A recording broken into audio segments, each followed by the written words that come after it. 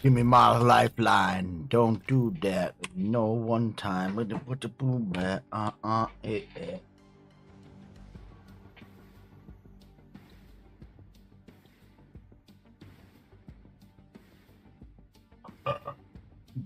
My history, though. They do not know.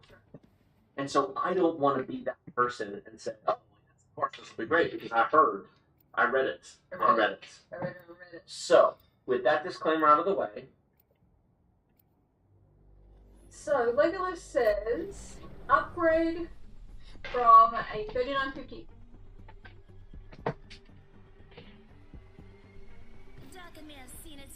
This win is ours. I think we're going to do great, friend.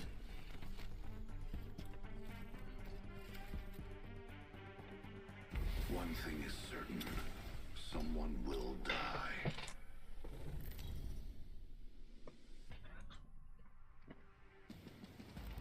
This is your champion.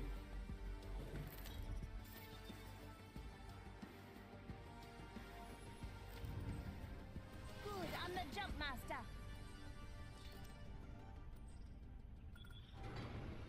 I'm the jump master. No pressure, me.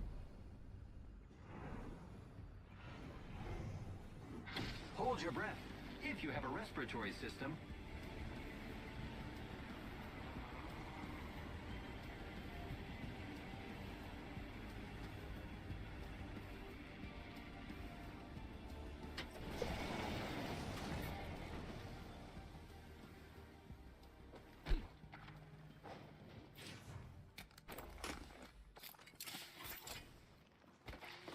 Heavy ammo here.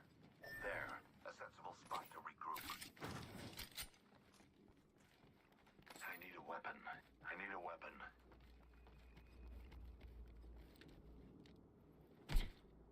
I have a Hostile over there. right here.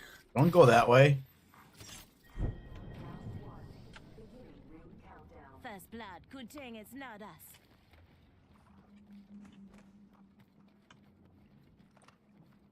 We got one right over us on the other side of this. 1 minute before the ring closes. I got a P2020 for you, girl.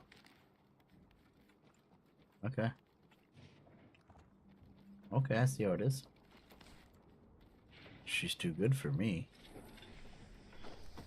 45 seconds. Ring's just up ahead.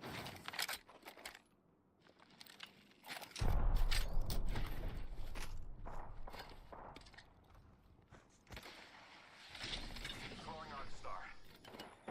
I am taking fire, friends. Giving my shields a recharge. I have a subject in view. Right here. Introducing a new variable. I've been down. Oh my god, no way. The one on top is hurt. For my love, for Boone, I assure we will meet in the halls of Valhalla. Copy that. Yeah, 64 gigs of RAM to a 7950X, 128 gigs of DDR5 RAM.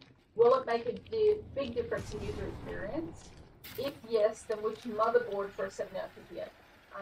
Upgrade from a Samsung 970 Evo Plus to a Samsung 990 Pro. So this is upgrade questions.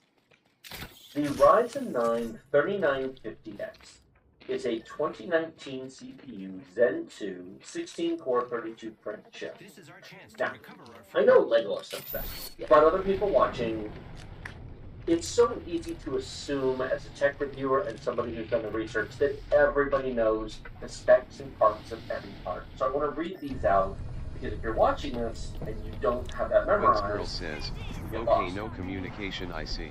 That is actually not a 16-core chip, however. It is 4-core chips glued together with a very complicated Infinity Fabric configuration. It works, it's fine, but for example, that particular chip has 64. We gotta go back and get her This is what happens so when we you can get craft her. 64 megabytes of L3 cache. But it's actually 416 megabytes of cache. Yeah, see, 64 megabytes. I have to think about it for a second. 64 megabytes of L3 cache. But what it actually is it is 4 banks of 16 megabytes of cache on each chiplet, each CCD. There's lag. In order for these 4 cores to access the other 316 megabytes of cache, there is a latency penalty going to them. Now, for your typical user, the Windows desktop who's just playing a game, it's not the end of the world. But the minute you're running multiple things, you have a lot of stuff going on, unless you core lock. Yo, I'm leaving to your go crafter. programs to where this virtual machine is only Oh on shit, I can't this do that. Why are you taking me that way, chip girl? and never strays. What'll end up happening is programs will start spreading those boundaries, and everything will just slow way down. Memory bandwidth is lower. I'm gonna try to get you somewhere, Chip bro. CCD to CCD latency is higher, and just the whole thing is a bit of an on-chip mess. Now, you didn't ask the question. However, a Ryzen I didn't 9 think it there. I think so. 5950X, which is the Zen 3 Oh, chip, really? which came out just over a year later in 2020, Once a banner runs out, is it two moves itself. 8-core chips with a I pair didn't know of that. 32 megabyte L3 caches and a way simplified structure. And for his use case, he should have done that a while Don't yell ago, at me. to be honest. So he uses it for work. Yeah, as soon as the 5950X came out, you should have immediately dropped it in your board. He's making money with his PC. But that shit comes in. The Ryzen 9 I can set a 7950X is the tower same thing. down. It has two 8-core chips with a single Infinity fabric between them. So that's fine. And it's Zen 4 on a new platform with DDR5 and just improved everything. Performance-wise, it depends upon what you're doing, but versus Zen 3. Now, Zen 2 to Zen 3 was about a 20% improvement. Zen 3 to Zen 4 is anywhere between 20 to 40% improvement, very dependent upon your application and whether you are main system memory limited, because the move to DDR5 did dramatically increase memory bandwidth, whether storage matters, so it's somewhere in that range, call it 30%. Yeah. So moving from Zen 2 to Zen 4 could very well be a 50% raw performance improvement. But that's not where he's going to see the benefit. Where he's going to see the benefit is improved latency, faster transfer rates with newer drives. If he's got a Samsung 970 Evo Plus, the 990 Pro, it isn't the sequential transfer stuff, it's random. The Can you IOPS mark and it where I random need to performance on go, my 990 Pro, friend, ma'am? they're not quite double a 970 Evo, but they are enough. I gotta craft that you if first. multiple programs and applications are accessing it at the same time, Okay, the thanks. system will feel faster. Which looks like that's the case. Yes, this is a case Call me where the stupid, super I don't premium drive and the premium board, premium DDR5 RAM, that's actually going to make as much difference as the faster chip. So, would I make that upgrade? Absolutely. How much difference does it make to code compile time? Don't know, not my area of expertise. But I do know that running multiple virtual machines, you seriously need to Can I leave that craft you with platform. this much? Oh fuck. And that's Oh, why I fuck. explained the complexities of the chip design and why, again, if he was on a 5950X, it'd be less clear. But on a 3950X, this is an absolute no-brainer. Do it. That is a do it. Now, you asked about what motherboard. I'm going to show this board. I own this board. I use this board in my Ryzen 9 5950X. And it's discounted. It was $500. I paid $500 at launch for my board. This is $404. This is a really, really nice Asus ProArt X670E Creator motherboard. This has 18 total power stages, but most importantly, it already has USB 4 on it, so it's got you covered for the future. It has 10 gigabit networking built right in. It has 2 full X16 slots on it, Only 45. 4 M.2 slots on it, and I was able to put 64 gigabytes of DDR5 6000. What, you guys left me? Which is a Are you kidding me? great ceiling for that, for responsiveness. In 4 DIMMs on day 1. Materials here. And I've seen a lot of people complain and say, yeah, but with AM5, can you really use high-speed RAM with 4? Because there were some problems with it. Yes, there were problems with it if you use cheap modules and cheap boards. I did neither. I used a $500 board, and I used G.Skill Trident Z 5 RGB RAM that is AMD Expo certified. Please, please, please use Expo Trident Z. It is easy to miss this detail. Trident Z comes in 2 different flavors. It comes in Intel XMP3 for 13900K, and it comes in AMD Expo. They are physically different product numbers. They're different models. They're sold separately. Make sure you buy the AMD RAM. It'll have the AMD Expo sticker on. And given your use case, 128 gigs of RAM is not out of the question. It's not cheap, but by the time you buy that CPU and a $400 motherboard and everything else, you know what? Just go straight to 128. Don't waste your time. eWin Racing has a wide selection of chairs to fit all shapes and sizes of gamers, ranging from petite to cuddly. They have something for every type of gamer. Not just sizes, but colors and material options as well, including red, blue, purple, pink, orange, and more, plus cloth and leather choices. Hey, by the way, We have over half a dozen chair and desk videos in a playlist down in the video description below. We also have a very special offer just for Tech Deals viewers. Save 30% off of everything using discount code TechDeals using our link in the video description. We have used eWin gaming chairs for 3 years in our office, sitting on them for up to 8-hour marathon live streams. They are very comfortable, and we are happy to work with eWin to bring you this special discount and recommend eWin for all of your gaming chair and desk needs. As far as storage goes, I'd buy 2 of those drives and split my programs and stuff between them, because no matter how fast you drive, there is nothing that is faster than having 2 different workloads on 2 separate drives. Sure. Yeah. So Rather than on one.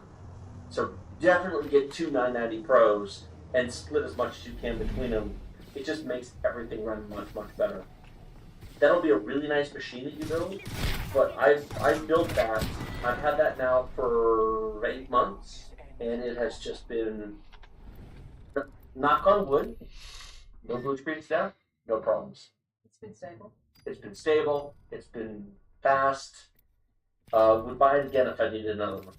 And it's not a gaming board, but he doesn't need a gaming board. He needs it. And I really love the fact that it's got 10 gig, Wi-Fi 6E, 4M.2 slots, and most importantly, in the long run, I think he'll be really glad it has USB 4. He'll need that at some point, I think. He will. And he'll be ready to drop a Zen 5 in next year, Yep. and a Zen 6 in 2 years after that. Correct. It sounds like he's going to need to do that. Please report back once you do that, and let us know how it goes. I'll be here to hear your results. You could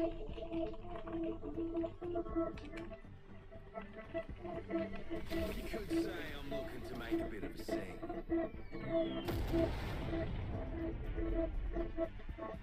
I'm not surviving. I'm living. Breathe easy. Watch your side and never quit.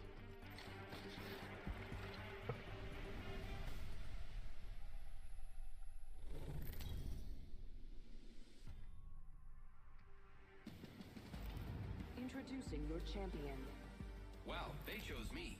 The odds are full of all kinds of math. The Joker has arrived. Little Louis. You know how I got these stars? If this leak turns out to be true, this is going to be the most insanely powerful GPU ever created and the biggest leap in history. But is it true? Let's talk about it. Before that, this video is brought to you by VIPCDKdeals.com. CDK Deals is a website dedicated to getting you the best prices on gaming software, and right now you can get a Windows 10 Pro OEM for a really low price. Just find the best discount GPC20 for an additional $50. You can also purely with PayPal, and once the payment is cleared, you should get access to the code both in your account as well as in your email. In order to activate the new copy of Windows 10, just search Activate under Windows and type in your key. So if you want to learn more, be sure to click the link in the description below. Okay, so the YouTube channel Red Gaming Tech, who definitely does appear to have some inside sources over at AMD, as he's gotten a ton of stuff right about them in the past, has been leaking a ton of information about AMD's upcoming next generation GPUs. Now, this did all start with RDNA 4, which should be their next generation, hopefully including flagship GPUs. However, in that leak, he did mention that potentially the next generation flagship GPUs might have been canceled. So there's definitely a lot of panic. But guys, it does seem like there's some hopium and copium going around, or maybe AMD just has a master plan to absolutely blow us all away, as some new leaks from him are definitely very, very shocking, and it's just wild. Like, if this turns out to be true, Where's your I'm banner? going to lose my mind. So what are we talking about? Well, just to cut it short here real quick, guys, we will go into exactly the specs that he leaked, but it sounds like RDNA 5 could potentially be coming much sooner than we originally thought. Now, in my opinion, it sounds like if RDNA 4's flagship GPUs are truly canceled, it seems as though they were canceled for a reason, and they're going to be rushing their RDNA 5 architecture to the market to bring some incredibly powerful graphics cards that they simply could not have achieved with RDNA 4. Now, how much further are they going to be rushing this architecture? We'll get to that in just a minute, as obviously talking about the next generation of GPUs so early would be a complete waste of time if they weren't planning on bringing them out much sooner than I originally thought. But let's not waste any more time. Let's go ahead and take a look at these leaked specs from Red Gaming Tech when it comes to AMD's next flagship graphics card to replace the 7900 XTX. Now, according to him, apparently it could have up to 180 WGPs, which, just for reference, the 7900 XTX has just 48. And in terms of shaders, that would put it at, if everything is the same, 46,080 shaders, which of course is absolutely ridiculous, as the 7900 XTX has 12,288. So that would be a monstrous increase. Now, I will tell you guys, that sounds a little bit far-fetched to me. So I think if the 180 WGPs does turn out to be true, it's likely they're going to be going back to a situation where you're no longer doubling the amount of shaders per WGP, which would mean you'd actually be getting 23,040 shaders, not 46,000 plus, which is far more reasonable. Now, in terms of a clock speed, apparently, according to Red Gaming Tech, they are targeting 4 gigahertz. Now, I know that sounds insane because the boost clock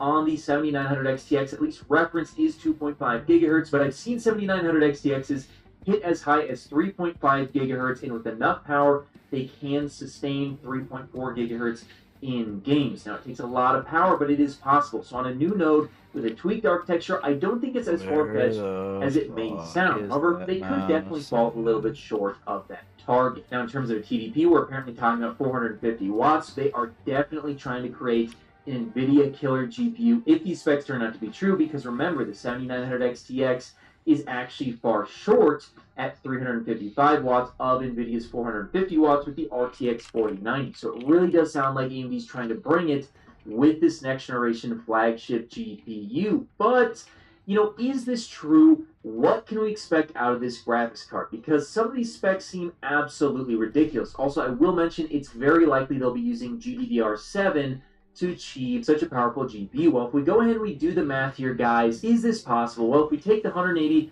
leaked WGPs and we do the same multiplication that we would do on RDNA 3, we would come up with 368.6 teraflops versus the 61.4 on the 7900 XTX. Now, that is a 6 times increase in performance in theory, which I'm going to be honest with you guys, I'm not going to say it's impossible, but it's basically impossible. There's no way they're putting out a GPU that's going to be 6 times as powerful. So I think there's one of two things going on here. Either maybe Red Gaming Tech is getting some information that's a little bit off, or he is getting the right information, but the architecture is changing, like I mentioned earlier, and we are no longer doubling things. Because if we're not doubling things anymore, then we could be talking about maybe 3 times as powerful on paper, which of course in games it's going to fall far short of that, which sounds much more reasonable. I mean, if we're getting closer to 2 times the performance of a 7900 XTX, that's actually somewhere around where I would expect AMD to be if they do truly want to bury the RTX 4090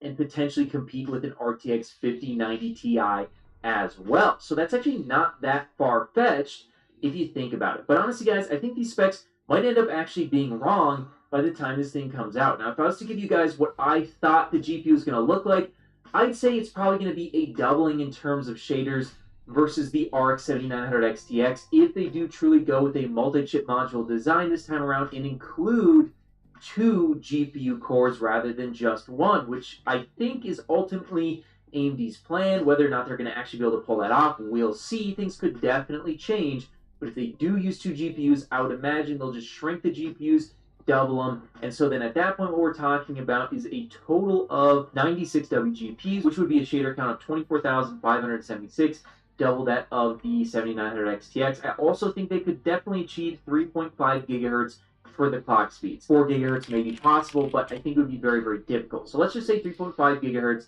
Well, if you do the math, that's 172 teraflops versus 61.4. That's an increase of around 2.8x versus the 7900 XTX. Now, that is far more reasonable, and with GDDR7, I do think this would be an incredibly powerful GPU and would be a serious threat to NVIDIA, because even if it falls far short of that number, and we're talking about maybe 2x increase in games, or even slightly short of that, that's still going to be going toe-to-toe roughly with an RTX 5090 or 5090 Ti.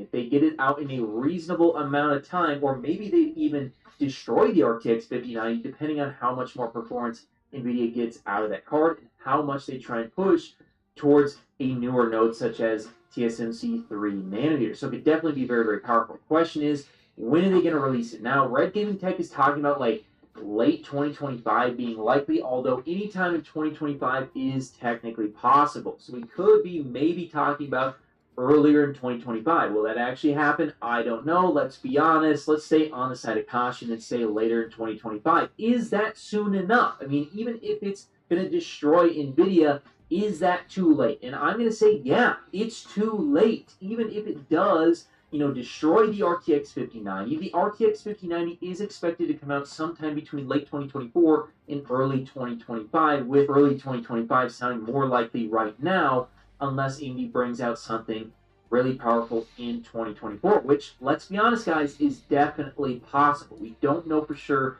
everything these companies are doing. They could be putting out misinformation and getting ready to release a really powerful RDNA 4 card in 2024, which honestly I'm hoping for. But if they do choose to go this route, I think AMD's going to have to release something in 2024, and I think what they're going to do is release a refreshed version of the 7900 XTX as the 7970 XTX 3 gigahertz edition, as that would be a really good callback, and it would be an easy 20% gain, as they could just simply shoot for 3 gigahertz as the boost clock and use the new Samsung 24 gigabits per second memory to get an easy, once again, 20% increase in the memory bandwidth, as well as compute performance, putting it in line with the RTX 4090, and with some overclocking, probably far surpassing it, especially if they actually respin it on a slightly more advanced node. Hopefully AMD does launch something in 2024, as if NVIDIA beats them to the punch by a year, even if they lose nearly a year later or even only 6 months later, that's still 6 months to a year where NVIDIA is going to have total dominance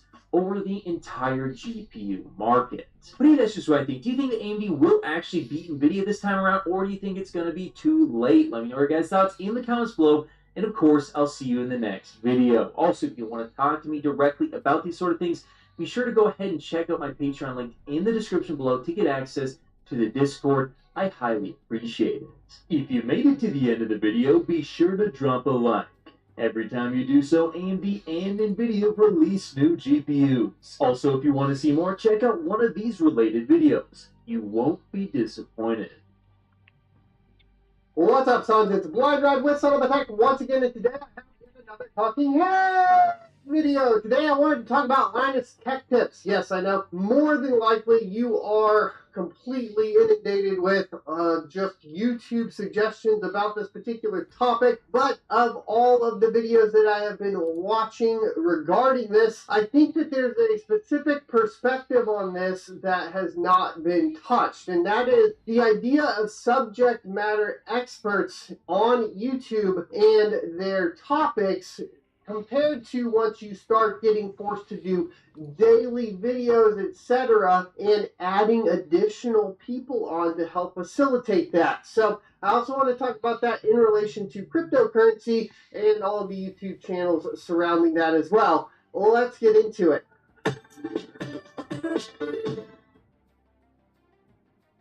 Welcome back. So I am no stranger to trying to please the YouTube algorithm, and I have attempted many different forms of content pipes to try to post daily on this particular YouTube channel. And in some cases, it has been beneficial, and in other cases, it has been detrimental to the algorithm. And when I look at the Linus Tech Tips section or problem going on, from my personal experience as a YouTuber, I start to see correlations, etc., that obviously bring a lot of things to light. So what are we talking about with Linus Tech Tips? Well, specifically, I'm talking about the Gamers Nexus video, which brought up a bunch of discrepancies within the Linus Tech Tips testing methodology that has basically ended up providing inaccurate information to the viewer surrounding specific topics when they are reviewing them. Everything from your benchmark charts for the RTX 4090 to small things like getting the actual specifications on a product incorrect. Now, I am no stranger to making mistakes within YouTube videos. In fact, I make a lot more mistakes than you may be aware of, and I have to re-record a lot more than you might be actually aware of as well. And that is because when you are creating content, you are doing quite a few different steps. First of all, you find a topic, right? And typically you have a topic within your niche. For this channel in particular, it's cryptocurrency mining or cryptocurrency in general from the perspective of a cryptocurrency miner, right? But even that topic is extremely broad. There is a lot of different moving parts within that topic that you need to become at least pretty adept in determining in your knowledge of it to basically be able to present that information to the viewer as accurately as possible. And then in Linus Tech Tips case, what you have is essentially everything, a broad scope of technologies that need to have individual experts on those particular topics to make that content. From there, once you've kind of hit that, you move on to writing out maybe a script on a particular subject within that niche subject. So for cryptocurrency mining, I may be going over a new coin or a new algorithm for a particular GPU and its performance. Now at this point I have to be a subject matter expert in not only the GPU that I'm testing and all of its specifications, but how that is interpreted into a particular algorithm, and then how that plays out in the total economy of that coin, and so on and so forth. There's a lot to go over here. And really where I think the breakdown happens is as channels grow, and as you get more subscribers and you are trying to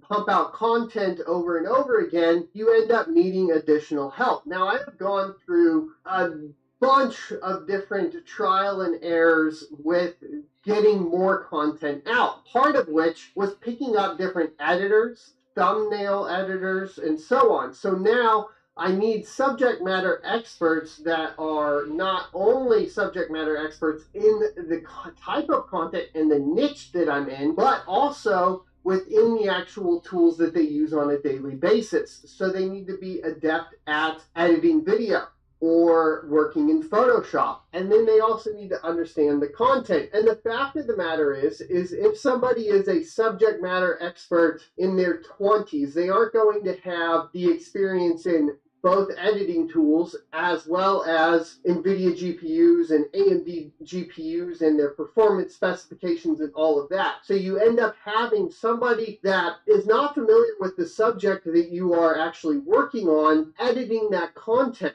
And so what ends up happening is a lot of things fall off. I've had this happen so many different times with so many different editors and thumbnail editors and some of the shorts editors that I tried for a while, where it just became more time consuming to go through and vet the content that was getting basically the final form of the content than if I just did it myself. And I think when we talk about large corporations at this point, that are pumping out tech reviews, in the case of Linus Tech Tips, this is really where the breakdown happens. Because the person editing isn't the person that's creating the charts, and the person creating the charts isn't the person that's testing the equipment, and the person that is testing the equipment even maybe hasn't had all of the experience even within that realm. Because the way Linus Tech Tips is hiring people is it's kind of like getting cheap work in by hiring people that are new to the industry, which can be fine if they are guided guided by somebody that has all of that experience. But in that kind of realm, you end up having this fall off to where it's more important to obviously get the content out for the algorithm from the perspective of the higher ups than it is to make sure that you're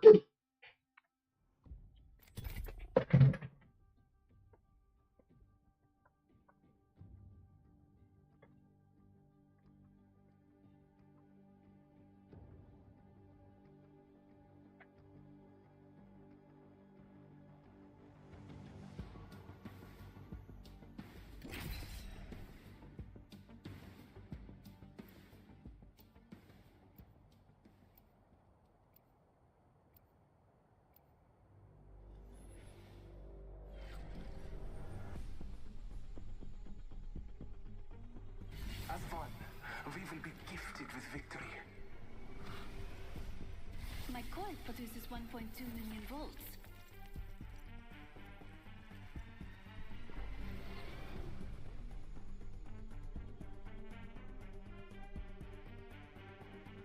Midday, all good with me.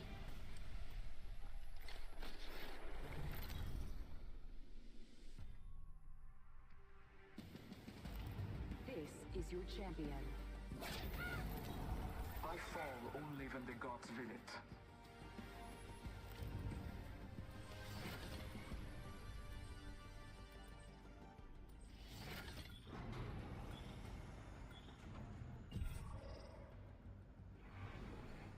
Ring console over there.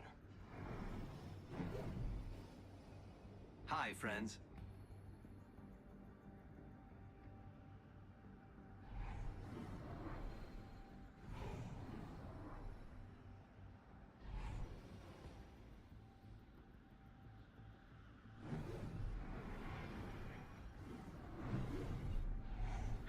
Better lies below. Let's go that way. Let's explore over there.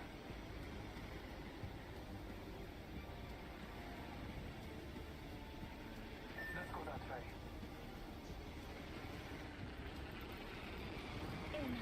Enemies drop down here.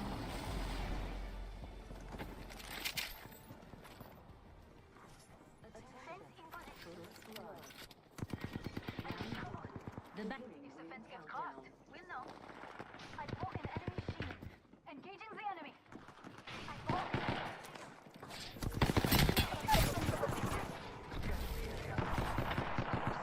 Time grace. Damn, need help.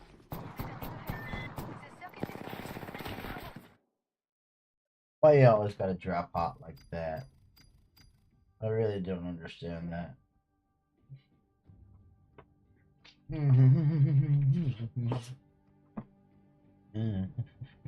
employees understand the subject matter. And this happens in every single corporation, right? Like, this is why when you have a large IT company or a large company with a large IT department, you'll have a systems administrator for Linux and a systems administrator for Windows and so on. But if you put that into a YouTube context and you have a subject matter expert in Windows that is creating the charts, but then giving that off to a subject matter expert that is purely doing the social media side of things, when that person is editing that content, they aren't going to be able to catch any of the mistakes that may be happening on that slide. And if you talk about like presentations as a whole, a lot of these minute details are very, very important for the end product to actually be accurate. And so when I'm looking at this personally, I do think, like I talked about, slowing down the content on the channel. I have had good editors, don't get me wrong. I've had people that are passionate about cryptocurrency that do this as well, and we have worked with a lot of different people, but that fall off is extremely difficult. And so I think when we talk about Linus Tech Tips, the hiring needs to be more along the lines of traditional hiring within an IT department. You know, how many years experience do you have within the tech industry, right?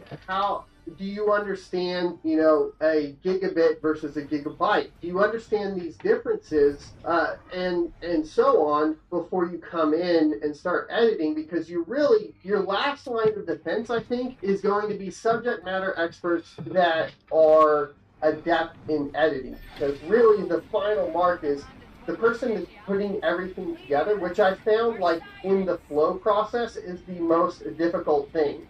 Is like, how do I get this? How do I convey everything that I've tested to the person that's editing the video? And then hopefully that person also has a decent idea of how to put all that together. I've sent stuff off to people where I'm like, here's the hash rate chart, here's the B-roll, here's the A-roll of my talking points or whatever, and they can't even put the right chart onto the right portion of the script because they don't understand the actual subjects that are being put in. And so at that point, then I'm like, okay, well, B-roll part 1 goes with A-roll part 1, and then you end up having to clip all that. And then at the end of the day, as an individual, you're just doing all of the work anyway. You might as well just pop into Premiere, learn how to do it, and get it all clipped right. And even if it's not to the standards of what somebody who is really, really good at utilizing Premiere and OBS or whatever it may be,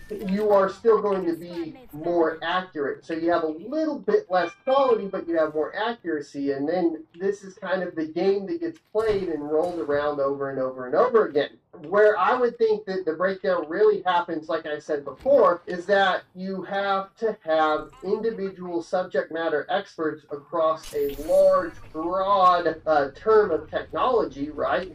And individual ones, and then a subject matter expert that's really good at editing, and they probably don't know all of the differences in all of the different IT terms and fields that are being covered, and this makes it extremely difficult, I think, to run a YouTube channel. See, the way YouTube used to be, if you had an individual that was sharing their subject matter that they are passionate about and experts in directly to the viewer. And in those particular cases, when it's one individual that is just sharing that information, it's a lot more likely to be accurate because that person is specifically passionate about that specific subject. But if you have somebody that's really passionate, like you would want at editing video in Premiere, they are probably not going to have the experience in all the other aspects, because as humans, we can really only obtain expert level status in specific subjects, and once you start spreading that out, it breaks down. And this is also what happens in the evolution of Linus Tech Tips overall for Linus himself, because while he may have been working at NCIX in his history, right, and been very passionate about all the specifications of each individual product and so on, as Linus Tech Tips grew, he became a different expert, which was an expert in YouTube and an expert in running a business, and he had to learn all of that stuff. Well, if he starts learning all of that stuff, he starts to fall off on all of the rest of the old details that he used to know, all the specifications for individual graphics cards, for CPUs, because the human brain's not going to be able to retain all of the new information that he needs to have, along with all of the old information that he needs to have. For something to come into your brain, something has to come out. This is just, we do have bandwidth issues as human beings, and that is the way it's going to operate. So to see this evolution and to see the quality of the subject matter experts within Linus Tech Tips fall off makes a lot of sense. And so when you are looking at maybe creating a YouTube channel or growing your YouTube channel, like I'm looking at now, when I look at all of these different topics and I take, the lessons that I see from Linus Tech Tips, I go, well, if I was going to hire an editor, I'd want to hire an editor that is extremely well-versed within cryptocurrency mining. And maybe that editor just wants to actually make his own YouTube channel, right? Because at that point, that individual is going to be able to provide that information on their own, and they already have the know-how to edit and create videos and put them out. So really, you have to be willing to do it, I think, to a certain extent all on your own, because that's the only way you're going to catch all of the little details that need to be resolved. And it ends up being a problem of also the blame game, which I think has also come across in some of the more recent revelations of the work environment within LTT, but that's a lot of ad hominem. That's a lot of stuff that I didn't want to cover overall. Just on outside of that, though, what we did learn is that they were hiring people that were new to basically the industry, Figured out the right? problem. Somebody that didn't They have changed all of up the experience, and unfortunately, it sounds like that turned into a Dumbasses. pretty negative work environment, because they're like, well, you need to learn this, but the person's like, well, I'm trying to learn it, but every time I try to learn it, they're being extremely negative, and that can happen within any work environment. So when I sit down and look at this, I do want to know, you know, from the audience's perspective, where the importance should lie, right? Does the importance lie on, you know, the accuracy of the information over everything else? You know, how much of that needs to be presented well? You know, what is the difference between quality versus quantity, etc.? And how do we, as, you know, content creators, start to push back against the algorithm to say, hey, look, like, this is how we need to re-incentivize the industry, I think, as a whole, because if we look at it and we take a step back, it really has turned into basically, how fast can I pump things out? You know, how quickly can I get this information out? Am I beating the guy next to me? But am I also sacrificing, you know, the quality of the content at that point? And it's been something that I've thought about for a long time. And I really think, like I've even said before, like it'd be great to have like the Linus Tech Tips of cryptocurrency mining. Like that would be really, really cool. And a very niche subject of that. Or a very niche channel version of that, right? That covers. But then if I look at it from the mining perspective, if you want to cover everything, you have ASIC miners that really you need individual experts in. You have GPU mining that you need individual experts in. You need CPU mining. You have FPGAs, which definitely takes a whole other set. And then if we're talking about trade analysis and individual coins and the economies of those, the tokenomics of each individual coin and so on, it becomes extremely overwhelming. That's why I do the news subjects, so that I can get all of that information out, but at the same time, just understanding or getting my head around each individual coin, what they offer, if they're BS or not, and so on, that takes a majority of the time of just sitting around researching and learning, right? And then translating that to somebody else to edit, just it seems like it falls off because you're not going to be able to catch it. I'll be recording a video and be like, oh, wait, that's wrong, right? Step back, let's go ahead and correct that, re-record. But if I have somebody editing, they're not going to catch that unless they are subject matter experts in the niche that you're recording the video or the content for. Anyways, that's some of my 2 cents surrounding this entire subject. I would like to hear your thoughts and opinions down in the comment section below. I do think that there is a responsibility, like on my part individually, to try to make sure that the accuracy is there. I do fail at that, right? But how can we make that even better, I think is another point. And then how do you scale that is something that I'm definitely sitting back and thinking about a lot lately. I'll see you next Tuesday. Don't forget, you can check out my locals at sonofatech.locals.com. And becoming a supporter over there will get you access to supporter-only posts where I talk about my daily moves and new coins before I talk about them on YouTube. You can get a free month of that by signing up for my crypto mining e-course at sonofatech.com. Legolas comes in with an upgrade question that is not gaming related, because not everybody does gaming with their computer. Well, they do, but lots of people do non-gaming things. First, he starts off with several questions. His first one is... His first one is, which is not there because it's down one. Well, I was going to have you read this one because he says, hello, hope you and your family is doing well, and he offers us some Tim Tams, and we appreciate when people offer us Tim Tams. Today's video was brought to you by eWin Racing. Keep it treated all the way over there. Shares and desks for those long gaming sessions. He's coming out. Playlist of our eWin Coming out now. desk videos linked in the video description below. Save 30% off of everything using the discount code TechDeals. More details at the end of the video. So I'll scroll down to this one. So he says, hang on, I need to scroll up. As a software engineer, my work involves running virtual machines, containers, IDE, Visual Studio. I don't know why everyone drops so fucking hot every fucking time. Like, how? You make the game more unfun by doing more unfun shit.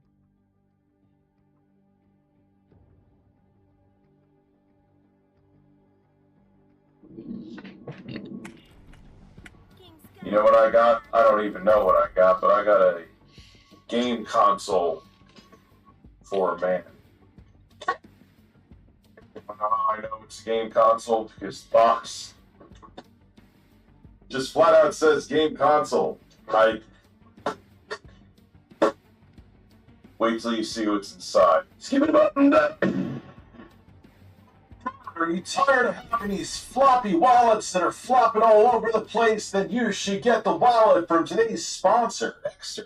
Extra wallets are super compact. They're about half the size of a conventional wallet, and they hold over 12 cards and cash. And you can access all of your cards with a simple click of a button, and look what it does. It actually has them all, like, out so you can see what each card is. I love that. And it has built-in RFID blocking, which protects you against theft and skimming. And it's made of sustainable, environmentally friendly materials like vegan Italian leather. And your Extra wallet will also come with a tracker. The solar-powered tracking device lets you track your wallet's location from your phone. Use the two-way ringing feature or receive separation alerts. And check this out, 2 hours in the sun for this tracker equals 3 months of battery life. So if you're looking to get one of the most convenient wallets on the planet, click the link in the description below to get up to 25% off your Extra order. Again, click the link in the description below to get up to 25% off your order. Thanks to Extra for sponsoring this video. Hey everybody, Rich from Review Tech USA here, where I'm kind of sort of mostly reviewing tech again and doing the occasional news story because, of course, there's been some news that's been interesting lately. And I'm here with something that I forgot I bought. I think I mentioned it in a couple of streams. I forgot it existed, and it showed up in this state. This, I believe, I'm not going to have to link to it for obvious reasons, is a 2 terabyte hard drive that they are disguising as a game console. GX Crisis says, always a rate doing dumb shit lol / One of the this is as the ROM for the Amiga. What the fuck was that? Of the Castlevania 4. Video on that coming soon. Tickle. So I Where's saw everyone that going? video and I was like, all right, I'm in. I'm balls deep into this. Let's see what this man has. And this has like, hey, we ain't just talking like PlayStation 1 and older ROMs. We're talking some, at least from his video, and he wasn't trying to sell it. Not wherever he's going. Like up to PlayStation 4, but it's not actual PlayStation 4 games. It's PC ports of PlayStation 4 games. Again, I don't even remember who made the video. This is hearsay. So I'm kind of talking out of my ass right now. But this is, oh, you're already seeing it. Looking for a hemlock. Come on. Come on. Listen to it. I dropped the Oh, that's gonna work perfect. That is a controller that is in great shape. You know what's sad? You know what's sad? Minus C. It's just crazy to me how fucking stereotypical a wraith is. Like, Oh God. I Oh God, I laughed like Phil. I laughed like Philip Burnell. They just put the dongle for the controller. They don't even have like a compartment. And they just throw it where the... Of course it's AAA batteries too. What? AAA batteries. For the 3 people in the world that use them, all of these Chinese manufacturers, they love their goddamn AAA batteries. Anyway, why is this not fitting? It fell off, no problem. Oh dear God. I have never had problems putting a door compartment on for batteries, but here we are. This is... I don't have high hopes for this thing. I know I'm putting it on the right way because I see the tabs back here, so I'm not an idiot. Well, mostly. Wow, that was a lot harder than it should have been. Okay, so it's not broken. That's how they engineered where to store the USB dongle for the wireless controller. I'm sure these are. I have to say, actually, hate to admit it. I mean, they feel cheap. They don't feel like an original DualShock, but it's not the worst feeling. What do I get for jumping through the ring of fire? Controller I felt by far. How it actually performs, though. I've had these actually feel decent. I can't believe they did that. They just throw the dongle in the battery compartment. Oh man. Oh god. Just listen. I'm guessing these are 2.4 gigahertz then, right? Yeah, you got on-off switches on them. Mode, switch, select, and start. I'm sure these are amazing controllers that I'm going to have a incredible experience with. But like I said, I felt much worse. It doesn't mean they won't be completely useless while you're playing a game, but nonetheless, here we go. Listen, have your uncle fart on me. Tell him that make sure he eats plenty of chips so they have a burnt potato chip smell when he emanates methane from his ass on my face. You, buddy. I can grab him over here, I think. Yeah, he left. As a typical Here's the console. And by console, these Chinese manufacturers they're just full mask off at this point. Like they'll just call the thing that they're storing ROMs on a console. They used to try to word it in different ways. They're like, who cares? We're a Chinese manufacturer. What is Grandpa Joe gonna do? I'm running this on a D-Link. This has, what is the processor? Jump cut, Jay, I forgot. You blew it. Okay, so justifiably so. A lot of you last time said you wanted to know the make and model of the computer I'll be running these emulators off of. This is the D-Link GTR6. This has the 6900HX processor in there, which has 12 compute units of RDNA 2, so plenty of processor and graphics. How do you auto run? In here. Is that a thing? 32 gigabytes of DDR5 memory, running at relatively slow for DDR5, 4800 megahertz, and 1 terabyte NVMe SSD in here as well. So plenty of horsepower for probably everything we're going to emulate on here, I think. Not the PlayStation 4 games. So we're good to go. Oh boy, I can't wait to play video games with this controller. You want to go around this? This is me dying inside. Congratulations. Alright, so Knock here's one. the Goto launch box console in all of its glory, and it is a external hard drive. Mechanical external hard drive, but it does have RGB lighting though, and I can't get these controllers to work that game.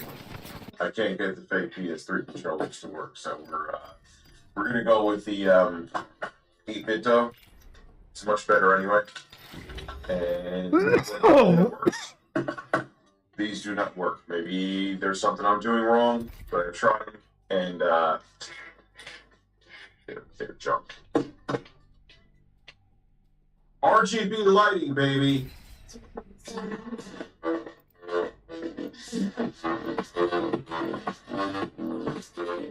Alright, so this is God of War Chains of Olympus running on the PPSSPP. I just had to set up the controls. Anyway, we're just going to get a performance test here. Now again, these are stock settings, minus me setting up the controller. Alright, so now here's actual gameplay. Chains of Olympus, let's go. Looks beautiful, super sharp. There's a couple frame hiccups, but that could be loading off the hard drive. This is a fantastic God of Chains of Olympus experience. And if you play this on better hardware, it would only get better. Just find the game legally. Just don't get it this way. Excellent emulation, though. Really like the way this looks. Have zero complaints. I could sell the clothes off your back. This is a premium way to play Chains of Olympus. Alright, after having to do some setup here, I had to set up the controller. Let's try Beautiful Joe running in Launchbox using the Dolphin emulator. And let's see what the hell happens.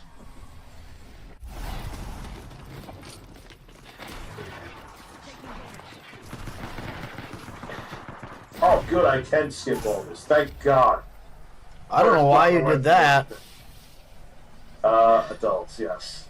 I'm so not this is hanging out Beautiful there. Joe What am I, running stupid? using the Dolphin emulator via Launchbox on my gaming console, and it's running beautiful, even though I just disappeared for a second. That's weird. When you blink, you just disappear. Ugh. I'm sure there's some way I could tweak that and fix it, but the sides for that, this looks great. Looks a hell of a lot better than it would have the GameCube, and minus me having to have the Dolphin emulator recognize the controller, which took like 20 seconds. It just worked out of the box. I've done nothing else with the settings in Dolphin. Nice and smooth, very impressive. Let's go over there. Moving on. All right, we're gonna do some Sega Saturn emulation, and let's look at the Quake port. That'll be an interesting one. Less than 30 seconds. There is no save game, which is sure I'll print. Yeah, why not? That's half the screen. That is a flickering top of the screen. This is I don't have high hopes for this. What the fuck is this? Wait. How do you shoot? Alright, that's back and forth. How do I shoot my goddamn weapon? Okay. There's no sound to that. And how do you run? How do you jump? Oh, there's jump. Oh, this is not an ideal way to play Quake. Normal room enabled. Okay. These are really, really weird controls. These are really weird. There's much better versions of Quake, by the way. There is no sound effects. There is just... The music is like... What the hell is that? Patching myself up. Alright, so... I don't know. Yeah, I know you can jump across, but how do you run? Alright, I don't need to run. It just happens. Cool. This is a... What the hell is that sound? Jesus Christ. Yeah, I'm gonna... This is unplayable. I've had enough. It sounds like it's using the Atari 2600 sound chip for the special effects, for the audio effects, I mean to say. What is this? This is... it's actually running pretty solid. That's Quake for the Sega Saturn via emulation, and it's not good. It's not good. Alright, so this is Street Fighter Alpha 2 running on RetroArch. And this is the Sega Saturn version of Street Fighter Alpha 2. The Sega Saturn was actually known for being vastly superior to the PlayStation 1 for 2D fighting games and 2D in general. And for arcade fighters and ports like this, it was the place to go to. So here we are. This is Street Fighter Alpha 2. I actually played this on the Super Nintendo as well. There was actually a port that Capcom made, which they squeezed every ounce of life they could have out of the Super Nintendo. But anyway, that's besides the point. We're just going to go in. Running beautiful. Looks fantastic. No lag whatsoever. The controls are responsive. Don't mind me sucking. Phenomenal. Sound is pretty good. I mean, it's compressed, but I think that's how it originally sounded. But this is, I could play Street Fighter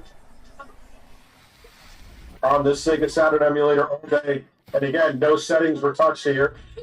And it's maintaining a solid 60.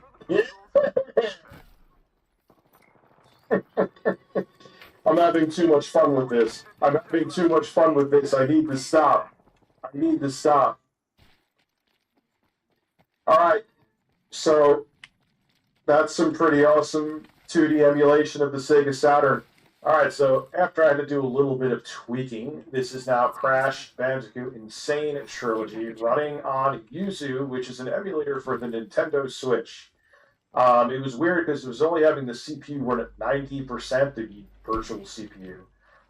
So I was only getting 27 FPS in this game, and once I turned up to 100, it runs, it seems, at full speed. But I haven't really played it yet, minus getting into the first stage. So let's go and play a Switch game. Yeah, this is running good.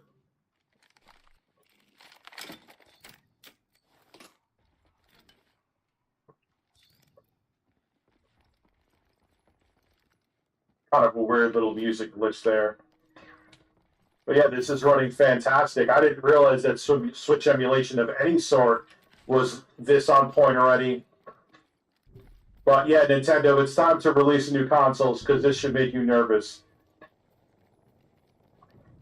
Anyway, moving on. Again, these are all stock settings. I have not touched anything. I just literally picked Soul Calibur and am playing it as is. I like the border. God, I have not played this in a long ass time. Running at a solid 60, super crisp visuals. This looks fantastic. Plays fantastic.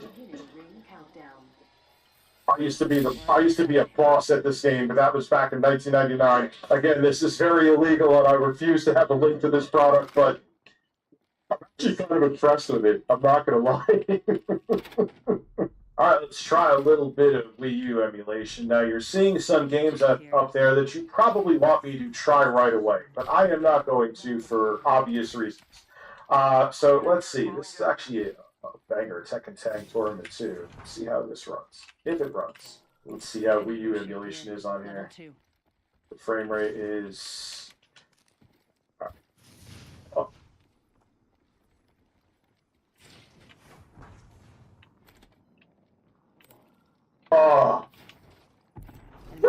Oh. Listen. Your breasts look dated. Let's go. All right, we're at 60. We're at 60. Oh, shit. Show them what's up, baby.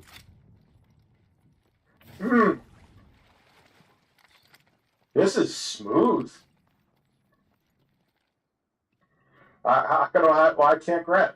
Man, that is smooth. This is impressive. This is Wii U emulation. Solid 60, yeah. And I had to tweak 0 settings. That was pretty impressive, Wii U emulation. I wish I could show you Nintendo games, but you guys know the deal. So, here are some PlayStation 4 games. But are they really PlayStation 4 games? Let's find out. Let's play a banger known as Sekiro Shadows Die Twice. I think you may have heard of it before. It's a game that for some reason I could go to it with the gamepad, but to actually play it, I need to use the keyboard, which I'm sure I could fix with some setting in Launchbox, so please don't be gentle on me. So look at this excellent PlayStation 4 emulation. Man, it's smooth. It's weird. Man, how do they get it to run PlayStation 4 games so well? I mean, we're just at the menu. Now, like I said, the first time I did this, it crashed. So that's why I'm kind of... Listen. Oh my god, my gourd is empty! Extended heavy mag here. Level 2.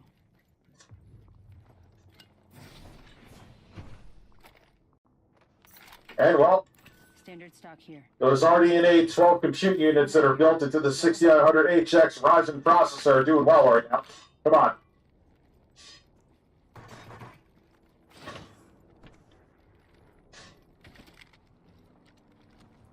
Yeah, he's dead, right? Listen, I want pellets. I need my pellets. Alright, so I'm not going to waste any more time with this game. As you see, it is just the PC version of Sekiro, and my PC, even with integrated graphics, is more than capable of running it at 1080p. Excuse me.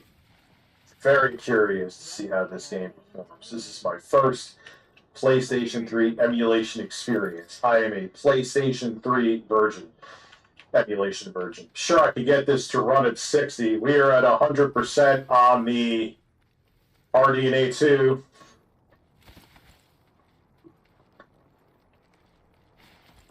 Seeing a couple glitches here and there, but alright, so this is definitely playable. I mean, it has a couple glitches, which again, I'm sure if I had it on a different platform, but I could play the original PlayStation 3 Demon's Souls on here. What do you even say about this thing? What do you even... Look, the best is, they say it has PS4 games on here, like it has a good PS4 emulator. It's not PS4 games, it's just PC games that they pirated. That are on the PlayStation 4 too, like Sekiro, Shadows Die Twice, God of War. Come back to me. I cannot believe they just flat out have those games on here. Grab them here. Shamelessly. You can get this in different places. I'm not going to put links to it for obvious reasons. It goes for like 89 to 120 bucks. These controllers are garbage that it came with. What amazes me about this the most is that they dare sell it as a console. This is not a console. It's literally a hard drive that you need a computer to make it into a console. And what gets even more baffling about it is how brazen the piracy is on here. They have a Switch emulator, which I know in Switch emulation, Yuzu has existed for a while. They have both The Legend of Zelda, Breath of the Wild, and Tears of the Kingdom, which essentially just came out on here. And I can play Tears of the Kingdom. Only 2 enemy squads remain. I love it.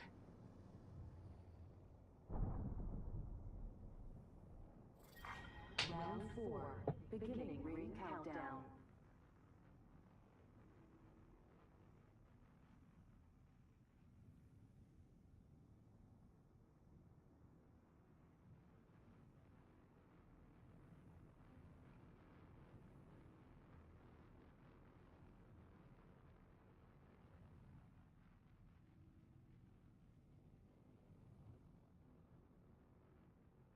One minute. Ring's pretty close.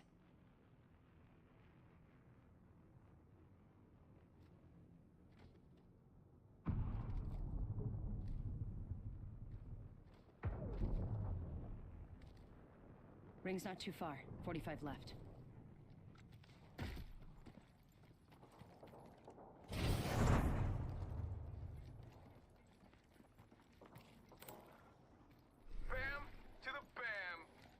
I'm running out of ideas. 30 seconds. Ring's close.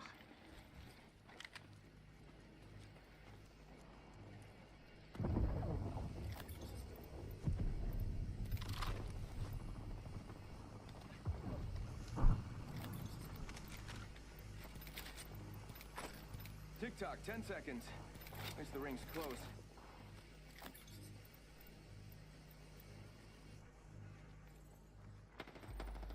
Care package over there.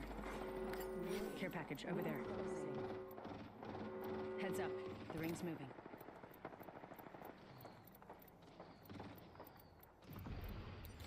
Black market here. Could be good this time.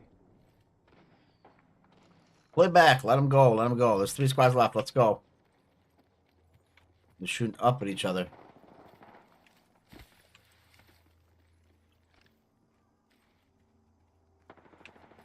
Enemy spotted. They look small.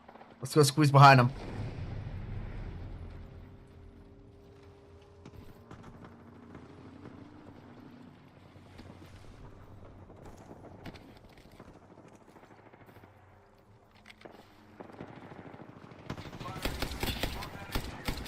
Correct. Reloading. Only 1 squad left. The champion made a poor choice. Bamboo. Fool 'em. Alright, lucky us. We're already inside this next ring.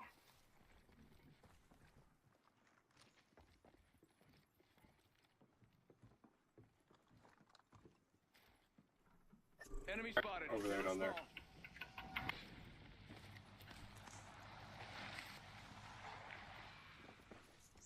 Get out there and bamboozle. You're in view of the enemy. They spotted me. I'm taking shots.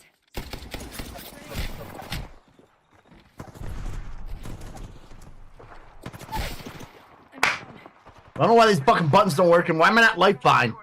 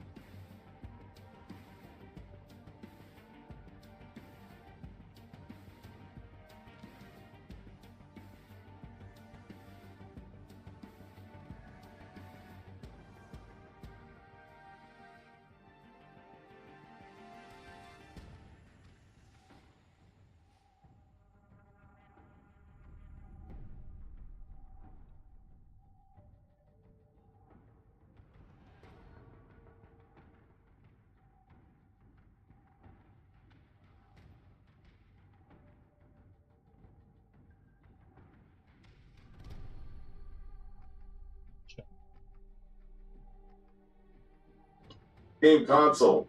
Like,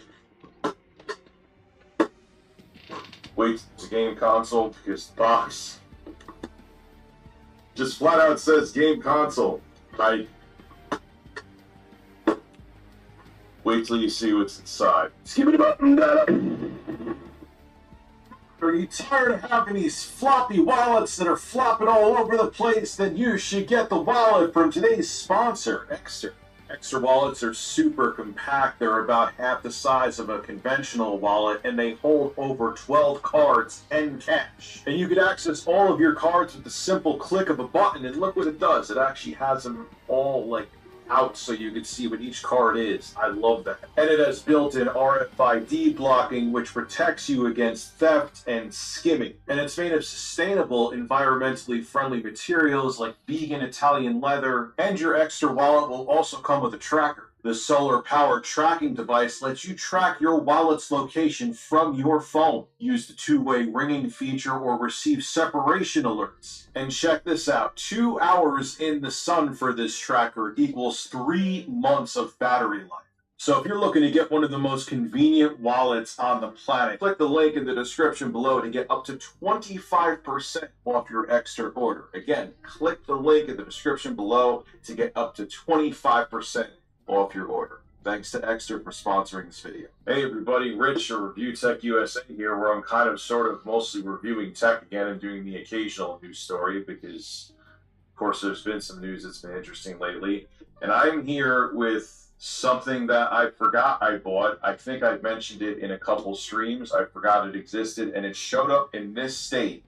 This, I believe, I'm not going to have a link to it for obvious reasons, is a 2 terabyte hard drive that they are disguising as a game console. Does that sound familiar? Does that sound familiar? Why I'm holding on to this. This has the ROM for the Amiga 500 version of the Castlevania port. Video on that coming soon. Tickled. So I saw that YouTube video and I was like, all right, I'm in. I'm balls deep into this. Let's see what this man has. And this has like, we ain't just talking like PlayStation 1 and older ROMs. We're talking some, at least from his video, and he wasn't trying to sell it. Like up to PlayStation 4. But it's not actual PlayStation 4 games, it's PC ports of PlayStation 4 games. Again, I don't even remember who made the video. This is hearsay. So I'm kind of talking out of my ass right now. But this is... Oh, you're already seeing him. Come on! Come on! Listen to it. Oh, that's going to work perfect. That is a controller that is in great shape. You know what's sad? You know what's sad? Minus C. Is maybe something in here? Oh, God. Oh, God, I laughed like Phil. I laughed like Philip Burnell. They just put the dongle for the controller. They don't even have, like, a compartment. And they just throw it where the... Of course, it's AAA batteries, too. AAA batteries. For the 3 people in the world that use them, all of these Chinese manufacturers, they love their goddamn AAA batteries. Anyway, why is this not fitting? It fell off, no problem. Oh, dear God. I have never had problems putting a door compartment on for batteries, but here we are. This is... I don't have high hopes for this thing. I know I'm putting it on the right way because I see the tabs back here, so I'm not an idiot. Well, mostly. It was a lot harder than it should have been. Okay, so it's not broken. That's just... That's how they engineered where to store the USB dongle for the wireless controller. I'm sure these are... I have to say, actually, hate to admit it, I mean, they feel cheap. They don't feel like an original DualShock, but... It's not the worst feeling knockoff PlayStation 3 controller I've felt by far. How it actually performs. So I've had these actually feel decent. I can't believe they did that. They just throw the dongle in the battery compartment. Oh, man. Oh, God. Just listen. I'm guessing these are 2.0.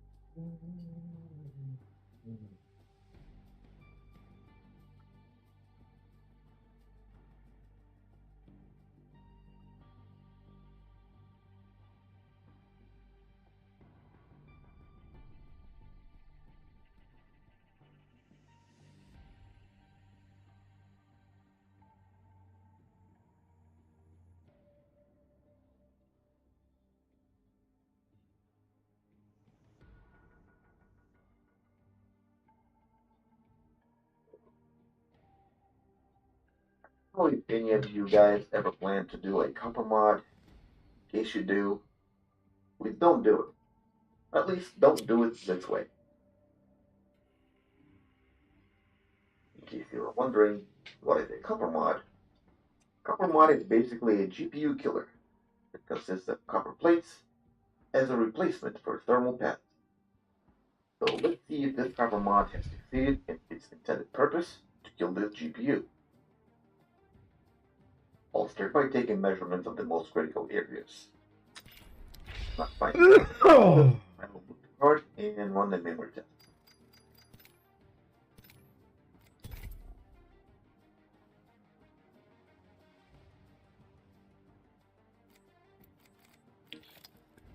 Looks like we have a failure on 2 channels. I'll go ahead and inspect the board just in case, especially in the areas of the reported memory chips.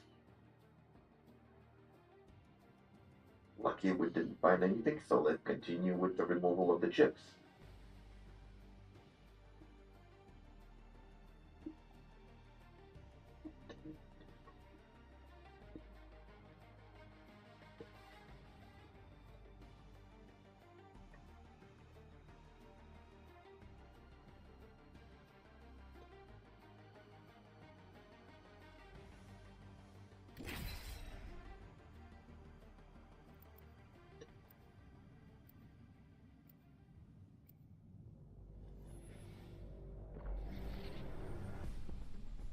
removed, and I verified all the connections on the board, which were all good.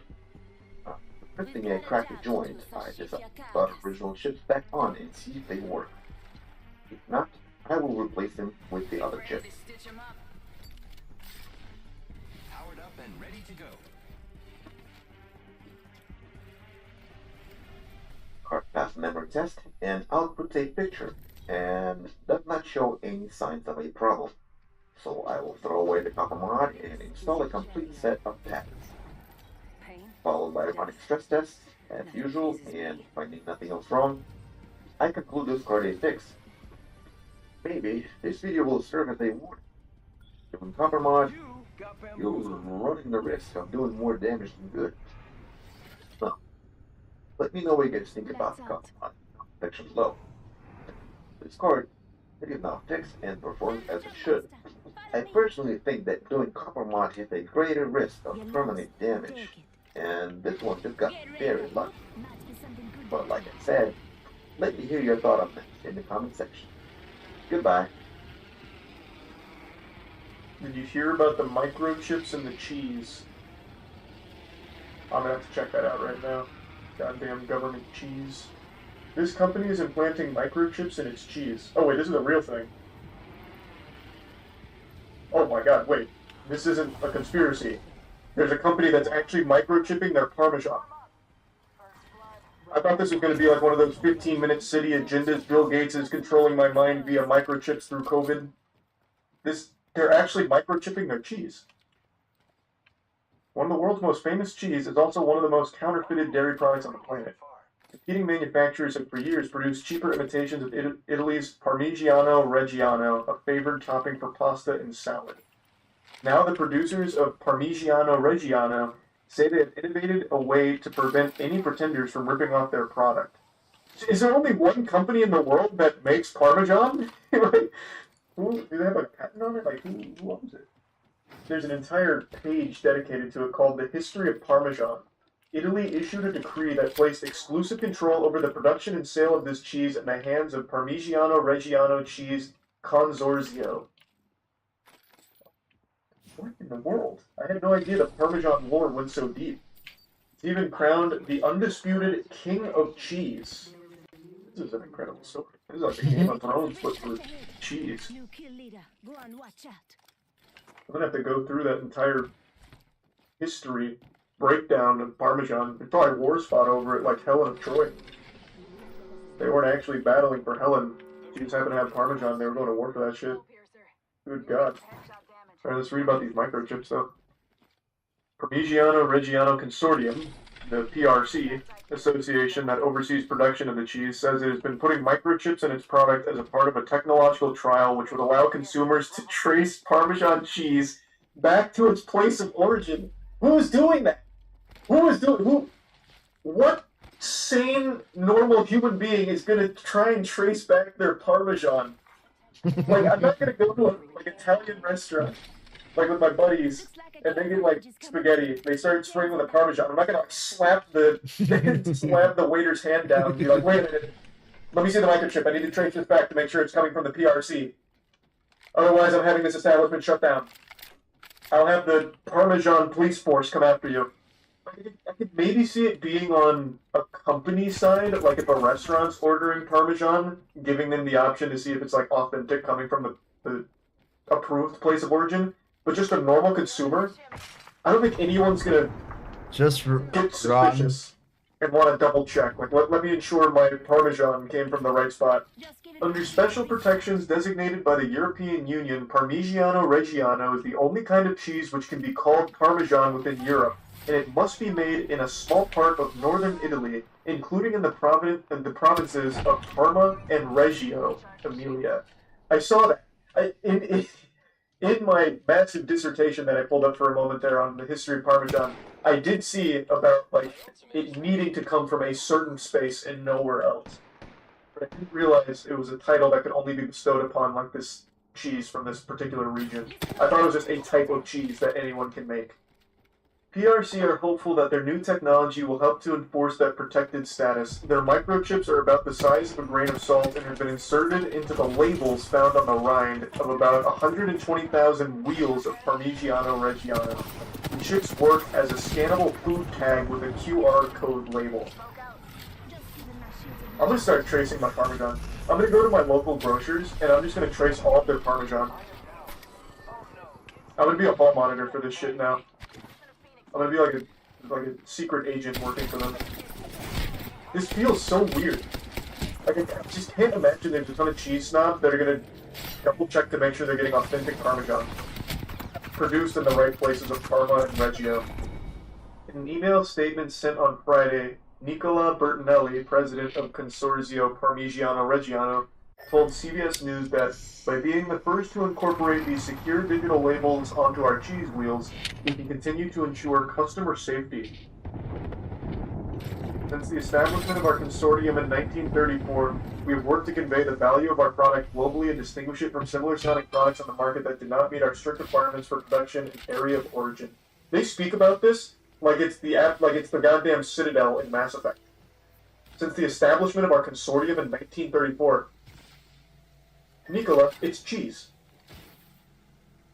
I really just don't think there's a ton of people that give a fuck.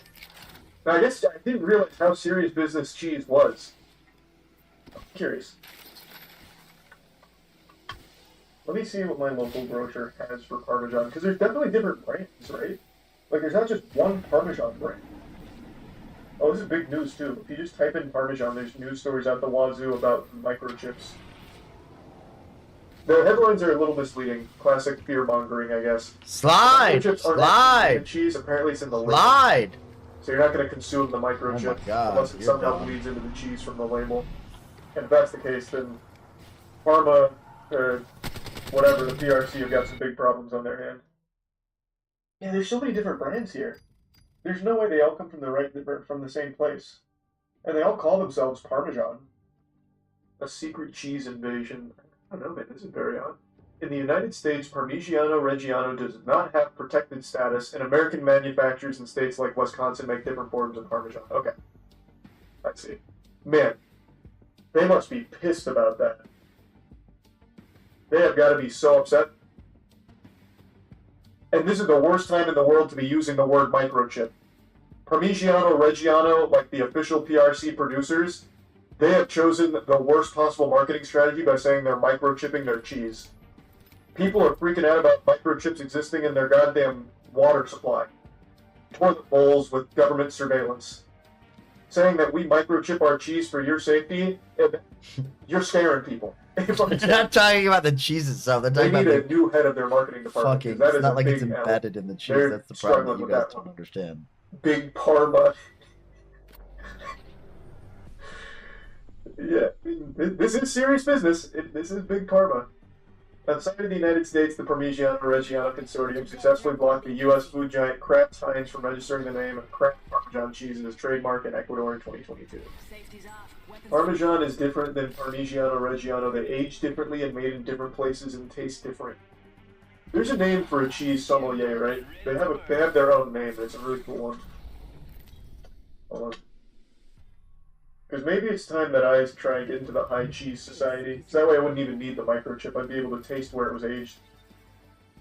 In a fine oak barrel while listening to Mozart. Cheese has its own cutthroat version of the Court of Masters sommelier. In hopes of gaining cheese certification, he sits for the American Cheese Society, ACS, Technical Aesthetic Sensory Tasting Evaluation Test. This is codename Kids Next Door type shit. I like that. In 2018, only 30 applicants passed the taste test. If that weren't daunting enough, the American Cheese Society also offers the title Certified Cheese Professional, CCP, which means that an individual has acquired thorough knowledge and level of expertise that is demanded within the cheese industry. Those who passed both earn a lengthy array of letters after their names.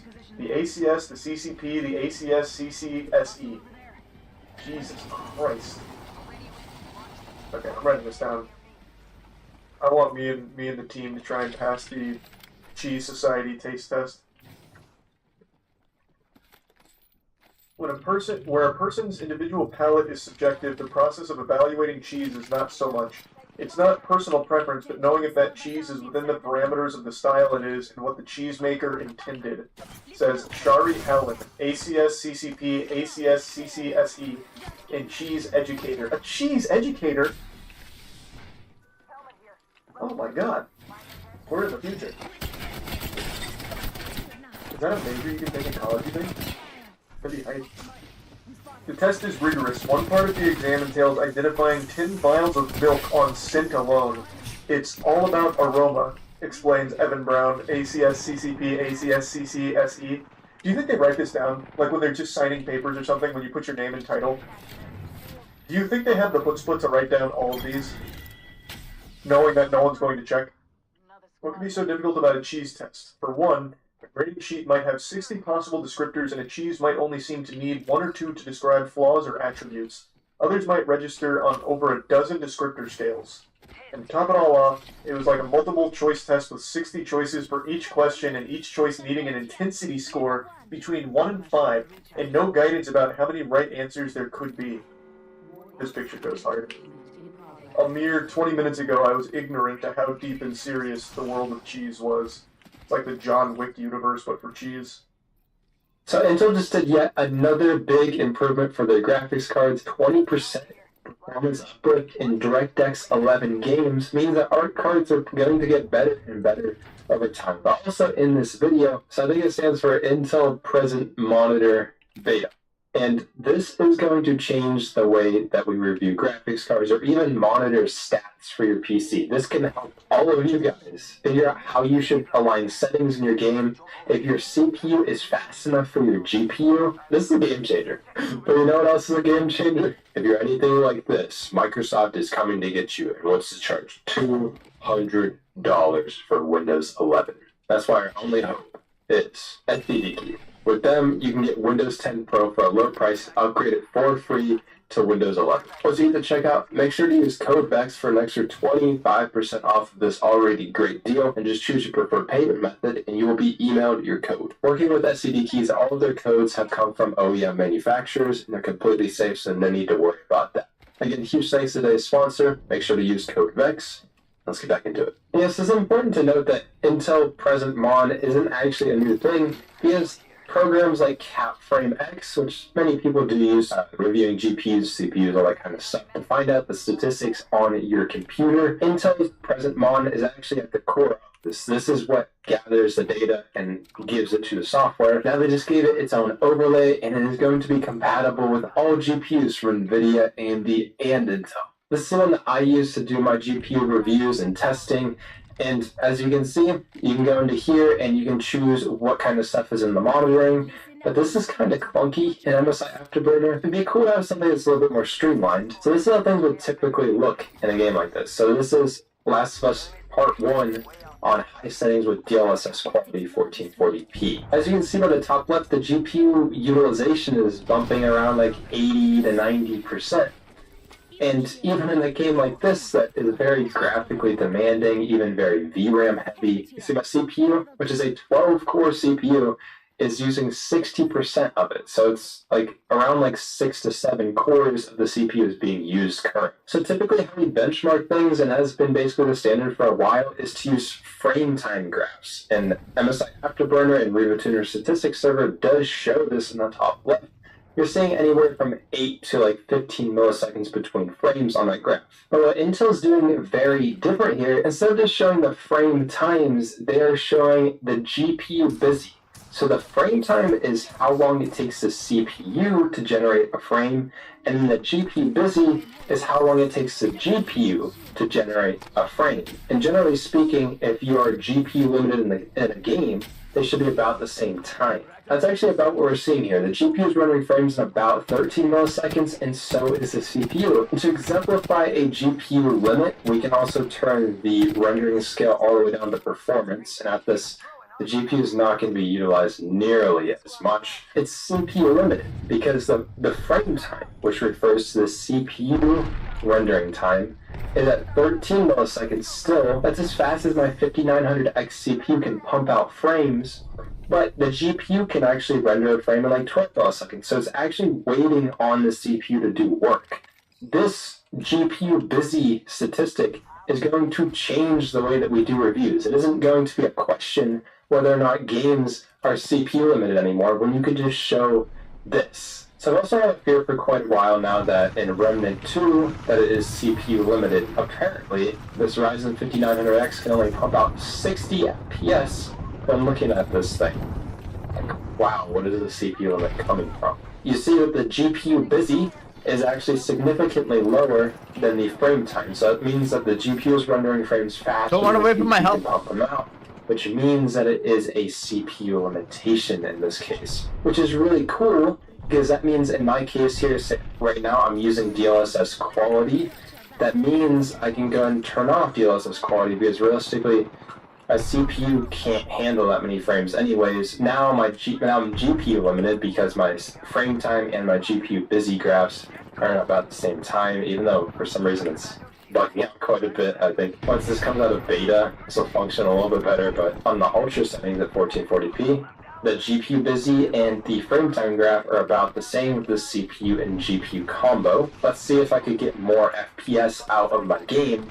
And in this case, you could maybe try turning on DLSS, turning on quality, and see if you're CPU limited based on those graphs. And it looks like at the Ultra preset, at DLSS quality 1440p, still not quite, I'm a little bit CPU limited, but not by much. You could basically tell at what graphics preset your system can handle, and if you need to push your graphics card more, or if you need to push your CPU more. Because usually your CPU is going to determine how much overall FPS you're going to be able to get into a game, and then your GPU is going to be able to show you how much like graphical performance you can get in a game. We're going to get more CPU limited as we drop the resolution, so let's go down to DLSS performance, and it just makes it more and more obvious. You see the much bigger gap when looking at the GPU busy versus the frame times. And if you go in different areas, you know, it's more or less noticeable. Over here it's really not that bad. This is like actually pumping out like close to like 80 FPS or something.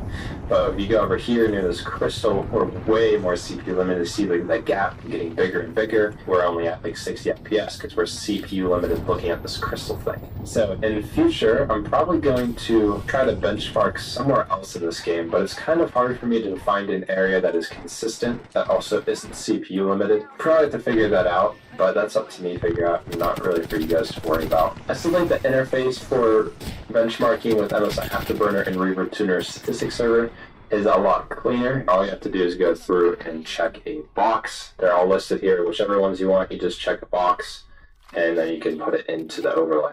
And just to add one statistic to the overlay, you have to go through a whole menu of options just to find it, and it gets pretty annoying over time. Also, you don't have the ability to align things horizontally, which would take up less space on the screen, and organize it by more the GPU and the CPU instead, unlike MSI Afterburner where things are a little bit more concise. So if they added the ability to go through the menus faster and also to align them horizontally, that would be awesome. And technically speaking, if they just added a GPU busy option to MSI Afterburner, there wouldn't be a real reason to use Intel's overlay instead. But yeah, Intel's new PresentMon software with its overlay, I guess, might be a huge upgrade in GPU reviews and showing statistics in your game. And even for just normal people that aren't reviewing cards, but just testing your performance to be able to see if you're CPU limited or GPU limited to help you fine-tune settings, or if you have an imbalance in your system, like you want to play certain graphical settings but your CPU can't pump out enough FPS, or your CPU is way overkill for your GPU. These GPU busy and frame time comparisons really makes it easy to tell what area of your system that you're bottlenecked. And also I'm pretty sure Tim talked about how you can also see if you're VRAM limited. So not just the fact that you're using up all your VRAM, but because of how fast your VRAM is that limiting how much FPS you can get in a game. You know, I think Intel still needs to get over a little bit of quirks that are in the software, but once they get there, that's pretty sick. This is going to change GPU reviews forever. So I'm excited. It's going to make it a lot easier to find CPU limits. But anyways, that's all I've got to show you guys today. Let me know what you think, and y'all have a good one. Peace.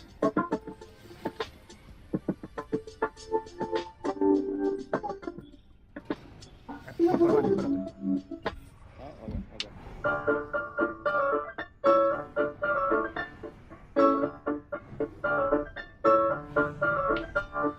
welcome back to the L1 Show. Today is August 18th, and we're doing robot and nonsense stories for your Friday. And you're going to want to, if you host websites, you're going to want to dust off the old connections, get in there, and change the robots.txt. Oh. And if you believe that that will stop them, I have a bridge that is available for purchase for a low, low price. OpenAI launches a web crawling GPT bot sparking blocking effort by website owners and creators. Or it's already been crawling for a long time. I mean, it's a nice idea, but realistically, will they honor that? Especially if a lot of websites start blocking them? They say they will. 1, 2, 3, 4, 5, 6, 7, They also 8. say that you can block the IP address, which there's no way there's one IP address. There's going to have to be a huge block, and I don't know if they've announced that or whatever, but you're going to have a hard time keeping this particular spider out of your stuff. It's going to be looking at all of it. Every time I go through these, I keep finding these little spiders everywhere. And I have a feeling that they sort of astroturfed because all the big tech sites ran this headline. Now you can block OpenAI's web crawlers, the first version. I don't know why you guys are freaking out. They wouldn't just steal from you. So weird. Have to run, sorry, have to run. Web pages crawled with GPT-bot user agent may potentially be used to improve future models. May. Absolutely will be. There's one in here. And Zoom, wow, they made their fortune by working from home. And now, amazingly, they decided they don't like that anymore. Zoom contradicts its own policy about training AI on your data. Wow, that is not what the story was about. That was the other thing. Yeah. This is about their terms of service. There's multiple over there. Which says that they get... I'm coming to pick you up, bro. Worldwide, non-exclusive, royalty-free, subs... How many commas are in Club that? license full. Well, there's the fucking A. Customer content for machine learning and artificial intelligence. How are we still alive? What's going on? Originally, there was no opt-out. Oh, you're up? You have to do this if you use Zoom. There was a major backlash, as you can imagine, when people discovered this. Oh, you can't opt out. You host the Zoom. If someone else hosts the Zoom and they opt in, and you join the Zoom, you opt in by default. Ugh. Fun times. So when you get a Zoom link, just expect that Zoom link, because especially if it's made by a normie, it's probably checked by default, right? And they're opting you in to be AI training data while you go to the Wednesday meeting. That's why you gotta be a little bit weird in the meeting so that you mess up the data. The other story about going back to the office, which I think I cut, remember Zoom announced no meeting Wednesdays? Mm. That's not that anymore. We're going back to having meetings on Wednesdays. There is no escape. And yeah, boy, am I feeling this. The CAPTCHAs are no longer any use whatsoever. Bots are better than humans at cracking "Are you a robot?" CAPTCHA test, the study finds.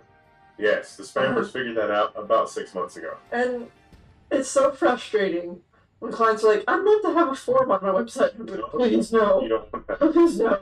And they're like, but isn't that good? And I'm like, it used to be, and now it's just going to be full of spam because no matter what I do, a bot's going to be able to get through it. And Amazon has been known to print books on demand, and some of those books may be pirated copies. The author might not be getting anything from that. Or AI generated. Well, yeah, when AI came around, they took it to the next level, which is some of these books are completely no human involved at all. It's all automated, and they were kind of okay with it until, of course, someone famous on Twitter got it changed. Amazon reverses course on garbage books, quote unquote, after public uproar. Amazon removed several books believed to be written by AI and listed under the real author's name. Why? Because the author hadn't trademarked their name. Because that was literally what they said. They're like, so obvious. You didn't trademark it, so. And before the Twitter outrage, they were like, well, you didn't trademark it, so we're going to keep selling them. And the books were complete, like, you know.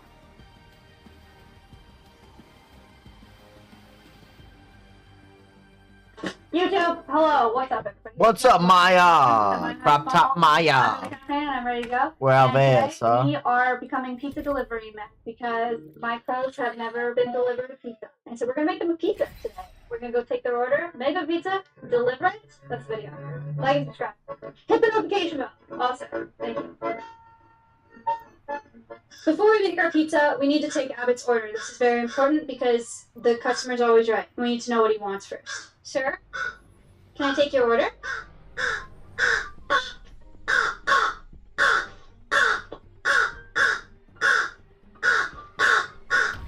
Will that be all? Time to dig up some gold. Okay, thank you. I think I got it. I think we're good to go. Time to make a pizza! Okay, so, in our P.O. box, we have an Amazon wish list. Somebody sent us pizza boxes, and so I think we're gonna make a little pizza and put it in here. So now, I need to figure out if I'm smart enough. Anybody in the comments that works at Pizza Shop absolutely cringing their brains out right now? Wait, I'm a genius? That was so easy? Wow. Maybe it's just like this. Definitely not. It's definitely supposed to be like this. Okay, I think this is it. It's cute.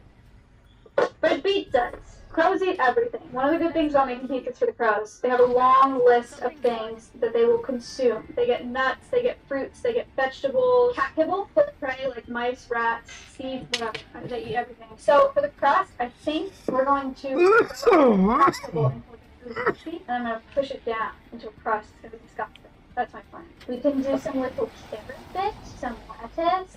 The crow's favorite food is egg. It is. My egg exploded. Oh, that was really sad. Okay, here's our egg topping. Here's our cat kibble soaking. Yum, yum, some cereal. We're gonna wait for this kibble to soak. I'm gonna clean the microwave. I'm gonna make pizza sauce. But these are all the tomatoes that we have. And I'm just gonna cut them up until it looks like pizza sauce. This knife is dull. I feel like this is pretty good. Sauce. Check on our cat kibble. It is soaking up the hot water. Still looks like cereal though. I don't think it is squishable yet.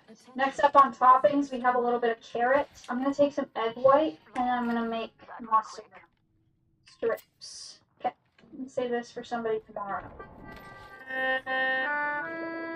The smallest bit of lettuce. Ta-da! Squish!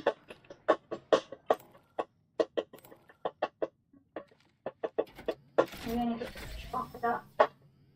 Let me know in the comments if you have a better idea. It'll be too late, but if you're thinking of one right now, you can tell me. Do you think it looks like crust? I think that's a good guess. Okay. Don't worry, this is going to be formed into crust pizza. This is a personal pizza. How do you want me to toss this crust? That is our base. I feel really good about it personally, and I think it looks like a real pizza.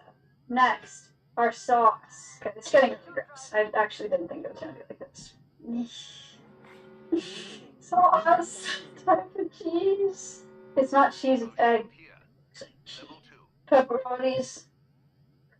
Because we're fancy and the crows are fancy. I hope my hands feel so. I need to wash me. Okay, here's our pizza. We're gonna go make it. This is exactly what he asked for. He's gonna love it. Crab pizza is the pizza. This is what we're delivering to our customer. If he does not tip me huge, we throw the pizza out the window and we put it in front of the AC before we give it to him. I'm nervous. My first pizza delivery. It's time to deliver the goods. Abbott! Delivery! I just put my arm in bird. I hate this job. I don't want to do pizza delivery. You want some pizza?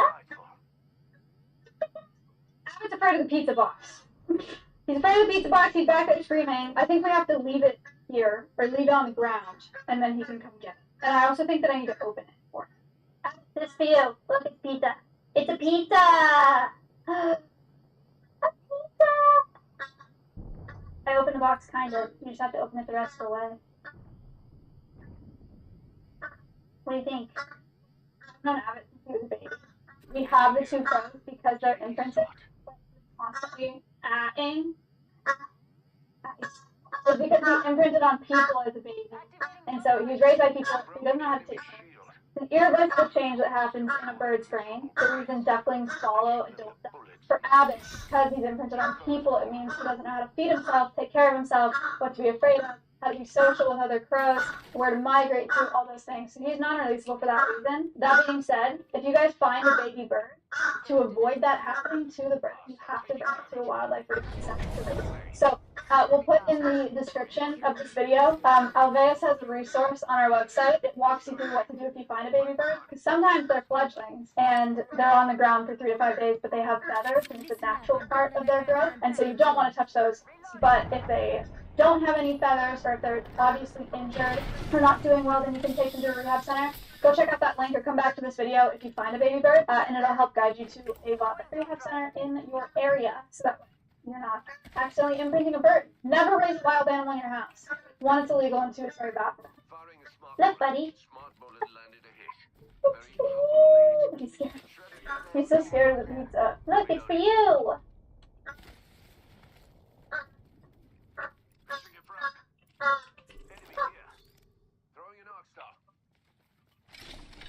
I gave him a little bit. Very cautious. Crows are really smart. Super smart. They're corvids, just like ravens. I think people know crows are being smart. They can talk. Where's Walter? You don't know? Oh, he died. He doesn't say any human words, but he does mimic, he looks like an owl. I hope eventually he'll talk. It'll be very cool. Do you want a little bit of egg?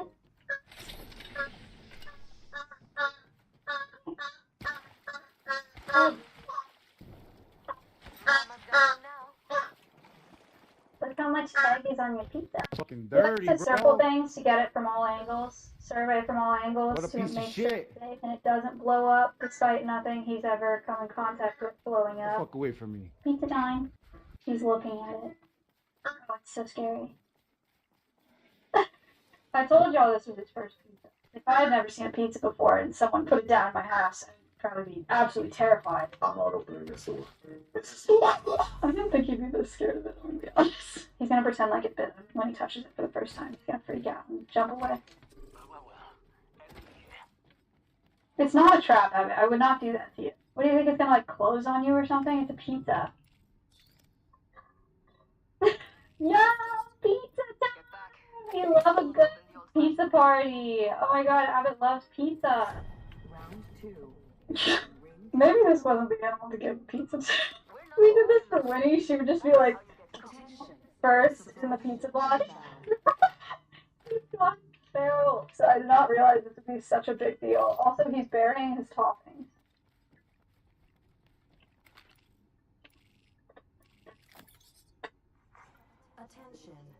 You gonna hide your toppings? Okay, yeah, just hide them. That's what I do with my pizza toppings too. You will find them. I have an idea. My idea is to take off the top of this box because he's very. There you go. Is that scary? You gonna try that? Now it won't slam shut on you and cut your head off like the thing before. No, well now I've made an entire. So square one.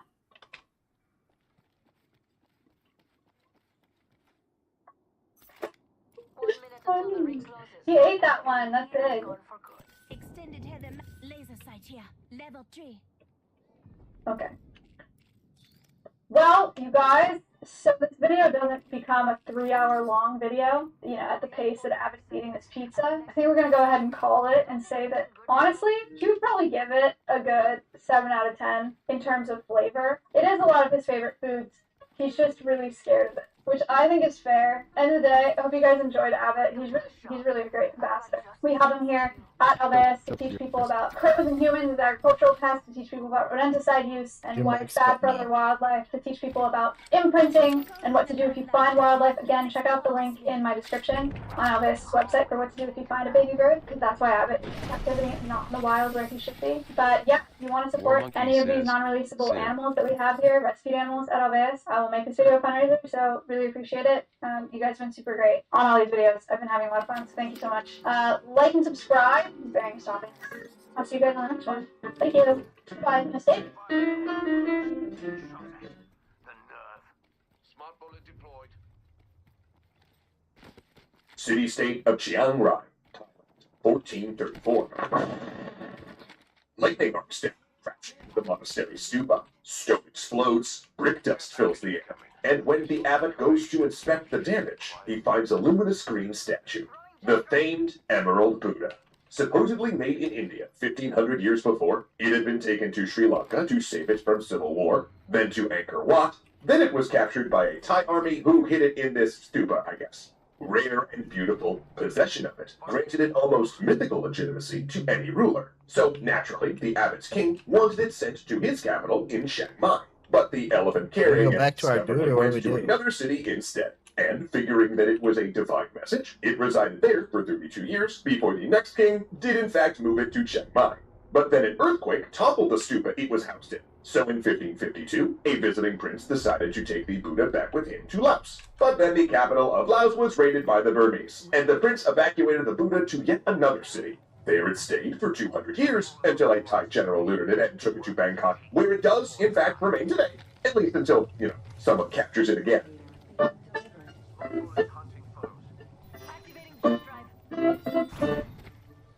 Thanks so much to Factor for keeping us well fed on a busy schedule.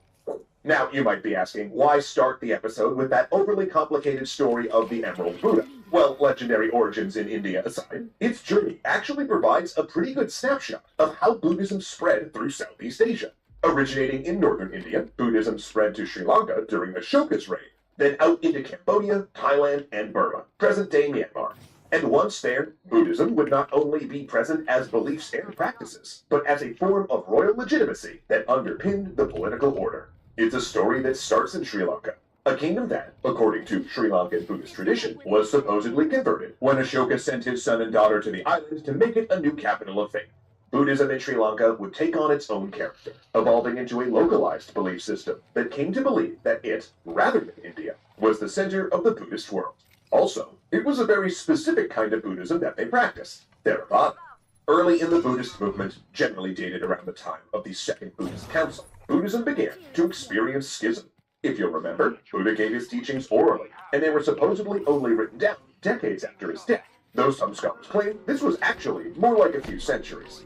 This meant that once the Buddhist scriptures were written down in the Pali language of the region, enough time had passed that there were differing interpretations on what was known as the Pali canon. Adding to that, varying schools developed their own commentaries on these scriptures, leading to more divergent beliefs. Some of Ashoka's rock edicts even feature laws against schism, showing that he tried to prevent the religion from further splintering, especially for his favorite tradition, the Theravada, meaning School of the Elders. Now today, Theravada is the only one of these early traditions still practiced, and it adheres to the type of Buddhism we've discussed in past episodes. As you can probably guess from the name, it's conservative, stressing adherence to the Pali Canon, reverence for what they see as the historical Siddhartha Gautama, and asserts that one attains nirvana through practice as a Buddhist monk.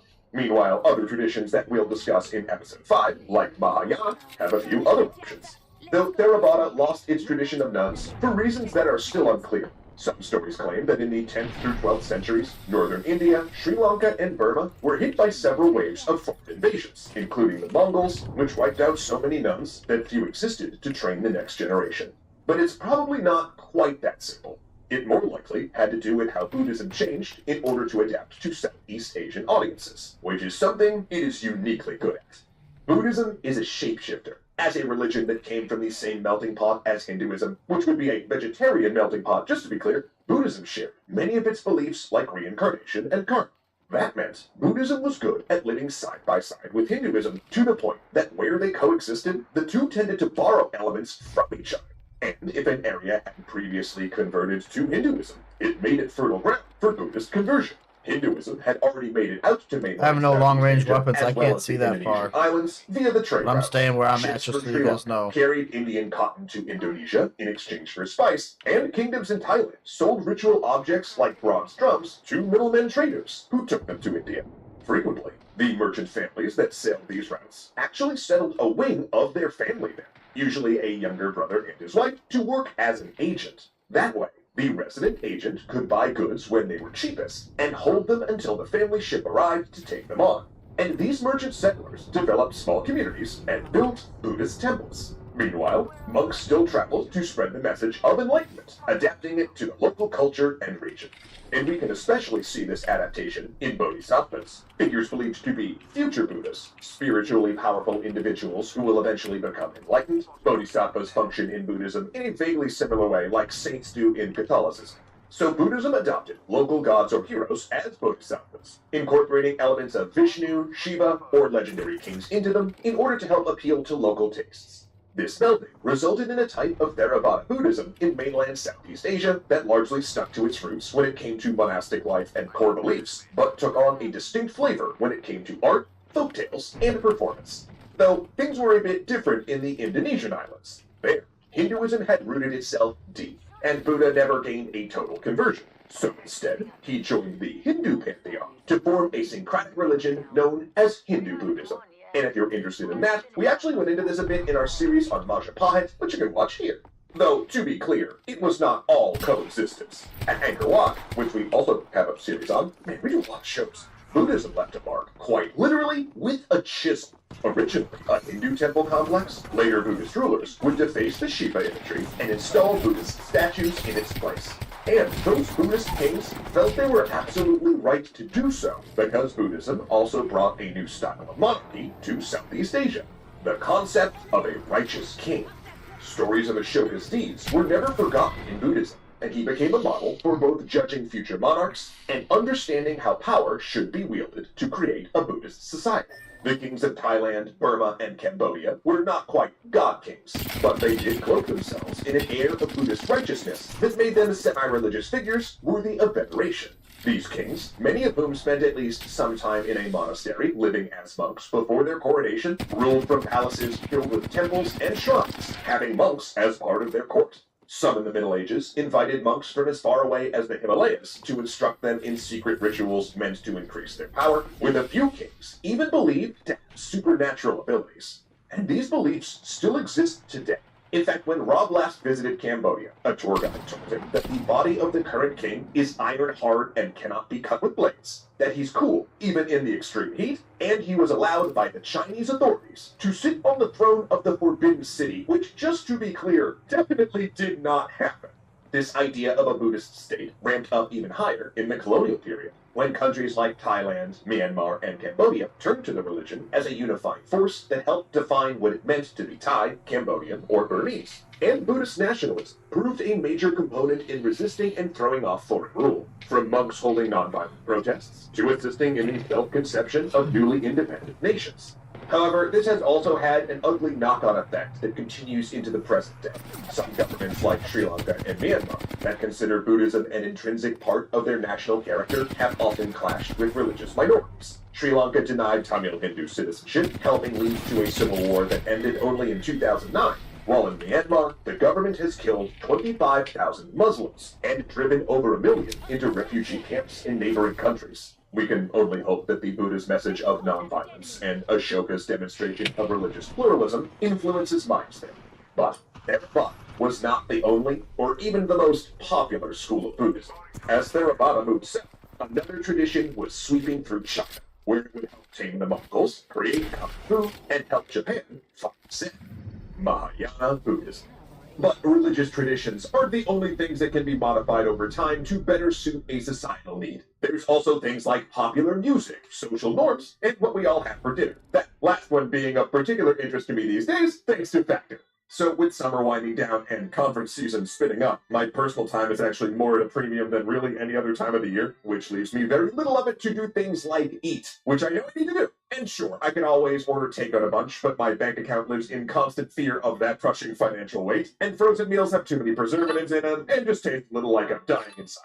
Well, this is exactly where Factor comes in to resurrect my stomach. They're a phenomenal ready-to-eat meal delivery. It's just and the best part was, so if you want to eat better while also being better with your time. Video. So throughout my time on YouTube, I've received plenty of comments on my videos asking how tall I am. In fact, legend says that some people simply can't sleep at night until they find out just how tall Callum Markey is. And since today's video is all about height, I thought I would answer the age-old question once and for all and let you guys know just how tall I am. Don't say I don't do anything for you. Meanwhile... Okay, here we go, Felix.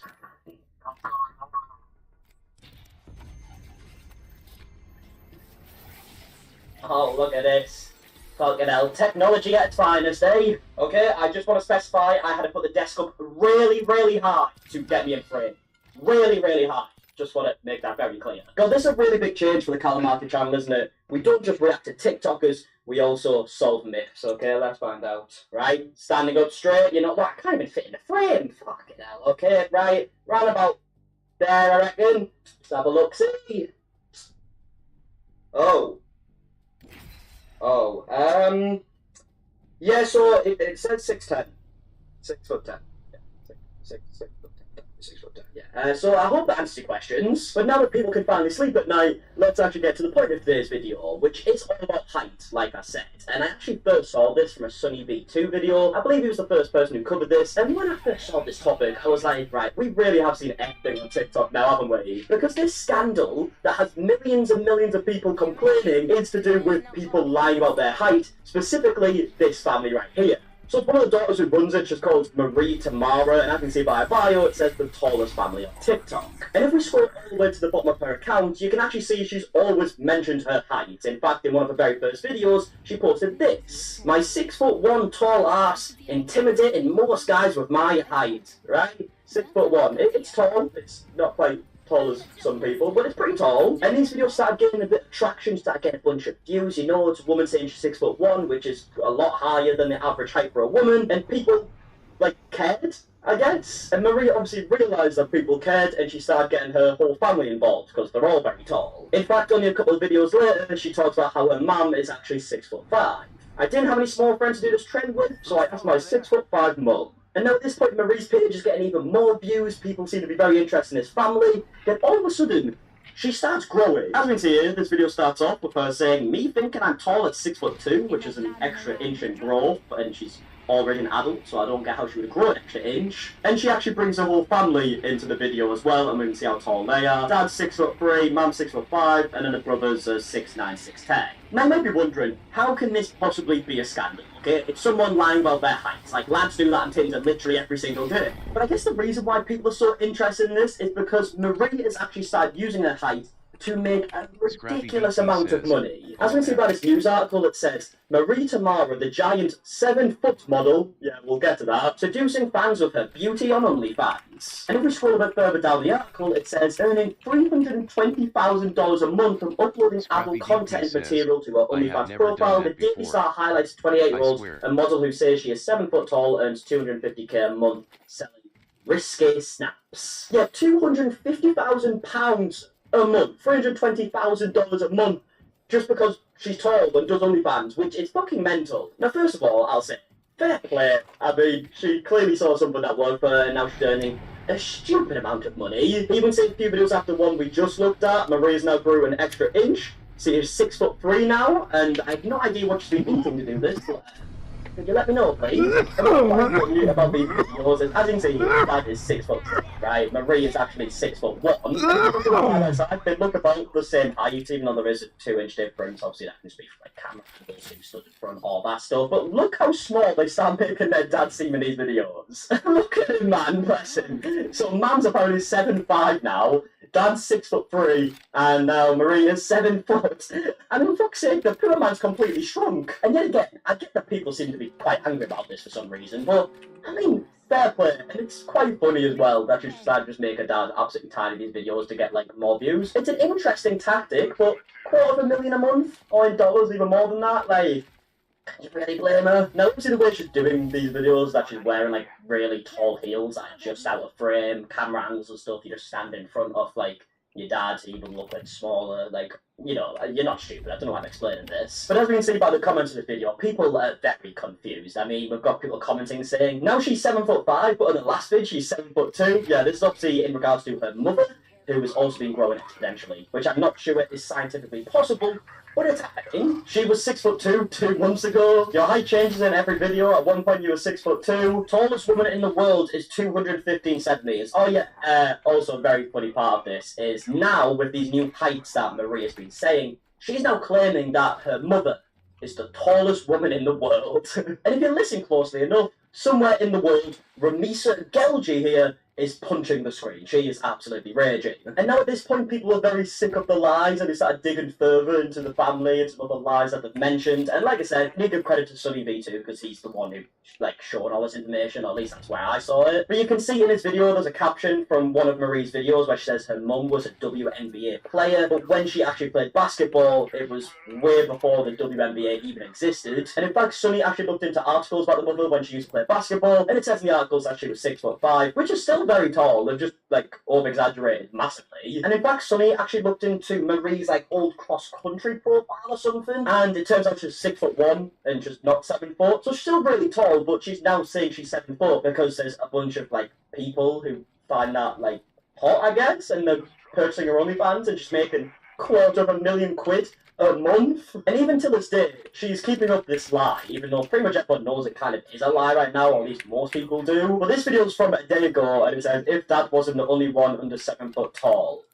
And yeah, they're still making him look tiny for some reason, to a bloke. And yeah, if we look at the comments of this video, everyone's mentioning Sunny V2's video, people are mentioning the real heights, and being exposed and all this stuff. Well, clearly she doesn't care. All she really cares about is the attention she's getting here, because then some people will then go and purchase her OnlyFans. She probably actually started earning a lot more money after Sunny uploaded this video. And I know people comment on some of my videos saying stuff like, oh, don't give this guy attention, this is what he wants. Well, this is a clear example of that, but I'm not asked for giving Marie attention. I don't really think she's doing anything overly wrong, and benefiting from it massively just from lying about her height, which, by the way, if you want to put out there, I would personally never do. I mean, just look at the views that these videos get, man. You've got some with 2 million, one with 12.5 million, 2.2, 2 mil, basically 2, 2.8, ridiculous numbers just from lying about her height, and it's not really hurting anyone. I guess it is maybe a little bit sad that she has based her whole personality on being tall. Quite literally every single video that she uploads is about being tall. In fact, I don't think I can find a single one that isn't. But it's clearly working. Obviously, this isn't the most serious topic in the world. I just found it very bizarre. Literally on TikTok, there is a situation for everything, right? If you want to think of any form of drama that you can make up in your head, it's probably already happened. And people clearly care about this a lot. Millions of people have viewed these videos, followed Marie. Obviously, a bunch of people subscribe to the OnlyFans. She's making a ridiculous amount of money from this. People do care about this. And it's mad. I just thought it was all a bit bizarre. A bit stupid, really. So yeah, let me know in the comment section. Are you going to get your pitchforks out in absolute rage because Marie Tamara's lied about her height? Let me know, who's fuming? But yeah, as you can probably tell, a bit of a slow news day today. There wasn't many things to talk about. I found this a bit bizarre. Here we are, and yeah, gonna leave the video there. So if you did enjoy, please give a like down below, subscribe if you are new, and yeah, until the next one, I'll see you guys in a bit. Alright, goodbye.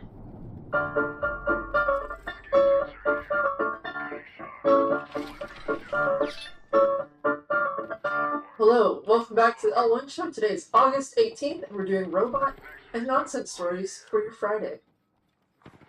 And you're going to want to, if you host websites, you're going to want to dust off the old connections, get in there, and change the robots.txt. And if you believe that that will stop them, I have a bridge that is available for purchase for a low, low price. OpenAI launches a web-crawling GPT bot sparking blocking effort by website owners and creators. Or it's already been crawling for a long time. I mean, it's a nice idea, but realistically, will they honor that? Especially if a lot of websites start blocking them? They say they will. They'll crawl it at archive.org. They also say that you can block the IP address, which there's no way there's one IP address. There's going to have to be a huge block, and I don't know if they've announced that or whatever, but you're going to have a hard time keeping this particular spider out of your stuff. And it's going to be looking it all up. Every time I go through these folders, I just keep finding these little spiders everywhere. And I have a feeling that they sort of astroturfed because all the big tech sites ran this headline. Now you can block OpenAI's web crawlers, the Verge version. I don't know why you guys are freaking out. They wouldn't just steal from you. That's so weird. New kill leader. Go on, watch out. 45 seconds. Must go faster.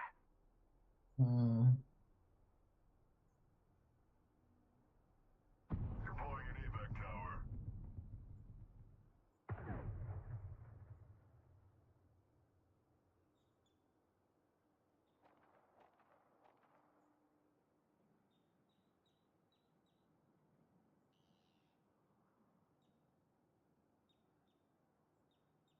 Manic Marshmallow says, oops.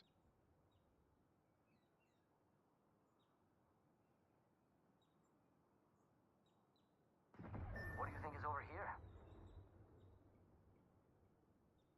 Warning. Room closing. Someone's here. Yup.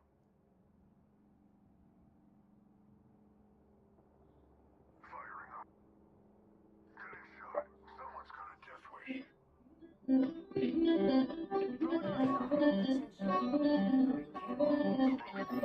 Last week, this channel exclusively leaked the canceled Navi 4C design that demonstrated just how ambitious AMD was planning to get with RDNA 4. But now we actually also have renders from fans on Twitter of what this could have roughly looked like in the flesh, or silicon, I guess. And yeah, I mean, it looks really cool, and there's just no way around it. You realize that the second you look at that thing, AMD wasn't just planning to do a simple update. And in fact, whether you look at what I was told by AMD engineers months ago, or very recently in content, it's clear that Big RDNA 4 was taking a lot of effort to complete, and well, that effort wasn't cheap to fund.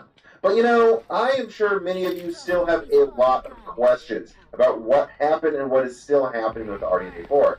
I know I do. And so this week, well, unpacking at the new house and introducing my dog to my girlfriend's cat, I continue to simultaneously reach out to additional sources and ask follow-up questions and just, well, think about what has been leaked so far. And actually, one thing that I couldn't help but think about over time is how odd it was that AMD didn't just iterate on RDNA 3 with a more conservative upgrade with RDNA 4 next year. I mean, think about it. TSMC 3 nanometer, which I'm told will be ready next year, totally fine, allows for a 70% density increase on logic. This Navi 31 design that we've already seen released, I would argue, is just begging to have its graphics die shrunk, and then get some RDNA 4 upgrades, and then keep those MCDs on 6 nanometer, but updated to support GDDR7. I mean, I thought that was the whole point of that RDNA 3 design. It wasn't perfect at first, but the next one, well, they can just, like Zen 2 to Zen 3, bring in some architectural updates and maybe die shrink it, and boom, all of those headaches and early design work they put into making this multi-chip, multi-node type design would pay off when NVIDIA has to keep shrinking everything monolithically to a smaller, more expensive node. And indeed, I reached out to a few sources this week and asked, was that considered? Is there, maybe we're missing it. Is there some other design team that is working on a more conservative upgrade with RDNA 3 to RDNA 4 for the flagship? And all AMD canceled was the crazy pie in the sky option. I have some heavy ammo if you need it. These quotes on screen, I'm basically told that no, that is not a thing.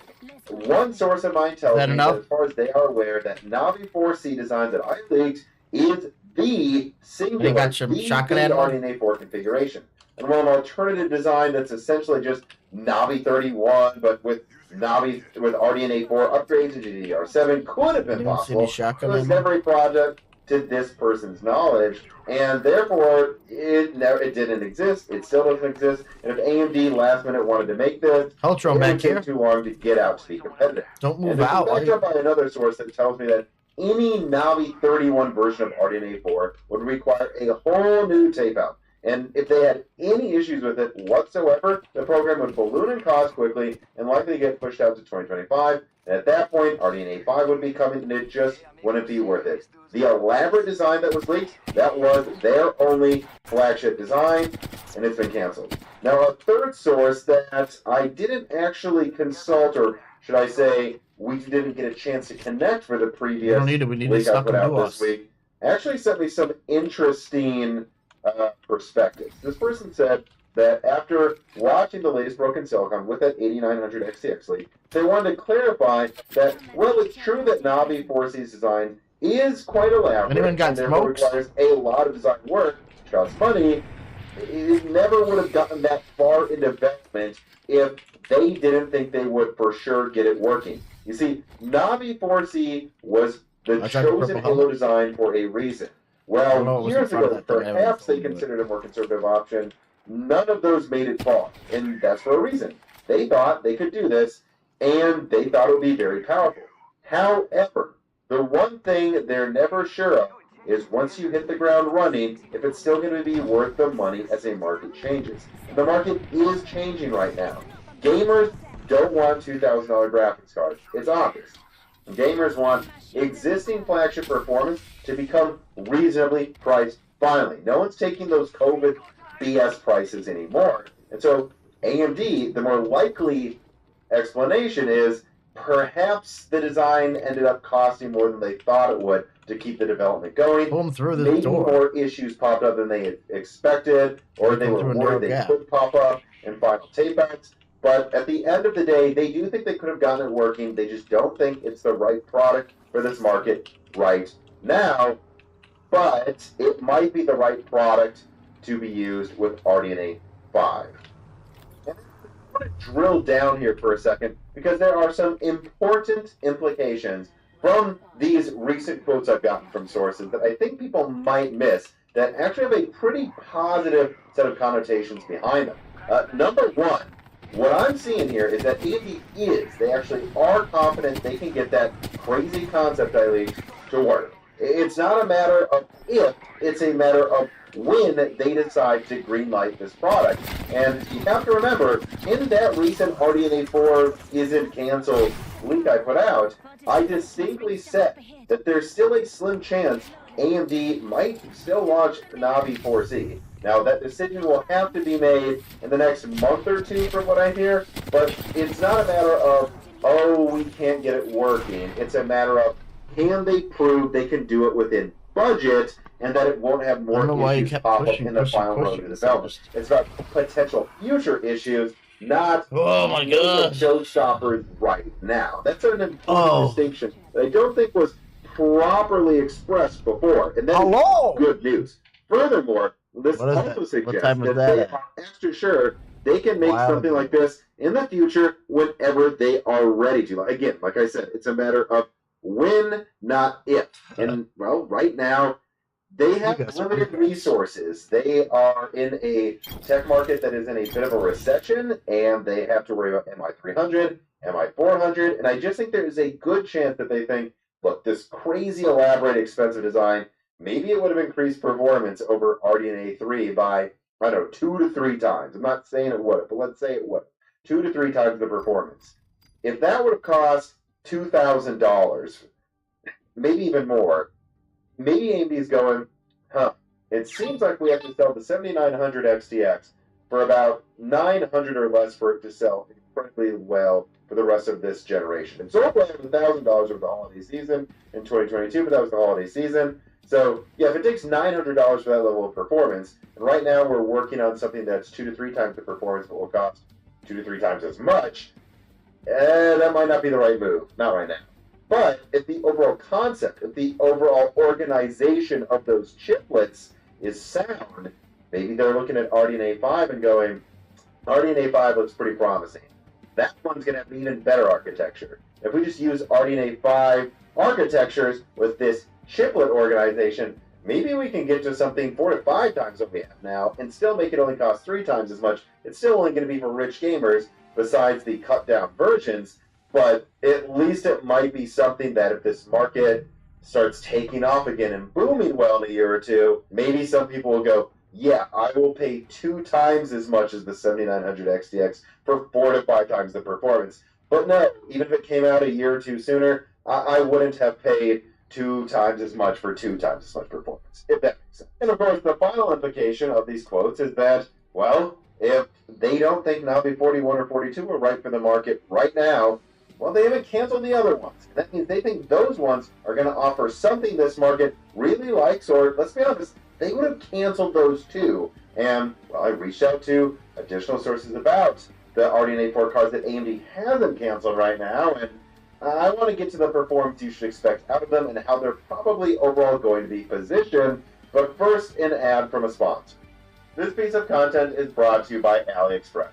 AliExpress is a feather everyone should have in their online shopping cap for finding competitive pricing on clothing, electronics, and do-it-yourself computer parts like this RX 6400 right here. On their website, they have one of, if not the cheapest low-profile versions of the RX 6400 I can find on the market right now, and they were nice enough to send it to me for this ad.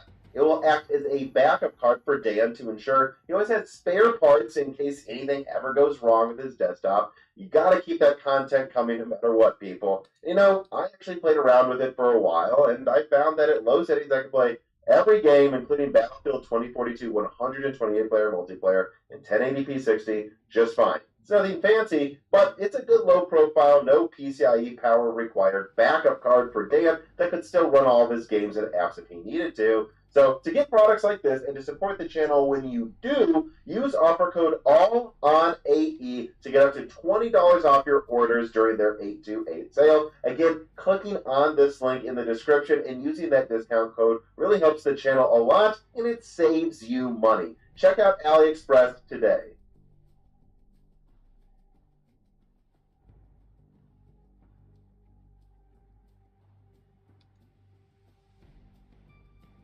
Alright, now before I get to the quotes of what I'm hearing about RDNA 4 performance, including some early suggestions of what the specs could be, I actually want to get an important point out of the way.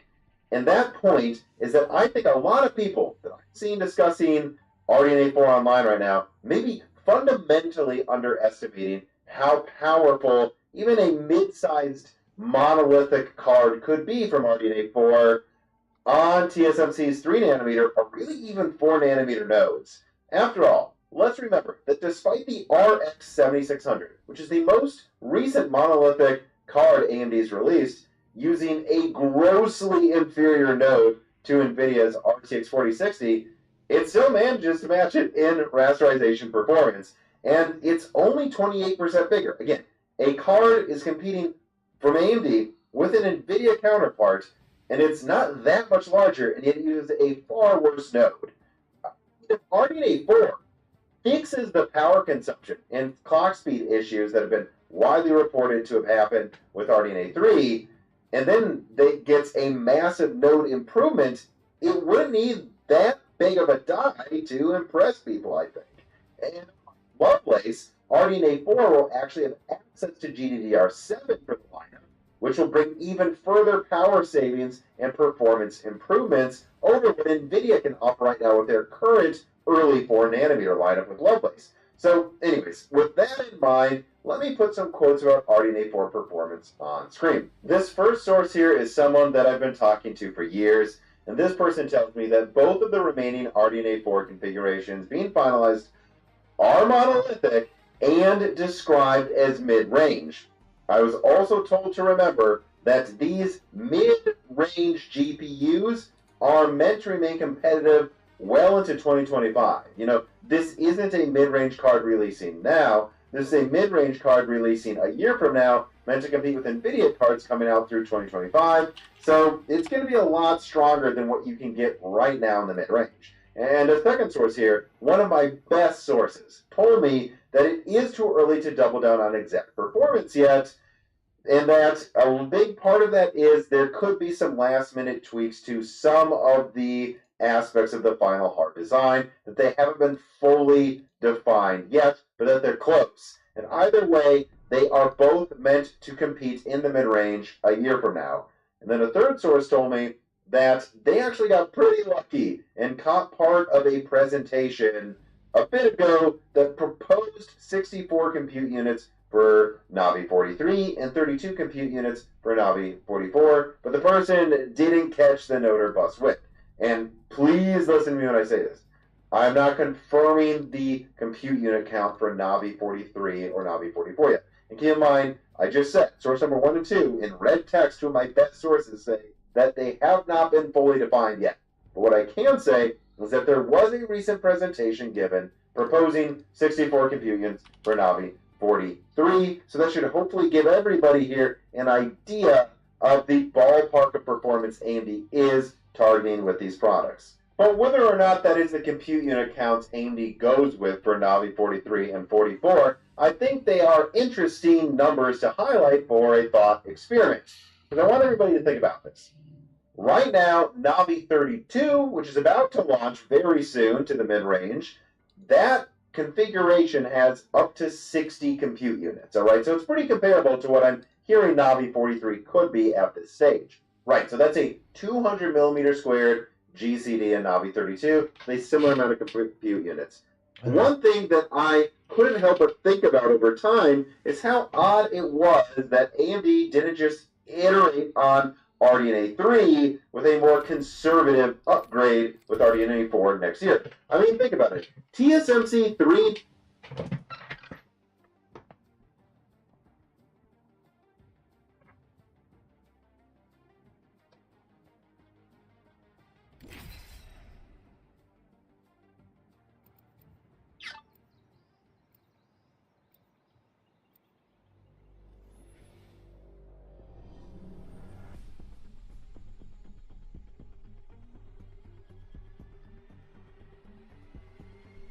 Learning to trust isn't easy, but I've got your back.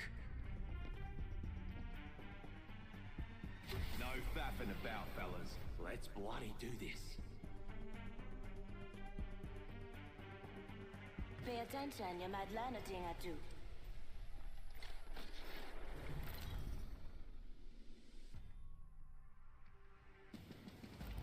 Introducing your champion.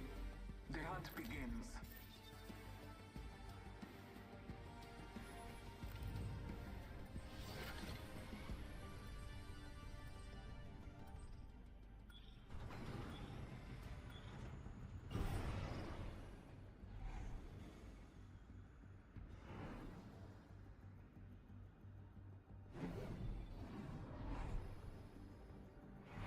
Beauty of a view, eh? Let's rock and roll. Head that way, fellas. Head that way, fellas.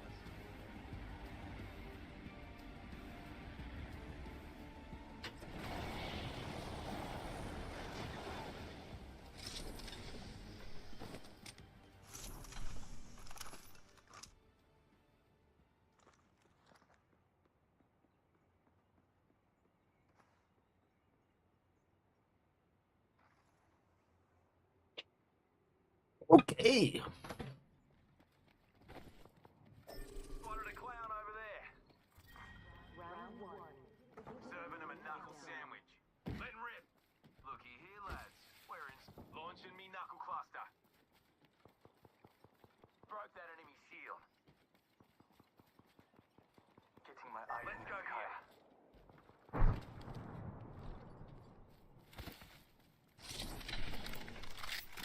Signaling my drone back. I'm 99 here.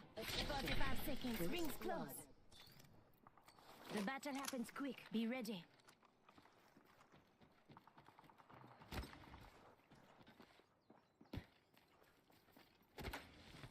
Ring will be closing in 30. She ain't far. Making contact with enemy. All right. Adding an extra pair of eyes. Target over there. My eye in the sky. I'll let you know where it is. Rings around the corner. 10 left. Knuckle cluster out. Yeah. Smoke here. I'm back. Logged off my drone. Ring closing. Rings moving. Throw my grenade out.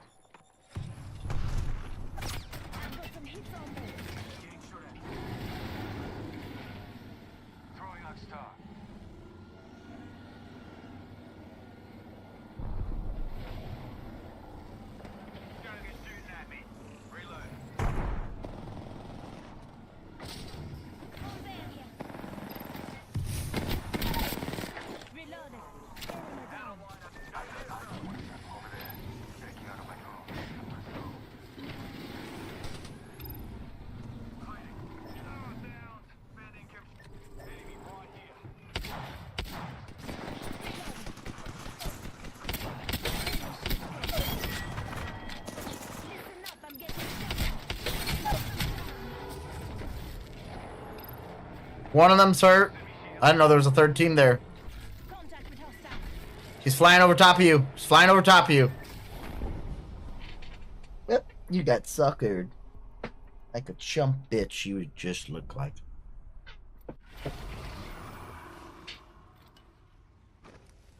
Ugly.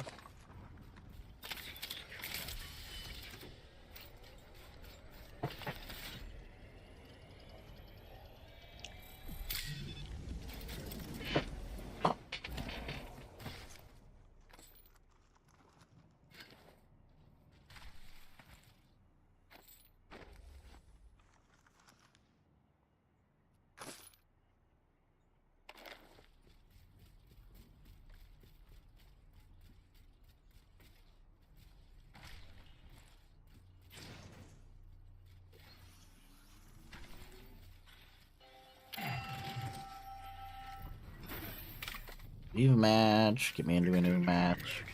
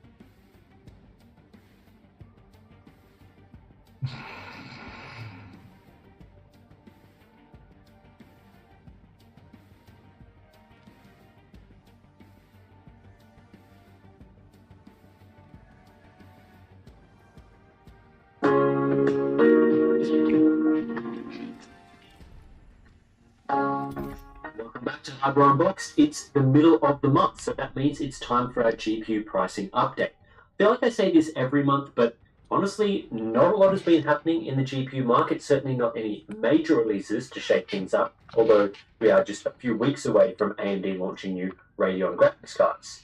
At least, that's what we expect to happen, with AMD hosting some sort of reveal event at Gamescom next week on August 25th. AMD hasn't explicitly said what they will be showing at that event, but it's widely expected to be the reveal of new mid-range graphics cards in the Radeon RX 7800 XT and RX 7700 XT. We've seen pretty consistent leaks relating to these products over the last few weeks, things like PowerColor accidentally revealing the 7800 XT early, both models passing through the regulatory bodies like the EEC and so on. And when the leaks start flowing, it's usually an indicator of a close launch. We're not expecting the cards to be released next week, though. That's more likely to happen sometime in September. Both of these models have the opportunity to shake up a stale and boring GPU market where buyers just aren't overly interested in current offerings. However, knowing AMD's latest release strategies, they may not take that opportunity and instead opt to release new models at unattractive price points. We've talked extensively in our last Q&A series about AMD's poor marketing and bizarre launch day moves. Hopefully we don't see a repeat of the RX 7600 and RX 7900 XT all over again. The 7800 XT and 7700 XT are expected to sit in the middle of AMD's lineup, both using Navi 32 silicon.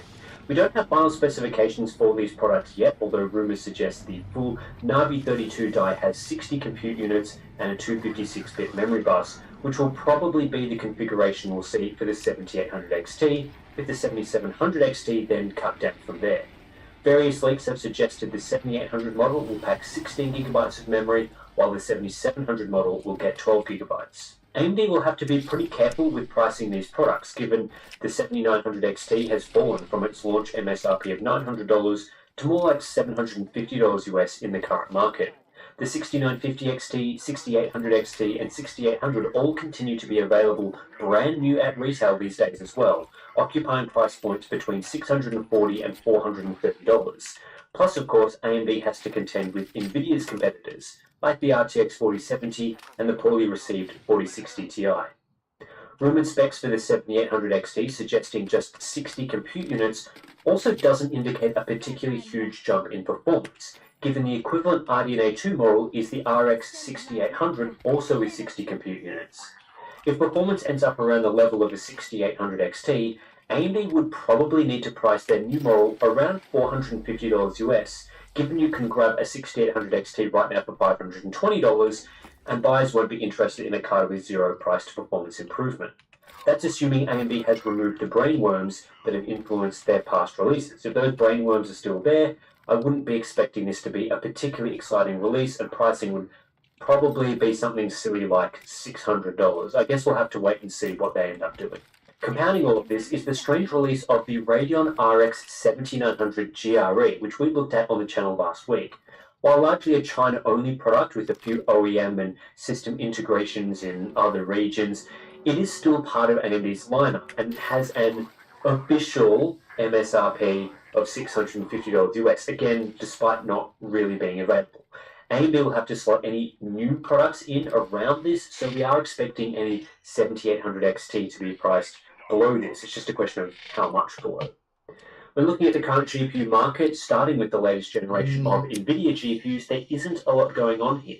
A few minor price reductions here and there, the biggest of which being the RTX 4080 dropping to $1,100, but nothing that will get anyone excited. The RTX 4070 Ti and 4070 remain MSRP, and there doesn't appear to be any indication of that. Given less demand for cards like the RTX 4060 Ti, I would expect it to every now and then, but for now you can expect to pay MSRP level pricing, which is pretty horrible. For AMD's RX 7000 series, it's a similar story in that prices haven't changed all that much. Although at least for these GPUs, both the 7900 XTX and 7900 XT have been available consistently below their MSRP. The RX 7600 is still largely an MSRP card, and we wouldn't recommend it for anything above $250 US, so right now, given other cards in the market, it should be ignored. There's also Intel's lineup, which honestly can be hard, and we and 7900 XT have been available consistently below their MSRP. The RX 7600 is still largely an MSRP card, and we wouldn't recommend it for anything above $250 US, so right now, given other cards in the market, it should be ignored. There's also Intel's lineup, which honestly continues to improve, and you can expect to see a revisit of some of these cards on the channel soon. The A770 16GB has returned to the market and is now down at $330, making it the cheapest current generation model to offer more than 8 GB of VRAM by far. Intel continues to be aggressive on pricing the other variants too, so it's always worth keeping them in the back of your mind, and I'm very keen to see how Steve evaluates them in the current market soon. Previous generation models are also still widely available brand new at retailers like Newegg.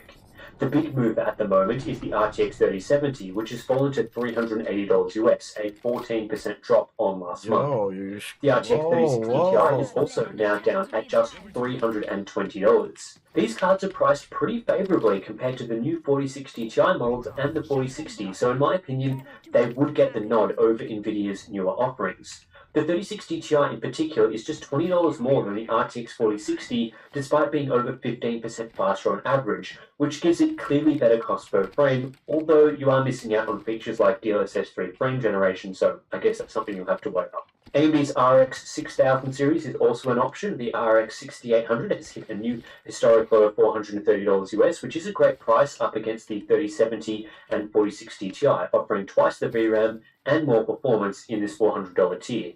Other models are similar in price to prior months and continue to be good value choices in the mainstream market, especially if you have less than $250 to spend. For example, the 6650 XT at $235 offers similar performance to the 7600 and the RTX 3060 at a better price. There don't appear to be many signs of these cards going out of stock immediately, so I would expect pricing to remain around this level for a while to come. On the used market, we haven't seen much price movement in the last few months, just a very slow trickle downwards with a steady rate of supply. Month on month, there's been a few cards drop in price, the 3090 Ti and 3050 are some examples with more than a 5% price reduction, but generally speaking, if you are interested in a last generation model used, you're faced with around a 24% saving over buying that card new. No major outliers here, at least on the Nvidia side of things. For AMD's RDNA 2 line, we see a 22% saving on average compared to buying a card new, again with very little movement in general for pricing. However, this 22% saving is just an average. You can save quite a bit more than 22% right now, grabbing an RX 6600 I had a XT team or on me. RX 6600 used, for example. I'm trying to However, come some down to you. mid-tier and upper-end models are less than a 22% discount. The RX 6800 at just a 17% saving is perhaps not worth it compared to buying one new, although I guess it always depends on your circumstance and how much you're willing to save to sacrifice a warranty and known card quality. These are also just average eBay sales prices. It is possible to get a deal below what is listed here, which would increase their value.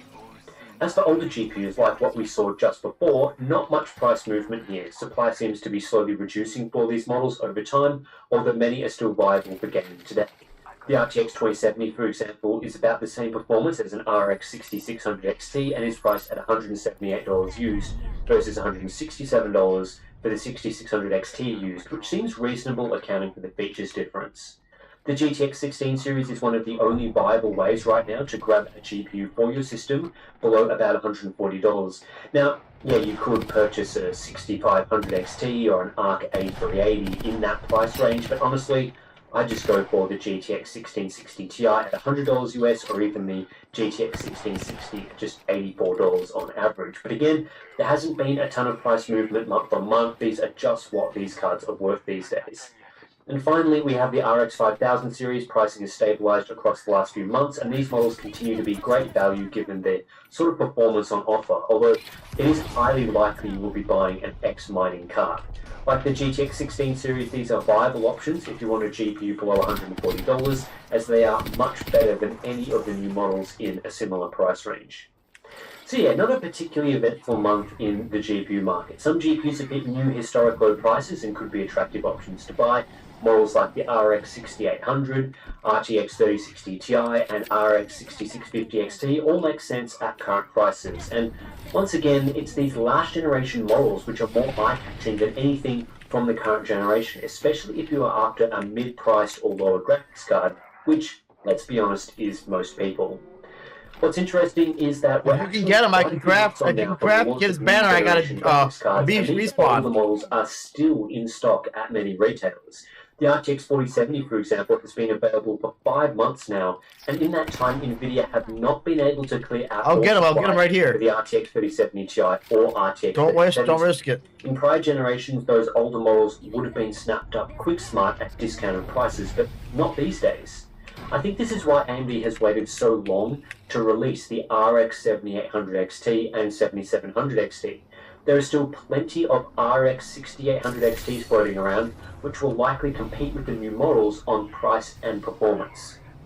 Right now, if you are interested in grabbing a GPU between $300 and $600 US, it's probably worth waiting to see exactly where those upcoming RDNA 3 GPUs lie and what impact that will have on other graphics cards.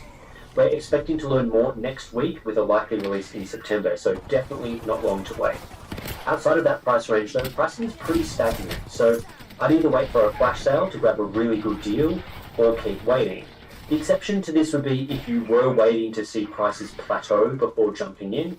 I think it's safe to say the current pricing structure we have is here to stay for a while, so if that's a suitable price for you, then it's not like you're going to be buying now and then you're going to be stunned like next month when there's a huge price drop. It's pretty unlikely that it's going to be happening in the current market.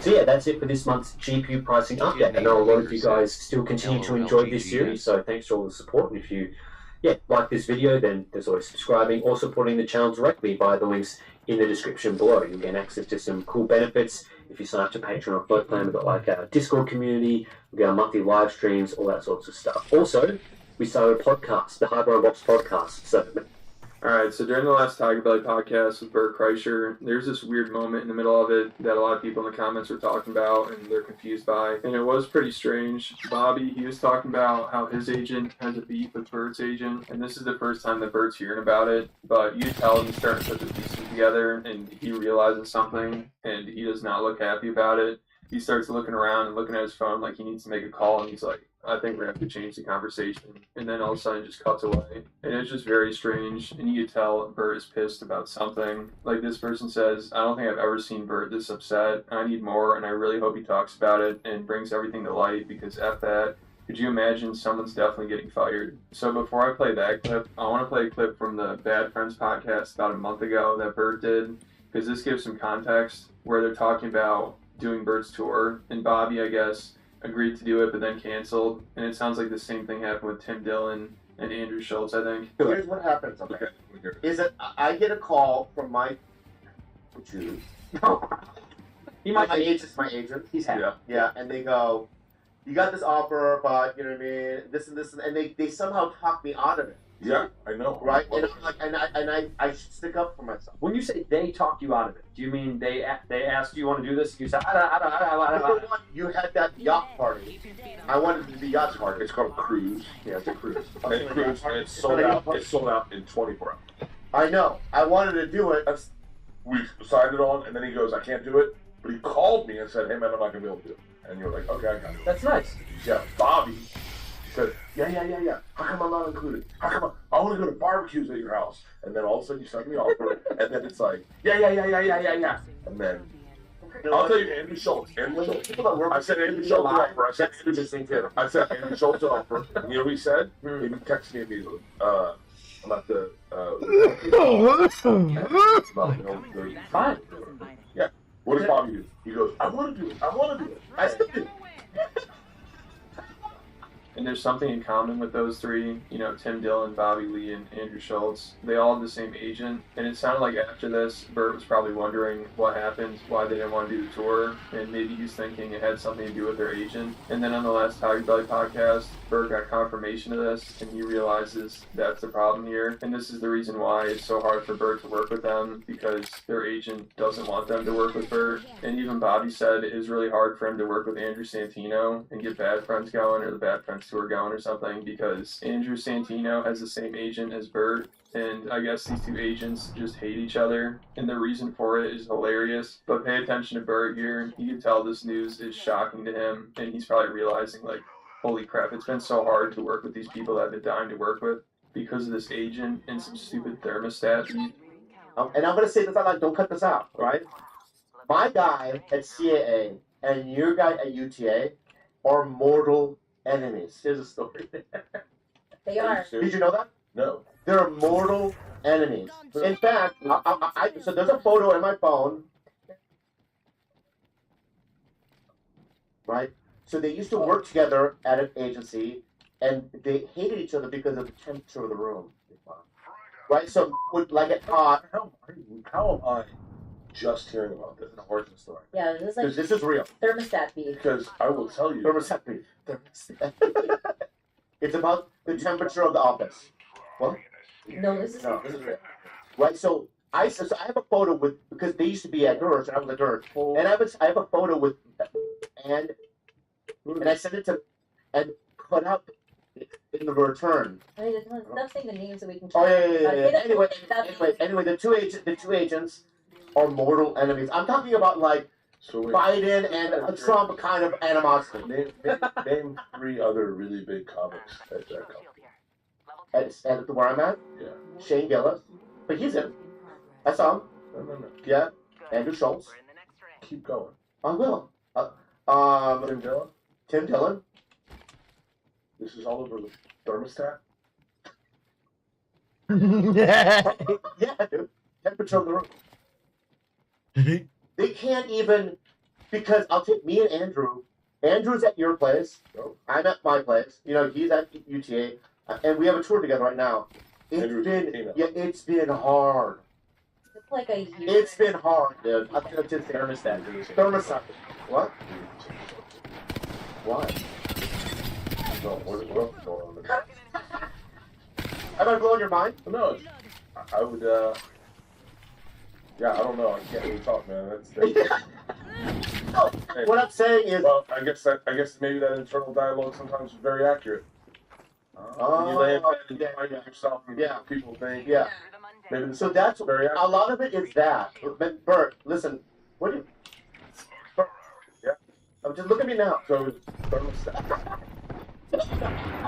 But let me tell you something right now. A lot of it, dude. I may not be able to do this podcast after this. Why? This is because this specific one. Why? This no. Let's change subjects. Let's change subjects. All right. Wow.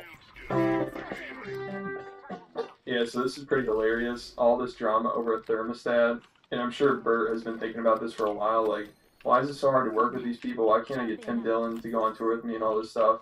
And then he just realized it's because of some thermostat at an agency years ago because two agents disagreed on what the temperature should be. It's hilarious that something that petty turns into all this, and now it's affecting these comedians.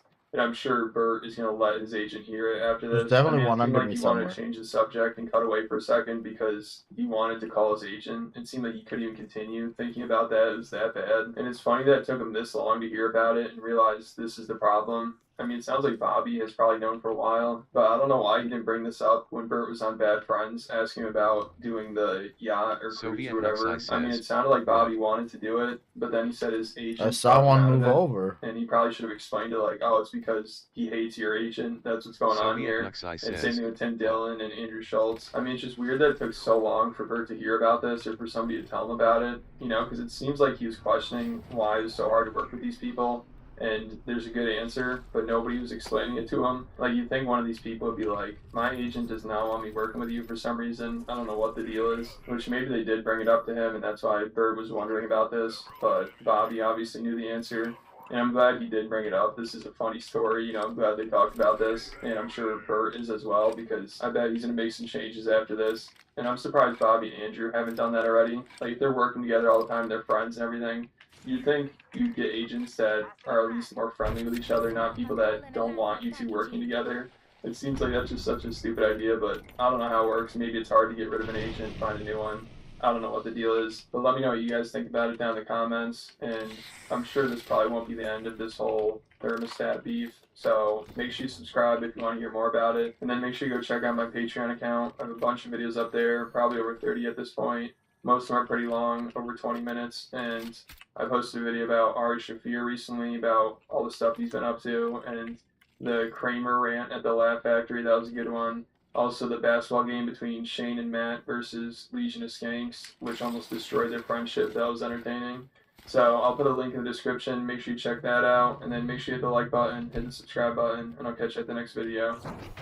The day has come to once again bask in the glory of the work done by the necromancers of engineering over in Shenzhen, who have been toiling away on another abomination. This time in the form of a 16-gig version of the RX 580. And here it is! This is one of them, I think. It should be in the box. The link on AliExpress was sent to me by a viewer, so thank you very much for that. And in today's video, we're gonna see if we can actually use any of the extra video memory. Yeah, let's check it out. But before that, you ever wonder how RAM actually works? I always just assume the electricity goes in and then, like, magic makes computer things happen. Well, if you want the real answer to that question, you should probably check out today's video sponsor, Brilliant.org. Brilliant is the best way for you to learn intimidating topics like math and computer science interactively from the comfort of the least ergonomic position you can manage on your couch. I'm learning. I've recently been into Brilliant's new How Technology Works course, you know, with all that RAM learning. But you can try any of the thousands of lessons Brilliant has to offer, free for 30 days. Just visit the link brilliant.org/dollar. And the first 200 of you will get 20% off of Brilliant's annual premium subscription.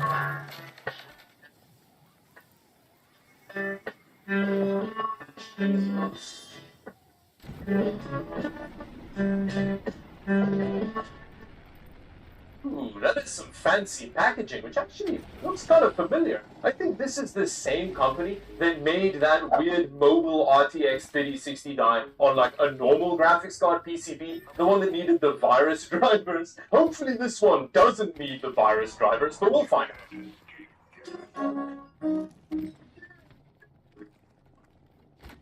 We even get a box with some graphics on it. This kind of reminds me of the kind of packaging graphics you used to get like 10 or 15 years ago on graphics cards. It's kind of nostalgic. I'm very excited to see this high-frequency graphics card. And according to the back, apparently this is a 4K gaming graphics card, which makes sense considering the 16 gigs of video.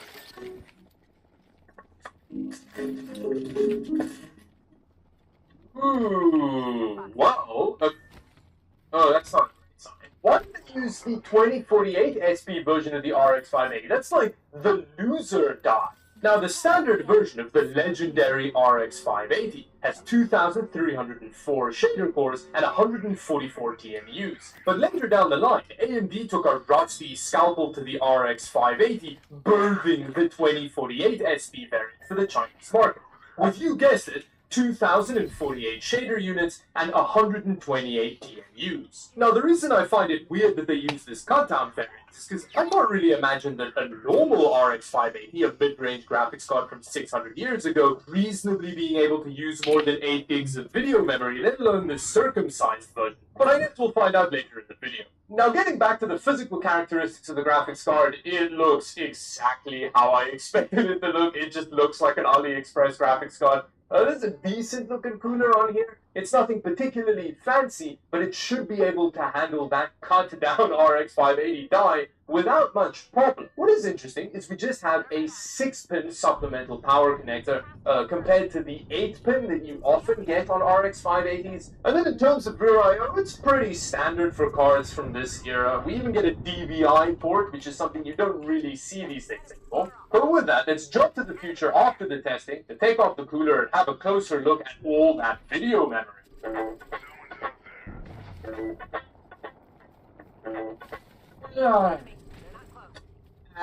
It's our cooler. It is quite basic, but it's not nearly as basic as like a Wish GTS 450. You know, at least there's like heat pipes going on. We've got some actual thermal pad contact and stuff. And then here is our very reasonable 16 gig circumcised RX 580. Look at all those memory modules. They actually seem kind of sanded down. I know that these are Samsung modules, but you can't make out any of the information on it, which is interesting. And then back here is the power delivery. We've got 5 sturdy looking phases. And then the die looks disappointingly uncircumcised. It just looks like every other AMD die. So with that, let's drop it in the system and test it. Yes. Now, as a point of comparison, I'm starting out with an 8 gig version of an RX 580. Now, unfortunately, this isn't a circumcised one. It's actually a pretty GigaChat version of the card. So it's not a fair comparison in that way. But by the end of the video, we'll see if we can find a use case where the circumcised 16 gig card outperforms this all-natural 580. Starting off with Battlefield 5 at 1080p high settings, and the game is running very well on this Asus card. This is quite an easy to run map, but still, this is great performance for a card that's been around for as long as this has. Although there is something that's a bit worrying. Despite having 8 gigs of video memory available, at 1080p we're just seeing about 4 gigs of allocation, which is not looking promising for the scalpel thing. Now this is at 1080p medium settings, and it's a bit input laggy, but it is Cyberpunk. I feel like that's quite normal for the game. But even here, we're just seeing about 4 gigs of memory allocation. So I guess we're gonna have to start pushing up the resolution. I'm sure the GPU will be fine with that. I mean, I think we just go straight to 4K. That's the way to do that. Okay, so we still don't have our entire memory pool allocated, but we're getting 14 frames per second with the more powerful GPU. Very good. Let's see if we can get the entire memory pool allocated. So let's jump the preset up to Ultra with no Fidelity FX. Oh, it's still... We gotta go this way. We gotta go this way. You're gonna get trapped. Yes. There we go. 8 gigs high, and it's telling us it's gonna use about 10 gigs of video memory, which is good. That's what we want from it. Now we just need to hope that it can't run due to the memory bottleneck as opposed to the GPU. Oh, it's actually performing quite well. I'm guessing it's because everything other than high textures is on low. And despite our memory allocation being quite a bit higher than the other games, it's not anywhere near the 10 gigs we were promised, which I guess makes sense, considering that we don't have 10 gigs of video memory. Ah, yes, there we go. This is gonna be the game. So with medium settings of 1080p, we're hitting 7.5 gigs of memory allocation. So I'm assuming with some tinkering, The Last of Us is the game where we'll get the Abomination card to outperform this one. But first, let's see if that card needs some virus drivers.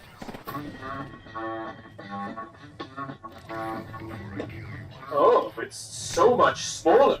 Hey, there we go. It immediately recognizes that it's the loser version of the card. Very good. Nice. The driver install just worked like any AMD card. That's very good. So now let's see how it performs. It's not running quite as well as the Asus card. And I think I can see why. Not only has the chip been brutalized, it's also clocked a lot less aggressively. So obviously it's not going to perform as well. And with Battlefield 5 at least, the loser's massive endowment is irrelevant. Interestingly, all of the scalpel work does mean that the cut-down card does use quite a bit. I had a mobile respawn in my bag.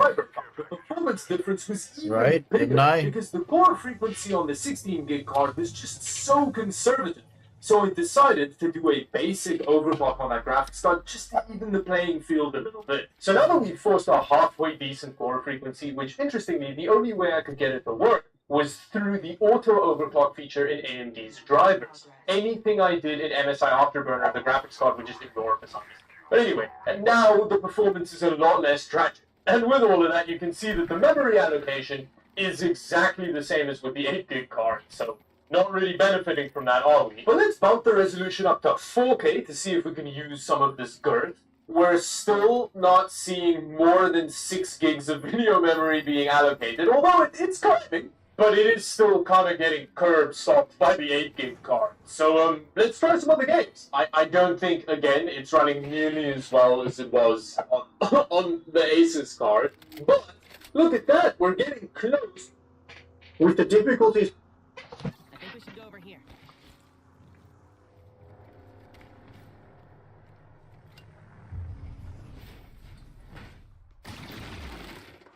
Round 5.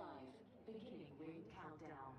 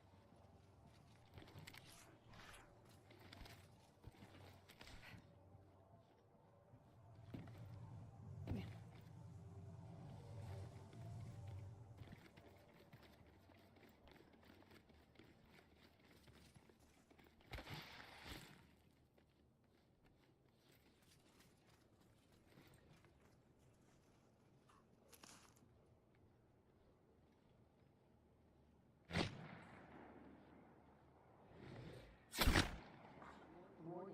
Ring movement in progress. We're in the ring, which means they're coming to us. With lower VRAM graphics cards that we see, how long do you think it will take to see that issue start to creep up to 12 and even 16 gigabyte cards? For example, can you buy a 4080 now and be confident that you'll have a great experience with it, or would you buy a 7200 XTX to be safe? So, sort of, yeah, the whole future-proofing yourself with VRAM. I think 12 gigabytes I'm not that sure about. Like, so, I guess what's put us, dare I say, almost at the forefront of this whole VRAM conversation, because obviously we've done a lot of content, we've talked about it at length now, but back when I reviewed the RTX 3070, I can't remember exactly what I said, but I said, look, sounds like a pretty good value price at $500, getting some great features, nice performance uplift over the previous generation, but I'm really concerned with this product, and probably the reason why I wouldn't buy it, this is what I said about the RTX 3070 my day one review, is because it only has 8 gigabytes of VRAM, and I'd like to see more VRAM at this price point, at this point in time. Then I reviewed the the RX 6800, and it had 16 gigabytes. I said, yeah, this is what I sort of expect out of an RTX 3070. Nuxai says, Given that these, obviously the 6800 was a bit more expensive. LOL. It had the rasterization performance to back up that price increase. So price to performance, they were pretty similar in that sense, but twice as much VRAM. I predicted the 6800 would age better, given that we had next generation consoles and that landscape was shifting. So that was pretty much my initial push towards more VRAM or graphics cards, and that's turned out to be probably a pretty wise call, given how things have played out, and I expect that they will continue to. But I think 12 gigabytes for, what would you say, like a 4060 Ti class product, that should be the minimum, because that's a pretty powerful GPU, and again, how much VRAM do you need? Realistically, all GPUs, all current generation GPUs should have a minimum of 16, because you can use ultra quality textures regardless of how powerful the GPU is, and that gives you a really good visual improvement. So mark my words, a year from now, definitely 2 years from now, there'll be plenty of games that use 16 gigabyte VRAM buffers, somewhere in the 30 gigabytes to 16 gigabyte range, and they will look a lot better doing that. So if you had like a crappy GPU like a 6500 XT with 16 gigabytes, you could just max out the textures and it would look really good. You might only be playing like 40 frames per second on medium quality settings, but with those high quality textures, it would make the presentation look a lot better than it would otherwise. Behind you? Medium. So that's the advantage of the VRAM. The VRAM it's a hard conversation because how much VRAM you should put on a product is really heavily determined by the price of the product, which generally then determines the performance of the product. But typically speaking, like the lowest quality textures, the highest quality textures has a very minimal impact on FPS performance. So it's kind of one of those things where it'd be nice to be able to just use maximum quality textures on everything, but you've got to be realistic about how much VRAM and the memory bus and all that stuff you have on the lower end products. Yeah, I mean, you'd be expecting like an entry-level low-tier card is probably going to deliver lower-tier visual quality. Like that's fair. That's why I sort of said that in sort of $100 range, 8 gigabytes would still be appropriate. Yes. It depends. Obviously. Yeah, like I mean, for this generation, look, I could probably go as high as anything under $300. I'm pretty well okay with paying 8 gigabytes. So above $300 should have 12 gigabytes, $400 and above should be 16. And then beyond that, not too phased. So I think for this next generation, the next few generations of GPUs, you're not going to need more than 16 gigabytes, sort of like what we saw with 8 gigabytes being sufficient for a very long time. From like, wait, as far back as what GTX 1070, I think it was 7 years ago now, something like that. Yeah. So from Pascal to about 2 years ago, I think 8 gigabytes was okay. But yeah, from probably the GeForce 30 series, because there's been a lot of games released like Halo and stuff like that that play at really high frame rates using ultra quality settings, but they don't have enough VRAM to load all the textures in. I don't know, like a lot of you guys have been complaining about this. I mentioned it originally when the 3070 was launched, but I didn't really investigate and look into it until much more recently. And a lot of you have been complaining to me over the last few years that there's been games you've been playing and you've been having texture problems, or the game starts stuttering after 40 minutes of gameplay because you ran out of VRAM. So it's been a problem for a while now. It's not just, a lot of people like to try and say it's these unoptimized games like, if it wasn't for The Last of Us Part 1, this wouldn't be a problem. It's like, no, that's actually very wrong. It's been a problem for a while now. It's just that it's hard to test for. It requires a lot of in-depth testing that reviewers don't necessarily do on an individual GPU. You really have to be specific looking for that problem. But to answer your question, I don't think you have to go too crazy with the VRAM thing. It's no different to how it's been in the past. There's just games are starting to call for a certain amount of VRAM. I think 16 gigabytes is going to be that sweet spot moving forward over the next few years. I don't know how many years, but it's probably going to be quite a few years before you can justify going beyond that, like what we're seeing now from 8 to 16.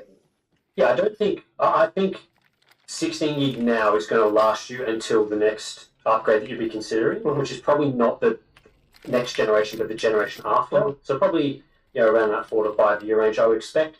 But I mean, with something like 12 gigabytes, is like, that should enable in a lot of situations not the low quality setting textures. It's going to enable somewhere in the middle. So it's just, you're going to have to think about how acceptable is that to you? Like, are you going to be okay with some games running at ultra but some being medium or high quality textures as opposed to the very top level? I think it's unlikely that 12 gigabytes will be like the bottom of the barrel, like super low quality textures anytime soon, whereas 8 gigabytes seems to be heading that way. So 12 gigabytes is like, you're making a compromise there. It's sort of like, So the RTX 4070 is a product that I don't mind. It's one of the better GPUs in my opinion from the 40 series. So, but then you've got the 4070 Ti at $800, and I think that's way too much to pay for a card with 12 gigabytes. Again, it'll be serviceable, like Tim's saying, but I think when we get a few years down the track, you'll probably wish you had 16 gigabytes because you don't want to be managing your VRAM. You don't want to be losing performance because you don't have enough VRAM. You want that VRAM to be a thing you don't worry about. It complicates the whole process. Like we've seen, like with the RTX 4060 Ti, it's kind of crazy to see games like Resident Evil 4, The Last of Us Part 1. What else did we? There's a heap of other games there. Maybe Hogwarts. There's a few other games there, and they play so well in the 16 gigabyte card. Like you get 100 FPS in Resident Evil 4, and then the frame rate's all over the map with the 8 gigabyte version because you're having to shuffle assets and it's running out of VRAM and having to manage that, and that occasionally introduces stuttering. There's just a whole heap of problems that can arise when not having enough VRAM. You want I think with this aging thing, you want the VRAM capacity to age with the card. So if you're buying a card now and it's giving you ultra settings type experience, then sure, in 5 years, it's not going to be an ultra card anymore, it's going to be medium. But you don't want to then have it go from ultra settings generally, but then tend to go down to low. And what we're seeing today is that there's games where you can use them in ultra settings, but with 8 gigabytes, you're sort of looking at medium to low quite quickly. So there could be games very shortly where otherwise you would see the ultra level performance but with low level textures. So with 12 gigabytes there is a chance that it's going to age a little bit better in terms of that card is going to be ultra now, and then maybe in a few years it's going to be high with high textures and then medium with medium textures. That would be graceful aging, but there's still a risk that towards the back end of that card's life that it may be a bit lower than that. Whereas I think with 16 gig, very much the level of performance you're getting from those cards is typically ultra level, and it's very likely to be ultra level textures throughout the lifespan of the cards. It's sort of like, it's better than gracefully aging. It's like, yes, the performance is going to dip down over the years, and a 4080 is going to be more of a mid-tier card in 4 or 5 years in performance, but then hopefully that VRAM, is giving you that ultra settings textures for quite a while. So again, sort of that balance. I think 12 gig is, as you say, for a 3070, it's a mid-range, even though people cringe at $600 being mid-range, but it's mid to high-end. You're using it with Ultra now. It's probably going to be gracefully aging to high and medium with a texture quality reduction over time, but hopefully far enough in the future. Yeah, I think with this current generation, we're at the start of 16 gigabytes, sort of being what you would want to have moving forward. And we're well and truly at the end of 8 gigabytes being sufficient for high-end gaming, even at 1080p. That's really where we are. And we've sort of been making that transition over the last few years. And while some people will argue that we're not there yet, I think we are. That, in my opinion, we are. And you're going to see just more of that in the next 2 years. So I would not be buying an 8 gigabyte RTX 4060 Ti. That's going to be the absolute... apart from the fact that it's a bad value, not good product that is worse than the 3060 Ti in a number of rasterization titles, apart from the fact that it's a really bad product, the 8 GB version is horrifically bad, terrible investment, it's going to age terribly, while the 16 GB version should not be purchased at $100 US premium and is also a terrible product at $500. If I had the option of having to buy one of those products, a $400 8 GB card or a $500 16 GB card, as much as it would suck, I'd buy the $500 card because it's just going to be a much better product now and in the future. Again, most of the games that we have available right now do not require more than 8 GB, especially with reasonable quality settings, and you can play pretty much all games on an 8 GB card. Again, stuff like Halo, you can dial that down and get you shouldn't need to dial it down because the frame rate's already really high on Ultra. You can make it work, but I think 2 years from now, you're going to be regretting saving $100 US. But ultimately, you probably shouldn't buy it. You probably look at something like a Radeon RX 6800 XT, something along those lines. Used GPUs. Oh, yeah. You can get a used 2080 Ti for less. Well, used 2080 Ti is a much better product. So anyway, there are options out there. 4060 Ti is definitely not it. Have you answered this one? Yep. 6 times? $6 ways. Cool. Yep. We'll move on. Last week,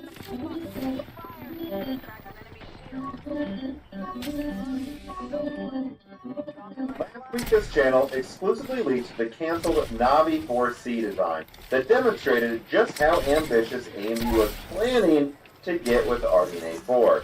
But now we actually also have renders from fans on Twitter of what this could have roughly looked like in the flesh, or silicon, I guess. And yeah, I mean, it looks really cool, and there's just no way around it. You realize it the second you look at that thing.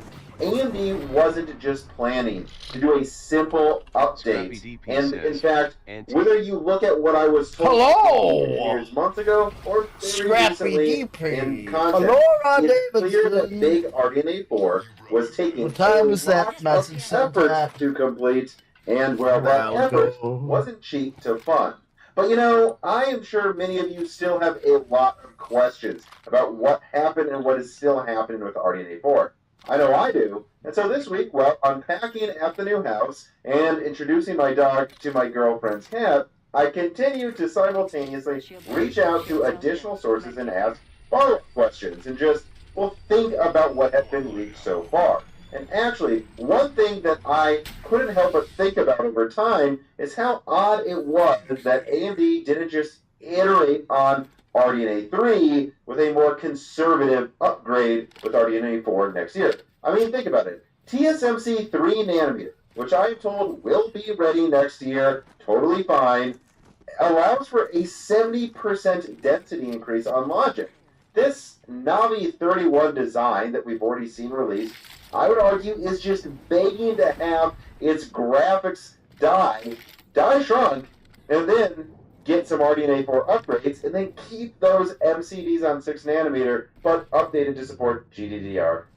I mean, I thought that was the whole point of that RDNA 3 design. It wasn't perfect at first, but the next one, well, they can just, like Zen 2 to Zen 3, bring in some architectural updates and maybe die shrink it, and boom, all of those headaches and early design work they put into making this multi-chip, multi-node type design would pay off when NVIDIA has to keep shrinking everything monolithically to a smaller, more expensive node.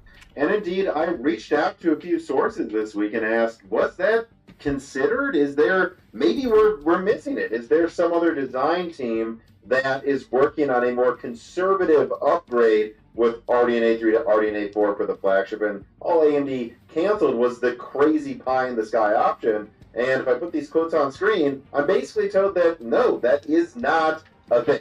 One source of mine tells me that as far as they are aware, that Navi 4C design that I leaked is the singular, the big RDNA 4 configuration.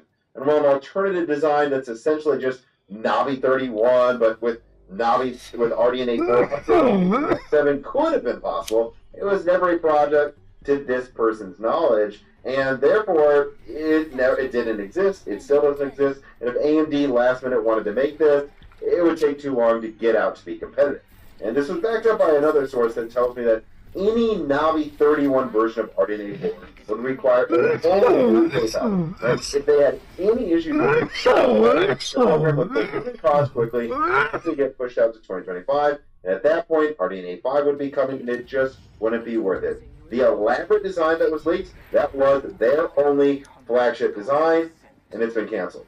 Now, a third source that I didn't actually consult, or should I say, we didn't get a chance to connect for the previous leak I put out this week, I think that was some interesting perspectives. This person said that after watching the latest Broken Silicon with that 8900 XTX leak, they wanted to clarify that, well, it's true that Navi 4C's design is quite elaborate and therefore requires a lot of design work, which costs money. It never would have gotten that far in development if they didn't think they would for sure get it working. You see, Navi 4C was the chosen Halo design for a reason. Well, years ago, perhaps they considered a more conservative option. None of those made it far, and that's for a reason. They thought they could do this, and they thought it would be very powerful. However, the one thing they're never sure of is once you hit the ground running, if it's still going to be worth the money as a market changes. And the market is changing right now. Gamers don't want $2,000 graphics cards. It's obvious. Gamers want existing flagship performance to become reasonably priced finally. No one's taking those COVID BS prices anymore. And so AMD, the more likely explanation is perhaps the design ended up costing more than they thought it would to keep the development going. Maybe more issues popped up than they had expected, or they were worried they could pop up and final tapeouts. But at the end of the day, they do think they could have gotten it working. They just don't think it's the right product for this market right now. But it might be the right product to be used with RDNA 5. And actually, I want to drill down here for a second because there are some important implications from these recent quotes I've gotten from sources that I think people might miss that actually have a pretty positive set of connotations behind them. Number one, what I'm seeing here is that AMD they actually are confident they can get that crazy concept I leaked to work. It's not a matter of if, it's a matter of when they decide to greenlight this product. And you have to remember, in that recent RDNA 4 isn't canceled leak I put out, I distinctly said that there's still a slim chance AMD might still launch Navi 4C. Now, that decision will have to be made in the next month or two from what I hear, but it's not a matter of, oh, we can't get it working. It's a matter of, can they prove they can do it within budget and that it won't have more issues pop up in the final road to development. It's about potential future issues, not mega showstoppers right now. That's an important distinction that I don't think was properly expressed before, and that is good news. Furthermore, this also suggests that they are extra sure they can make something like this in the future whenever they are ready to. Again, like I said, it's a matter of when, not if. And, well, right now, they have limited resources. They are in a tech market that is in a bit of a recession, and they have to worry about MI300, MI400, and I just think there is a good chance that they think, look, this crazy, elaborate, expensive design, maybe it would have increased performance over RDNA 3 by, I don't know, 2 to 3 times. I'm not saying it would, but let's say it would. 2 to 3 times the performance. If that would have cost $2,000, maybe even more, maybe AMD's going, it seems like we have to sell the 7900 XTX for about $900 or less for it to sell incredibly well for the rest of this generation. It sold well at $1,000 over the holiday season in 2022, but that was the holiday season. So, yeah, if it takes $900 for that level of performance, and right now we're working on something that's 2 to 3 times the performance but will cost 2 to 3 times as much, that might not be the right move. Not right now. But if the overall concept, if the overall organization of those chiplets is sound, maybe they're looking at RDNA 5 and going, RDNA 5 looks pretty promising. That one's going to have an even better architecture. If we just use RDNA 5 architectures with this chiplet organization, maybe we can get to something 4 to 5 times what we have now and still make it only cost 3 times as much. It's still only going to be for rich gamers besides the cut down versions, but at least it might be something that if this market starts taking off again and booming well in a year or two, maybe some people will go, yeah, I will pay 2 times as much as the 7900 XTX for 4 to 5 times the performance. But no, even if it came out a year or two sooner, I wouldn't have paid 2 times as much for 2 times as much performance, if that makes sense. And the final implication of these quotes is that, well, if they don't think Navi 41 or 42 are right for the market right now, well, they haven't canceled the other ones. And that means they think those ones are going to offer something this market really likes, or let's be honest, they would have canceled those too. And, well, I reached out to additional sources about the RDNA 4 cards that AMD hasn't canceled right now, and I want to get to the performance you should expect out of them and how they're probably overall going to be positioned. But first, an ad from a sponsor. This piece of content is brought to you by AliExpress. AliExpress, no matter what, people, in 1080p pieces if you need it to, 828 today.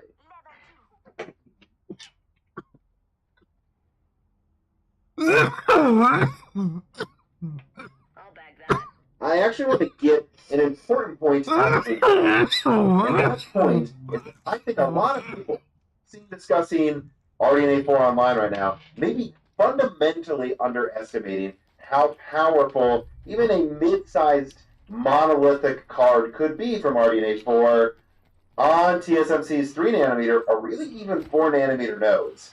After all, let's remember that despite the RX 7600, which is the most recent monolithic card AMD's released, using a grossly inferior node to NVIDIA's RTX 4060, it still manages to match it in rasterization performance, and it's only 28% bigger. Again, a card is competing from AMD with an NVIDIA counterpart, and it's not that much larger, and it uses a far worse RDNA 4 fixes the power consumption and clock speed issues that have been widely reported with RDNA, and then it gets a massive node improvement. It wouldn't need that big of a die to impress people, I think. And in one place, RDNA 4 will actually have access to GDDR7 for the lineup, which will bring even further power savings and performance improvements over what NVIDIA can offer right now with their current early 4 nanometer lineup with Lovelace. So, anyways, with that in mind, let me put some quotes about RDNA 4 performance on screen. This first source here is someone that I've been talking to for years, and this person tells me that both of the remaining RDNA 4 configurations... Let's fucking go! Here we go, got some add-ons. And described as mid-range. Fucking go. I was also told to remember that these mid-range GPUs let's go. are meant to Reload remain them, keep competitive them moving. well into 2025. You know, Keep the this team isn't a together, mid-range card releasing squad it now. up. This is a mid-range card releasing a year from now, meant to compete with NVIDIA cards coming out through 2025. So it's going to be a lot stronger than what you can get right now in the mid-range. And a second source here, one of my best sources, told me that it is too early to double down on exact performance yet, and that a big part of that is there could be some last-minute tweaks to some of the aspects of the final hard design, that they haven't been fully defined yet, but that they're close. And either way, they are both meant to compete in the mid-range a year from now. And then a third source told me that they actually got pretty lucky and caught part of a presentation a bit ago that proposed 64 compute units for Navi 43 and 32 compute units for Navi 44, but the person didn't catch the note or bus width. And please listen to me when I say this.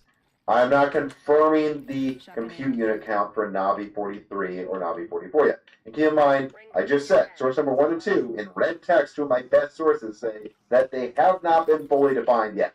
But what I can say is that there was a recent presentation given proposing 64 compute units for Navi 43, so that should hopefully give everybody here an idea of the ballpark of performance AMD is targeting with these products. But whether or not that is the compute unit counts AMD goes with for Navi 43 and 44, I think they are interesting numbers to highlight for a thought experiment.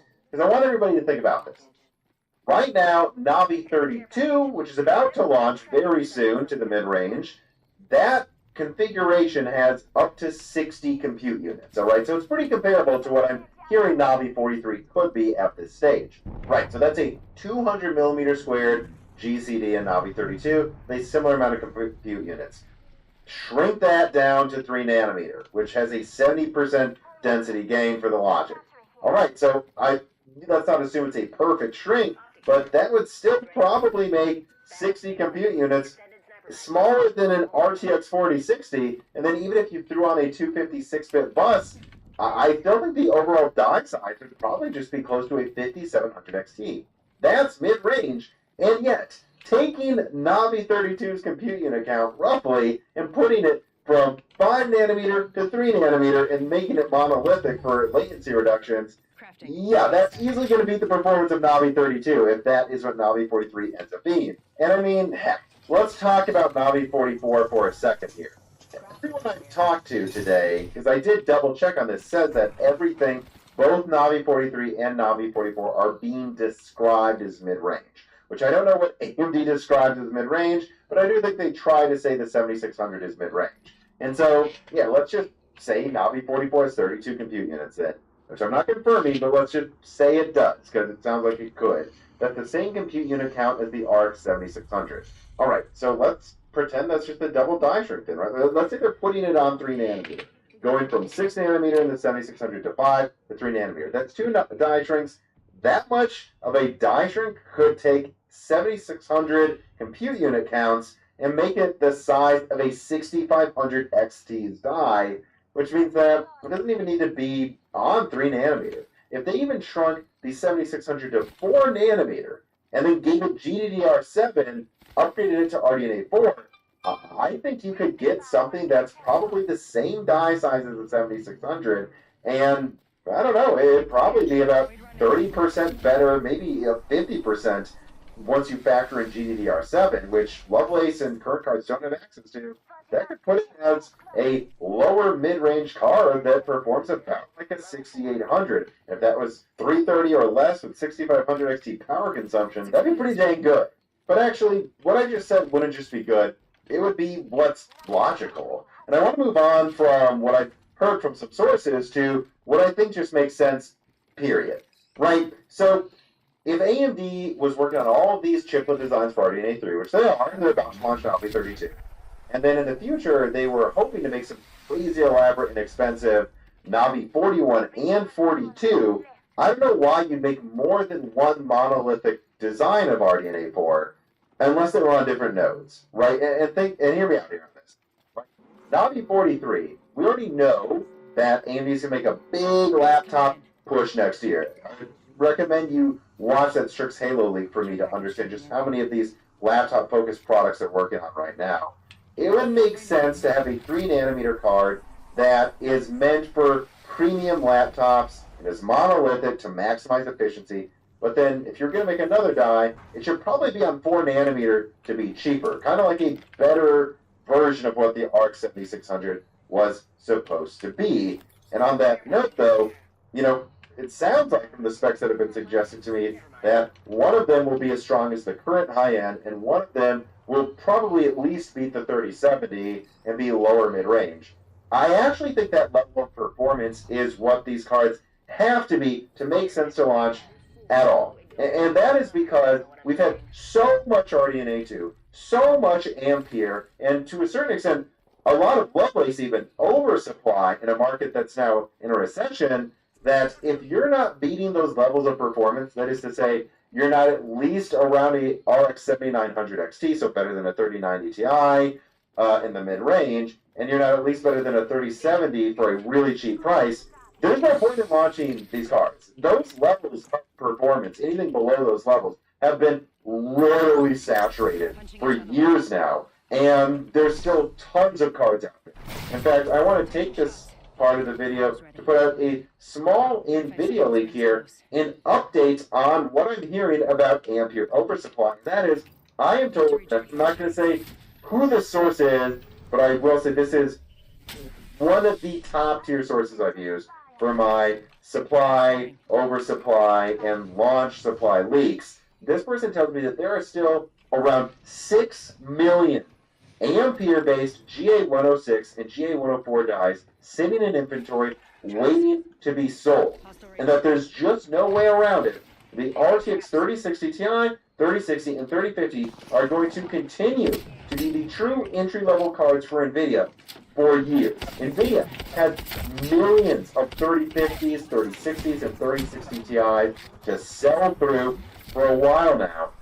And then consider the used market, and then consider that NVIDIA probably also overproduced Lovelace a bit, and AMD also has I put one down. A2 card, certainly on the used market as well.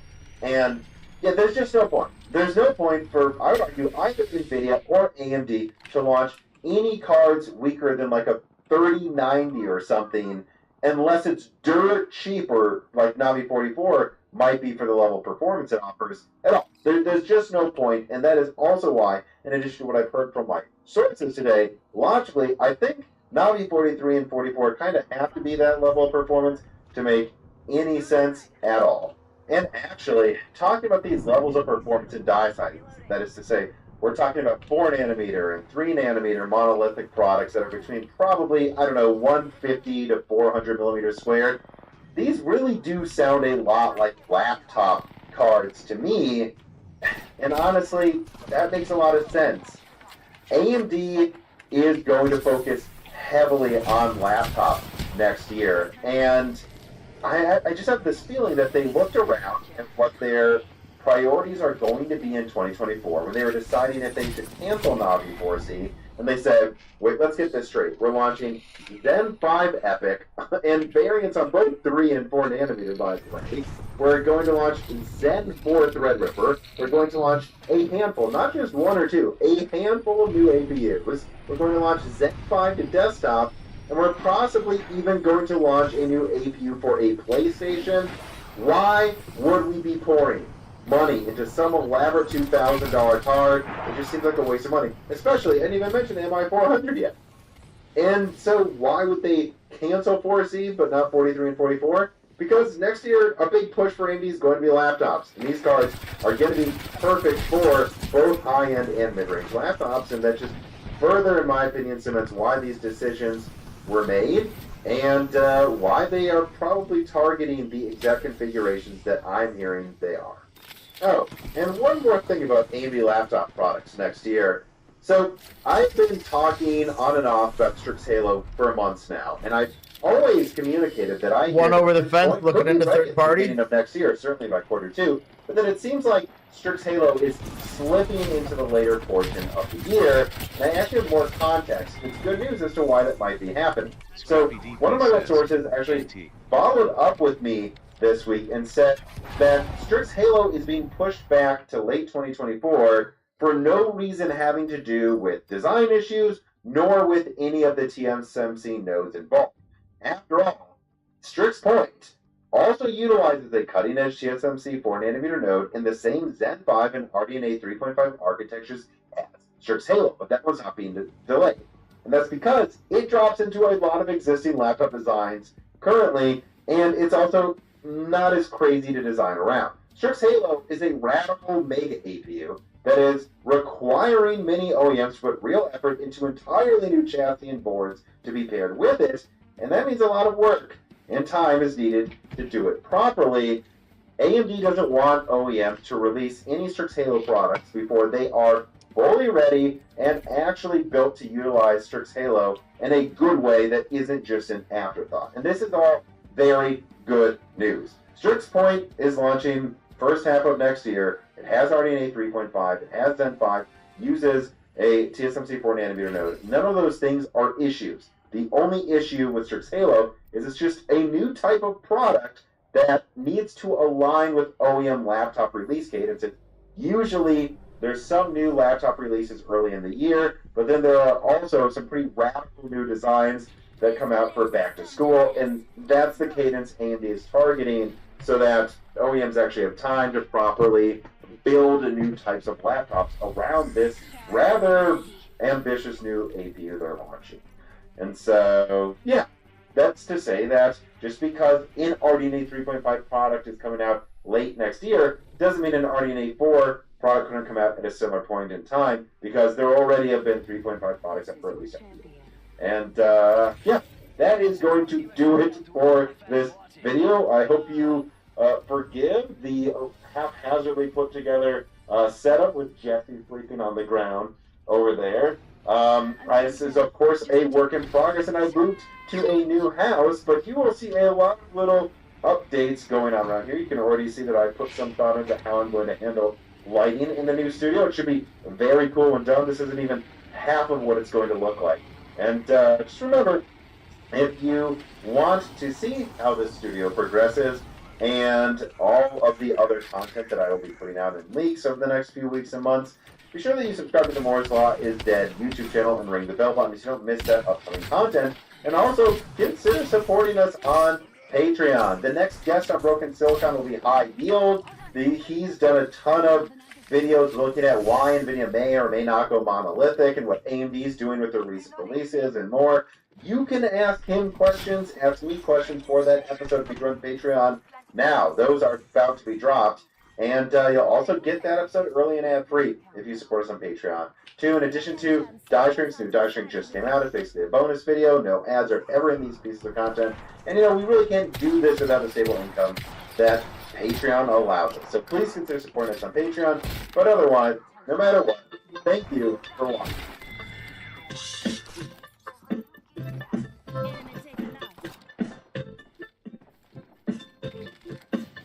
45 seconds, rings close.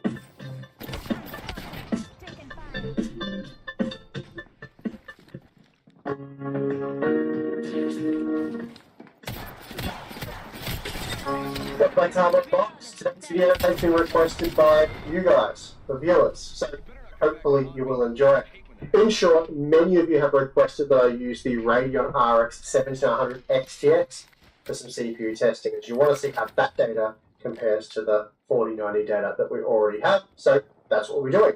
But before we get into it, today's sponsor spot is brought to you by ASUS Store and their new Locker Store 6 Gen 2 AS6706T. With its quad-core CPU, it offers easy backups to numerous devices and cloud services, and included is dual 2.5 gigabit Ethernet, which can be combined in SMB multi-channel for up to twice the bandwidth. And you can even upgrade to 10 gigabit networking via an add-in card. As for the software, you're not locked down with support for third-party operating systems, while the latest version of ASUS Store Data Master packs all the features you could possibly need, including iSCSI. We've populated ours with Seagate's Ironwolf 20TB drives, and with the Help Management software, we can ensure the drives are running optimally. Then, to maximise random I/O performance for content creation, we're using Team Group's T-Create SSDs. So for more information, please check the link in the video description. So, having recently created a 23-game head-to-head benchmark between AMD's Ryzen 7 7800X3D and Intel's Core i9-13900K, I used the GeForce RTX 4090 in an effort to reduce the GPU bottleneck as much as possible, allowing us to better evaluate the gaming performance of these CPUs. However, many of you are aware of NVIDIA's GeForce overhead issue, which I explained in a two-part series back in 2021, and I'll provide some links to the video in the description below if you're interested to learn what is going on there. Anyway, this and a few other factors, such as resizable bar for example, can result in unusual performance scaling between GeForce and Radeon GPUs, depending on the CPU, game, and settings used. So this is really more for science type content. It's not going to change any of the recommendations we've made previously, but it will no doubt provide us with some interesting results. And at the end of the day, you guys wanted to see this data, so that's really all I needed to hear. Now for testing, the Ryzen 7 7800X3D was installed on the Gigabyte X670E Aorus Master, using the latest BIOS revision and DDR5 6000 CL30 memory. Meanwhile, the Core i9-13900K was benchmarked using the MSI MPG-Z790 Carbon Wi-Fi with DDR5 7200 memory. Then for the graphics cards, we have the ASUS ROG Strix RTX 4090 OC Edition and the Sapphire Nitro Plus RX 7900 XTX Vapor X, a lot of X's there, and these cards have been benchmarked at 1080p, 1440p and 4K, so let's get into it. Starting with the Hogwarts Legacy results, we find that there's a few interesting things going on here. Firstly, at 1080p, we see that the 7800X3D is actually 13% faster when using the 7900 XTX when compared to what we saw with the what should be much faster RTX 4090. However, due to the CPU bottleneck at this low resolution, the reduced overhead of the Radeon GPU actually affords the CPU a bit more headroom, hence the higher frame rate. It's a similar story for the 1300K, which saw an 11% boost with the Radeon GPU. It's also interesting to note that whereas the 7800X3D was 3% faster than the 1300K when using the 4090, it's 5% faster with the 7900 XTX. A minor difference for sure, but it's a clear indication that the Ryzen 7 processor is faster in this title. Then once we increase the resolution to 1440p, the results become mostly GPU limited, though the 4090 is still causing a few overhead issues for the 1300K, but that gets sorted out at 4K, and here we are 100% GPU limited, and as such the 4090 is now 27% faster than the 7900 XTX.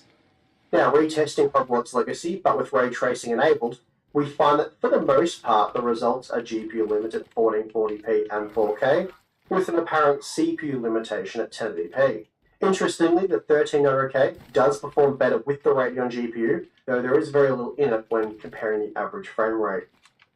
Next up we have Spider-Man Remastered, and here we're seeing slightly better average at 1% low performance at 1080p when using the 7900 XTX. Then at 1440p, the 7800 X3D does perform better with the Radeon GPU, while the 1% lows of the 1300K were improved, though the average frame rate does take a bit of a hit. Then at 4K, as you'd expect, we're entirely GPU limited, though again, the 7800 X3D does fare better relative to the 1300K when using the Radeon GPU. Then with ray tracing enabled, we find some interesting results. The 7800X3D was actually faster at both 1080p and 1440p when paired with the 7900XTX, whereas the 13900K didn't see the same great results. This also means, whereas the Ryzen 7 processor was just 2% faster than the 1300K at 1080p when paired with the RTX 4090, it was 10% faster once both CPUs were using the 7900XTX. So that's a very interesting result. The Far Cry 6 results highlight the GeForce overhead issue quite well. Firstly, we see when using the 7900XTX at 1080p that the 1% lows for both CPUs are higher. I wouldn't say they're much higher, we're talking about a 7 to 8% boost, so not nothing, but not huge either. But what's really interesting here is the fact that the 7800X3D was 2% faster when using the 4090, while the 1300K was 6% faster when paired with the Radeon GPU. This also meant that whereas the 7800X3D was 10% faster than the 1300K when both CPUs were paired with the 4090, it was just 1% faster when both were using the 7900XTX.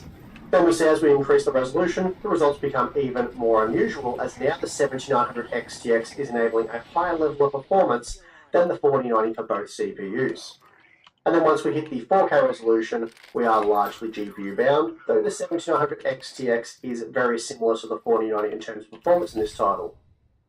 Now, the Hitman 3 results are very unusual, and they look a bit wrong, but I have triple checked them, and for whatever reason, the 1300K is much slower than the 7800X3D when using the 7900XTX. I'm not sure if this has something to do with resize or bar. Unfortunately, I haven't had a chance to investigate this after the initial testing, but essentially what we found was when using the RTX 4090, the 1300K was 6% faster than the 7800X3D, but when using the 7900XTX, it was 13% slower. That's a massive performance discrepancy. And then once we reach the 1440p resolution, all the configurations are heavily GPU limited, so performance between the two CPUs is much the same.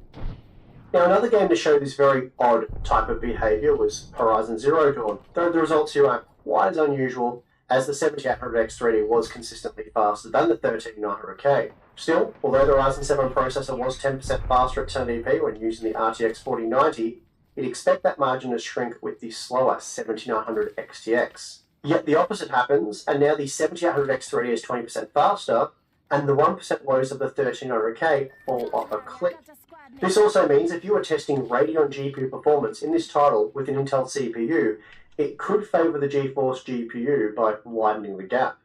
Having said that though, this was really only seen at 1080p. The 1440p data makes a lot more sense. Here the 7800X3D was 9% faster using the 4090, and as you'd expect that margin did shrink slightly with the slower Radeon GPU to 8%. Yet another game to see the 1300K struggle with the 7900XTX at 1080p is Rainbow Six Siege. And it's another example where the 1% lows are particularly weak relative to what you'd expect based on what we see with the 7800X3D. For example, the 1% lows of the Ryzen 7 processor were 10% greater when using the GeForce GPU, but that figure ballooned out to 25% with the 7900XTX. But once again, we see that by the time we hit the 1440p resolution, the strange scaling behaviour is masked by a heavy GPU bottleneck. The ACC results are fairly typical, though the 1300K was consistently a few frames faster when using the 7900XTX, seen at 1080p and 1440p before the results become heavily GPU bound at 4K with the Radeon GPU. Meanwhile, GPU scaling with the 7800X3D looks pretty much as you'd expect. The Resident Evil 4 results also look as you'd expect, at least for the most part. The only result that looks a bit out of place is the 1300K 1080p data, where we find the Intel CPU is actually faster when using the Radeon GPU, but again, this is a GeForce overhead issue, and with the 7800X3D being faster in this game, it wasn't an issue there. The A Plague Tale Requiem results are also largely CPU limited at 1080p, and again, we see that the 1300K did perform a little better with the Radeon GPU as it reduces CPU load. It's not a massive difference, we're looking at a 7% improvement here, but other than that, the results are as expected. Despite being a very CPU demanding game, Watch Dogs Legion doesn't have any strange CPU scaling issues for us. The margins were slightly more favourable with the 7800X3D when using the 7900XTX, going from 24% faster with the 4090 to 31% faster with the 7900XTX. Then we have the Rift Breaker, and the data from this point is pretty much what you expect to find. So consistent scaling between the GeForce and Radeon GPUs, and we see that is indeed the case here.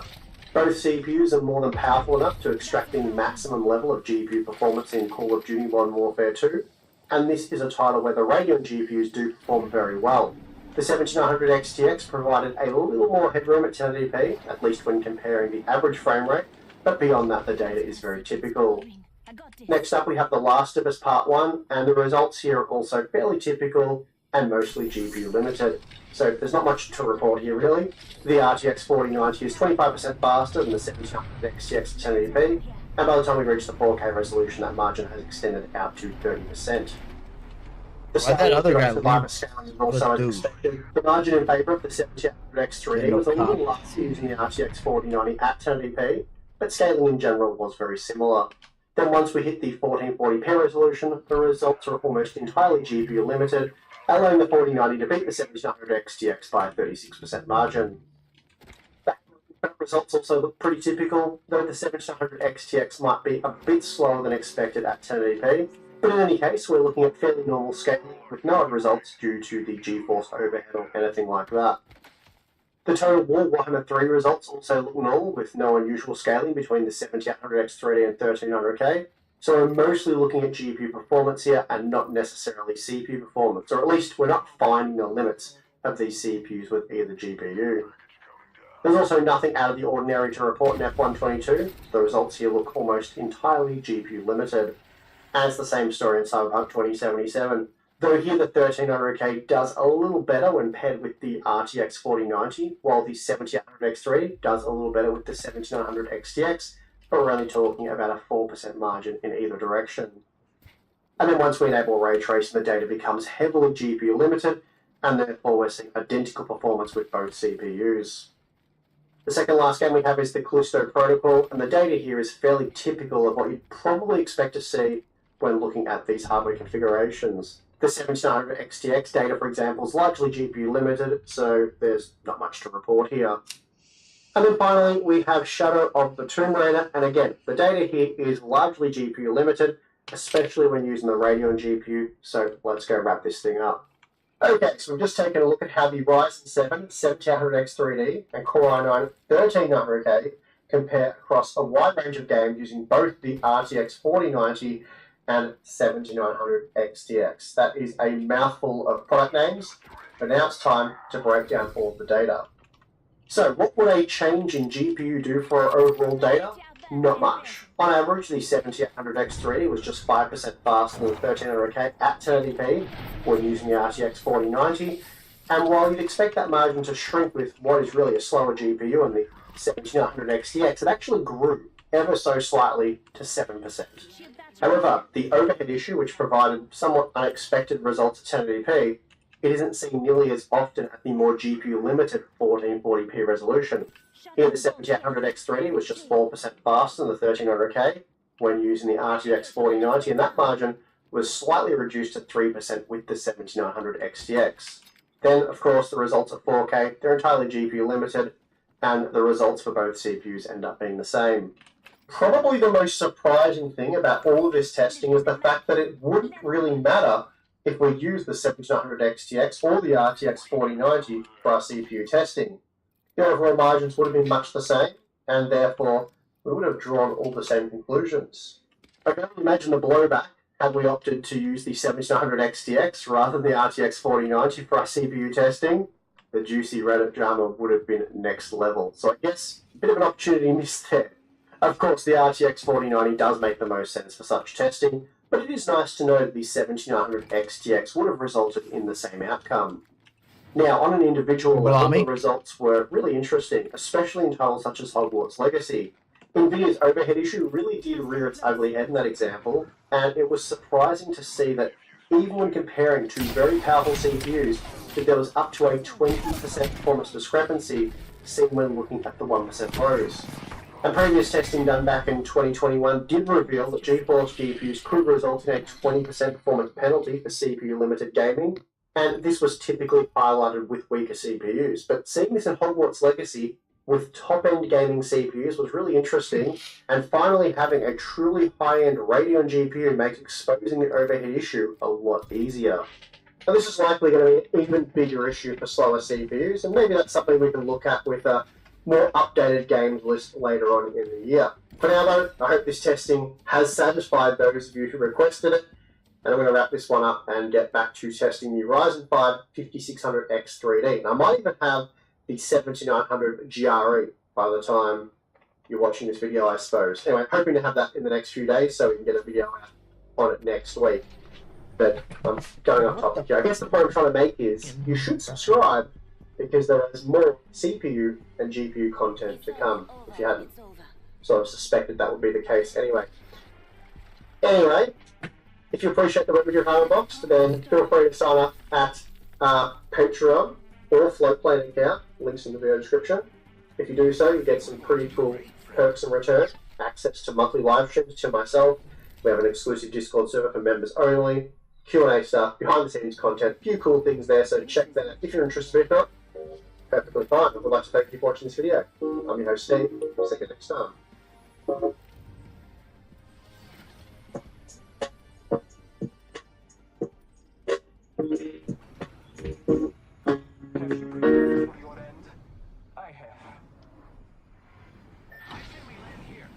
Hold your breath if you have to breathe.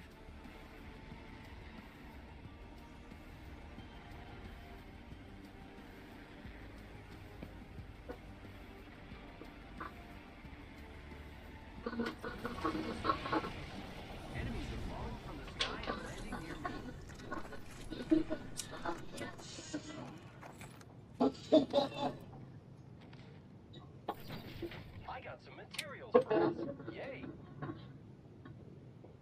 The enemies are shooting at me. Broke that You're enemy alone. shield. Reloading. Giving my shields a recharge. The day has come. The day has come.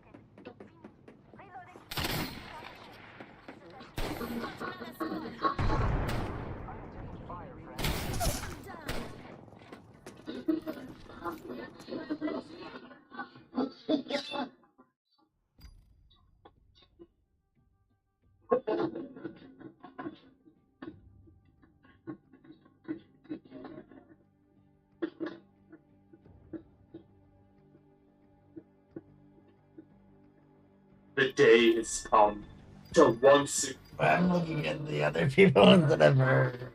Fucking so.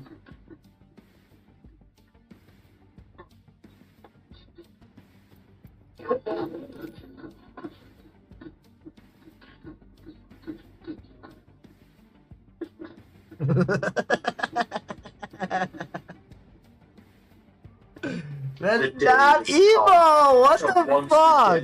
Bask in the glory of the work done by the necromancers of engineering over in Shenzhen.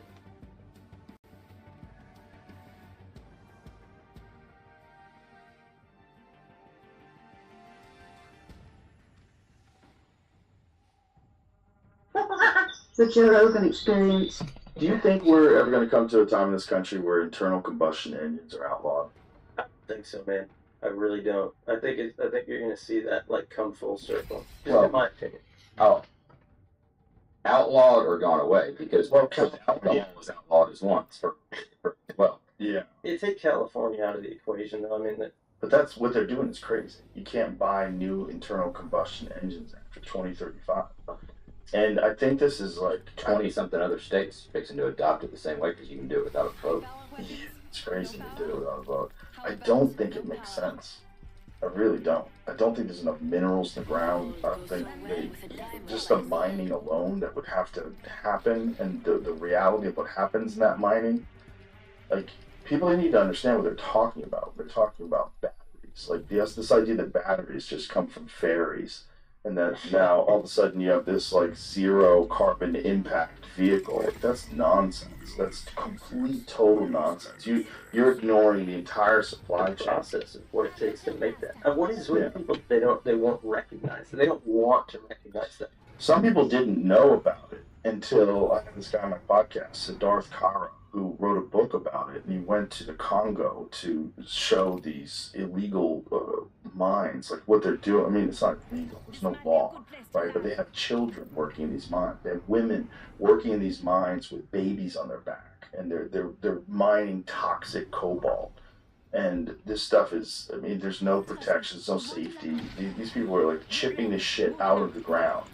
And that's a good percentage of all the cobalt that's involved in electronics and batteries and cell phones, and all the things that we need.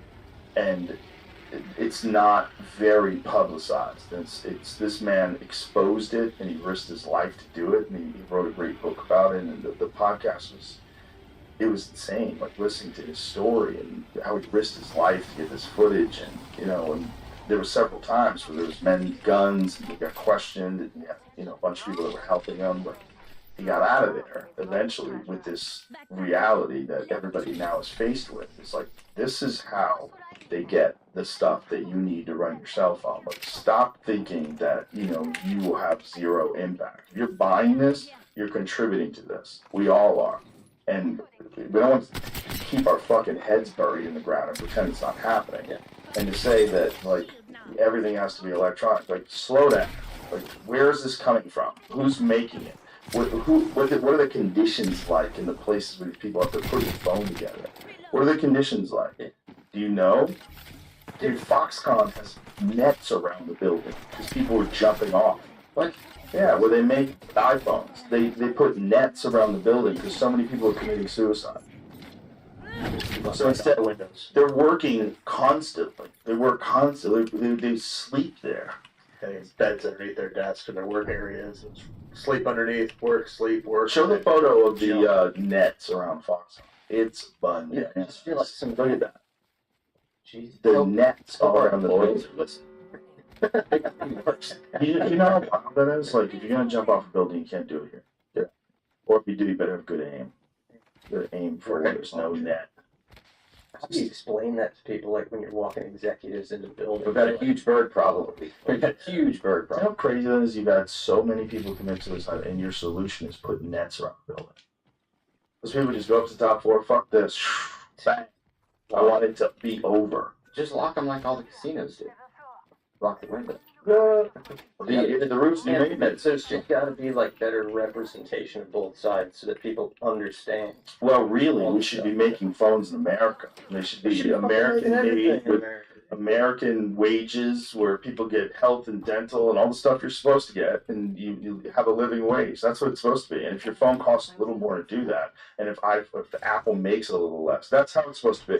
You're not supposed to be using slave labor to do stuff. And, we don't have an ethical choice. It's not like if you want to be a part of today's society, you kind of have to have a smartphone. If you're answering emails and doing business, it's way more convenient to do that than to not have one. And there's not like this very obvious ethical choice. Like, hey, this company only uses high-paid labor. Everybody has insurance. There's none of that. They only work X amount of hours a day. There's none of that. You get these things, and they're all manufactured overseas. Is it 2030 is the year? Is that what California's law is? I think it's 2035. Yeah. If they were to do that and say it was nationwide, right, and no new cars after 2035 can be, but they don't touch. I mean, obviously you're not going to be able to do anything with what's existing. Any of the ICE motors that are out there, this can be like just drift. Yeah, imagine what the cost of like a 2020 F-50 would be worth then. More desirable or less desirable? I mean, I would assume that at least 50-something% of the population is going to be like, fuck that, I'm never going to buy my gas motors, right? Well, the thing that always is going to be an issue with cars is charging them.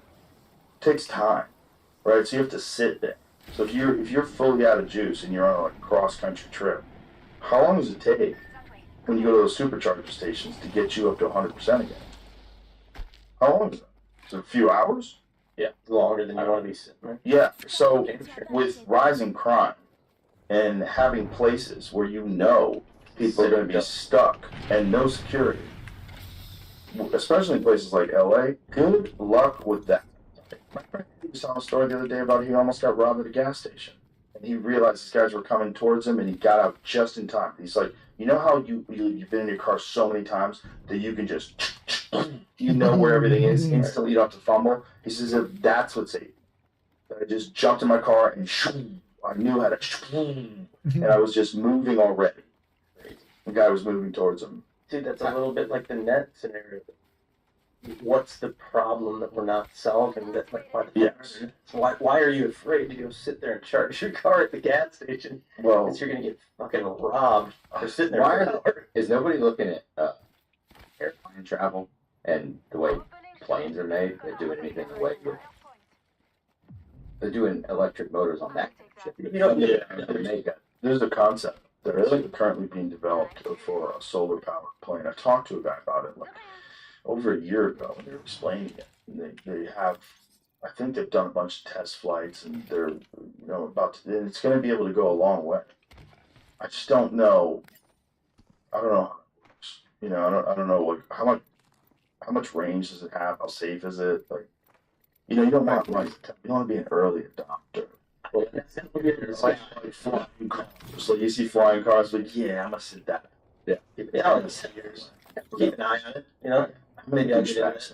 I'm gonna give you flying in trees and start forest fires.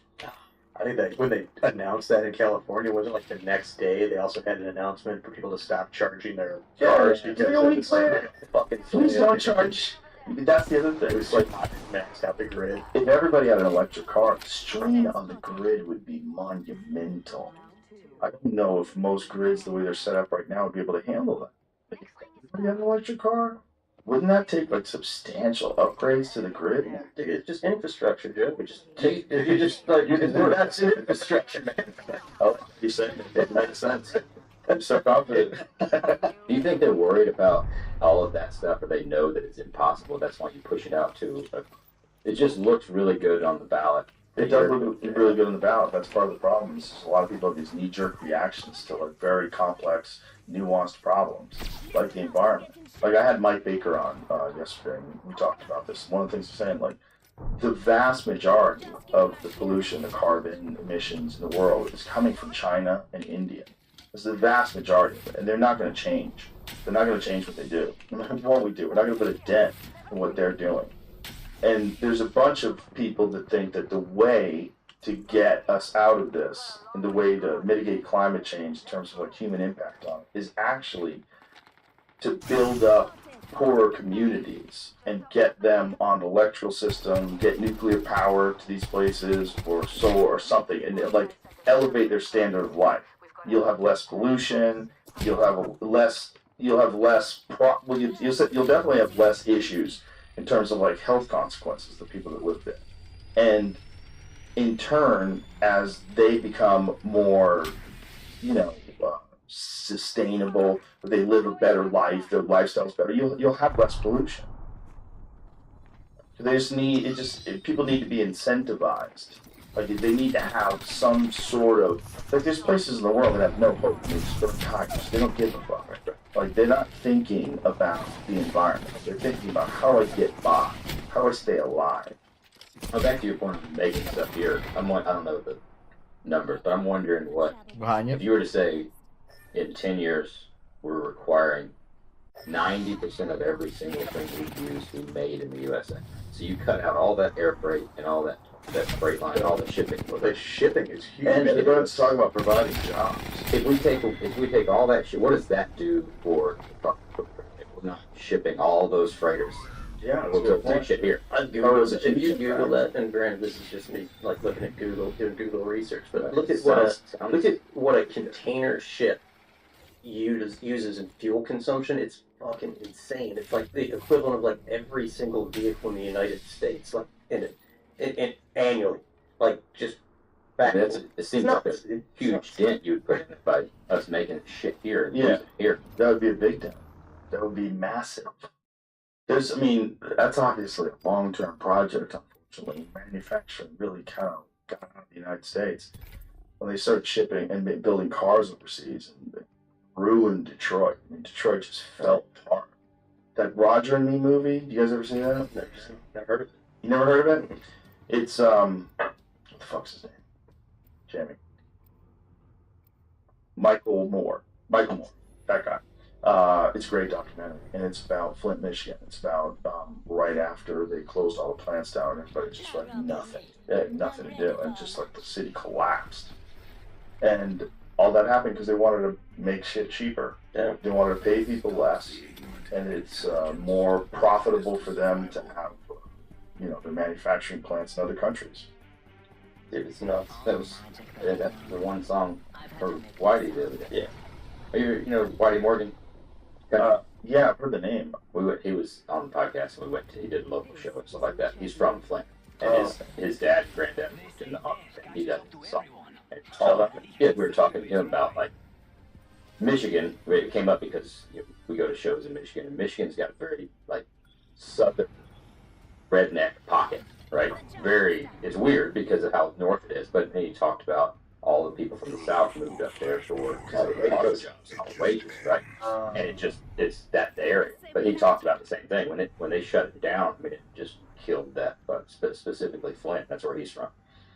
It's a horrible story, and they did that because they wanted to make more money. Imagine knowing that you're going to just destroy thousands of people's lives, like instantly. I'm not. I want to make more money. I'm not trying to put you on blast. I really want to know on a normal. On a normal. Every kid say that these days. Put you on blast. Well, on a purchasing decision, when you're going to buy something, how does that weigh on you knowing that it's made in America? Well, I'd like to buy everything if it was possible. I would like to buy everything made somewhere where people are paid fairly. Right? That's like what should be the normal ethical exchange for everything. You go to a restaurant, you want to know that everyone's being taken care of and paid fairly. You go to buy a car from you guys. You want to pay you for your work. It's a good exchange. That's what I think I like to think about. And the thing that bums me out is if you're buying something that you know is made by people that are essentially slaves. I mean, the people working at Fox, what options do they have? What do they do? Is there an option to only work 8 hours a day? No, it's probably not. It's probably insane. They're using young people to do it too. It's all fucking sketchy.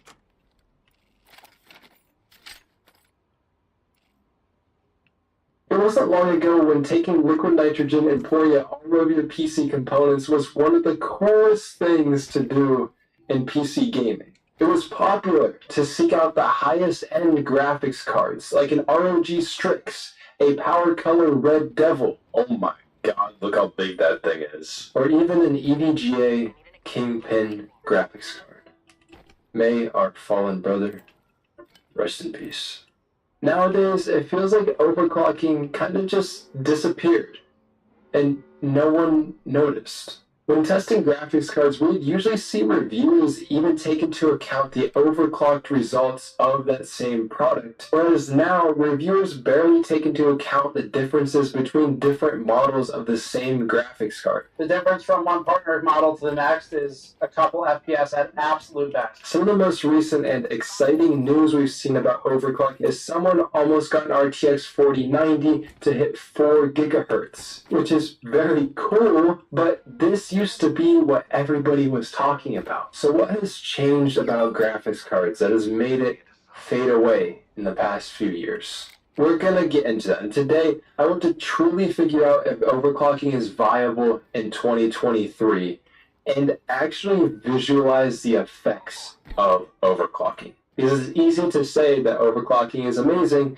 but how much FPS do you actually get? To test this, I have 4 graphics cards here today. You're going to look at this and you're going to count 3. The other one is in my PC right now. I have for you here a high-performance graphics card from both AMD and NVIDIA. I have a mid-tier RX 6700 non-XT, which isn't really thought to be a good overclocking card, probably because it only has a 1 8-pin power connector. And then the last one that I have for you here today is obviously an interesting looking card, but this is an RX 5700 XT, which, curiously enough, only draws around 200 watts under load. It has 2 8-pin power connectors, which technically rates this 200 watt card at drawing up to 375 watts. So this waifu graphics card might be an insanely good overclocker.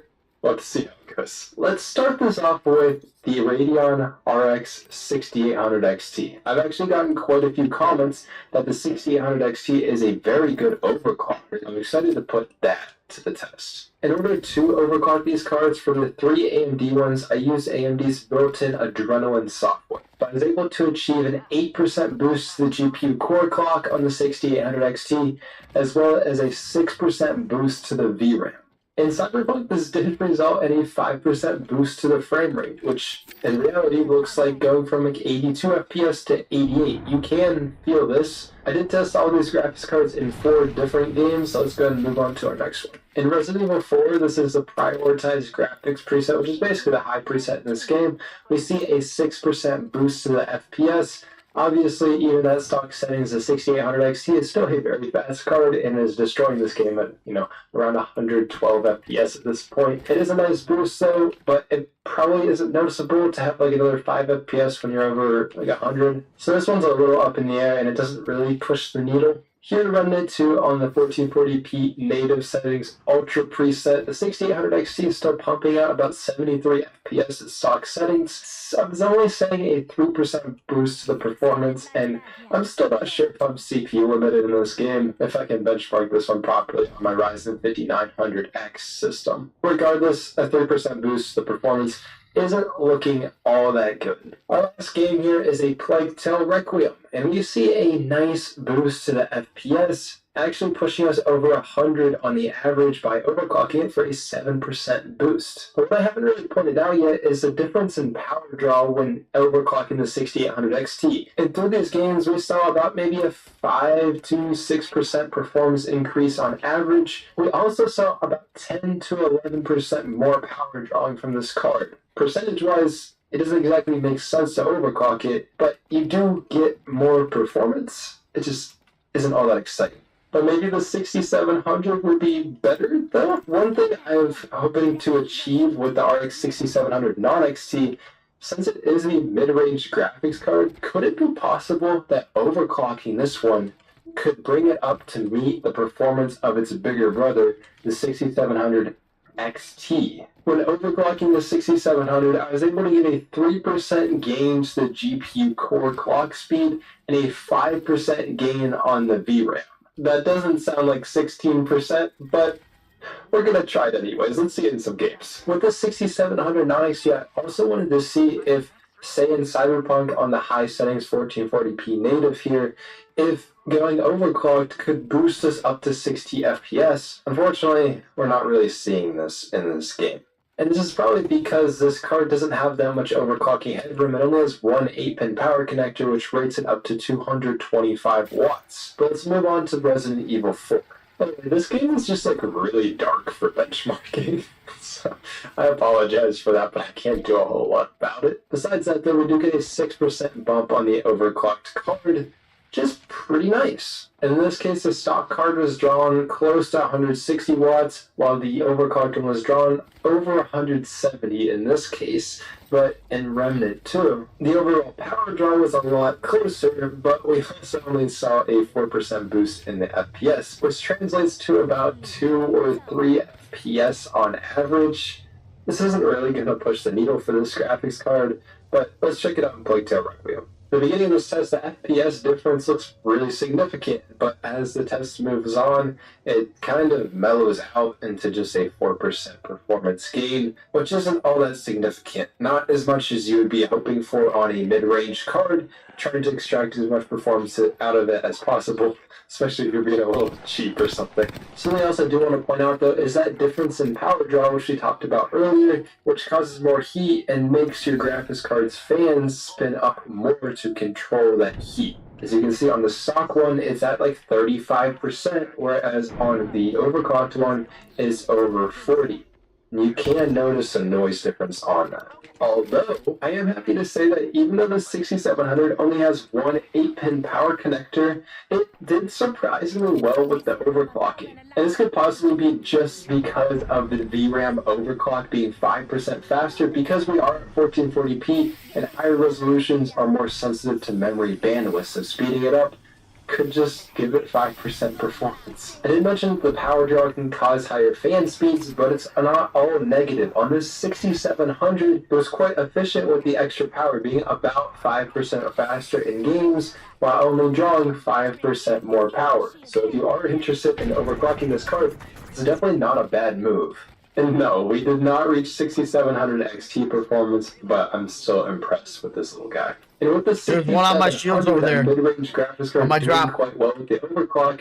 Seeing another mid-range graphics card like the 5700 XT that has two 8-pin power connectors, all that excess power, and the waifu on the back of it, you just have to think, well, this is going to do even better, right? When I was overclocking it, I was able to get a substantial 8% boost to the GPU core clock and 9% boost to the VRAM speed. The theoretical 375 watts available to this card is definitely allowing it to push the limits. And push the limits it did. In Cyberpunk, on the high settings, it got 7% performance gains. Which in this case doesn't raise the performance to like 60 FPS or anything, but at FSR quality, puts the 5700 XT in an even more playable range with the 1% lows almost at 60 There's a bunch of shields in there. And again in Resident Evil 4, There's a bunch of shields on my drop right there. If you need it. FPS, putting it well above 60. This is actually bringing this card to a more playable range. And this 5700 XT seems to be the only card so far that gets a significant performance gain in Remnant 2. This game just seems to be a beast on the GPUs. And the overclock is pushing us over 50 FPS. Like, these are performance games that you will actually notice. What's funny about it is the 5700 XT is the oldest graphics card that we are testing today. So were older cards also better at overclocking, or is it just the extra power that's available to it? When I play Requiem, it is the same story, another 10% gain, pushing the average to almost 60 FPS again. Significant performance gains, but what I haven't mentioned yet is also significant power draw. Oh baby, from 190 watts to 260? That is something that you can't ignore. That is about 32% more power. And it's starting to make that 10% gains within the games not matter as much. And you dig a little bit deeper into what was actually going on the 5700 XT, overclocked, the hotspot temperature was at 98 degrees. That is ridiculously hot. And the fans had to ramp up to try and handle this heat. Obviously, they still weren't able to, but the card got louder and more annoying, and particularly with this model, I have a bad motor, and it was kind of annoying. So it seems like you can easily push a card way harder than it's supposed to be, which really sucks because I'm not sure if the waifu can handle the heat. On that note, though, that leads us out of the AMD GPUs and onto the NVIDIA RTX 3080, a high-end NVIDIA graphics card, just like the 6800 XT from AMD. With the 3080, instead of using AMD's Adrenalin software, obviously I can't use that, so I used MSI Afterburner instead to overclock my card. I was able to get a 5% boost to the GPU clock speeds and 8% boost to the VRAM clocks. And I did try pushing the VRAM even further because it just seemed like you could boost it so much. I boosted it almost an entire gigahertz. I guess I went a little bit too far and the card was unstable, so I had to reel it back down a little bit. And Stipley did some nice gains in the RTX 3080. 7% more in Cyberpunk, pushing from like 80 to like 87, 88 FPS on average. In Resident Evil 4, it was 6% faster, which kind of like how the 6800 XT was. It doesn't make that much of a difference going from like 108 FPS to 115, but I guess it's a nice thing. And Remnant shield's over here. Why didn't you shield up? Why don't you shield up? Again, I don't know if this is CPU limited or not, and this isn't earth-shattering performance gains either. I mean, most of the time it's literally just 2 FPS. In Plague Tale Requiem, it was the same story. 5% gain. Yes, the FPS is a greater difference in this case, going from like 96 to 100, over 100. But here, I don't think it's that big of a deal. It's kind of just like a winning more kind of thing. The reason I've been talking about the RTX 3080 a little bit here is it's very similar to how the 6700 did. It works very well with the power that is given to it. As you can see from the stock 3080 to the overclocked version, it's only like a 10 watt difference, and the 3080 fully takes advantage of those 10 watts. Not to mention because the power is about the same, so were the temperatures and the fan speed. So it kind of makes you think with the 3080 and the 6700 that there is untapped performance that you can get your hands on at basically no extra cost. However, that doesn't mean overclocking is amazing and everybody should do it. Overclocking does take a decent amount of effort and understanding of how GPUs work in order to just get about 4 more FPS in your games. And not mentioning the increased temperatures on your graphics card, which also results in higher speed fans, which means more noise and annoyingness at your setup. But at the same time, overclocking can lead to system instability. I didn't bring this up a whole lot in the testing, but in quite a few things that I didn't quite catch on camera, sometimes the graphics cards would just crash because they're being pushed too hard, and that makes the system unstable in general. Which in turn made me have to go back and mess with the settings again to bring down the clocks a little bit more so the card is more stable. And on top of that, you don't even can't get see as shit, much but I'm throwing down performance when you fire. have to dial back settings if it's crashing. With all the hassle of it, it doesn't really feel like to me that overclocking really provides as many benefits as the effort you're actually putting in. It really seems like nowadays that GPUs are coming out of the factory with a very nice balance of performance and stability in your system. And there isn't that many reasons to push them beyond that. As well, it seems like GPUs will also boost automatically to try to get as much performance as they possibly can. When I started this video and I was going about how I overclock these graphics cards myself, I was about to ask you guys if you wanted like a video or something of me explaining this a little bit more in depth if you wanted to overclock cards yourself. But by the end of this video, I'm kind of just like, why would I even show you how to overclock your card? Because it doesn't seem like it's all that useful. You know what? It is pretty awesome. You guys heard of undervolting?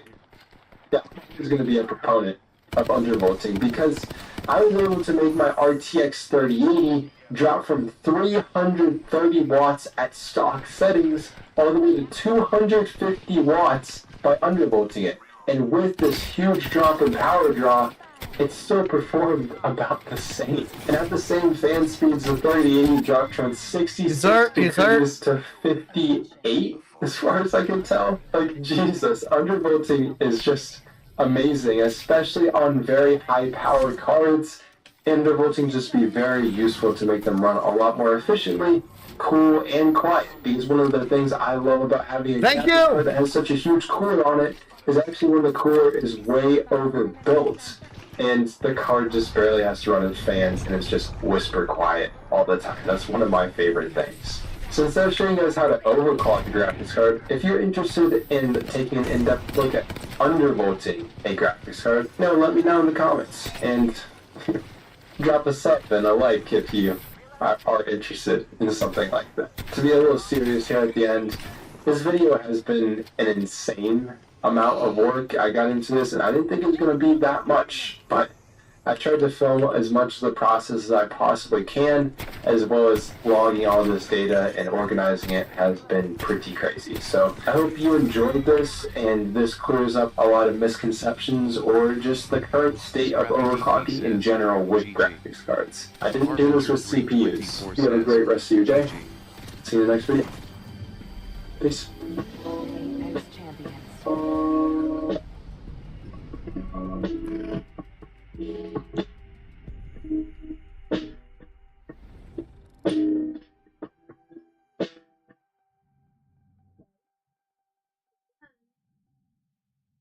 Fish. Do I?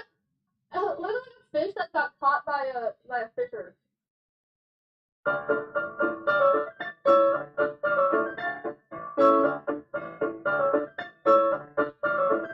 Hello, welcome back to the L1 Show. Today is August 18th, and we're doing Yeah, we're gonna play one more. And we could have ended on a win, but we're gonna just push our luck. We're gonna do the 2700X. That motherboard. Wait to get it an upgrade. Yep. And then we're gonna do a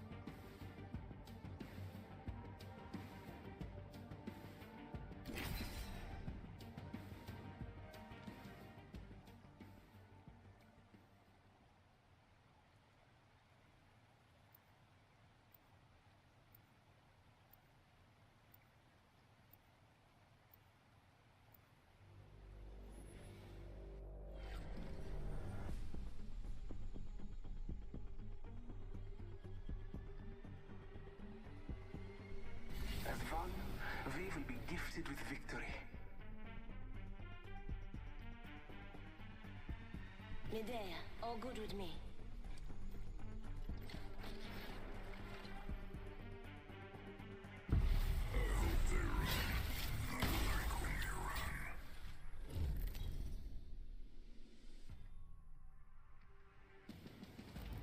Introducing your champion.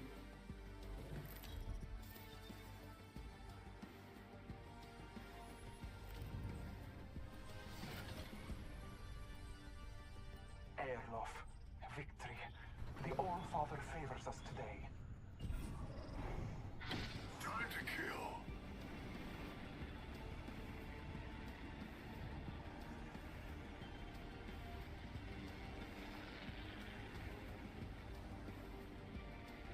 Hostile over there.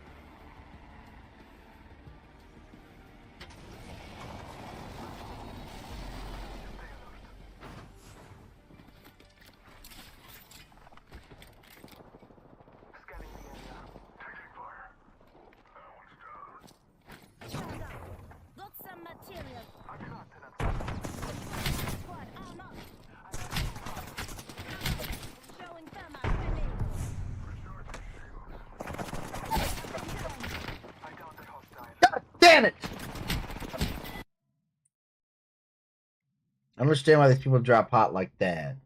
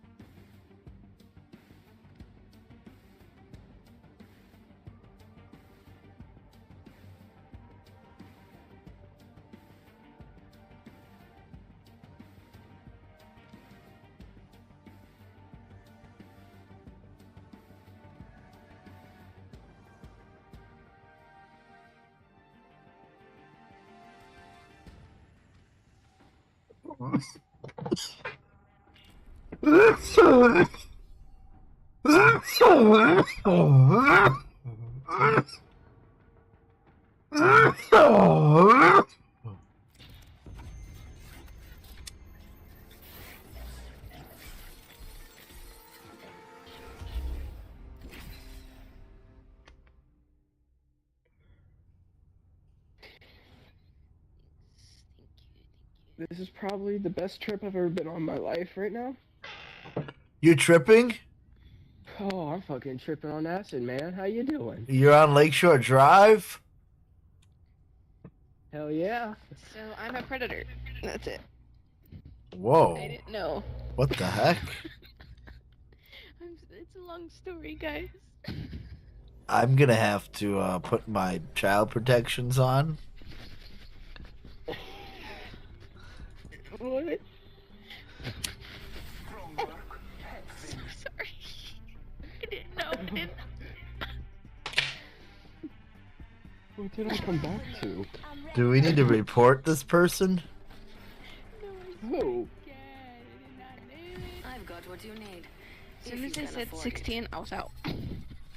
Oh. I'm 19. She I'm just 19. outed herself. Bro, that's why I called her and I even tried to get her to stop talking about it, and she still wants to talk about it. It's I on my tried. conscience. She's a woman. It's on my conscience. Just messing. You're not allowed to say that. It's 2023. You know. Sorry for being a I guess- faggot. Canceled immediately. Sorry for being a little faggot. I don't think you're allowed to say that either. Or what? Well, otherwise I get banned off my fucking streaming platform, lady. Who gives a shit? They do. Sorry for So I saying have the to word make I'm allowed to make say. sure that they know I don't endorse that behavior. Sorry for saying the word I'm allowed to say. My bad. Oh, I'm sorry. Was I trying to infringe on your First Amendment rights? Shut up, people. Yeah, you was. Let's Oh, I get was? along. It gets a lot better when we make it along. I'm just joking. Do you know what First Amendment rights actually exist for? I don't even know what the fuck that right is, man. I'm just gonna play this game. They exist for the government not to infringe on them, not for me as a person, individual, civil citizen. I can infringe on your rights all I want, lady. You have no protection from me. Okay, kitten. Sorry, kitten. Oh, meow! Are you guys not helping anything? What the fuck? Shit. Stop arguing about the fucking government and now! Fuck! God damn it! God damn it. That was kind of fun. Oh shit, I'm not like. 1 second.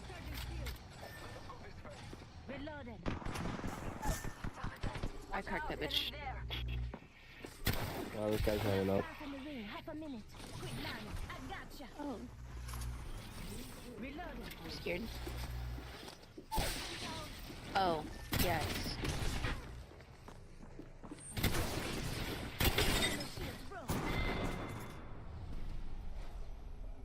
Well, you guys were great. Thank you, we tried very hard. Not really, but... Yeah, I know the sweat's dripping off this girl. I can see her glistening from here. Goodbye, Predator.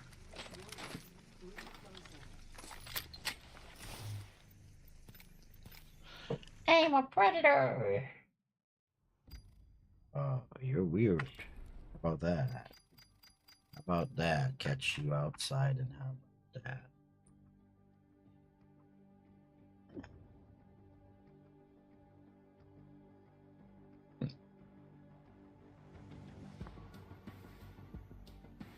Crazy psychopaths!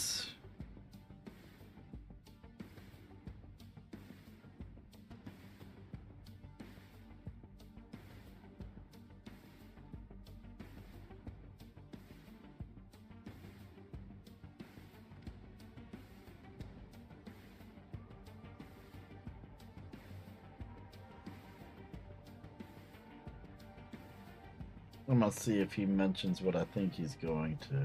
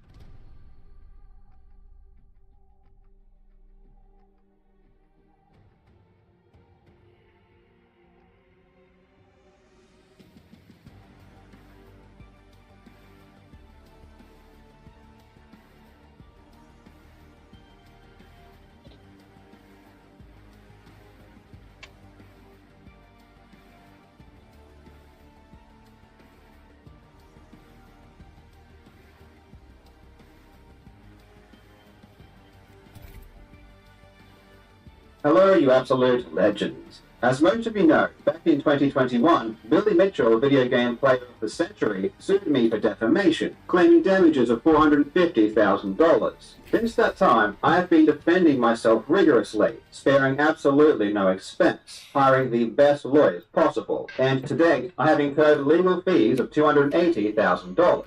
Fortunately, I haven't done this alone, and I've been blessed to have had the support of so many amazing people. For example, last year I launched a GoFundMe asking for help, which raised almost 150,000 Australian dollars. This has helped me and my family deal with this unpleasant situation tremendously, and we would be in serious trouble if it weren't for the kindness of strangers. The money that I received goes towards fighting Billy Mitchell and defending myself. And Billy Mitchell is extremely upset that I've had help. You see, Billy likes to wear an American flag tie and claims to espouse American values, but this is just an act. If there's one thing Billy hates more than anything else, it's due process. Billy doesn't want me to be able to afford a good defense. He despises you for helping me because he is a tyrant and hates resistance. And honestly, he's scared. Billy has been a bully his entire life. picking on those that he perceives as weak, and now that people are fighting back, he is falling apart. Billy is so upset about my GoFundMe that he recently went on an unhinged rant talking about how everyone has been deceived and I've been lying to people to steal money and profit from the situation. In typical Billy fashion, his rant was entirely made up of lies, and given that I'm an expert in what's happening between him and I thought I would go over his accusations and let you know what's really happened. I don't know why Billy thought it would be a good idea to publicly lie about ongoing legal proceedings, but then again, I don't know why Billy does anything Billy does. Billy is now trying to spin the narrative that he is the good guy and I'm the evil liar who's deceiving everyone.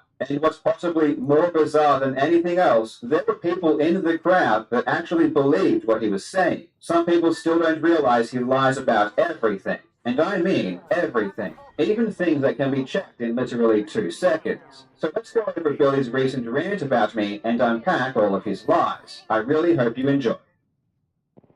Now legends, this video is sponsored by Dragon City. Dragon City is a really fun game where you build your own dragon empire by collecting, hatching, and evolving over 1,000 unique dragons. After collecting these bad boys, it's your mission to make them more powerful by feeding them, training them, and battling them against other dragon masters. The more they fight, the higher the rank each dragon becomes, which makes them stronger. Naturally, you'll need to give your dragon army a good home. And as you work your way through the game, you can build a ton of unique structures that give you benefits. Personally, I'm a huge fan of the event minigames that are both fun and allow you to get rewards. My favorite so far is Heroic Race, and I am a master at these types of games. I mean, look at me go, you just can't teach this. You can play Dragon City on iOS, Android or PC, and if you download today using my link in the description or QR code on screen, you will get a special bundle with 15,000 food, 30,000 gold, and the very rare Neo Izumi Dragon to get you started.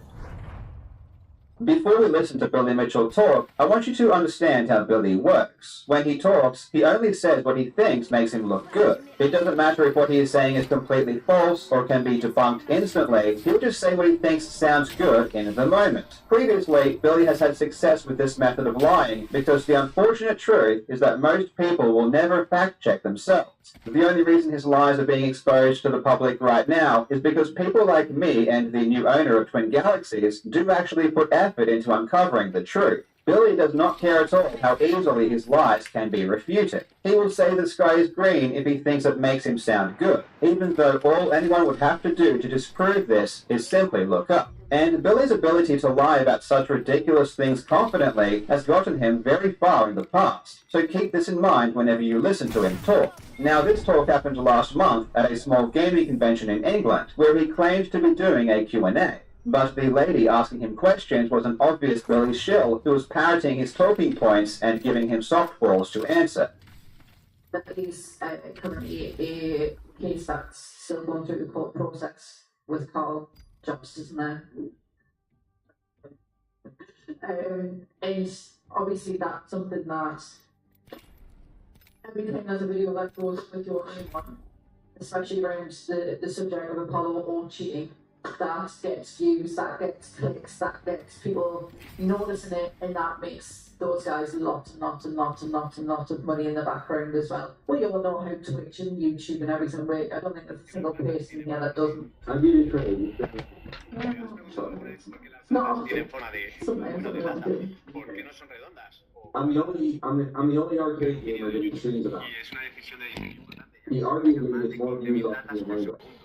Fuera esférica sería óptima en cuanto a la cantidad de material que es necesario para cubrir un determinado volumen de luz. Y además no tiene puntos débiles porque la presión se distribuye por igual, pero es muy poco eficiente a la hora del transporte. Billy likes to tell this story about how he was never going to acknowledge me and was never going to waste any energy on me and was going to ignore me forever until he sued me in 2021. He also said this in a video he posted to his YouTube channel in June of 2021.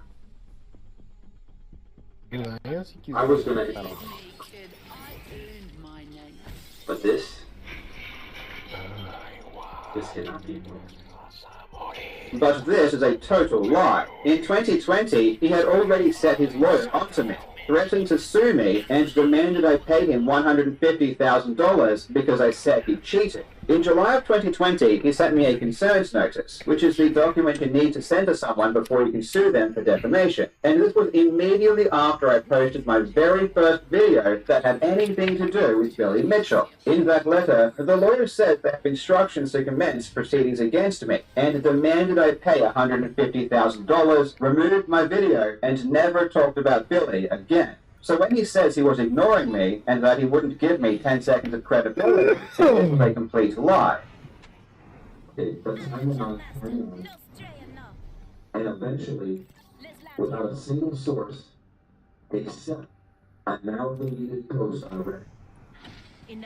Now deleted post was the only source where he blamed me for taking the life of other human beings. And for what I did to you.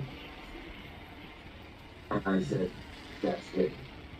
Billy Mitchell is referring to the YouTuber Apollo Legend, who tragically took his own life in December of 2020. I won't go into specifics about this particular point because it does relate to his ongoing lawsuit against me. But again, everything he just said is a lie. I didn't say what he claimed that I said, and my source for what I did say was not just a deleted post on Reddit. Billy knows all of my sources because I gave them to him as part of the proceeding. And once the lawsuit is over, which should be hopefully very soon, all of the details will be made public. I said, that's it. What kind of person am I, even to my family, if I would allow someone to do that unanswered? I will show you exactly the kind of person Billy Mitchell is. As part of the legal proceedings against Twin Galaxies, text messages were made public between Billy and other people. These messages showed that in March of 2018, Billy thought that Apollo Legend had died. Of course, that didn't end up being true. But let's see how Billy reacted to this news. In his messages to Carlos Pinheiro, who was helping to defend Billy at the time, Billy says, "My wife found online, Apollo Legend is dead. No joke." To which Carlos responds, "What? Oh my god." Billy says, "If it is true, I will not shed a tear. I will try my very hardest not to smile or giggle." Carlos couldn't find any sources, so Billy tries to help him by saying, "My wife said to Google Apollo Legend, Reddit dead." Carlos replies, "I see nothing solid." To which Billy replies, "I certainly hope you find something solid." Oops, was I not supposed to say that? I'll see if I can get my wife to find it again. So not only did Billy sue a kid with major health issues for $1 million, but he hoped he was dead, and said that if he was dead, it would make him want to smile and giggle. And why did Billy feel this way? Because Apollo Legend said he cheated in a video game, which is a proven fact. And it wasn't just close friends that Billy expressed his joy over Apollo's death to. He even sent these messages to Jace Hall, the owner of Twin Galaxies, who he is now suing. He was so happy that he just had to tell as many people as he could. That's the kind of person Billy Mitchell is.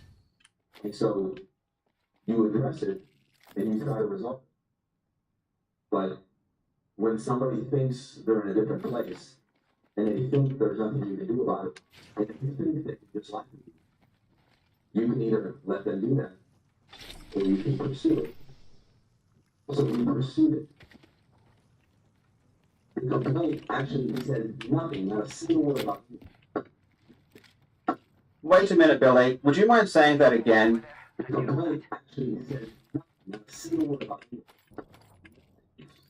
Okay, so Billy is claiming that the complaint says nothing about video games. But let's do a quick test to see if you are all following along at home. Knowing what we know about Billy Mitchell being a pathological liar, if he says the complaint says nothing about video games, what are the odds that the complaint mentions video games multiple times in the very first paragraph? Well, here's the complaint, and what's this? Billy Mitchell mentions video games multiple times in the very first paragraph. I can't believe Billy Mitchell would lie like this. This is so out of character. And can we just take a moment to appreciate how hilariously pathetic it is that Billy Mitchell felt the need to introduce himself in a lawsuit as someone who has a Guinness World Record in a video game. This is a 58-year-old man, by the way. The complaint actually said nothing, not a single word about you. But he has not. It has led you to believe that it has to do with the allegations. And it doesn't. I have never spoken about what the lawsuit is actually about. I haven't led anyone to believe anything. I've said that I'm being sued for defamation, but I've never talked about the specifics of the lawsuit, and I won't talk about them until the lawsuit is over. However, I will say that Billy Mitchell being a video game cheater is extremely relevant to the lawsuit. Billy Mitchell being happy about Apollo Legend dying is extremely relevant. Billy Mitchell abusing the legal system is extremely relevant. Billy's problem is that he doesn't understand the legal system, and especially the one in Australia. So his fantasy about what the lawsuit should be about is not rooted in reality and only exists inside his head. And it's proceeding. But here's what bothers me. There we go. He goes online. He does a video. He'll make between the money he gets from YouTube based on the views, because I'm an extremely high view for him, along with the sponsorship, you'll get about $30,000 per video.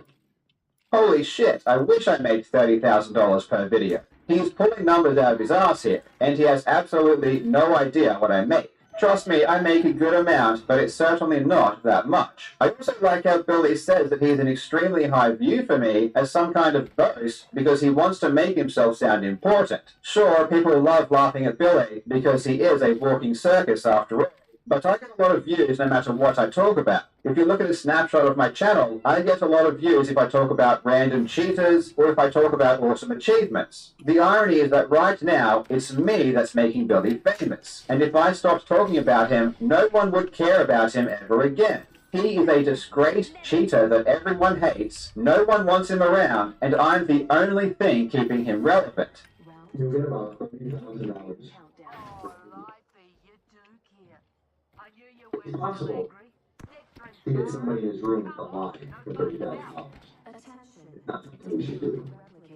This argument is always funny, but it's even more hilarious when the guy saying it is wearing an American flag tie. As I said at the beginning of the video, Billy acts like he loves American values, but he really doesn't. His claim is that if I make a lot of money, it's not because I'm creating a good product or providing a useful service, it could only be because I'm lying. But isn't the entire American dream based around the idea that working hard and achieving success is a good thing? Billy even tries to give off the image of success himself by wearing a suit. But if his logic were to hold true, if he was successful, which he isn't, that would mean intrinsically that his video game scores are not to be trusted. I mean, he does make money off them, and people who make money must be lying, so therefore Billy must lie about his video game scores for money.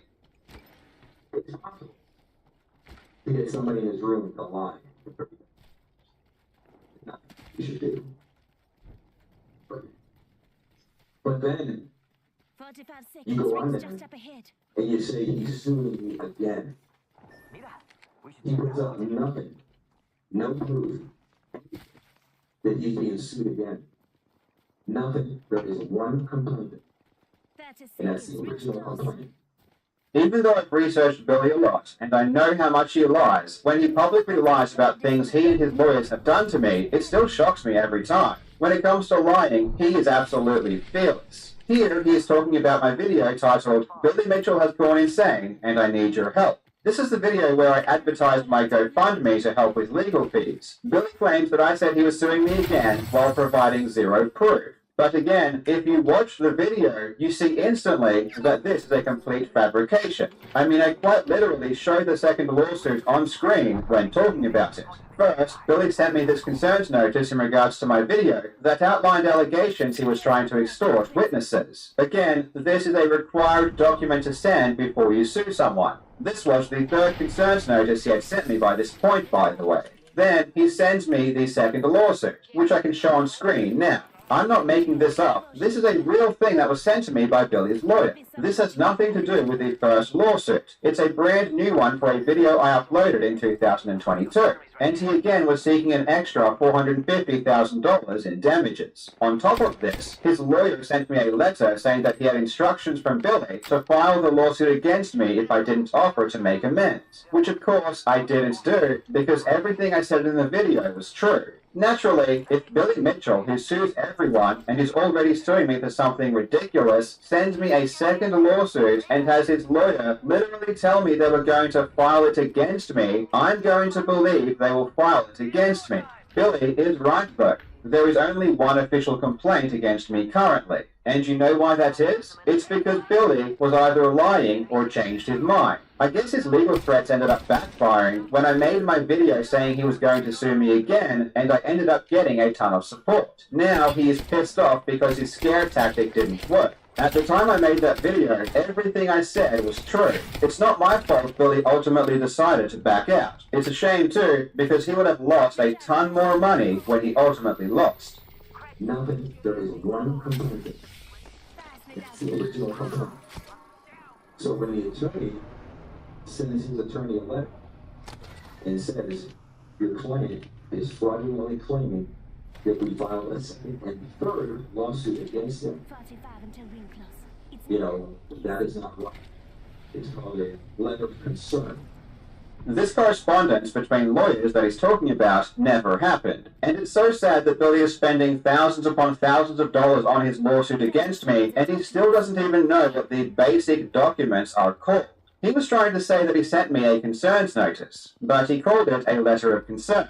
But ignoring the name of the document, he didn't send me a concerns notice. I mean, he has sent me concerns notices before. He sent me one in 2020 for saying that he cheated. He sent me one in 2021 in regards to Apollo Legend. He sent me two in 2022 for reporting on accusations of extortion, and also for including a 10-second meme of him that I didn't even create. But in regards to my GoFundMe, all his lawyer did was ask me why I was doing a GoFundMe and talking about a second lawsuit. But after my lawyer responded saying that everything I said was a fact, and it was them who were the ones saying they were going to file a second lawsuit against me, I didn't hear from them ever again about it. I guess they realized how utterly ridiculous they look. He starts a GoFundMe because the bad boy is suing him again. He needs money. And you are so silly, you hear what he says, and you donate money, any knowledge or any background, and the GoFundMe is at $150,000, $30,000 for the video. You give him $180,000. Yes, it was based upon a lie that you created, Billy. If you didn't send me a second lawsuit and a lie and say that you will file it against me, I wouldn't have said that you were going to file a second lawsuit against me. But regardless, I didn't create the GoFundMe because of the second lawsuit. If you actually watch the video and read the description of the GoFundMe, instead of just taking Billy's word for it, you'll see the main reason I was asking for money was because I ran out of funds for the existing lawsuit. And I said that it was going to cost at least another $100,000 to get through that. And unfortunately, my estimate ended up being way too low, because we still haven't gotten to trial, and it's already cost me another $100,000 since I made that video. And you are so silly, you hear what he says, and you donate money, any knowledge or any background. Billy is extremely upset here because he hates the idea of someone having the money to defend themselves in court. If Billy was so sure he was going to win, he wouldn't mind if I was able to put up a good defense, because that's everyone's right. And Billy believes in American values like due process, right? Why is it a bad thing if someone is allowed to defend themselves properly? From the way he speaks, Billy seems more anti-American than anything. $150,000, $30,000 for the video. You give him $150,000. This is the amount of money I made from that video, which is less than 10% of what Billy was claiming. And the video wasn't sponsored, so Billy is just lying about everything. On top of that, he is intentionally conflating US dollars with Australian dollars. The GoFundMe is at around 150,000 Australian dollars, which, after conversion fees and GoFundMe fees are removed, ends up being less than $100,000 USD. Billy just can't help but lie about every single point he makes. I don't have an answer. You can get a lot of people to do a lot of things for $180,000.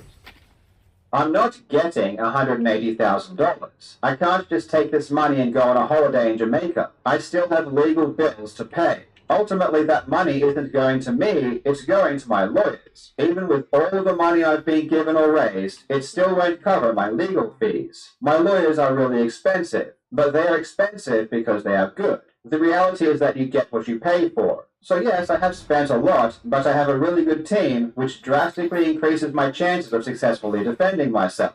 I will put on screen a couple of yearly totals to show that yes, it really does cost this much.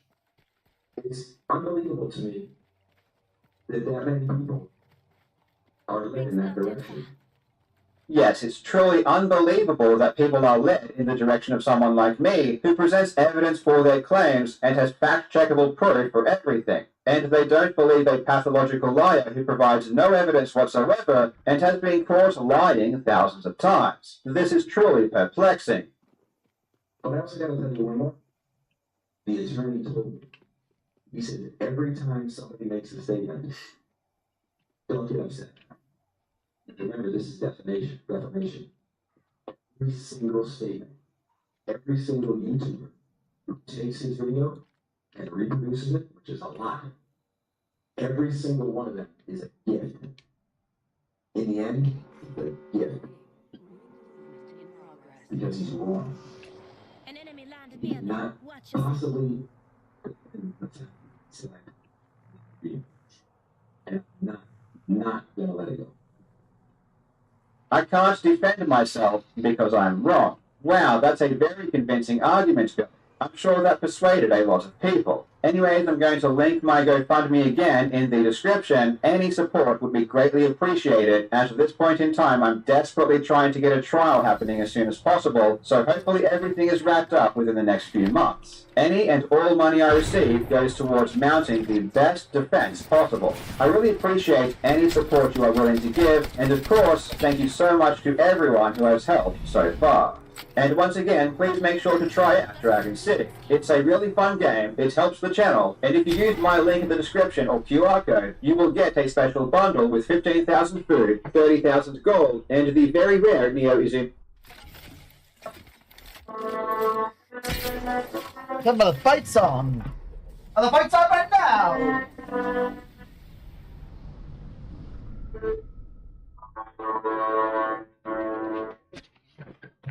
Hello everybody, welcome into my latest live broadcast. Today, it's Saturday the 19th of August 2023. My name is Kerry Holzman, a 33-year veteran of professional computer repair and 10 years prior to that as a hobby. I've been doing this a long time. And I'm just here to share some of my experience and some of my takes, my perspectives on the way I go about repairing, upgrading, or handling problems. A lot of it has to do with attitude, I believe.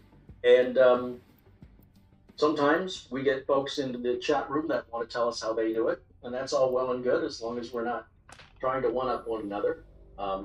Really enjoy this amazing community we have here, and if you're unfamiliar, the benefit of YouTube is being able to interact with the audience, or for the audience to interact with the host. You cannot do that on TV, and it's very limited on how you can do that on radio. And we're broadcasting live around the world. And all you have to do to join us is pop into our chat room. Everybody's welcome as long as you're kind. That's the only requirement. If you are not kind, if you're a jerk, you'll be kicked out. But other than that, we've had a number of folks here who have become friends that would have never met if not for our community, this chat room. And we all help each other. It's not just me having all the answers. A lot of times the chat room will have answers to questions you might have. And of course, if I can chime in, I will. But please, if you've never been on an internet chat room, I understand why. This is not like those others. This is very unique. This is a diamond in a trash fire. So this is, the internet is like a big dumpster fire. But in that dumpster, there's some really valuable items you just gotta go digging for. So if you're here, you found one of the few and rare, very kind communities here. And we hope you'll stick around to be a regular part. That's why you see all those names in blue in the chat room. These are regular members who've been turned blue because they hang out all the time, and I'm starting to recognize them. You'll see names in green. Those are our members. These are folks that pay $9.99 a month, so that I don't have to spew out commercials to you guys or get paid by a big corporation to make a 30-minute advertisement called a review, trying to shove it down your throat. No, I don't want to have to make videos a corporation tells me to make, and have to make them the way they tell me to make them, and have to say the things they tell me to say, and have to not say the things I'm not allowed to say, and I have to do it by a certain day, and before I can air it, I can't do it live, I have to show them, and they have to approve it, and if all of that matches, they'll write me a check. And if I keep doing that, I can get really, really wealthy. Well, I'm not doing that. That's what the vast majority of tech channels here on YouTube are. They're just big infomercials disguised as reviews. They're getting paid, they're being told what to say, they're submitting their videos for approval.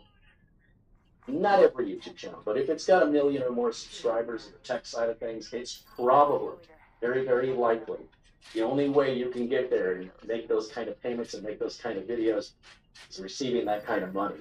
And it ain't coming from YouTube. So what we're doing here is viewer-supported content. Now, as a computer technician, there are companies, both software and hardware and services, that I utilize in my business. And I have reached out to many of those companies to see if they will partner with us to offer you guys a discount. Because I already like their product anyway. So I'm going to talk about it. So if there's a way that I can get you guys a discount if you want that product, they get a new customer. And then we have other income coming into the channel. It's a win-win-win situation for everybody. So in that regard, if you look in the video description below every video, I got 30% off RoboForm password management software, which I've been using for nearly 2 decades. Never had a breach. I've never had a system crash due to an update. It's just one of the original password managers. Still the one to beat. Very affordable, 30% off for new customers. No coupon code needed, just click our link in the video description below the video. Sometimes people ask, hey, where'd you get the keyboard? Where'd you get the lazy suit? Where'd you get the whatever? Almost everything you see here is purchased from Amazon. So what I have is an Amazon store. So in the video description below every video I make, it'll say, you can buy everything you see in the video through my Amazon store.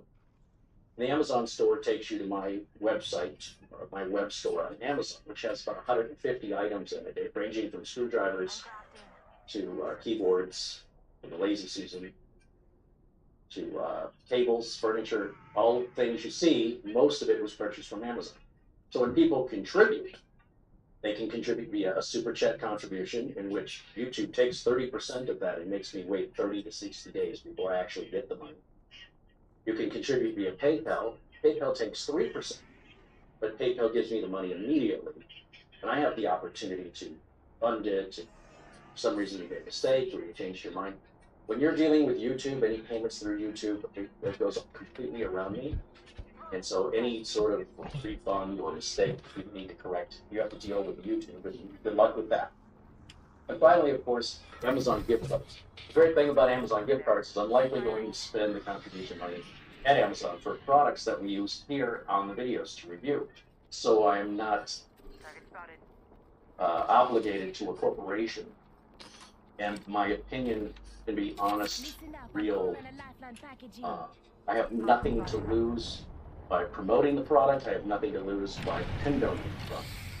So if we look at other sponsors we have here, include, we call them sponsors, but they're kind of like sponsors.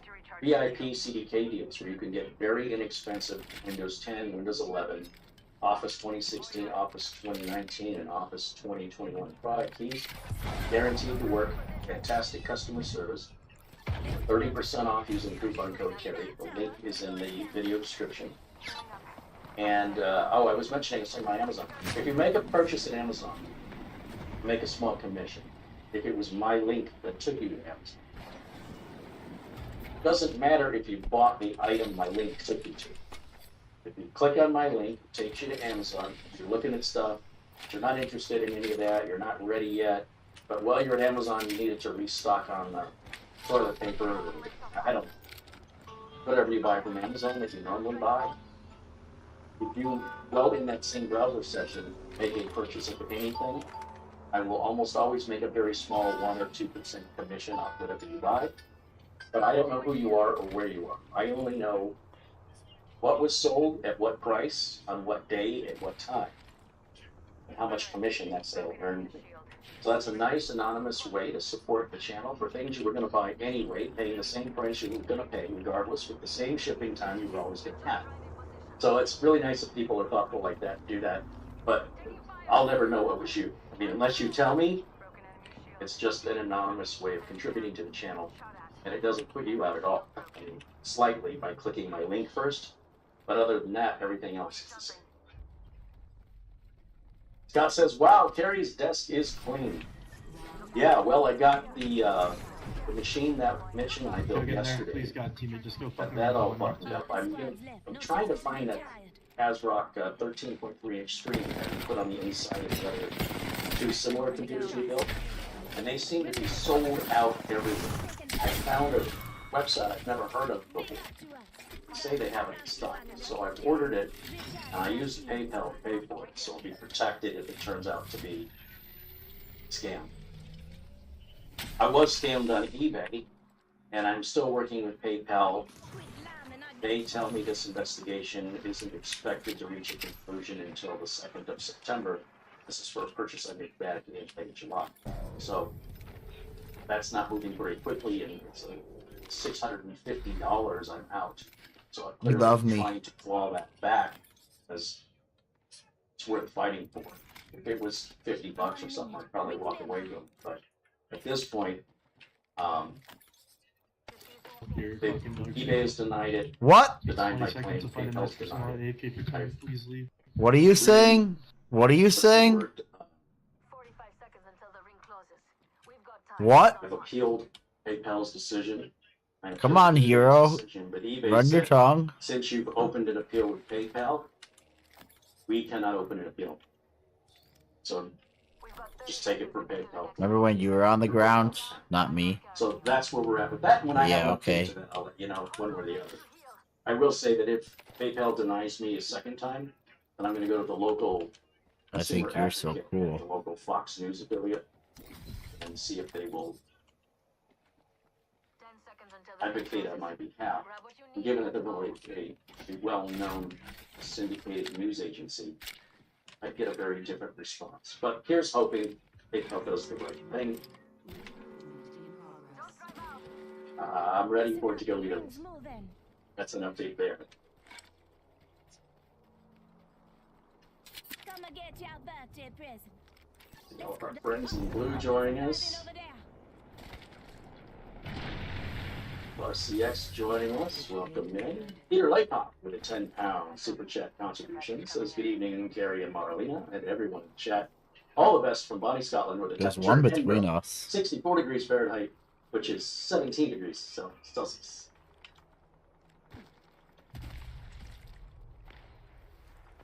We did have some audio issues during yesterday's stream, and the reason for those audio issues is with thanks to our friend Buster, Peter Laycock here in the chat room, I was able to replace the camera I had been using went from Canon to Sony. And these cameras are very expensive. And I had another camera, I had a Panasonic that I was running all my audio through, because the audio quality on the Canon cameras wasn't very good, but the picture quality on the Panasonic camera wasn't very good. So I used the audio from the Panasonic, the video from the Canon. And I've been using Canon cameras for 20 years. But I didn't want to step away from that infrastructure, and I was holding myself back. So now we've got these new Sony 4K cameras, and I'm moving, or rather, I have moved the audio away from the Panasonic. Tired of Panasonic, tired of Canon. Now the audio is going through this one Sony camera, which has a much better audio chip. In fact, the audio chip in this camera is so good that it doesn't have a built-in microphone. They're assuming if you're using a camera of this caliber, you're going to be plugging a microphone in. You're not going to want to use an in-camera mic, so we're not going to give you one. Well, initially getting this set up, when you set up a camera, especially for broadcasting, there's a lot of settings from rate to the resolution to how many frames per second. And then there's a whole bunch of settings for microphone attenuation, stereo or mono, XLR, phantom power, attenuation. There's also settings for low-cut noise filter. It's just not as easy as putting everything on auto. That'll work if I'm shooting outside, but it doesn't necessarily work for the audio either. You want health? Well, I set the camera up and moved everything over. I left everything pretty much factory settings. Everything seemed pretty good, just a little minor tweak. You want health, buddy? Oh, never Then mind. when Mitch came by yesterday, that was the first time we got to use both microphones. And initially, before the show, we checked it out, and Mitch's microphone wasn't going through. So, ended up there was a switch on the side of the camera that had to be pressed. Basically, take it out of stereo, put it into mono. Otherwise, Mitch would have been in one ear, I would have been in another ear, and that would just be annoying. And I have left the phone on. You're going to hear it beep, probably. And that's just so you guys send emails or messages to me, and I'll be alerted to it. And in any event, I found out that out of the box, the configuration for this camera has a plus 10 dB. It's plus 10 dB attenuation. And what you have to understand is the microphone itself has attenuation. OBS has attenuation. Yeah, it has attenuation. The mic has its own gain, the camera has its own gain, OBS has its own gain. What are you doing? So it's not, Not like you just dying go like right you. to one particular device and make a change. It's difficult because you got to figure out where the change has to be made. If you turn the gain up too high on the mic, then the mic's going to pick up on heartbeats. That's a little too sensitive. I want to turn the gain up after it gets processed. So in any event, when I initially saw the plus 10 dB, I thought it was boosting the audio plus 10 dB. But plus 10 dB of attenuation is turning the audio down. And, You got it. 30 seconds. so as a result, our audio yesterday was really well. Let me know how you think it sounds today. I've got it fixed. And then once these settings are dialed in, Why are you screaming in my ears though while you're dead? touch it, everything should be fine going forward. And that's part of the problem. Why are you screaming when you're dead though, buddy? How you helping me screaming in my ears though? How you helping me, coach? Come on, coach. So Coach me up, coach me up. Let me know. Just camp it out the rest of the game. Obviously, it could have been better, but how else do we know? You realize I don't know how to play this So I game, appreciate right? your understanding.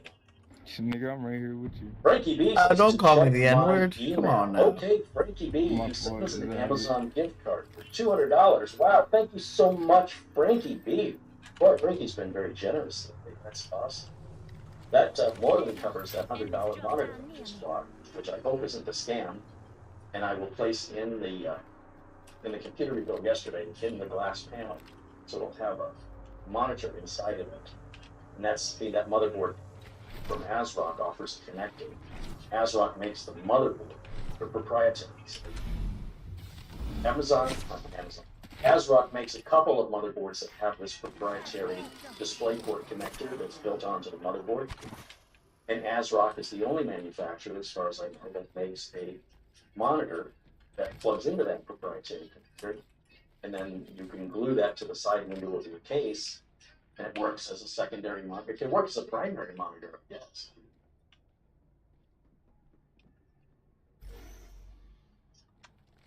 Joshua says audio is fine, but video is off. What is off about the video?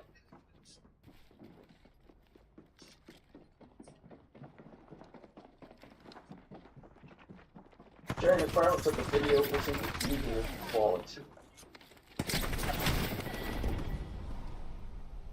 It's grainy. That's probably because you're watching in low resolution. If you watch this video at anything other than 1080p, it probably looks terrible. So make sure you click the little gear icon and check what resolution your playback is from YouTube and set it to 1080p, and it should be incredibly vivid and sharp. That's what you think, you lies. Because I'm looking at my video right here, and it looks perfect. So I don't know. Ingredient says he thinks the video and audio are awesome. Derek says it's pixely. Let me pull up my YouTube channel on the main screen here, just so I can see it on a 50-inch screen, because no changes have been made to the videos. So for the video to be one way one day and a different way another day with no changes are being made, seeing that's either on your end or something YouTube's doing, but let me just double check that I'm not missing something. Let me go over to YouTube and over to my channel. Oops.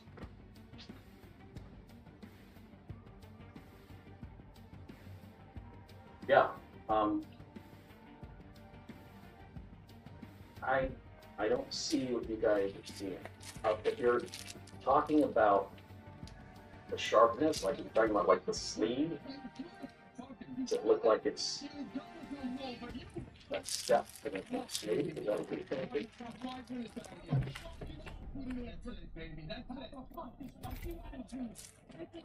So that's involving a sharpness setting. And if we dial down the sharpness, then of course that's going to make the picture softer. That also means when we do close-up shots of detailed electronics, they won't be as vivid, and then you guys will say that it's blurry. But ideally, it looks too thick. Also, I've had instances where you start OBS. For some reason, things don't work like that. I couldn't get any sound out of my speakers, despite the fact that I had told OBS to turn monitoring. I closed OBS and reopened it, and everything was fine. The sound came out of the speaker. So, for grins and giggles, I'll tell you what, let me stop OBS. We'll leave the broadcast running. We will stop OBS, and then we'll restart OBS. You guys don't go anywhere. Your screen is going to go black, and the audio is going to go away. And it only takes about 10 seconds. And then we'll see if it makes any difference. Stand by.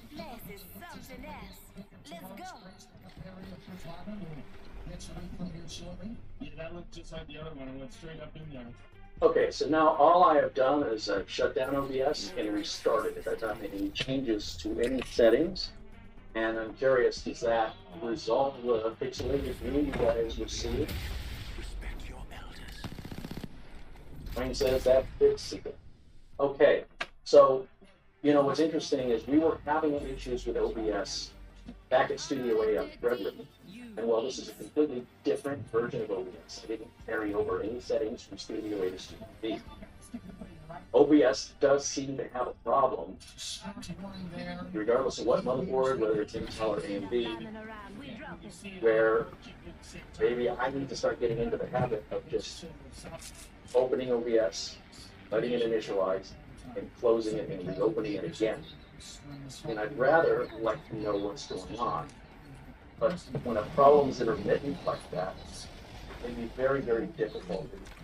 All I can really do is hope that the folks at OBS address whatever is going on in program code with an update. So I appreciate your help and letting me know, and I'll just have to make a note to this. Always start OBS twice. But you know what's interesting now, check 1, 2, check 1, 2, and my audio seems slow. It does seem a little bit under where I want it. That's very interesting. So I think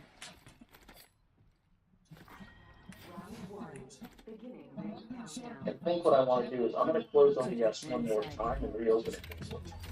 I want to see if that adjusts my audio level goes up or down. Okay, so let's do this again.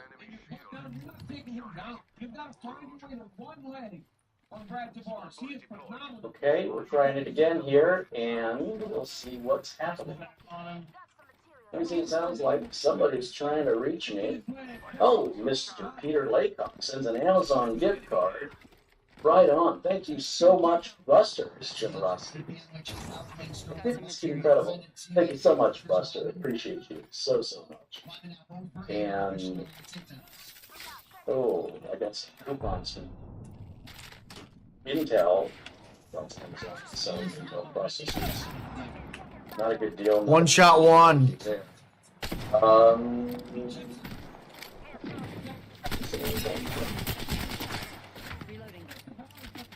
And again, thank you to Frankie. Hurt him. Oh, I see. Marley. Sent some pictures. Shots, bro. Screenshots, so I can see what you guys are talking about. Bruh. Okay. They look the same to me, but... Scott Tyboe says, this gun is S. And camera girls checking in. Alright. So, yeah, I might need to just see those pictures on the page too, because I'm not calling. They look the same. The audio looks like it's, looks like I could raise it a little bit. Let me see.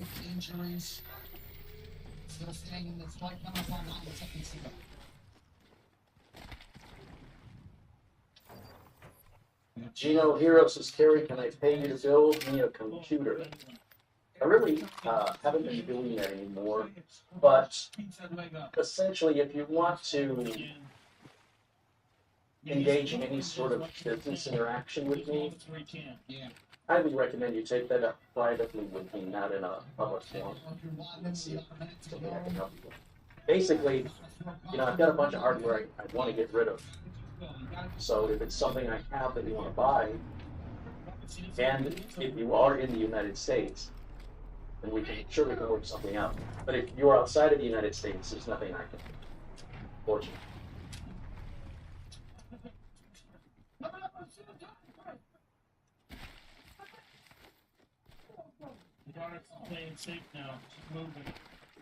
And Douglas Rochelle puts my email address there in the chat room, so you can reach out to me privately.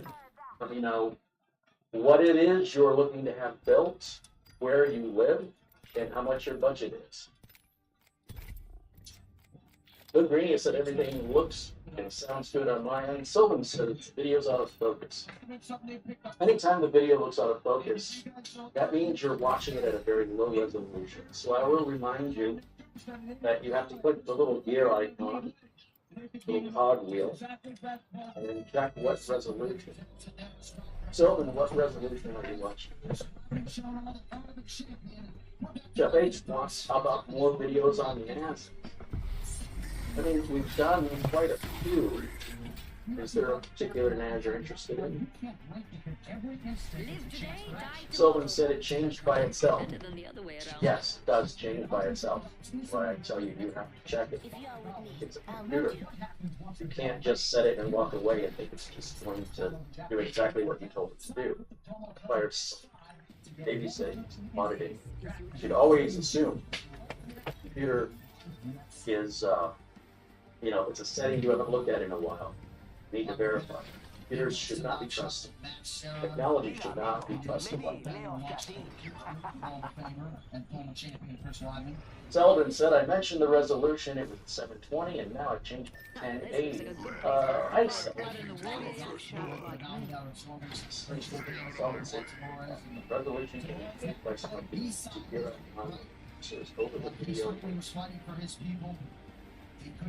Adam said, I'd love to hang out more. To get to work shortly, but it's gonna watch later. Oh, I just popped in and said hello. Krypton Born said, I'm just getting feedback on what I'm seeing. I'm not being critical. Great, I appreciate the feedback. Again, if the video's going out and it's not looking right, yes, please. I mean, everything's good right now? I am thinking we could boost the gain. Based on what I'm seeing, we'll take care of some of my audio films.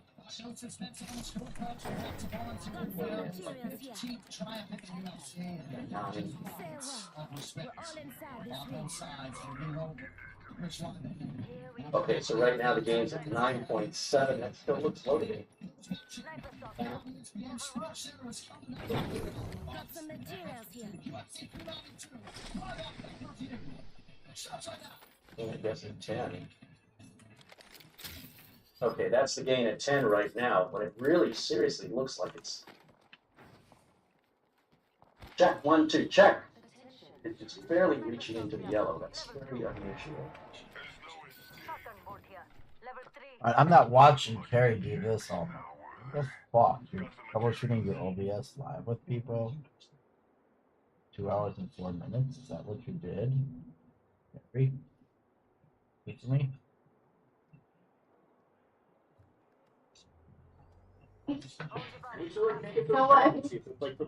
All the way around it. Oh, okay, I know what we're gonna do, Chad. I know what we're gonna do. You're gonna love it. It's gonna be good. You're gonna love it. Watch Bonnie. Look at what she's doing. She's incredible. She's so good with you. Oh my god! It's unfortunate. Welcome back to my stream. Let's play some Tetris for the next 12 hours. I'm just kidding. Don't show up that.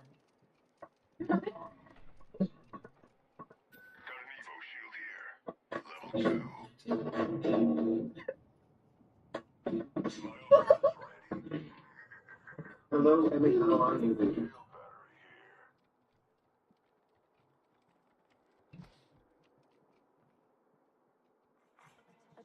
Fancy going this way?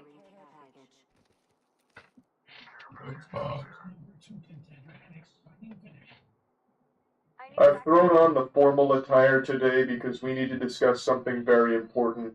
A huge loser named Bintellect. Big goofball, weirdo, lame-mo, behemoth creep. He is a big TikTok creator, and that's a word I'm using very loosely here, with 11 million followers, and I'm sure only people under the age of 10 have ever heard of him before. What he's become known for over the years is looking at tweets or comments, reading them out, and then going,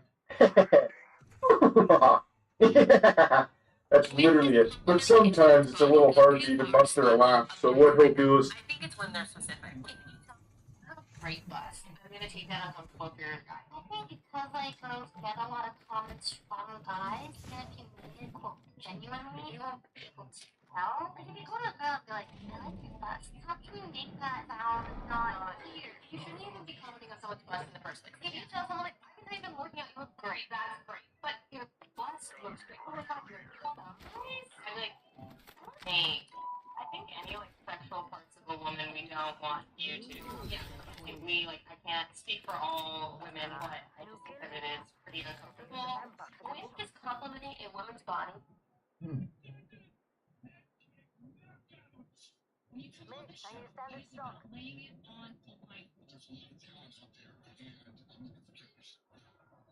Extended heavy mag here.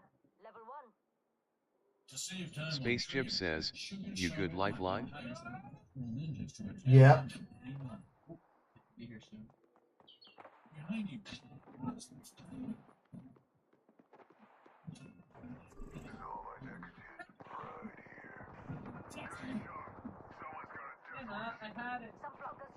They'll read one of the comments and then go, yeah, true.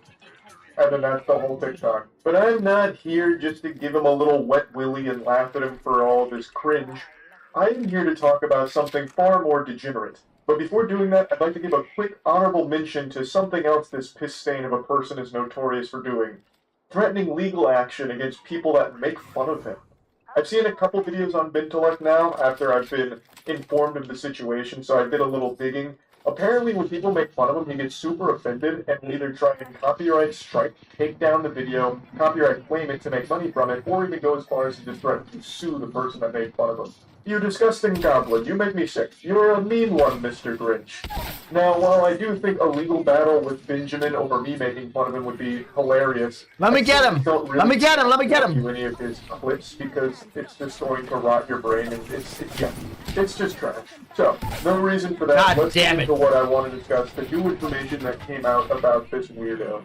So, Bintellect, recently made a podcast, I suppose, and he invited someone on named Jordan Max, and then things got really odd. He got super hostile, and she ended up posting about it, which led to this dam breaking, and we were flooded with cringe about Bintellect's behavior over the years with him. So this horny little goblin asks her before going on the podcast, do you want to make a video for OnlyFans? To which she says, when? He says, today. And then she's saying, no, you need to be tested within the last 14 days and have an OnlyFans creator account. And then he says, I need a video for your page. Or what a benevolent saint. He was actually just thinking about her the whole time. He thought this would be a good opportunity for her to make some OnlyFans content with the great Big Ben intellect. So she says, doing what? And he goes, I don't know what performs best on your page. I can literally see him doing this. Well, I mean, I don't know what we do. What do you do on OnlyFans? Maybe we could do that? So it's become pretty clear that Bintellect uses this podcast as a way of just fucking. It seems to me like the whole podcast existence is only here as a way of trying to get Bintellect laid. He tries to leverage his big follower count to then invite on OnlyFans models and then ask if he can make content with them. It's pretty pathetic stuff, but we're only just beginning. He continues by saying, I was just thinking you're helping me with doing a video for my YouTube, so maybe I could help you with your OnlyFans. And he replies, I'm good, thanks. So then he goes, no worries. And then, hey, I'm going to do the pickle video with someone else, thanks though. To which he asks, why? So the pickle video he's referring to is the podcast was going to be a pickle tier list mukbang or something like that, a pickle mukbang.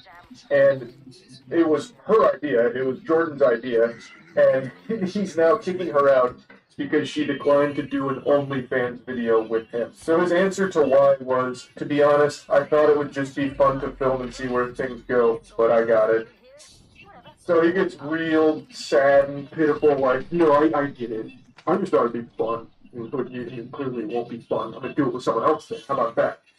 So he goes real Neanderthal mode here. My wiener no get wet, we no eat pickle together on podcast. Goodbye. How dare you not do OnlyFans video with Bintellect? So then he says he's doing it with someone else. So Jordan, of course, gets really weirded out by this exchange. She posts it on Twitter, and then Bintellect himself, the man, the myth, the legend, reaches out in DMs to threaten to sue her if she doesn't take down the post. She even did a video proving that the DM is real from the real Bintellect account, just to 100% silence any possible doubt. Also, her response to it is great. She said, I'll just be waiting to hear from your lawyers then, which is hardcore. Obviously, Ben's not going to sue her. I don't think he's ever actually gone through with the lawsuit. He uses it to try and bully people to do what he wants. To do what he wants them to do, rather. So, I don't think any lawsuit was ever coming. This was just a last-ditch Hail Mary from a desperate, lonely guy to try and get rid of the evidence of him being a creep. So, that was the whole But after this tweet started popping off, the series of tweets started popping off, she then started getting DMs with more screenshots and more evidence of Bintellect doing this to tons of different women. She had a very similar experience to Jordan, so Ben opens with, do you work tomorrow? They say, crazy busy day, but I don't work. And then Ben goes, let's make some content tomorrow. Not like that, but just film a podcast. So he immediately alludes to like, oh, not OnlyFans type content. I'm talking about just a wholesome podcast, you know, one the whole family can enjoy. Doesn't get an immediate response, so he goes, what do you think? He then waits about 2 hours more and he goes, you're killing me, gorgeous. So fucking embarrassing, Jesus Christ, that's so fucking awful to read. And he gives her about 3 more hours and then he goes, you know what, I've been thinking about this OnlyFans thing, and I think I could make us a lot of money, straight up. And then she finally does reply saying that she's just been busy taking a mental health day. So he can't even go more than like 3 messages without bringing up OnlyFans.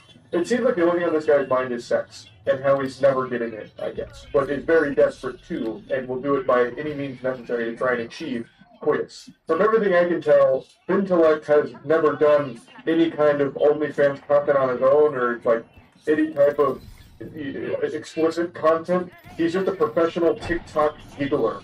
All he does is giggle at Twitter messages or comments, and that's it. So clearly he's not wanting to dip his toes into OnlyFans for the sake of becoming like an OnlyFans creator. He just wants to have sex with people. And he's using his podcast as a vessel to try and do that, it seems. After she told him about the mental health day she was taking, he responds with, "Hey, thank you." And then the following day at 6:52 a.m., so this guy must have been up all night masturbating, because it seems like that's the only thing on this dude's mind, he sends her a message saying, "Do you want to come over tomorrow?" Actually, There's someone on them? come over tonight, On you? or are you just a flake? Doesn't even give her time to respond, just immediately gets combative. He immediately just goes into fucking ballistic bin mode. "So you coming over tonight, or are you just a flake? Huh? Are you just a fucking succubus? Huh? Is that it? Huh?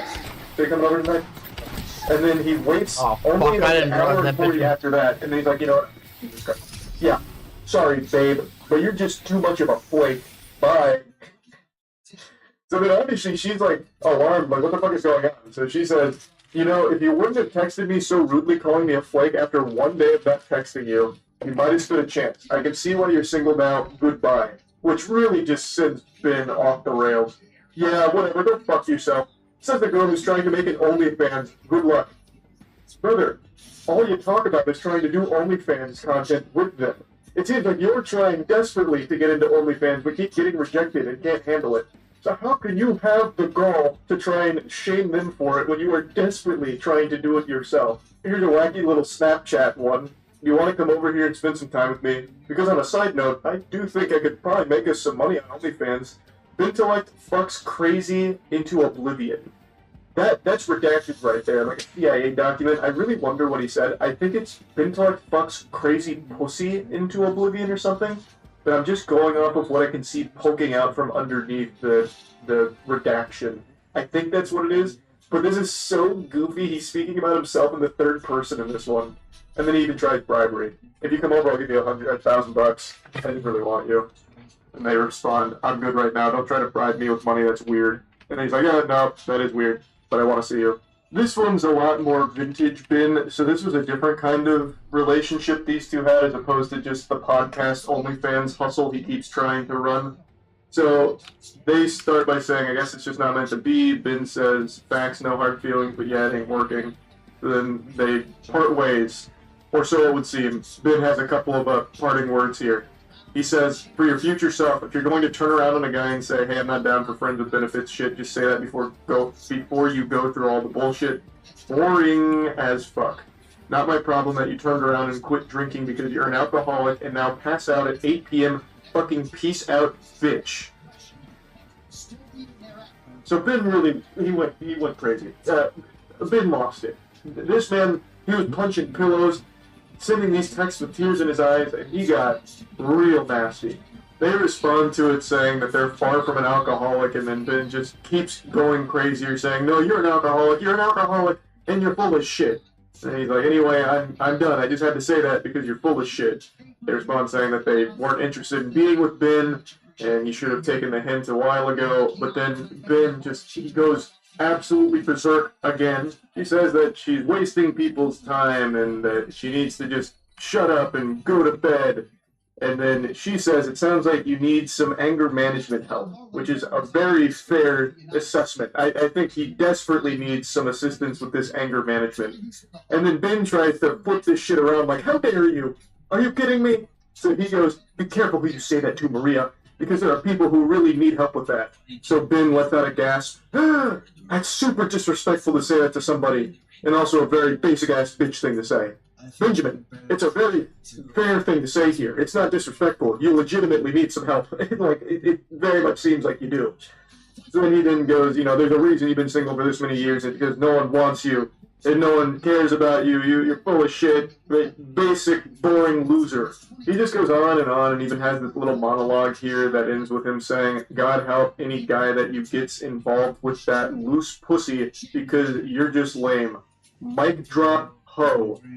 This guy just typed out mic drop ho. He just typed that out. He's over 30 years old. I think he's like 34 years old or something like that. I already forgot. This is a 30-something-year-old man, and he just typed out mic drop ho.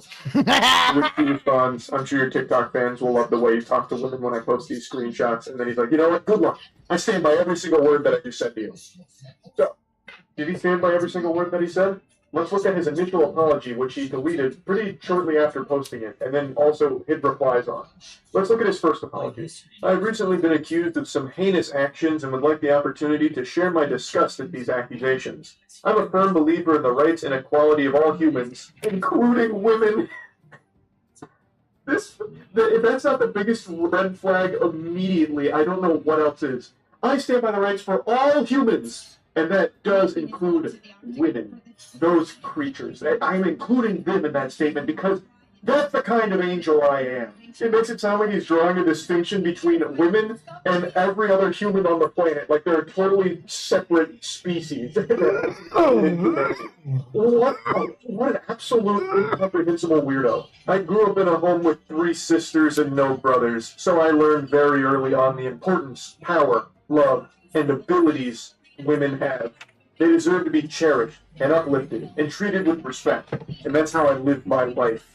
I do not condone the statements or accusations that have suddenly been hoisted upon me, and I hope to speak to anyone who feels they have been wrong.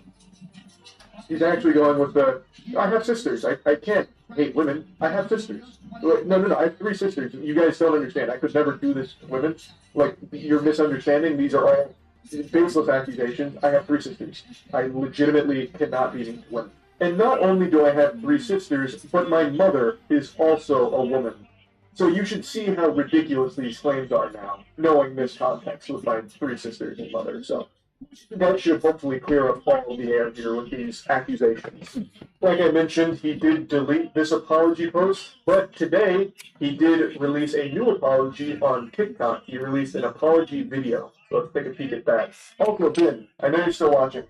You probably plan on suing me if I show your apology video, because you've employed this tactic before against other YouTubers. If they've shown clips of your content to make fun of you, you allege that it's stealing your work and you have a legal ground to take it down and come after them. You don't. That's not how that works. Me showing this is not any kind of violation in any way, shape, or form. So if you do try and sue me or copyright claim this video, copyright strike the video, anything like that, I will 100% respond with every single option at my disposal in order to follow this legal case through to its fullest conclusion. So let's check out your apology, brother. Hey guys, there's a lot being said about me on the internet right now, and I just wanted to clear the air. The first thing I want to say is I'm sorry to anyone that I've made feel uncomfortable. I love how nonchalant he is about this whole thing, just trying to downplay the situation. Like, if I made any of you feel a bit icky, a little uncomfy, I'm super sorry. That wasn't my intention. You must have misunderstood. It's not what I'm about. When in reality, he would snap, get aggressive, hostile, combative, anytime he was denied sex. I want to say to any girl who I've been rude to, whether through text or in person, that I'm sorry. I understand that me being sorry does not excuse that kind of behavior. I will continue to work on myself and do better.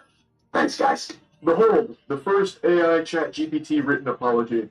This just ticked every basic box. There's really nothing of value here at all. Just like the quickest, weakest apology, and he's just going to go forward doing his little, look at this tweet. Like nothing ever happened. So that's kind of where everything's at. Dog shit apology, dog shit situation. This guy is a big old loser. So let's use this as a learning opportunity for anyone watching. Don't be like Ben Collect. That's really about it. See ya.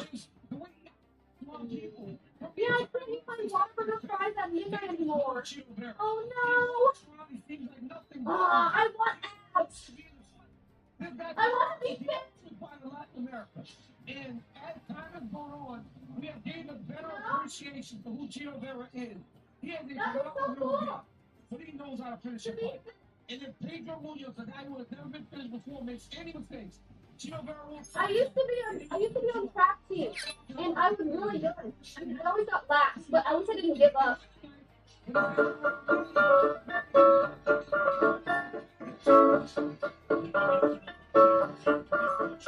Hello, welcome back to L1 Show. Today is August 18th, and we're doing Robot and Nonsense Stories for Friday. And you're going to want to, if you host websites, you're going to want to dust off the old connections, get in there and change the robots.txt. And if you believe that that will stop them, I have a bridge that is available.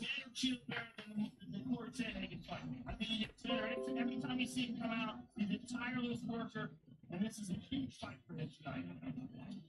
All right, with that backdrop, this tale of the tape is brought to you by VeChain, the official blockchain of UFC. Marlon Chito Vera is 30, Pedro Munoz is still among the elite at 36.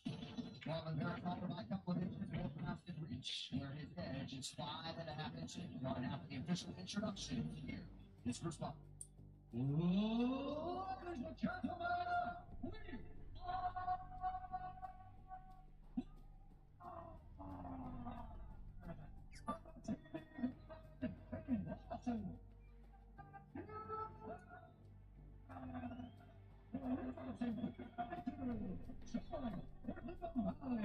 presented by Crypto.com, the world's leading cryptocurrency platform. This one is pretty round for the UFC. Introducing us. Artist holding national record, 20 wins, 7 losses, 2 draws. He's fast, 5'6" inches tall, weighing 135 pounds.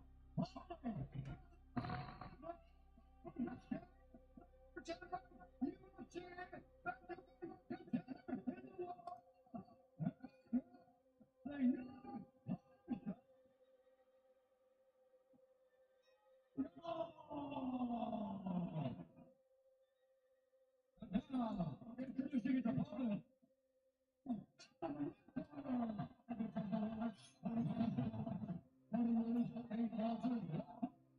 He's 5 feet 8 inches tall, 136 pounds.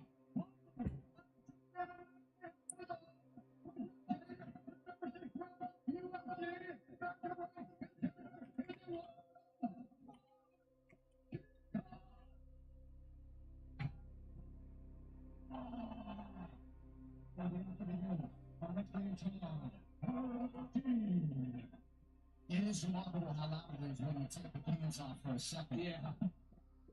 People are excited to hear, man, how loud it sounds. Well, Joe, of course, headlines here as the comics sold this place to the nines. I know that was very special for you back in the day. Tonight, Marlon Vera and Pedro Munoz charged with kicking off the pay-per-view.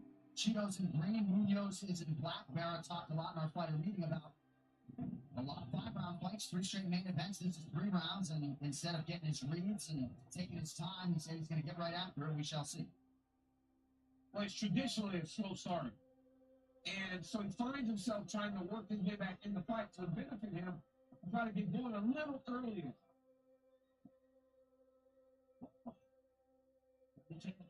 Yeah.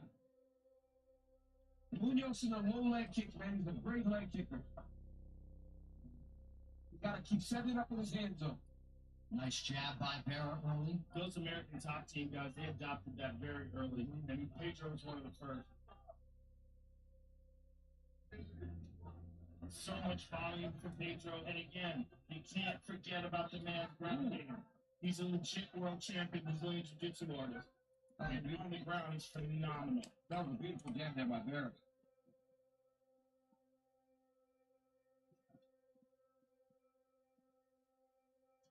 Marlon has so much confidence in his knockout power. They exchange front kicks in the body. Marlon's got to pick up the pace. Pedro is starting to really accelerate and put a lot of volume on him. And at least in the judge's eyes, he's going to be a deficit that he has to overcome. Munoz really preserved his championship aspirations with that win over Chris Gutierrez back in April. That was a huge win. Gutierrez is extremely talented. And Munoz put tremendous pressure on him in that fight.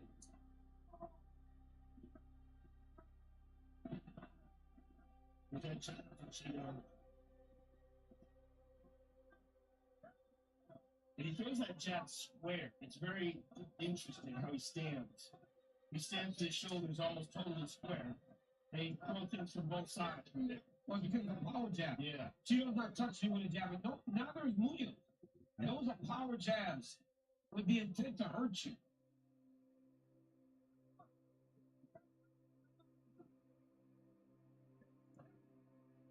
Anderson, Franca, Cohen Silvera, Ivan de Oliveira, chief of the American top team, former Pedro Munoz tonight. Shot for Munoz. Chino stays up with it. Well, they're beating each other's legs up early.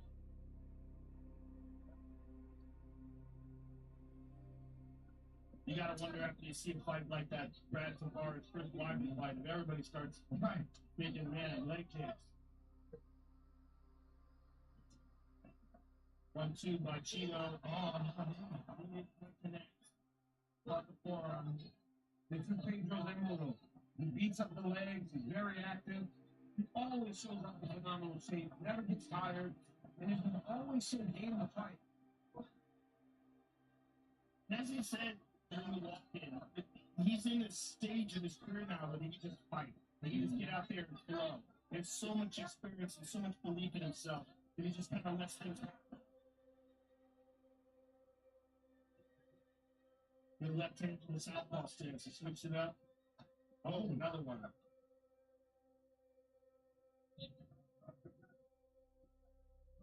Right hand from the orthodox.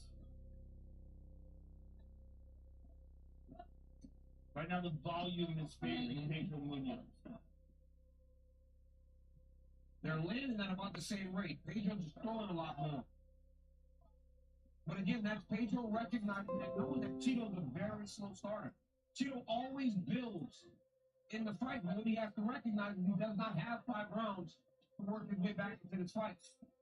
And Munoz does not slow down. No, this is his pace for 5 rounds, and it would be his pace for 10 rounds.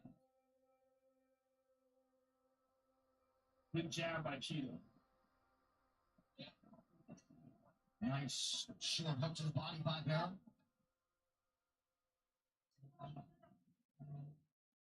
30 seconds to go in the round as Munoz connects again.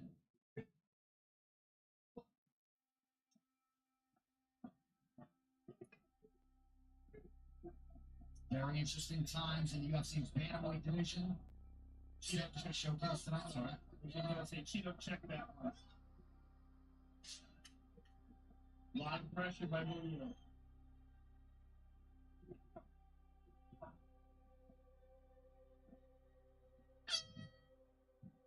This quarter cam is brought to you by Prime Hydration, the best growing beverage in history with only 25 calories, 0 added sugar, BCAAs, and electrolytes, now available at Walmart. That's water for you. Just let's give this a break. Let's figure out the secret. Okay, listen. Listen, just that's what you want. Yeah, listen. We need to move more, and we need to move our head a little more. We need to start using the he's lowering his head a lot. You need to use the uppercut a little more. Here's another jab from Marlon. Another beautiful jab by Chito. You see the marks on Munoz's nose from that. There's a low kick by Pedro, and another one right afterwards.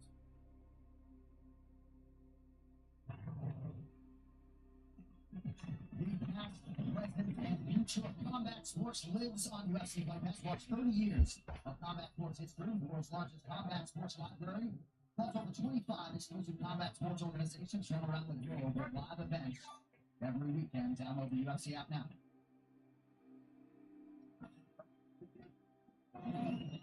All right, here we go. Round 2 on Silvera, looking for a little bit more defensive movement responsibility from Munoz.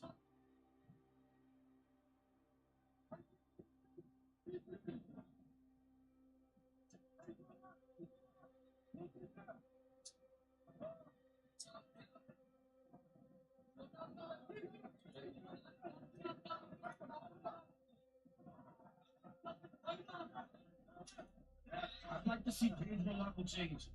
He did one time in the first round. He needs to break the rhythm of Vera. Vera's far too comfortable right now, standing in front of him, popping him with jabs. This is his type of fight. Marlon is throwing and burning in with him many times. It's a pressing kick, an inside pressing kick where he's picking up that front leg and he's coming with the outside of his foot to the side of the face. It hasn't landed yet, but it's very unusual.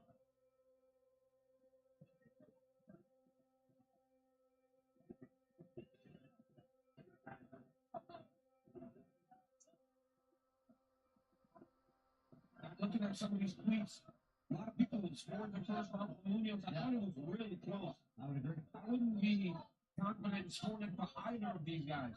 I think the volume favored Munoz. It did. Luchino landed a lot of great strikes in the rounds. Pedro was so active. Remember, they landed 24 to 23 shots. And there's that very shot again, and has led the dance tonight. Munoz to that lead leg.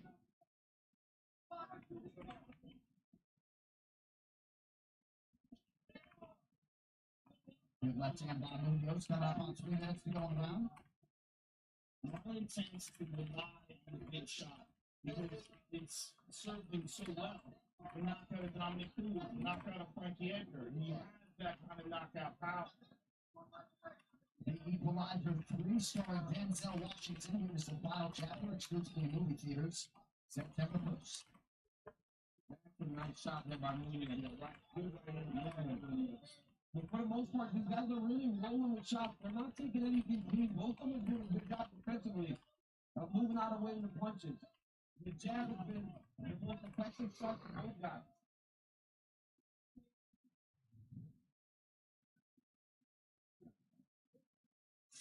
Marlon's starting to turn up the heat a little bit. He put a little bit more pop on his shots. But like that, Pedro blocked both of them. He need nothing with him. And then immediately fires a 3-piece back, right? Nice right hand to Munoz.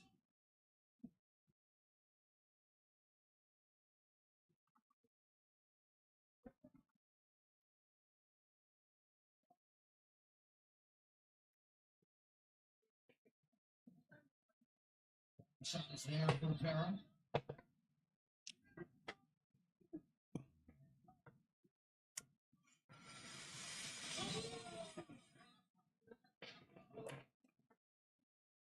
Coach Dean Thomas, what do you got there? You know, one thing that I like that Pedro Munoz is doing is he's always matching the stance of Tito Vera. So whenever Tito Vera stands in, Pedro's going to match that, so he always has access to that captain. Man, right, Dean? Pedro goes orthodox. Pedro follows it. Good read, good pickup, Dean. Look at that. That's right, what he'll do. Yep. Looked like there was a right hand in there from Chino. They found the Munoz, now a beautiful jab. You know, jab is really particularly. That jab is so much sting on it once again.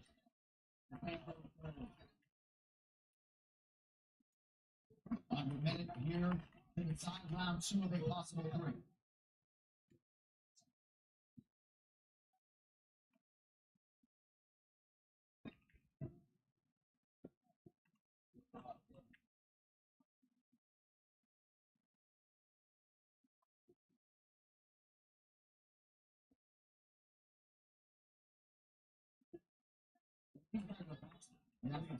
They're boxers who are gloves. They throw them like 6 foot. They're so close to each other. Right on punching range. Some really good moments here. With that and then right behind him, I mean, both of these guys landing quite a bit in that round 2. Nice power shot from Rivera. But she does have a pension. We're having some outstanding 3rd rounds and getting stronger as the fight goes on. First.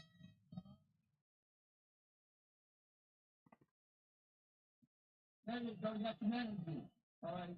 You know, this is where you're like, come on, and we've been winning this fight. So good. All right. Put it on this shot. Let's push it out and bust his whole face up. I tell you, I love that jab, bud. It's beautiful. You touch him. All right. You see that left the body too a little bit. Again, so go ahead. You did it one time. You didn't punch your way in. You know, to give yourself a second go. Let's see if we can get a second go, all right? It's just like that. Me and some other place. You can see I need you to give me everything that you got, okay? You are conditioned and you're prepared for this. You listen to me? This fight is really tight. We need to continue to pressure him. He's trying to stall you, okay? Every time you pressure him, just continue fainting, continue pressuring him. No, you're taking his cage. It's big combos all the time. It's big combos all the time. All right, round 3 is brought to you by the Equalizer 3, starring Denzel Washington. Final chapter exclusively in movie theaters, September 1st. You may have caught the numbers there. Significant advantage in that significant strike call for Pedro Munoz in that second round, landed 46 of them. Third and final round, high stakes at 135. But I mean, Vera's landing the jab pretty consistently. But as Joe said in round one, he's just not matching the effort of Pedro Munoz. Yeah, you heard Jason Derulo talk about the energy of Cheeto. He liked it late round 2. He needs more volume in this round. This is really the round. And who knows who won those Shelby rounds? The second round seemed like the volume favored Munoz, but Cheeto does land some hard shots. And that jab is punishing. But Munoz is such a veteran, every time Cheeto lands, Munoz comes back. Really ruffling the hands by Pedro. Yeah, I mean, no consistency with that, but it makes it very difficult to figure out who's landing the shape. And even when Pedro not landing in the throw, when he's hitting on the gloves, he's still doing it.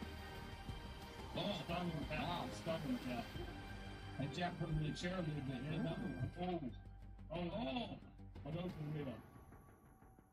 Those are some solid jabs. Seems like overall more damaging strikes have been landed by Vera. I'd like to see Vera turn it up now. I think Munoz got stuck. Forced a shot from Munoz. And then he fired upstairs. His face is getting busted with that jab again. And that's what a jab does, right? It might not show early, but it just breaks you down.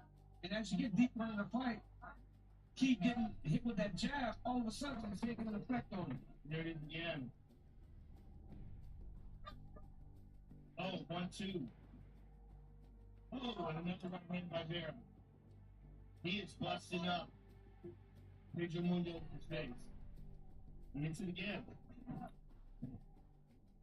Strong start to the round for Cheeto Vera. Pedro Munoz has never been finished as an MMA pro.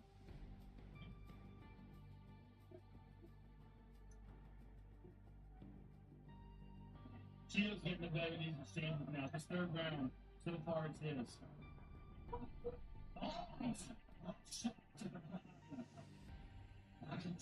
Cheeto Vera coming out strong in the latter rounds. Cheeto has so much endurance. I mean, the man is a tireless worker. He runs every day, miles and miles, just for a specific reason. He said he does 15-mile runs. Yeah, 15 miles one time. That's crazy. Look at that jab. Look how in shape he is because of that. I mean, that's incredible. And that jab is finding a hole on Pedro Munoz's face. It's a matter of when he lets the right hand go behind it. Because right now, Pedro's not picking up on the jab anymore. There it is. You gotta start to fire it. Behind the jab, though, not up a slap hook. Because you have to hit him with a slap hook. If he hits him with the jab, you gotta let the right hand go right behind that jab. You might be able to hurt Pedro. Munoz eats it and returns, but that was one of the more significant strikes of the fight on either side. And then the jab is done. Oh, yeah, look at that. It's the story of the jab. And even though Munoz landed in a counter, Vera doesn't even react to that power at all. And he was moving away from it. It took a lot of the sting off of it. But Munoz is moving forward, his mom is popping. He goes high.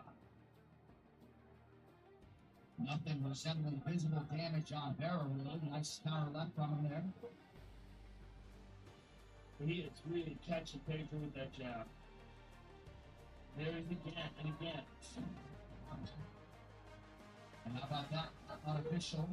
But Cheeto has pulled ahead on the numbers. Round one to this point, the closest up with 3. Anybody's fight down the stretch. Nice sneaking move by Munoz.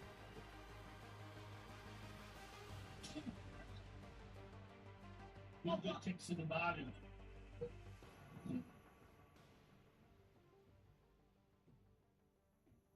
No takedown attempts from Pedro.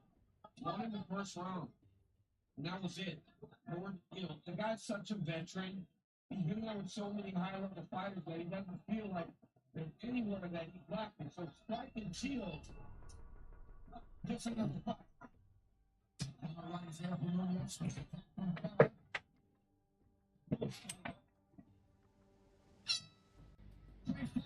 Charging battery. As many fans expected. And I'm talking with huge implications in the men's 135-pound division. Tonight's fight replays are brought to you by Sweet Sweat, an official partner of the UFC. Check out sweetsweat.com for products and see their UFC athlete roster. You see Munoz swinging and missing. 1-2 by Vera as he avoids the counters. There's that beautiful jab by Marlon Vera. Left hook to the body, right hand over the top by Vera. Look at that jab. I mean, a thing of beauty. Pops him with that jab.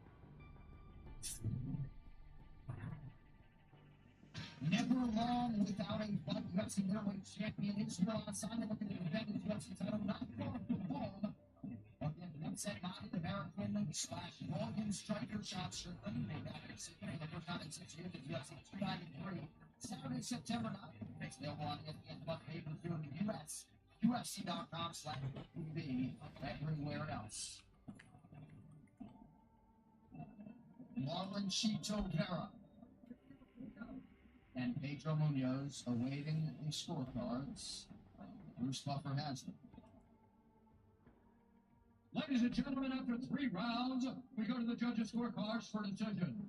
The judges score the contest 30-27, 30-27, and 29-28 for the winner by unanimous decision.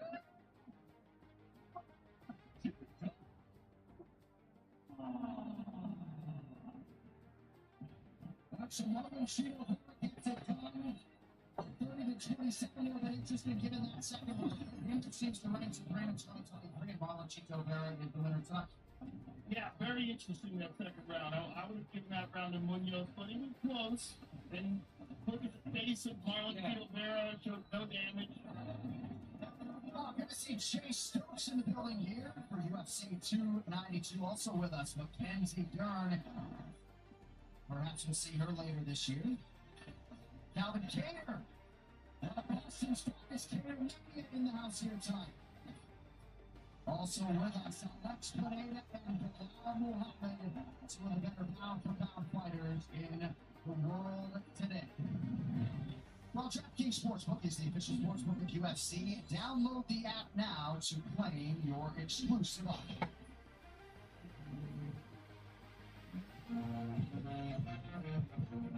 When UFC fighters battle it out inside the octagon, you can't blink because every instant is a chance for action. DraftKings has an offer. And I guess I'm going back to my. Get $150 Should do that fucking return. $5. So no matter what happens once the bell rings, you get paid. Download the DraftKings Sportsbook app. Sign up with the promo code and bet 5 to get $150 instantly. DraftKings bringing you ultimate action on UFC.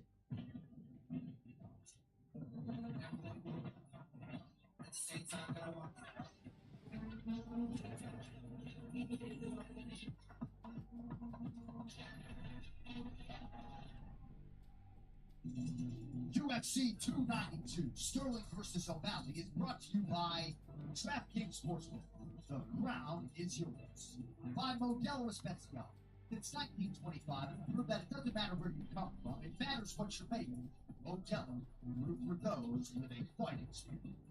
By New Amsterdam Vodka, 5 times distilled and 3 times filtered. New Amsterdam is in your corner with award-winning vodka. And by The Equalizer 3, starring Denzel Washington. Witness the final chapter exclusively in movie theaters September 1st.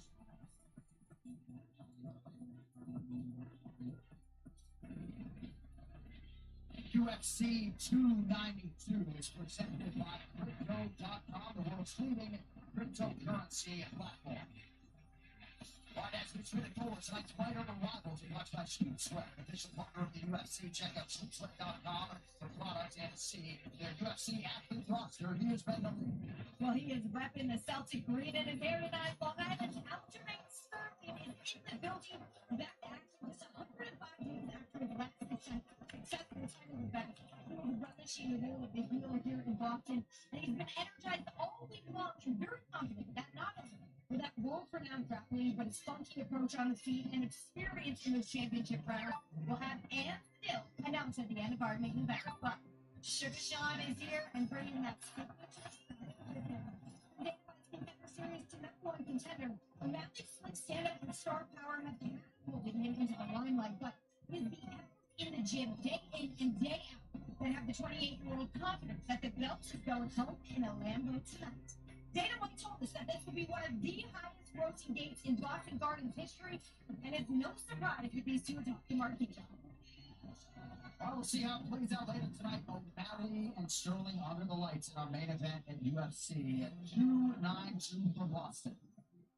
But now chasing his career here, being down about last year against any lucky record for David Coventry wins in the modern era. If he can defeat a man on a mission, the upcoming contender, Mario Bautista.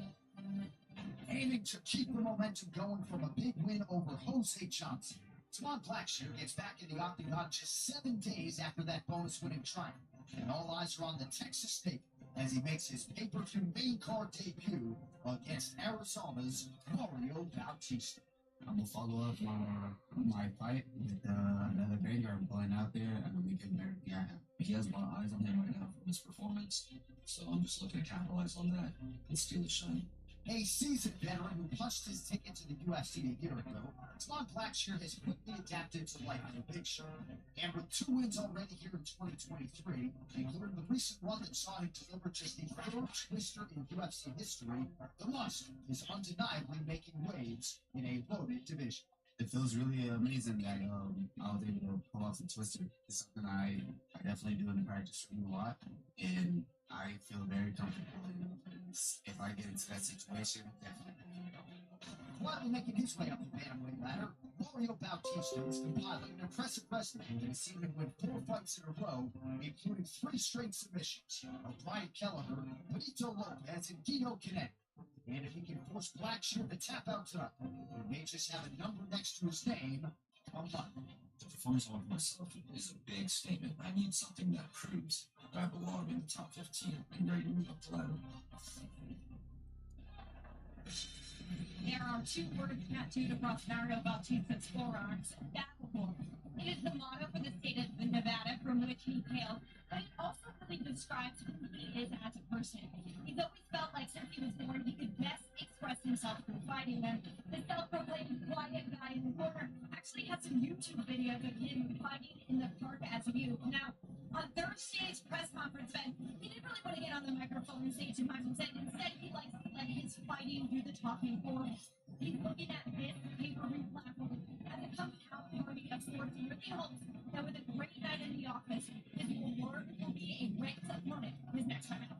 Right back at that, Chelsea was supposed to fight former UFC champion Cody Garbrandt here tonight, and all Mario Bautista really asked was to maintain his spot on this pay-per-view card tonight. It seems to be worthy of it, right? He's won 4 in a row. His teammates, his training partners, and coaches feel like they've got an absolute killer on the hand. Well, he is a man on the rise, so he's focused and determined with some serious skills. Excellent submission skills, and that's one of the things that's interesting about this fight with Devon Blackshear. We just saw winning that fight his last week, right? 7 days ago. He won by Twister. So he's a very talented grappler as well. Mario has power. He has aggressiveness. He's got intelligence. He's got it all. He's a man determined to climb this ladder. He wanted to do this against the former champion, but he has a real challenge in front of him tonight against Kamar. All right, fighter description is brought to you by the handyman for Manscaped. See the brand new compact face shaver at manscaped.com. My bad, Jay. Forgot about the bills we got to pay. Mario Bautista, the guy that put him in this moment, he said, I really did look forward to fighting Cody Garbrandt, but for all those reasons you said, John, leave me on the pay-per-view. He is loving the fact that he's getting to go to the press conference, interviews, because he feels like at some point in his career, he's going to live there. So right now is the time for him to start to learn to deal with all that and that build-up of a pay-per-view fight week, knowing that later down the line, he intends to be there consistently.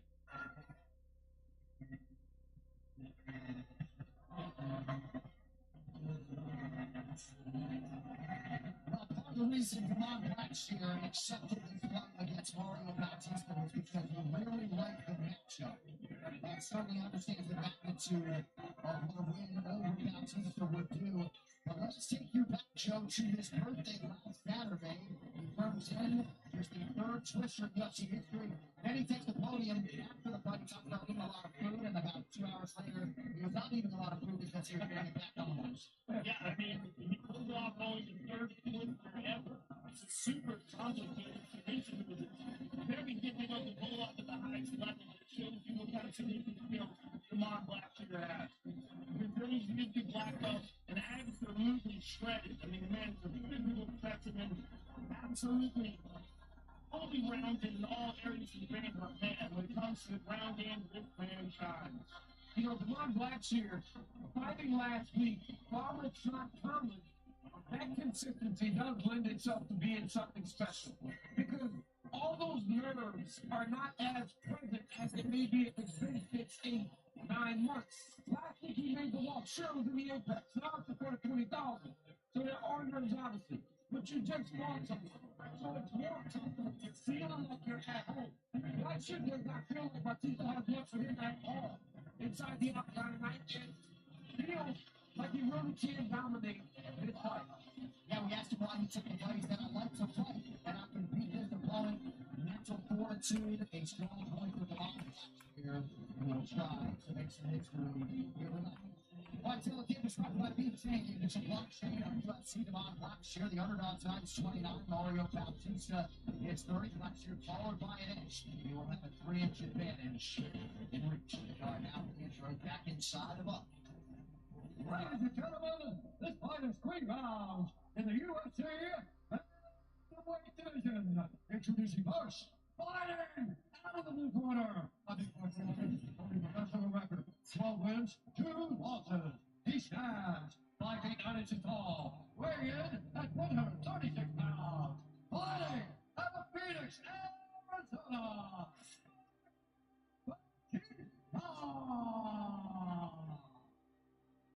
And now introducing his opponent, fighting in the red corner, a mixed martial artist, only professional 14 wins, 5 losses, he stands 5 feet 10 inches tall, weighing in at 135 and 1/2 pounds.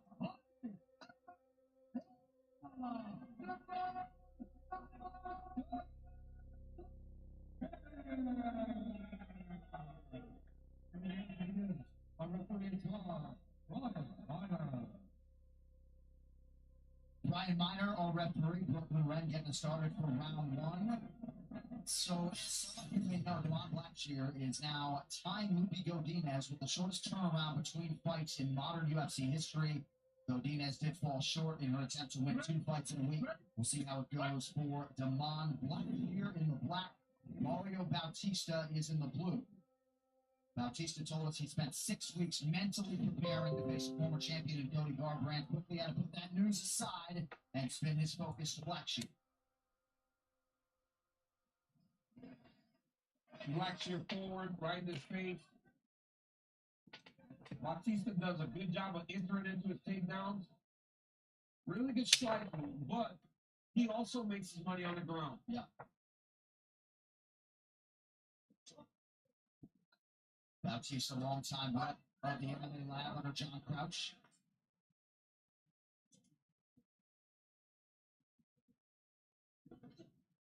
He does wrestling down in Arizona. But the kid's not at Valiant Prep. Great little wrestling program down there.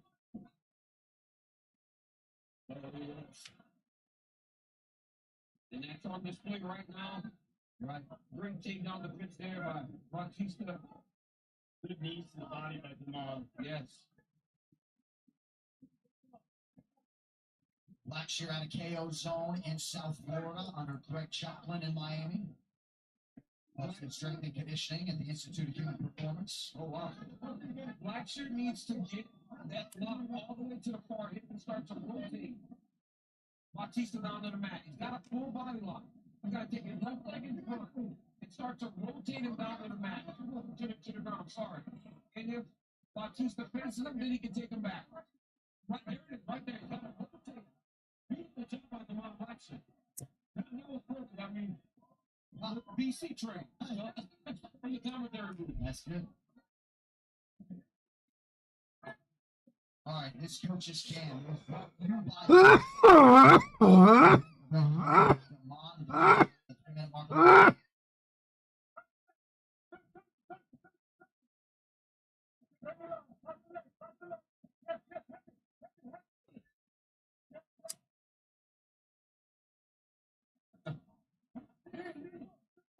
That's something.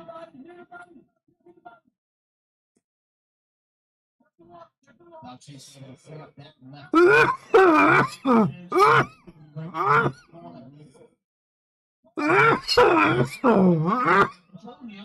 Not allowing Bautista to dictate any of these first positions. Entirely different style of the challenge than Bautista was preparing for. He lands a nice knee there.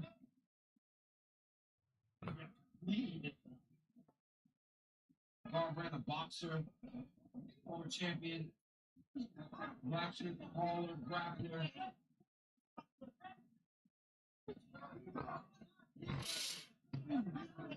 Yeah.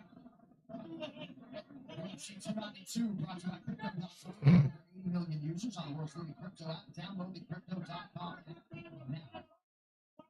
Demon's landed some very good inside low kicks.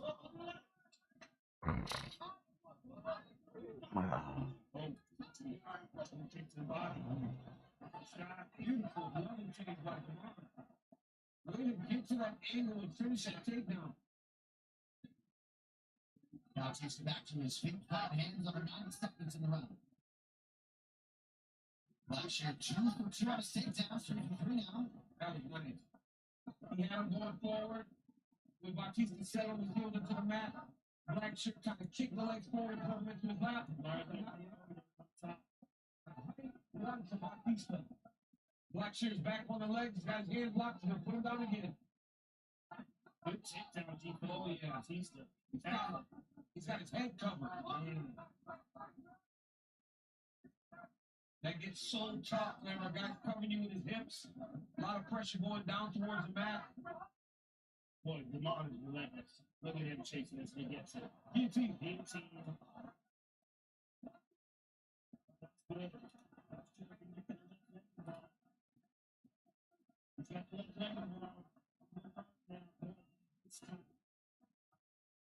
It seems pretty calm here. Yeah, it seems awesome.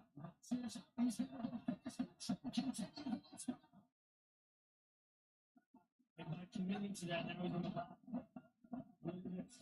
Beautiful job. Mario just up his feet. What a round. Blackshear just missed on an elbow. Oh! Looked like that partially landed somewhere. Blackshear. This corner came with hydration, the fastest growing beverage in history, with only 25 calories, 0 added sugar, BCAAs, and electrolytes now available at Walmart. Breathe in. Testing. That was exciting. Let's breathe a little bit. Hey, slow it down. Hey, you can rest with this hand too. Water. Listen. And the hand, little tighter. That's what I want. Faster with the punches. Hands a little tighter. What do I want? Back with the punches, hands a little tighter. There you go. Back to that. Give me this one kick to the leg. Okay, give me this one kick to the leg. You're doing a beautiful job. Shh. Get water.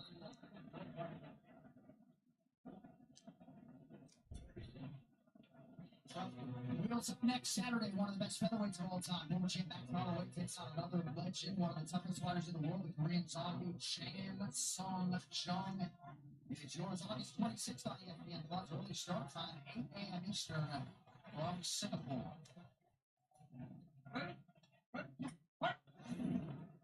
Buy game keys, save money, and then just play. Nice job by the lesser-known Greg Choplin, head coach of Demon Blackshear.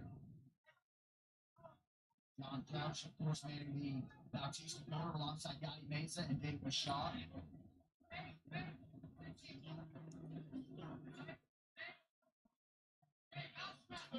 And they told Bautista that he can wrestle Blackshear too.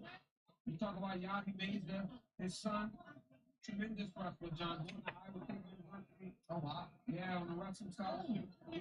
Big shot. Fluctuate that elbow without issue. Look at this. Mario looking for the takedown. When he's got his head in the middle, you gotta clear your head to try to get a takedown here. It's gonna be very difficult unless he goes to his knees and tries to elevate Damon is here. Damon fed him a hit, which allowed for Batista to clear his head from the middle. Pretty defense by Damon. Damon Blackshear looks amazing. I'm telling you. Good elbows in tight throw, another one by Mario.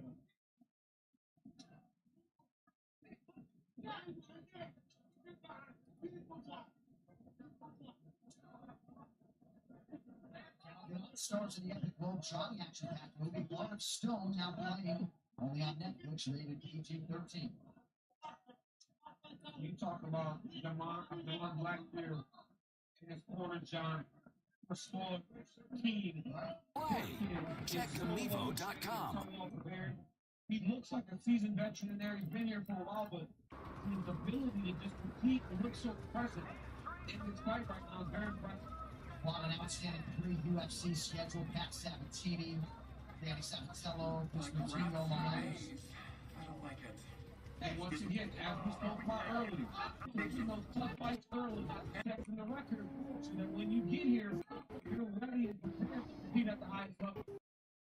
Blackshear had a cup of coffee, also checked Wink MMA during COVID-19. He eventually settled in South Florida and has realized a lot of success since. Good inside leg kick from Blackshear.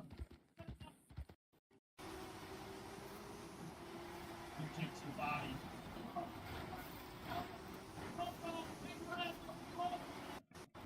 That's a pretty good shot. Yep. Blackshear did a good job of turning his hip to the left. He just feeds him a single every time. He doesn't allow him to attack double legs.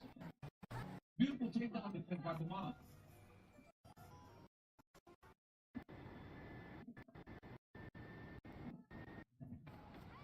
One elbow from Blackshear gets through. Well, the MMA leg corner, as you mentioned, told Bautista he could wrestle Blackshear too, but has not realized any success as yet. Blackshear get into it, defending very effectively. Right hand there by Bautista. And it seems like Bautista's pressure is gonna start to get the Blackshear a little bit. Damon doesn't seem to be handling very well right now. Bautista says, yep. Good jab by Bautista. We're going to turn it up here. Oh,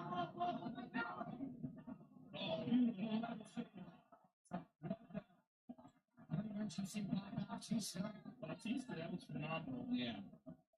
Excellent strength. Yeah, Blackshear's not going to get credit over that takedown because Bautista's not controlled. Good elbow inside by Bautista. But I think for Bautista, he needs Blackshear to get tired because if Blackshear is not tired, he has shown an ability to stay ahead of Bautista.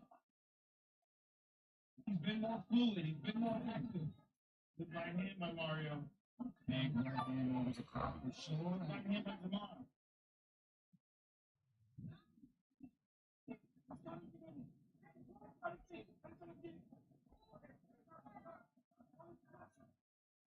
Blackshear certainly slowing down a little bit. Perhaps the back-to-back weight cuts in a span of 9 days. And these guys, John and Phoenix, got it rolling right now. We saw last week Marcus McGee, Tyler Phillips, both won recently, right? Yep, Tyler Phillips won. Sean O'Malley and Bautista fight tonight. Those guys are. All right, confusion. This is such a confused build. Hi, welcome back to PC Build. Excited talking about Bautista this week. A lot of pressure by Bautista at the end of this round. All right, 10 minutes down, time to go.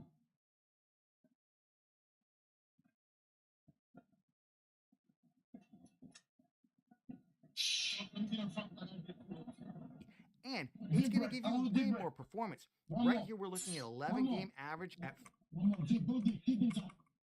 to a per 100 calls. Right. I'm going to power that with the Sapphire Pulse Radeon RX 6700 XT. Frankly, any 6700 XT is going to be perfectly fine. This is the cheapest one right now. Once you throw the promo code on it, it's $319 right now over at Newegg. Okay, 5 minutes. You got 2 rounds, 0. Okay? Stay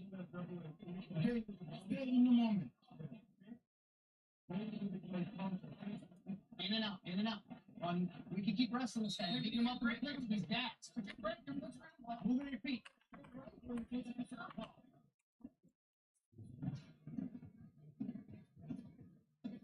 Never long without a fight. UFC middleweight champion Sherlock Sunday looks to defend his UFC title. Not far from home against the upset-minded American Sean Strickland, who returned to Sydney for the first time in 6 years at UFC 293, Saturday, September 9th. Available on ESPN Plus pay-per-view in the U.S., UFC.com/PPV, everywhere else. He's the corner wanting one pressure. Keep wrestling. They feel like he's tired. They want to try to press Blackshear. Team Thomas, you tired or no? I'm tired, but I'll tell you what, Blackshear, he can let this thing get away from him. And one of the reasons why is because every time after they clinch, he allows Bautista to strike him. And Blackshear just kind of chills. I noticed that. Whenever I put him up to Bautista, always steals that. And in the judge's eye. One point as you go. Nice connection there by Bautista.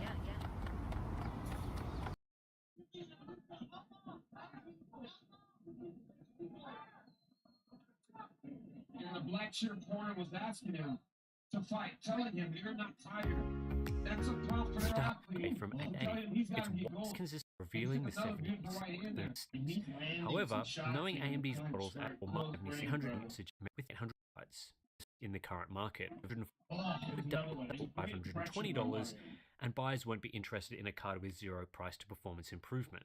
That's assuming AMD has removed the brainworms that have influenced their past releases. If those brainworms are still there, I wouldn't be expecting this to be a particularly exciting release, and pricing would probably be something silly like $600. I guess we'll have to wait and see what they end up doing. Compounding all of this is Bautista 0 for 6 unofficially on his takedown attempts. Nice knee to the body.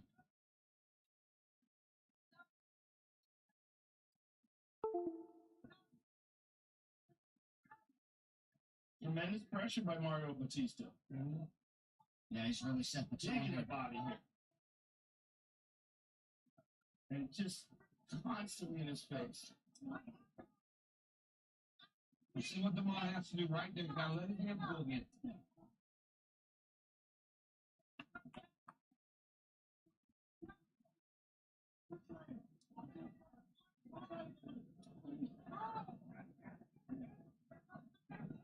Oh, shit. Staying committed and crowds Blackshear for the first time tonight. He's on his back. He's got a hook. He's grabbing it backwards. Nicely done by Mario. Damon Blackshear accepted that position. You saw in round 2 when he took Bautista down, the urgency of Bautista to get back up. You didn't see that from Damon.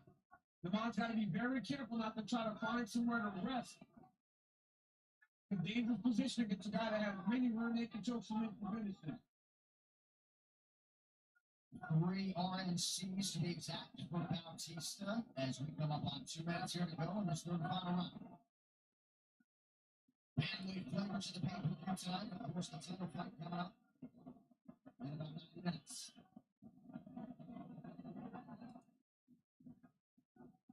Mario's doing a fantastic job of staying on top of him, staying high in the back, but it looks like Damon's up.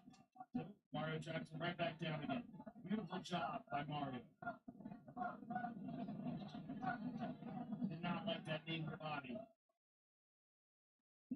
He gets the back again. Doesn't have 2 hooks in, but he can establish control with 1.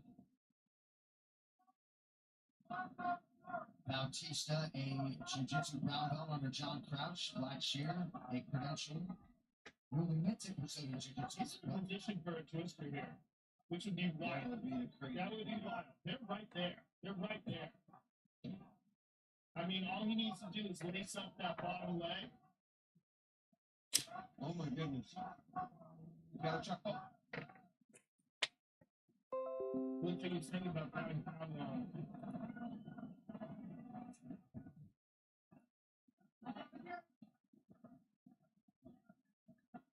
Bautista did say he had to brush up on the twister defense after seeing it Blackshear a week ago. So nice knee to the body by Damon. Yeah, now Damon's fighting again. He realizes like that round's getting away from him.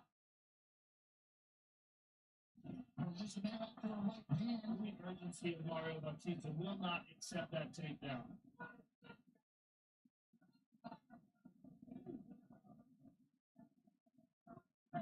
Oh, what a beautiful shot by Mario Bautista. Wow, he went a lot with that takedown. Rolled across his own back to get black shirt down.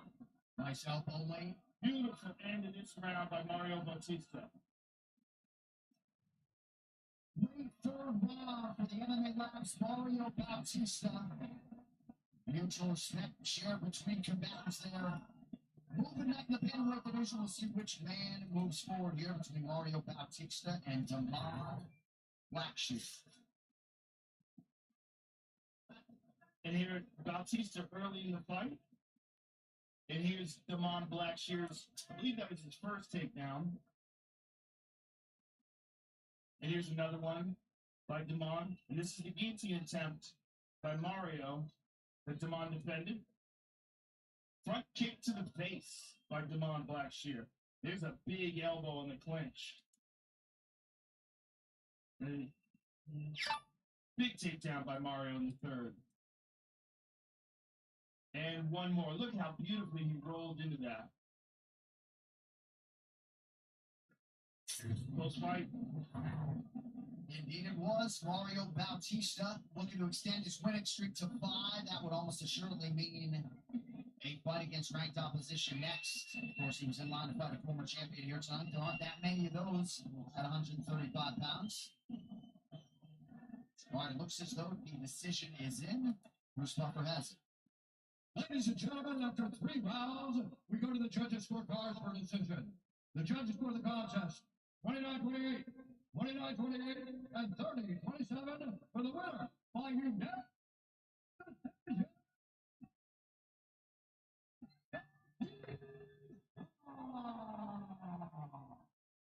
All right, it goes to Mario Bautista by unanimous decision, 30-27, perhaps questionable, but now his winning streak indeed is 5. Fighter stats are brought to you by Netflix's Heart of Stone. Gal Gadot stars the epic globe-trotting action-packed movie Heart of Stone, now playing only on Netflix, rated PG-13. 30-27, bananas. Clearly won the first round. I just don't get that at all. Rob Nikovich, Utah Super Bowl champion with your New England Patriots in the building. Utah World Series champion Johnny Damon. Also with us, Paul Bearchu Craig and Boston UFC legend Joe Lozon. Rob Buck, one of the best ever to come out of the state of Massachusetts, born in Leominster, and joining us here tonight in the Hut. Wow. All right. UFC 292 continued live is presented by Crypto.com, your freedom cryptocurrency platform.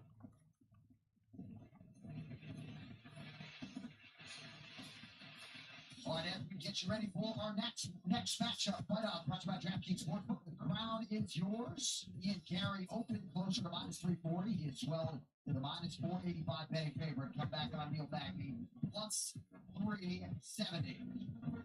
Well, never a bad thing when there's a little heat on the matchup. Regardless, a lot on the line in this featured welterweight bout.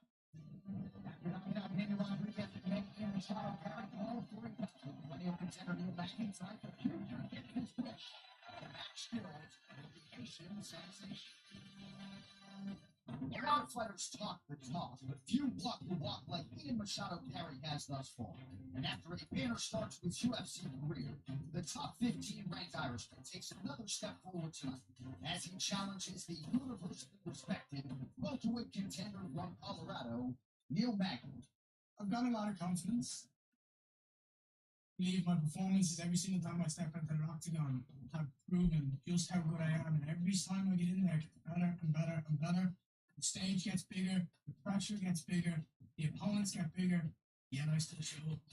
I'm 100% confident that Ian's always going to go tonight. I'm more than capable of the guy to go out there now and get the job done against him. I'll finish him tonight as well. At 36, Neil Magny has seen and done it all in the UFC, but he's still chasing a shot at the world title. So when the short notice opportunity arose for him to follow up his 2-win over Phil Rowe with a bout against rising star Ian Machado Perry, the better, as usual, was the first to step up and take the fight. Beating Ian Gary never mean the world to me. I beat former world champions, future world champions, contenders, beating them all. It's about to get the job done against a young, up-and-coming, undefeated fighter who just mean the world to me. Undefeated when he arrived in the UFC in 2021, Ian Machado Gary has kept that trend going through 5 starts here in the Big Show, and he has impressed more and more with each passing fight. His first-round stoppage of D-Rod's Andy Rodriguez may be his signature win to date. Ian Gary aims to raise the bar again tonight, here in the Chopper. My destiny is to be one of the greatest of all time. I'm on a trajectory and a path to being the greatest martial artist that ever lived. Liam Magny is just another step in my bio, in my story. So I'm sorry, Neil, but tonight is a very special day.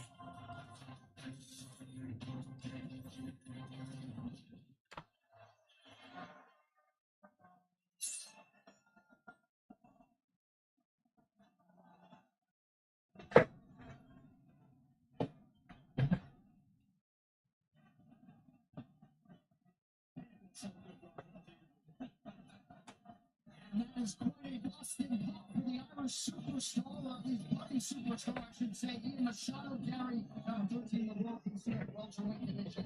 His appetite for knowledge is undeniable. He's been all over the world in search of better training, confidence, ego, bottom line. It's a lot of potential, champ. He's got it all. I mean, this kid just believes that he's going to be one of the best forms. And not only does he believe it, he just seeks it out, Doc. He said that his wife and his new kid, they've not lived in one place for more than 3 or 4 months. They're just constantly finding knowledge. Whether I go and strike with Adesanya and kickboxing, or do Brazilian jiu-jitsu with the Brazilians in Brazil, I go where I can get the best training. He is training at Kilford. That's what he spends the vast majority of his time. But he is a bit of a nomad when it comes to training. Bill Lowe was brought in when he found out that he was fighting Neil Magny because he wants the knowledge that Bill Lowe gained in his fight with Neil Magny. Which was not all that long ago, back on June 24th. Ian Machado Gary will buy a house in Brazil after this fight, but no matter these for now. Let us get to the keys to victory that's brought to you by the Air National Guard, where service suits flexibility, part-time or full-time. Join us, show me your keys to victory with Ian Machado Gary. Ian Machado Gary is a fantastic striker. Neil Magny is a volume fighter. He has tremendous cardio, and he will try to put the pressure on this young, relatively unproven contender. Avoid the grappling exchanges. Machado Gary can grapple. He is a good grappler, but Neil Magny shines in that area with so much more experience in that belt. And he's got to dominate the striking exchanges. That's where this young man shines.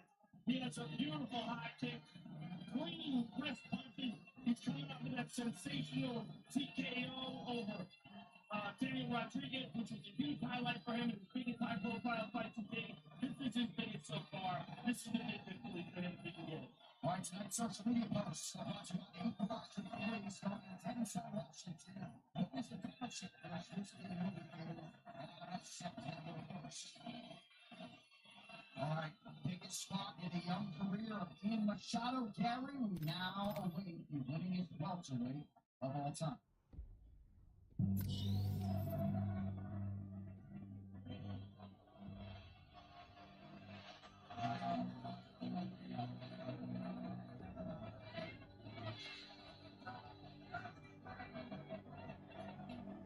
This fighter websites are brought to you by Netflix's Heart of Stone. Gal Gadot starred in the Johnny action-packed movie Heart of Stone, now only on Netflix, rated PG-13.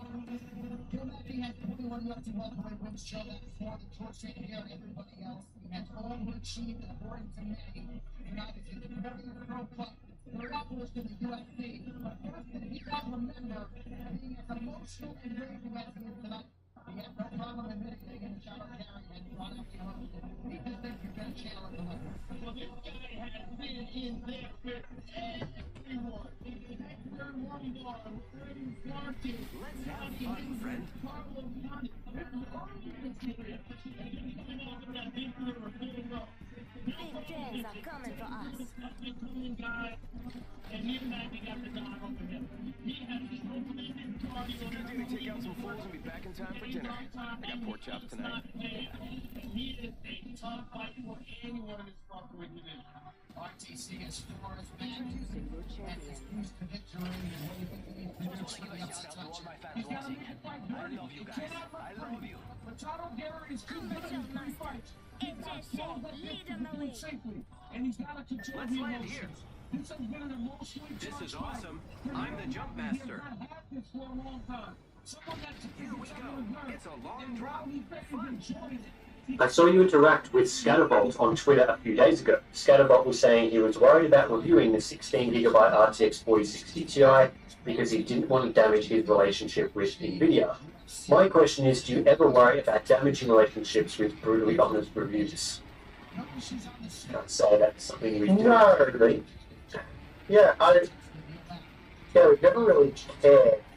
And this goes back well before Harbour Unboxed was a thing, and I guess we have to give some credit to like TechSpot as well, because I've always been free to just rip a product a new one if required, and TechSpot's they've never edited my words, they've never downplayed it, they've never said, oh, you can't say that, or, yeah, they've never really, I suppose it was a risk on my behalf as well, because I mean, before Harbour Unboxed I was employed and still work freelance right for TechSpot.com.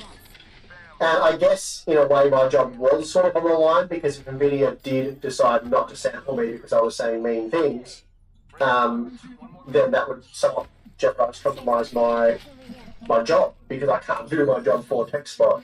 So then I would be in a position where I have to go buy the product, and we didn't quite have that sort of budget back then, because we didn't have things like Patreon and Floatplane and a big YouTube channel, so that would have made it more difficult. But yeah, NVIDIA was always pretty good back in the day. There was things like Patreon and Floatplane and a big YouTube channel, so that would have made it more difficult.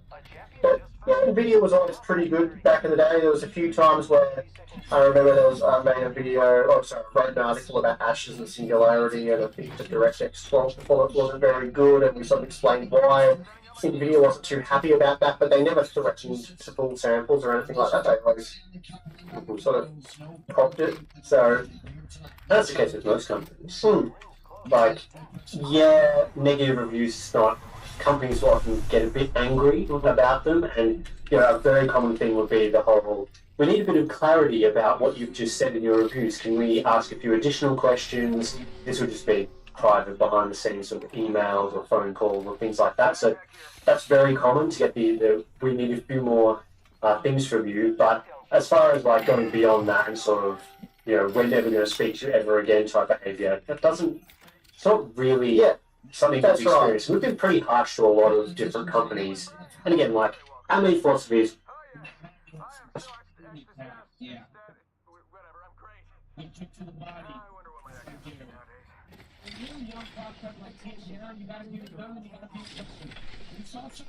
You hear that? There's a care package coming down. It's only in Gary to show that he's at that level. Got a hop up here. Turbocharger. He's exponentially faster than Neil Benegui and a lot of other guys on the pin here at welterweight. Knockdown shield here. Level 4. Again, chewing up that cap table. First 3 kicks is bro. Lifeline, come get it. Mirage already got one. This is with the right hand on the break. Excuse me? Stop waiting. Get forward. What do I need that for? Really?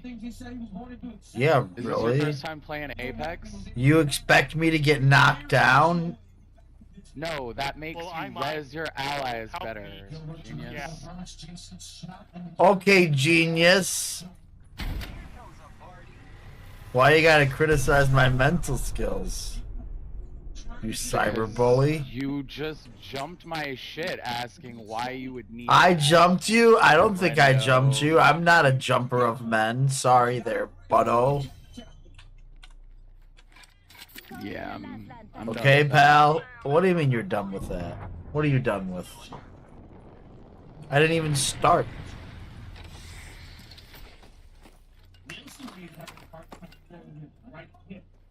Because of what's going on with left tap. It's sort of team of them that it feel like they're off balance. Zipline deployed. Gary has once now from Peterson. Can't believe you're on over. Yeah, I don't know if you can do that. I'm not grabbing it, but hanging over the top. Yeah, you do like. Giving my shields a recharge. Yeah. Did you actually get hit by someone?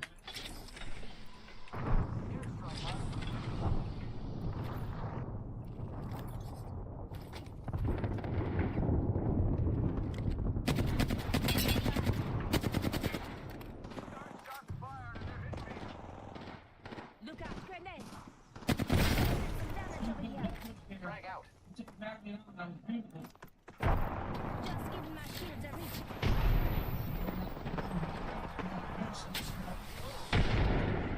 It's amazing about fighting. In the position that Neil is usually really strong in. I gotcha.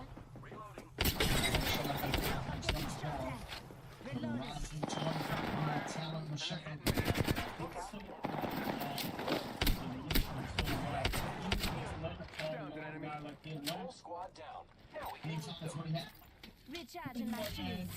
You're welcome.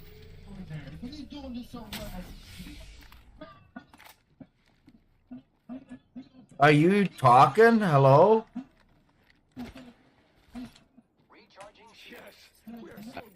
Good job. Are you the guy with the Korean or Japanese or other language name? The Chinese. Chinese? Is that what it is? What does it mean in Chinese, sir? Nah, it's just boba tea. I used to have a Chinese hat that said Chiefs on it. It was the Illini hat. Are you familiar with the University of Illinois Illini?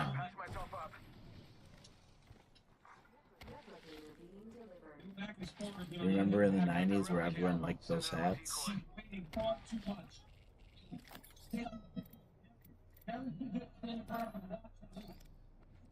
Okay, no. Hello? Hola? Hello? It's when you're hesitating, right? If you need to step back and look out while you see shift to your good stand after the attack. Just a script. 1 second. Air drone is getting needed. using grapple. Listen, just that little bit of wrestling got you tired. Listen, you cannot hesitate on your way in. Sounds like you guys got into a fight. 1 minute. Rings nearby. Right here you see Gary. First leg kick knocks Neil Magny out. And then again, every time he's knocking Neil down because Neil can't find his balance. And for 45 seconds. Rings just up ahead. there was one later, but he didn't fall and did more damage. Did more damage. The unauthorized reproduction or distribution of this copyright work is illegal and punishable under law. 30 seconds till Good close. jab Be by careful. Magny to the ground. There's another one. Definitely a more urgent look in Magny's eyes than we saw in round one.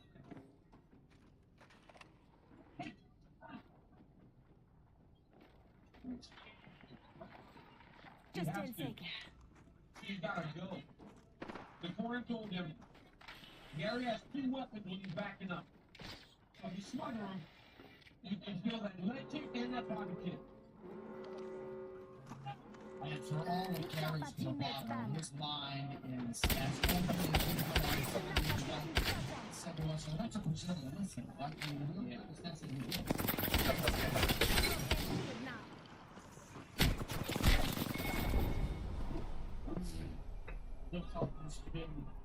Sorry. Job of maintaining the distance, utilizing its superior striking,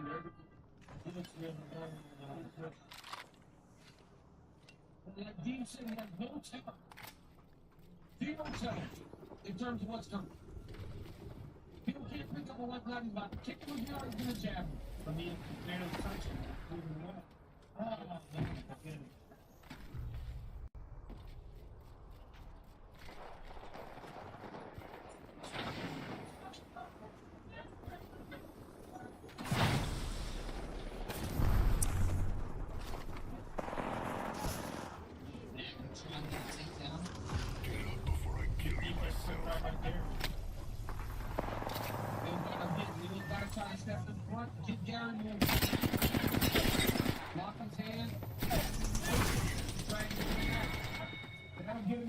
lot in that, but then you can try to advance.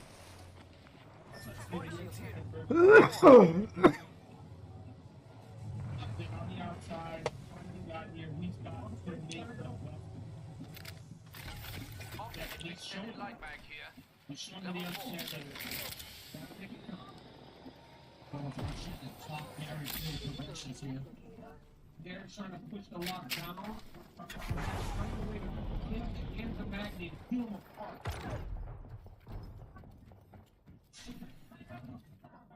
Got their so good on the back control. That's just trying to split the lock is too hard. They go out in front to grab it.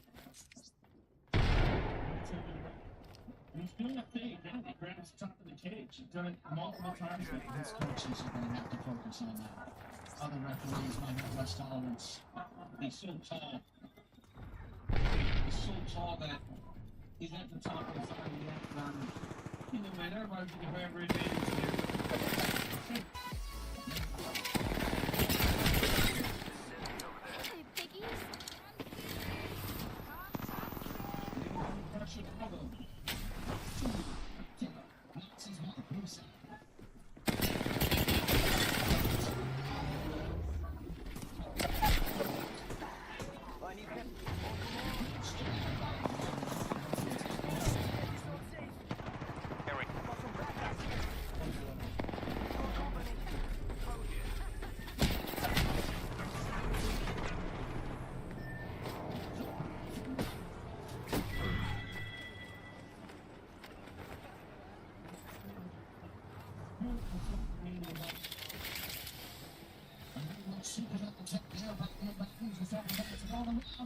Even though he's trying to hide it, every time you touch him, and even if it's short of it, he'll do.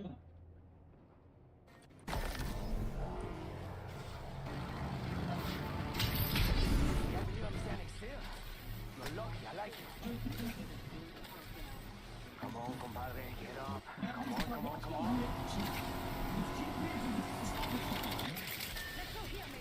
That reaction is so big.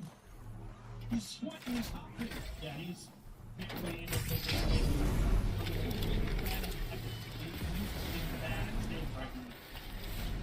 30 seconds in a round. Referee watching closely.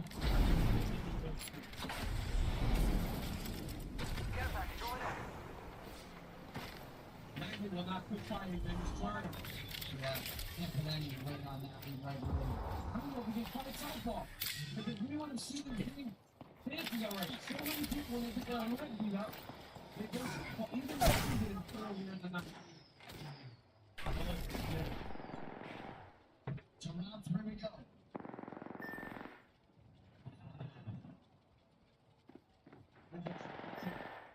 Like Gary. Again, 1 and 2 leg kicks. You just have to toes. One more here, and that was a hard one. After you setting that up, you can stay southpaw and shift into it, or you check that kick and come forward.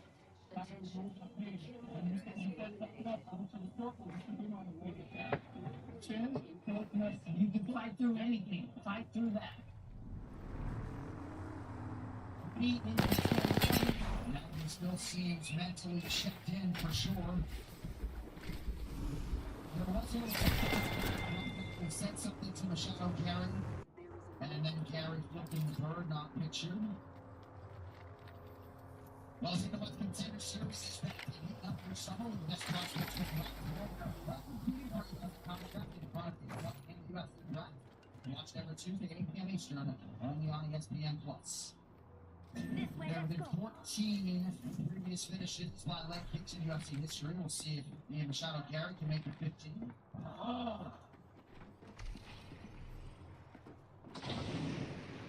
The problem with Neil switch to southpaw is he doesn't pick up on the high kicks as effectively, because he's not used to seeing them coming that way.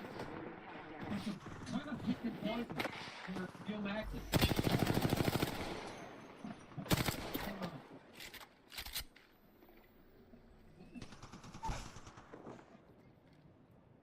Subtle feints and nuances in striking out will be on the end.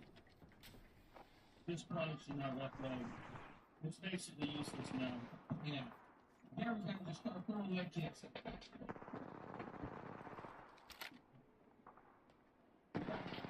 Great low kick to the left to up top.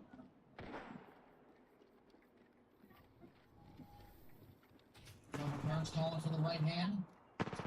Extended supply bin here.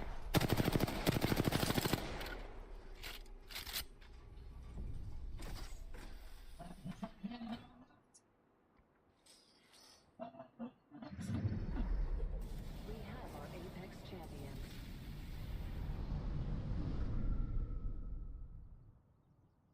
He scoots his way back to the center of the octagon. So 3.5 to go. Man, he is just beating him up. He looks good. He looks very good. Very sharp. The emotions have only made him sharper. He can do whatever he wants to go back there right now. Oh, good kick to the body. And we're talking about the guy that has the lesson from both good. It's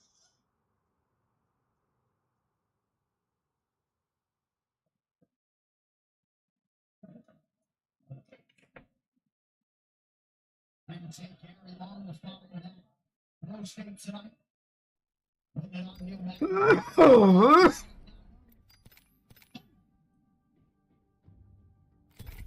Neil Magny's in full survival mode, yeah. And the only reason he's still in there is because he's so tough. Yeah. So tough and in such great shape. Yep. And experience. If he wasn't Neil Magny, he'd be out of there already. And let us also remind viewers he is stepping in here for Jeff Neal tonight. He was training with the state. Gotta give Neil Magny credit as well. Not the wrong side of the domination tonight. It's not tight. He's just beat up. He's getting beat the fuck up. I mean, this is the Ian Machado Gary show. Particularly good combination there by Gary. Maybe I'm being a bit harsh here, but I'd like to see Gary finish. Yes. I'd like to see him finish. I love all the talking and all the gestures, but I'd like to see him get a finish here. You guys see that impromptu open workout by Gary at an Irish pub in Boston last night after the ceremony of wedding? And I mean, Magny is done. I mean, he's literally offering no offense. Come on, friend. Time to win.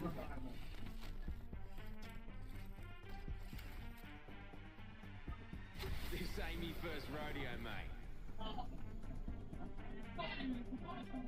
Now he's trying to fight southpaw, but he goes right back to it. He's just not comfortable with Nance at all.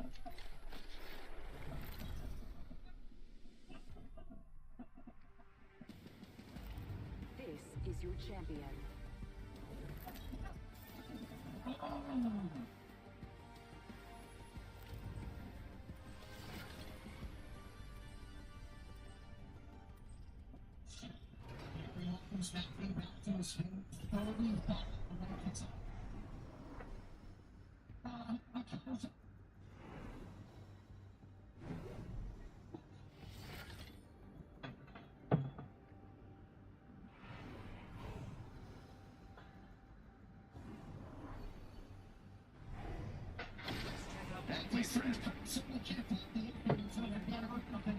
He's trying to finish.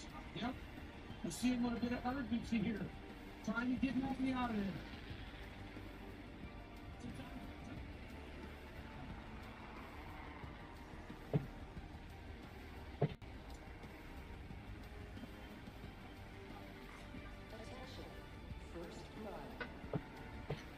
First blood? Well, someone's been a rascal. Well, as the challenge is done, something in the shadow carries restored. Already inside the ring, fellas. Next round's on me. You wouldn't expect things to Jesus Christ, you don't even let me get a fucking gun? What's wrong with you? 30-30 repeater here. the hands of Ian Machado. Let's go this way. It's a complete domination by Ian Machado. I'll be going a different way than you, thanks. Holy shit. So he will take the Magny's number 11 at the very least when the rankings come out next week. Right here you see Ian Gary, leg kick after leg kick. I mean, those leg kicks led to dance. They were his best weapon, but look at these reactions from Neil Magny. Another leg kick from Gary. Neil Magny could not even stand. He broke him down over the course of 15 minutes. And for one of the first times we saw Neil Magny really not give much back. He wasn't competitive at all. New kill leader appointed. Doesn't happen to Neil Magny. In every fight he finds a way to at least give him a shot. He didn't have a shot tonight, Johnny. He was flat. He and Gary came over. That said, he also presented what he was told once Stephen Wonder wins out some next. Tremendous performance by Ian Machado. Gary puts some pressure on himself. He seems to always rise above it. Bruce Buffer now with the official decision. Ladies and gentlemen, after 3 rounds, we go to the judges' scorecards for the decision. The judges for the contest, 30-26, 30-26, and 30-24 for the winner. Using grapple. Package being delivered. Incoming care pack. We should protect this area so we can bond with one another. Leaving my signature behind, so let's explore this way. I'm here with the winner, Ian Machado, Gary, ladies and gentlemen. And what a show. You completely dominated what many people thought was going to be your biggest test so far in the octagon. Yeah, I tell everybody to top open opposite. I tell everybody. You like violence? Lucky for you, I've got some extra supplies here. He got five spots in the best in the welterweight division. That was his third and source champion. And I made it look like he's never fought the octagon before. Was there ever a moment where you were surprised when you were able to get him out? You hit him with everything with the kitchen sink. No, I took my time, I showed patience. Hi, friends. I like violence. And many times we've seen people get knocked out when they try to rush to a finish. That was domination from start to finish. Deadryan_gaming says, have to. Now this was an important fight for you. The big test, and then setting you up for bigger test. Give us your thoughts on what you would like to face next. So Bertie, for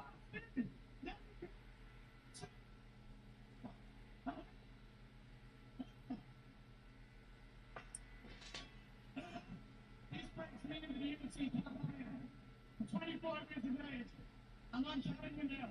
I need to prove myself as the best striker that this division has ever seen. I'm Joe. I think you can get what I'm going here. To be the best striker in the world, we need to beat the best. Our main philosophy is we're not really, well, we're not at all reviewing products for companies. We're reviewing it for the consumer, you guys watching the videos. So we're coming in from your perspective. So I guess while some of the things may upset, like Congratulations on sensational performance. Tonight's post-fight interview is sponsored by Innovation Refunds, fighting for American every day. Who's ready to Ian Machado, Gary Bevan again, and these guys, you got a healthy appetite to see him and see the wonderful Thompson. Absolutely. I feel it would be one of the most fun fights that we could make in the UFC because Stephen Wonderboy Thompson presents a lot of problems. the consumer, you guys, that's experience. We've been pretty harsh to a lot of different companies. And again, like, our main philosophy is we're not really, well, we're not at all reviewing products for companies. We're reviewing it for the consumer, you guys watching the videos. So we're coming from your perspective.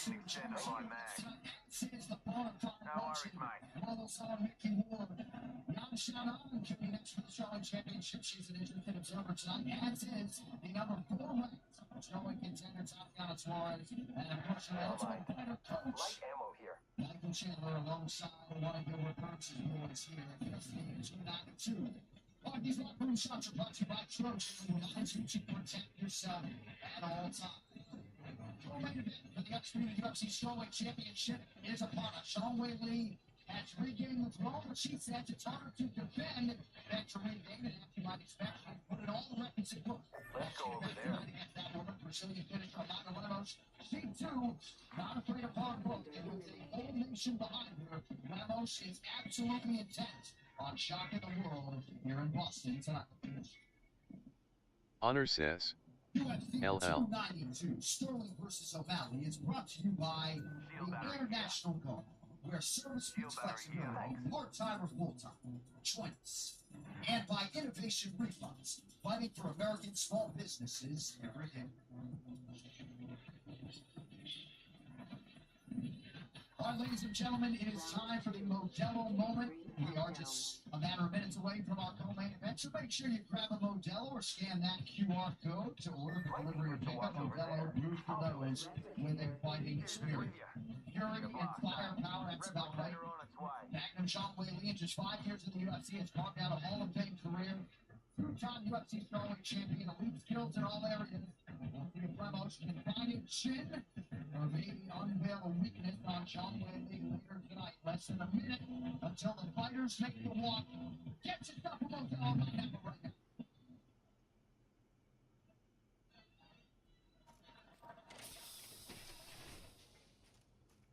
I'm gonna need a parachute. You're right. I've got an Evo shield here. It's cool. Level 2. Shield battery here. Head that way, fellas. Rings close and in one.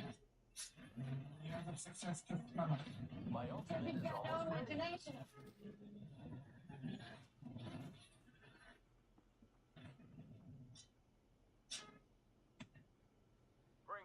Get ready. It's zipline time. All right, these strawweight rankings are brought to you by BeatChain, the official blockchain of UFC. Amanda Lemos, number 5 in the world, the title shot arrives tonight. A lot of contenders looking. We just showed you 2 of them, Xiaonan and Tatiana Suarez. But tonight, of course, is about Amanda Lemos, and she believes her destiny is to become a UFC World Champion.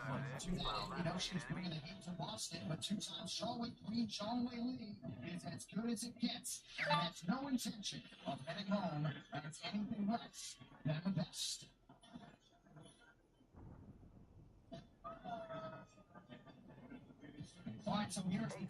No! Every moment when she's on her feet, she has that dynamite in her hand to finish the fight. E o bar forte.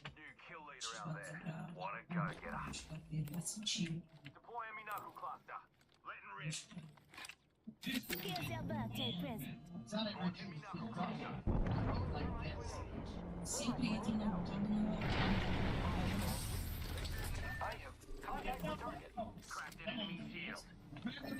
Much more than just a powerful fighter. She is very skilled, very talented.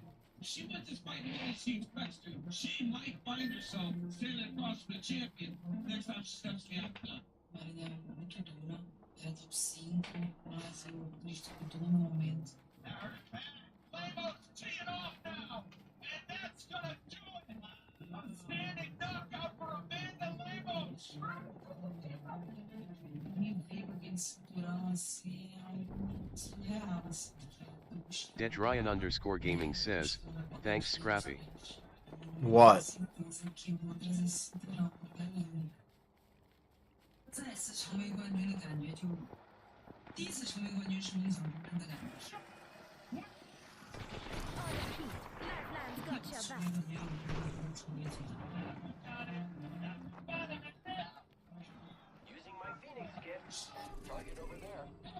Where's this dude's banner at?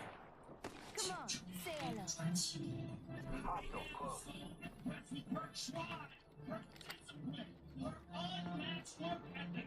Don't worry, I got a squad mate's banner. Nothing so terrifies.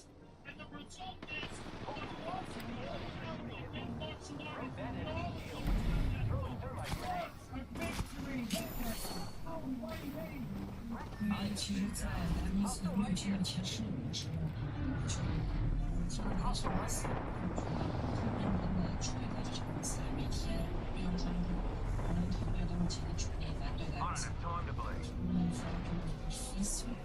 Here comes the replicator.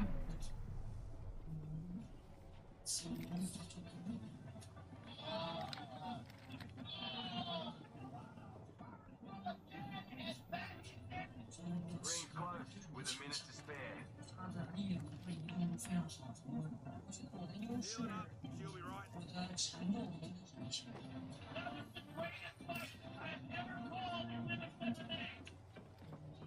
45 seconds, rings close.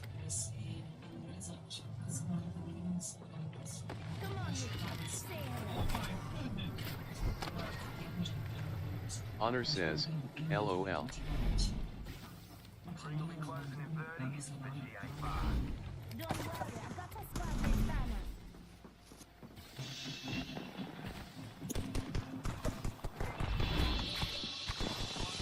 Honor says, tut.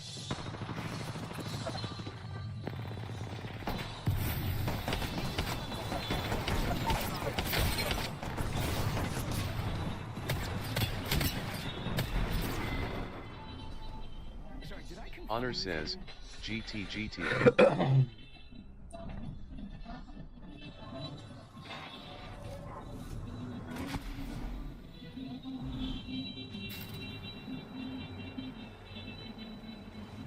We're not really, well, we're not at all reviewing products or companies.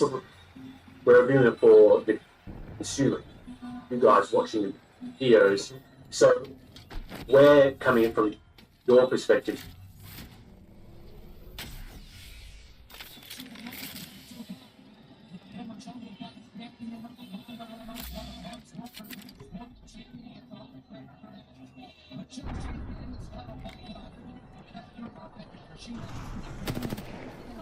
So I get we're not really, well, we're not at all reviewing products for companies. We're reviewing it for the consumer. You guys watching the videos. So we're coming in from your perspective. So I guess.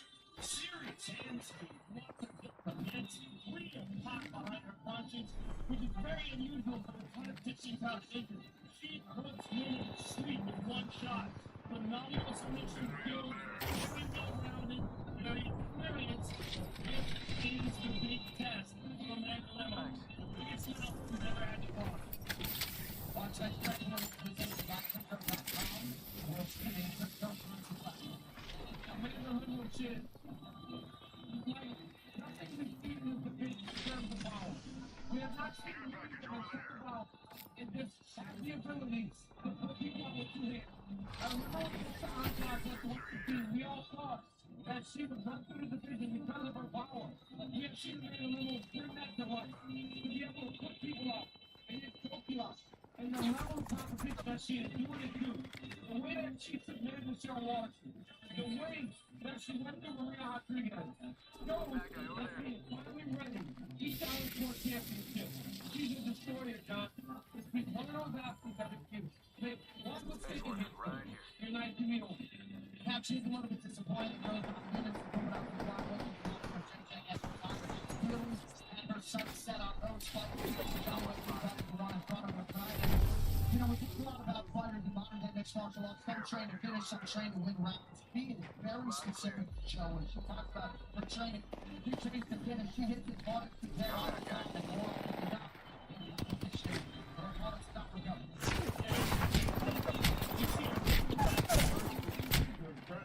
For such a small woman,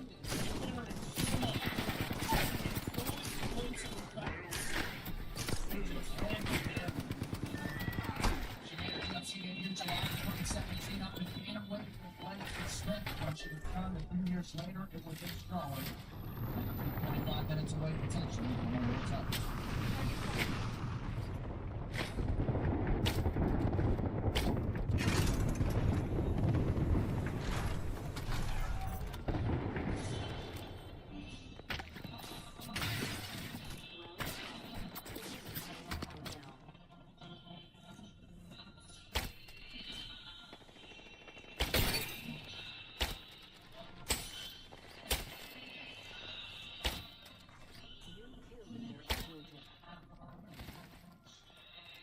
Keeping watch. Let's go over there.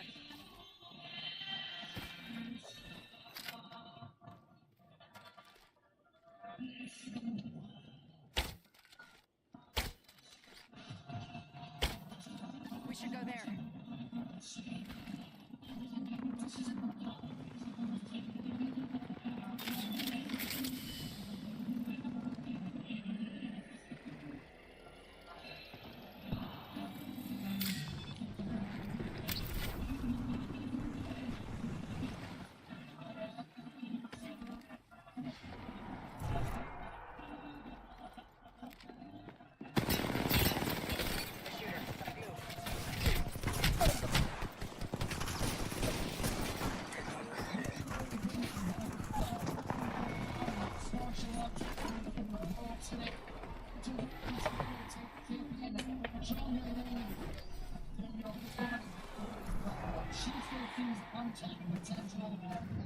wants to be done.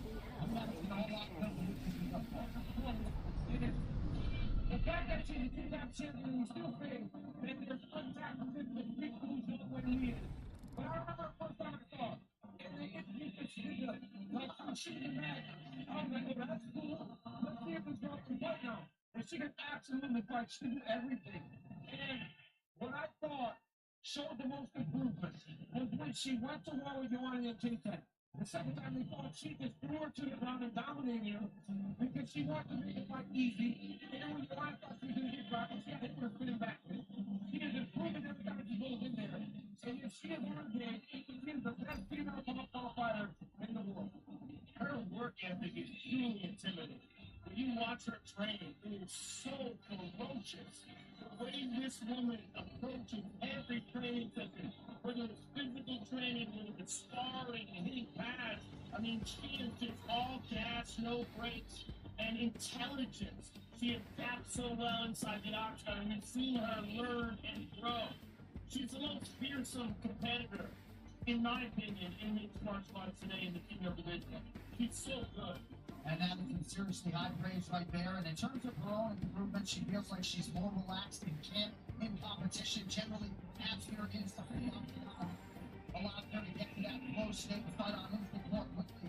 Daniel, the key for her this week being water, right? She talked about heart and effectiveness, but also agility and wrapping around leg motions like water. It was literally the cleanest thing I've ever heard in my entire life. When she goes, this fight is gonna be this. I'll be water. She goes, it will not be two killers going at each other. She said, I will be water, and as the full charges, I will wrap around her. If any mistake she makes, I'll get her off of it.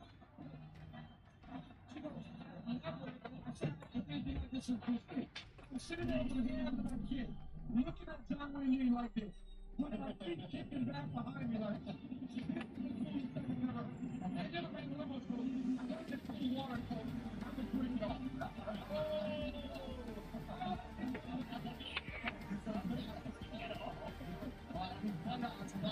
Sports one, the crowd is yours. John Wayne, minus 310. A lot of us come back as the 1-2 underdog tonight. UFC Strawweight Championship. Now upon us. This is brought by DJ, the official blockade of UFC. John Wayne, 34 on the approach. His 36 gold fighters not for Orchard Stall. Coming in. And overall, those are not allowed. Right now, we can't get your insurance. You're welcome.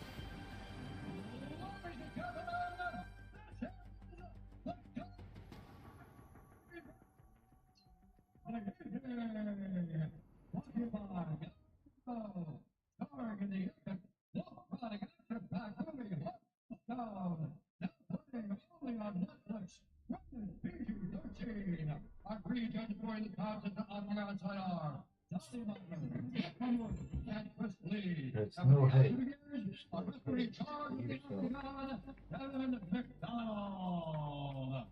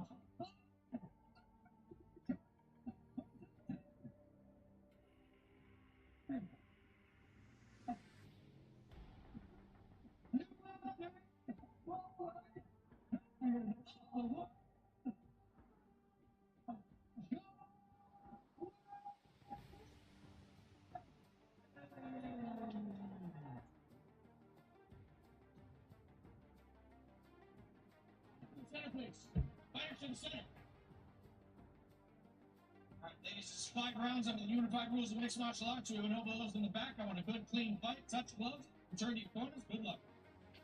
That's how we pronounce mixed martial arts here in Boston, right? He does. He met him anywhere. Look at this guy. I like calling it how he's found. I know.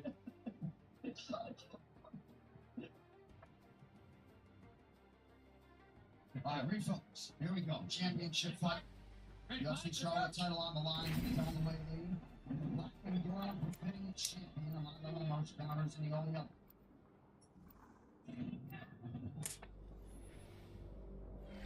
You see right away Dom's ain't from that low kick. Let me set it up. Our path is made today. Astral Bellator says, NI. A man that's very grounded. Doesn't move all that much because she wants to. Let's make this fast. There's a hot bath waiting for me. What do you mean so fast, man? Astral Bellator says, GG guys. Astral Bellator says, hey. This is your champion.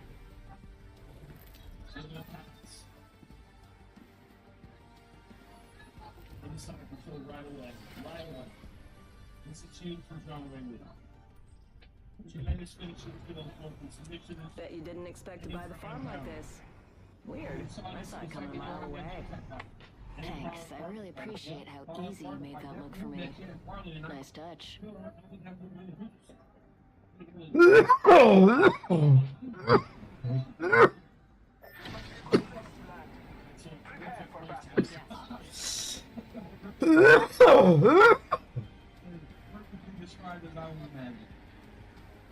And as hard as Sean Lady trains, I think it was nice for us to hear her say, believe me, I fight against my own laziness too. I wish that was mental. While some of the things may upset like engineers, people who've worked on products who have genuinely put a lot of time and effort into these things, you know, if we're sort of thinking about those relationships and going, oh, this might upset the person or whatever, that sort of takes away from thinking about what's best for the consumer and what's best for the viewer, because ultimately the viewers pay our bills.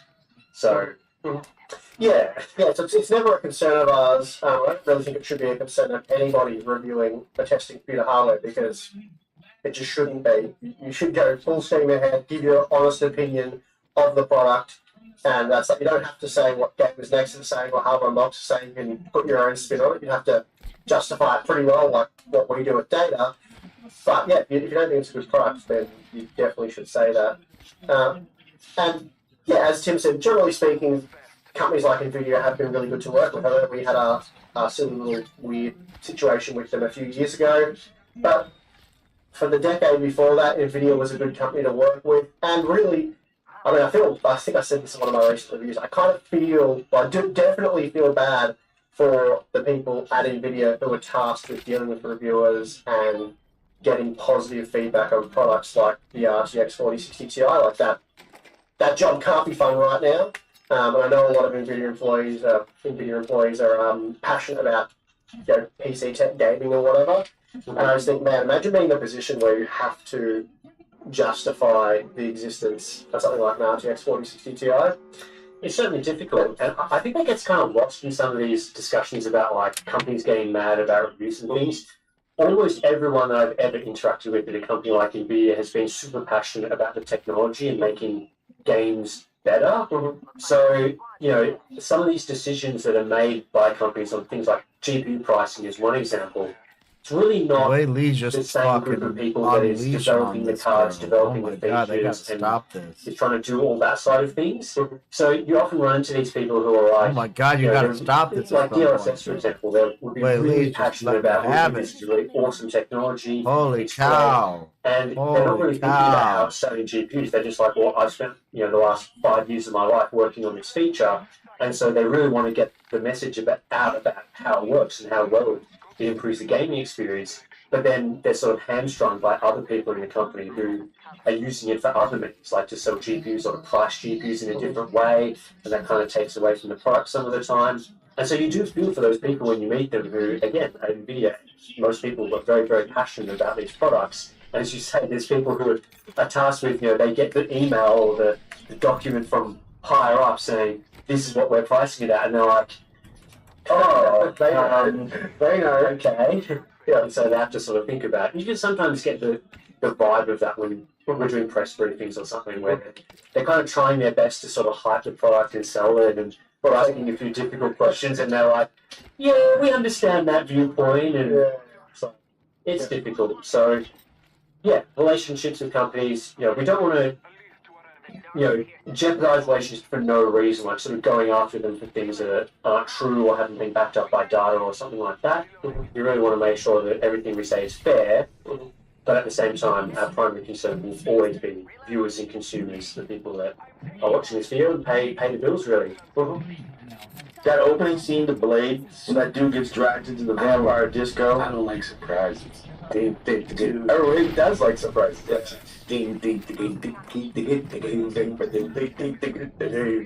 That shit's amazing. Play that scene. That is so good. I think that's one of the greatest scenes in any movie. It is so good. And Tracy Lords is the one who takes him there. Dude. The first two Blade movies were the fucking best shit ever. The first, and he cuts that guy's hand off with this fucking drawstring thing. Oh man, that's so cool, man. Yeah, those movies are shit. But the first Astral one's Bellator says, this Live poor Line. poor dwarf thinks he's gonna get the dying Tracy Lords, and she drags him through this meat processing thing, and while doing it, he kind of sees people. He's like, what the fuck?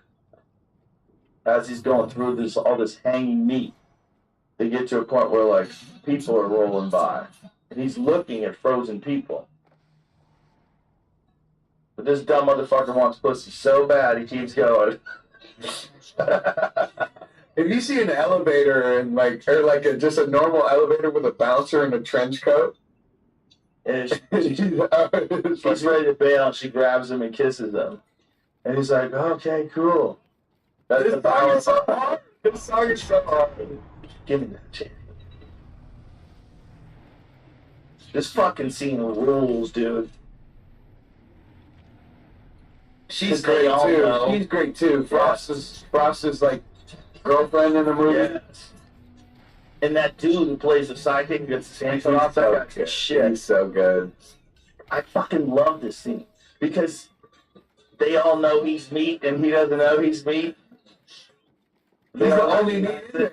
Only meat in there, man. And they all recognize it. And he's trying to get behind it. He's like, woo, woo, let's go. Starts dancing out there. Look at him. What's up, dude? What's up? And then the blood. It's so crazy. You don't know, so far, you don't know what the fuck is going on. Yeah. Did they stop the new Blade? I heard they were making. I think there's a series, right? I thought it was a movie and they stopped making it. Oh no, did they? I don't know. I hope not. Definitely got pushed back. It got pushed back. I don't know. Was it? Well, there's a writers' I guild watch that. Yeah, the fucking actors strike. Whenever Blade comes in, Wesley's such a fucking hard ass. Oh, this scene's insane. Yeah. Yeah, here's the point where the blood starts dripping from the ceiling.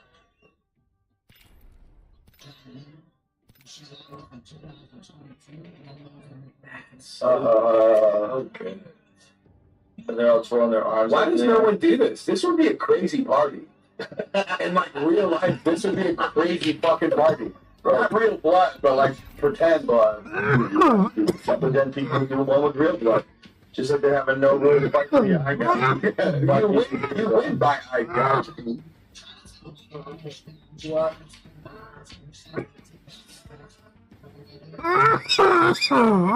Now he's realizing it's all vampires around him.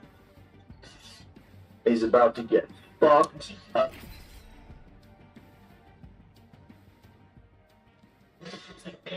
Oh, dude.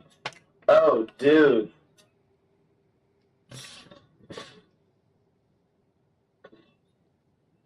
so good.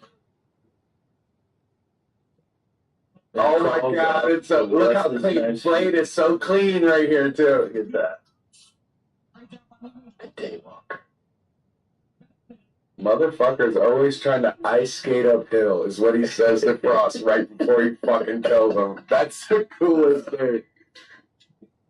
Yeah, let's go! Come on.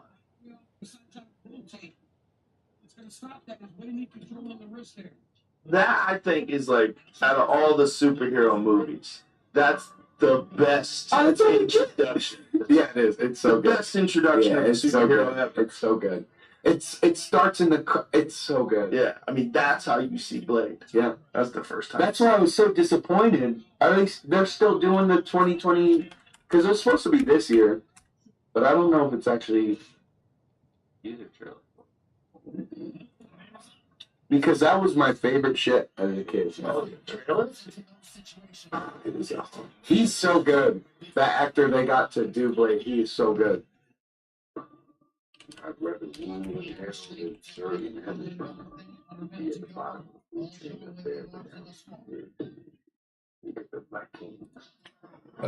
Sure, you ready for that, Mr. Whitney?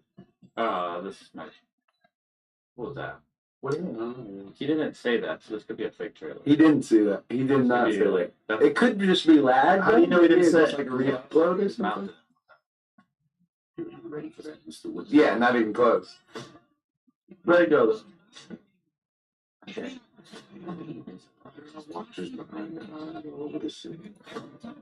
That looked okay. Oh, the mighty.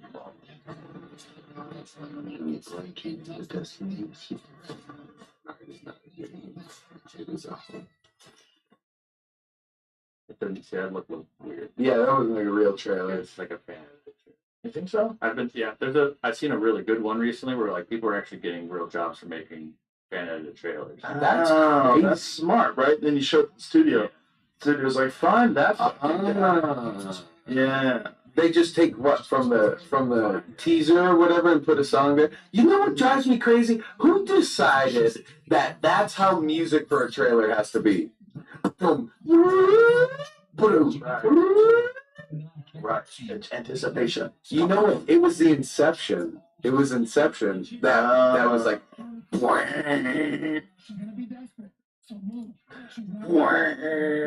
Right. I don't know. Every movie trailer soundtrack is exactly the same. Every music trailer or movie trailer soundtrack is exactly the same. That's interesting. It's true though. It's like just a pattern to get you jazzed up about something. But see, it's starting to wear off because I'm like, okay, I already played out here. Now we need like a trailer with no music. Trailers used to be one of my favorite parts of going to the movies. Really? Yeah, man. You got a good trailer. A good solid trailer that sucks you in. You're like, oh shit. That was how you found out about movies back then. Right. That's terrible. What is he doing? Oh, that's serious. Happening's right there. We're going to do it quick. Piece of transportation out here. Look at it.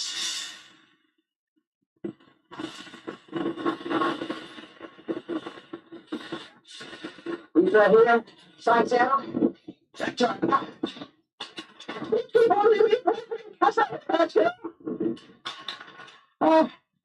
like that old Marty. There's an Edna here. Who's she? It's right there. Yes, sir. Got it. One down the long road right there. That's the road. This is the road you went down. Don't put anything on my fucking car. But you know when you leave your put anything on my fucking car, why are you yelling over me? Fucking piece of shit. I'm a nice person. The piece of ass is the person to you in a minute. With what? Another cart? Alright, he's gonna be back to see me in a minute. Let's go back. You might have noticed I was in a bit process needed more than was. I'm moving these three. Where's he going? I don't think he's like a minute, like a real minute. He said, oh, buddy, he'll be back to see me, so watch out. Be careful. He's going out of here. I don't know where. I was explaining to how you doing, man. Can you get you a sticker? Can I get a sticker? Sure, in the boat. Major Morton Show. You want to walk around, they're backing in. And now it's a little bit harder for them to load into their hash because this dirt face, that's his car right there. Do a selfie. She can take it. She can car next second for you. She's a professional. Don't worry about her out on this. Don't worry about that. All right. Awesome. Thank you so much. That's your stuff. We're trying. Good to see you. I find my card every single time. Exactly, because you're a smart person. Wow, see, there you go. You gotta keep each other in check. Exactly. Agent Mortimer, I'll go to be continued. We'll see if he's coming back or not. I don't know where Mr. Threats went. I don't know. Pardon me, I gotta do. You have to state some justice. What's he playing there? Look at me. Scott goes right there, sir. Oh, he's good enough yet. Get off. Got me on the floor. There. Let's keep now. It's a little bit harder for us first, a little bit harder for this person to get in out of the car, obviously. Please feel free to leave guilty. Would you like something that accents your car's natural color? There you go. Good work. Well, really, paint panel, it's oftentimes more magnetic and fair. Switch it, Daisy. Oh, he's looking at me. Come back, speed activated. It's hard when you're this old. Yeah, I got it. All right. Woo. You know that, even though we are getting on in the years, we still keep up our top-notch speed training, even at the senior squad level. Except I'm in the, is he going to do this old toss? No. He's just going to eat that sticker, that magnet, I should say. Believe us, double check. Keep it on. How you doing? Yeah, little Lazy Bones Jones is off to the races of even the big old lazy loser. Well, we will call number. Now, Marketeers, I'd like to give you example number 4,000. Lazy Bones does not pay. This person, if they had took their card back to a card return instead of leaving it here, steps come off in the walkway area, which is hatched off for a reason. They don't want people parking their cars or the cards here. They would have forgotten a 40-pack of water. They would have been able to look. They would have looked over their card one more time to give you a chance to see everything. How many times we found purses and wallets and phones. So, that lazy bone, you played yourself, as DJ Kyle would say. How'd you hear it? Marketeers. There's a car return right over there. Dummy. No sign. Look at this. Look at this. Ah, look at that. Ah, he's getting the exemption. That's unfortunate. Gonna be an active bus. Oh, moving a little bit. Too bad, too bad. Oh well. The lazy bones being. Oh, how's he doing, sir? Cardog, yeah, I'm not gonna bust you because you got a kid with you, but that's terrible, obviously. Car returns right down there. That wig's terrible. Sir, it's my natural hair. We can't all be blessed like you. But again, I'm not gonna bust you because it's a little harder. Oh, bust that jerk face. Yeah, you know, it's son with him, and the son was looking for the right place to put the car. There's a little baby there, too. The son was looking for the right place to put the car, but the dad told him twice, just put it up there. What a scumbag dad. Turn there, turn right over that way. But yeah, now, you know, with the kid was almost old enough where we would have engaged, but smaller children around, we don't. You know, Marketeers, a lot of people ask about, and send us photos of carts way out of bounds, and we oftentimes go around neighborhoods collecting them and taking them back, and they say, "Card knocks, you need to bust these people." Well, it's hard to do, and technically, though, in lots of places, specifically here in Oceanside, it is against the law now. Will anybody actually ever get prosecuted for that? Very unlikely. But the point being is, if you see something, say something. And it's against the law, too.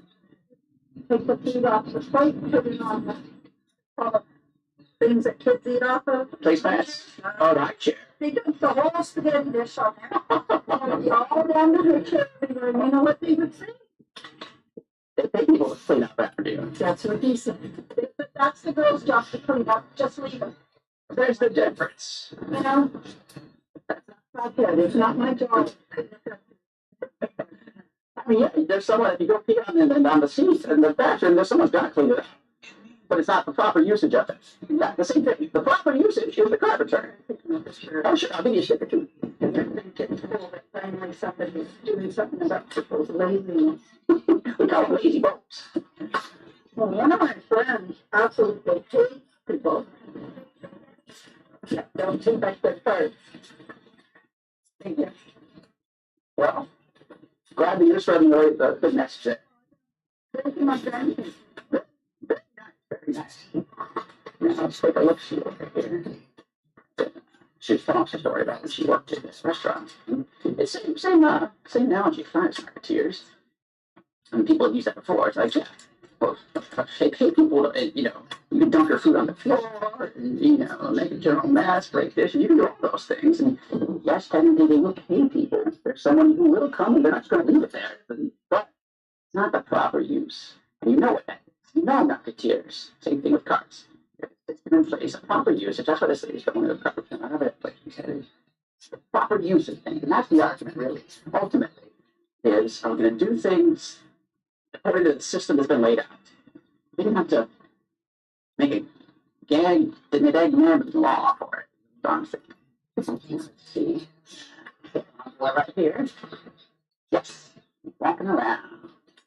Yeah, the kids up here too.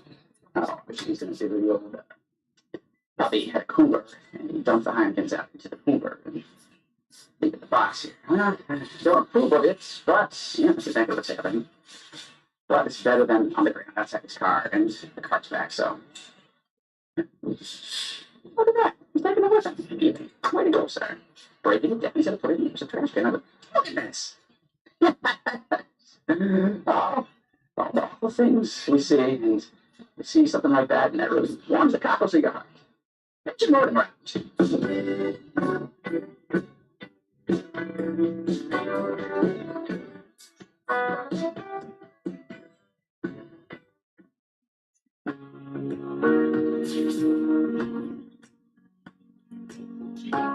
Welcome back to Hardware Box. Today, we're pretending that it's December 13th, 2022 again, and the Radeon RX 7900 XT is being released for the first time.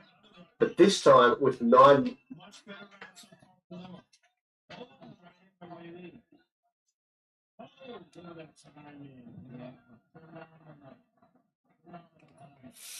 Almost landing the smoke and shot at the same time. 2 minutes now, around. Amanda's again looking for that dark bottom. But now the leg involved in even more, Joe. Yeah. And she is on the bottom. Yeah. It's hard. Boy, that looks tight. It is tight. She's out. Wings so common in her. She doesn't panic. You know what I've learned? Is in submission, the more you panic, the worse it gets.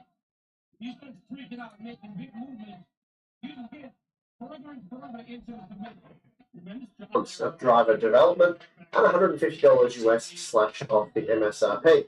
From the GeForce RTX 4060 series and RX 7600 series have also been released, but you don't need to worry about that. The point is, the 7900 XT released with driver-related performance issues that we've seen in a few of the games that we test with, and then this $900 US MSRP. Now, the MSRP is still $900 US, but there's generally at least one model available for $750 US, with multiple models priced below $800 US. That being the case, we felt a re-review was in order to see just how much better the day one 7900 XT reviews could have been.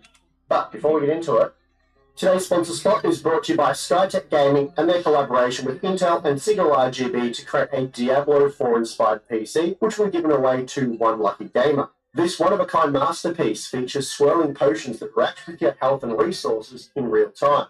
This is made possible by the Signal RGB app, which synchronizes RGB devices from any brand to bring you a cohesive lighting experience. The hand-painted chest also contains a 13th Gen Intel Core i5 13600K and GeForce RTX 4070. So to enter the giveaway, click the link in the video description. Okay, so this isn't going to be a full top-down review, as not everything has changed in regards to the Radeon RX 7900 XT. So we'll look at the games that have seen performance improvements, a few that haven't, and then the 15-game average. And then from all of that, we will recalculate our cost per frame data. Now, on hand for testing, I have a couple of Radeon RX 7900 XTs that I've not looked at before, and some of these models have been available for $750 US over the past few weeks. And one such model is the Sapphire Pulse, which dropped down as low as $720 midway through July, and has been $100 below the MSRP since March of this year. And at the time of making this video, it's priced $770 US, but I do expect to see that $750 US price or lower return in the not too distant future. Also on hand is the ASRock Phantom Gaming, which currently sits at $780 US, but again, did drop as low as $720 US last month, and has been priced at $800 or lower since March of this year. Then we have the MSI Gaming Trio Classic, which is a pretty difficult model to come by, and currently it isn't being sold at Newegg. That's not to say that Newegg's never sold it. They have sold this model in the past for $780 US, at least that was the lowest price they've sold it for. So this MSI model hasn't hit the rock bottom prices that we've seen from ASRock and Sapphire. It is also worth noting that MSI was pretty slow with their 7900 series, releasing their custom models a few months late, so this is likely to influence the pricing. Now, for testing, we're using our Ryzen 7 7800X 3D test system, using 32GB of DDR5 6000 CL30 memory with the latest display drivers. Speaking of display drivers though, the 7900 XT will be compared with our day one review driver with the latest driver to see how much progress AMD has made on the driver front over the past 9 months. So let's get into it. First up, we have The Last of Us Part 1, and here AMD has made some improvements, boosting performance at 1080p by 14%. It's also great to see a 19% improvement over the 6950 XT, and although that's still well under what AMD were targeting, it is much better than the 4% improvement we saw previously. That margin though is reduced to 11% 1440p, taking the average frame rate from 89 FPS with the old driver to 99 FPS with the new driver. So it's still a nice game, but it's not quite as impressive as what we saw at 1080p. Then at 4K, we're only seeing an 8% uplift for the newer driver, but with the 4070 Ti falling away at this higher resolution, it does hand the 7900 XT a rather large 21% performance advantage. Okay, moving on to Resident Evil 4, and here we're seeing no performance improvement with the latest driver, and I have to say this is pretty typical from our 15-game sample.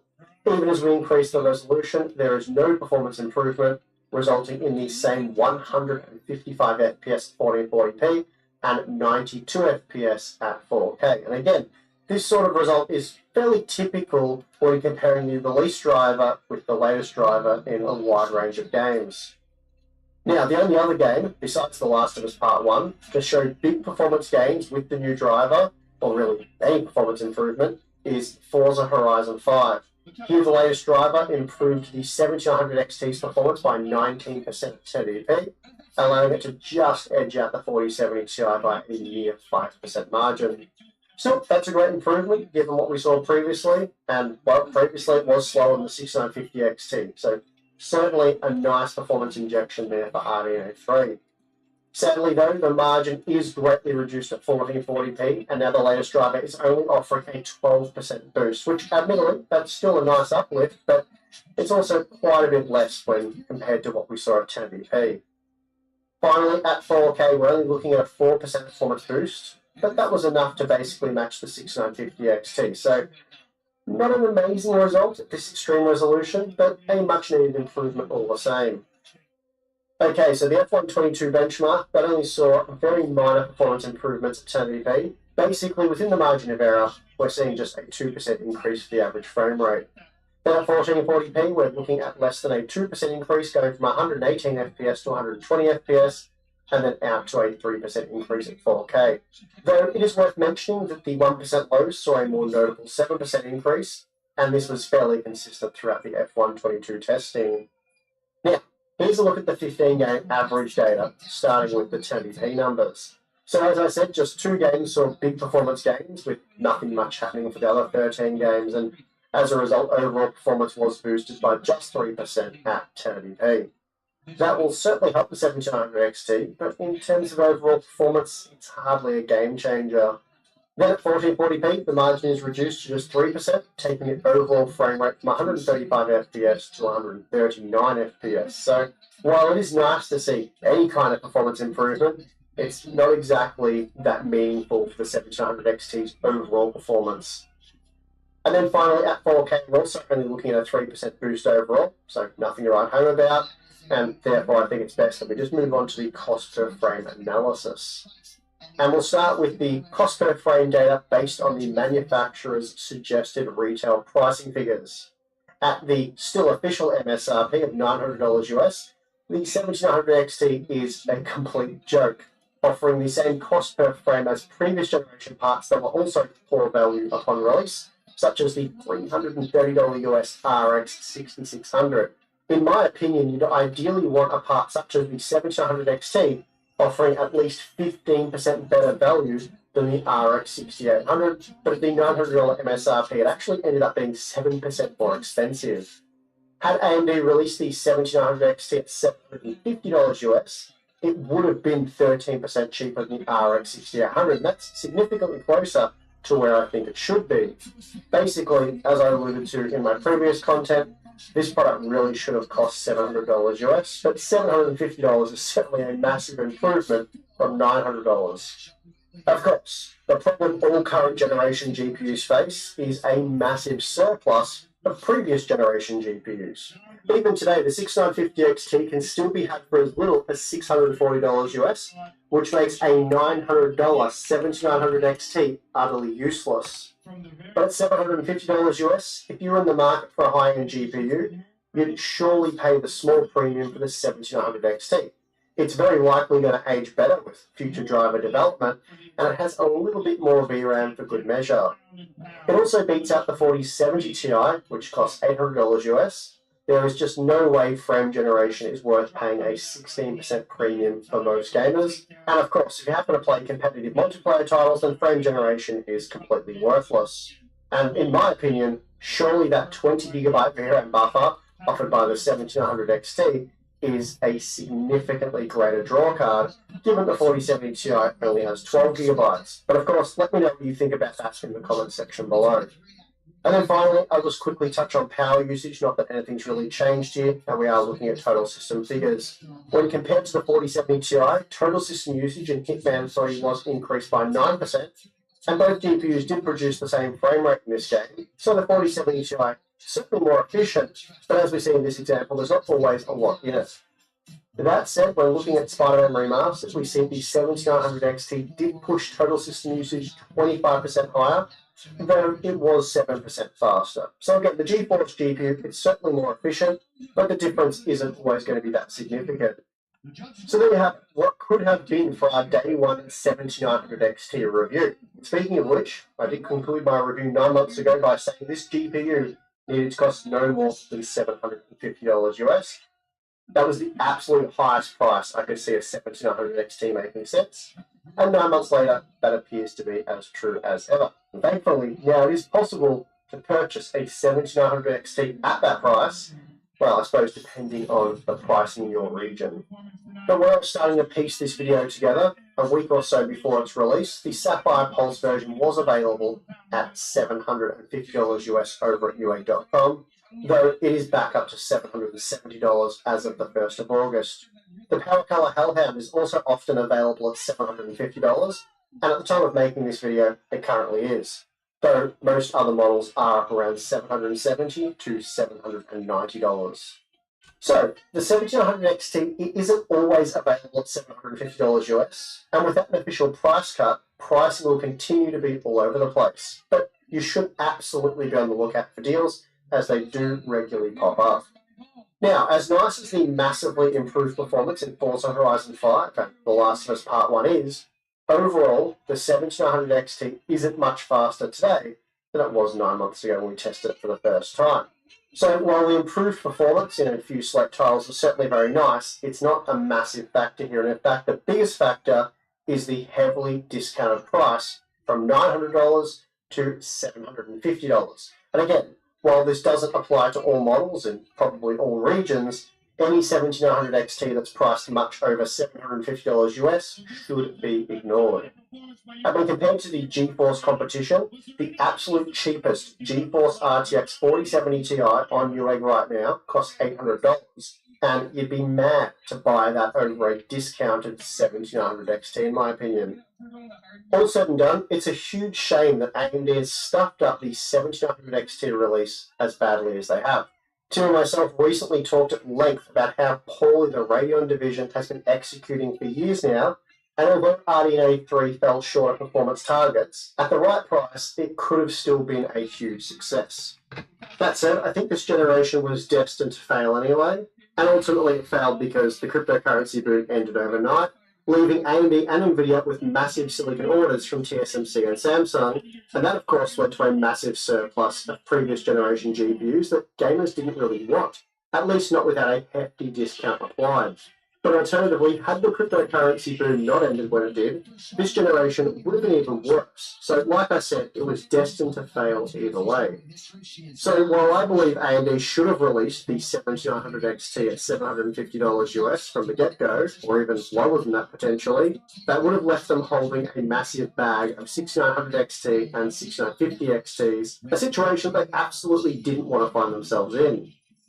But even so, you have to wonder if making that sacrifice would have been worth it to claw back some market share from Nvidia.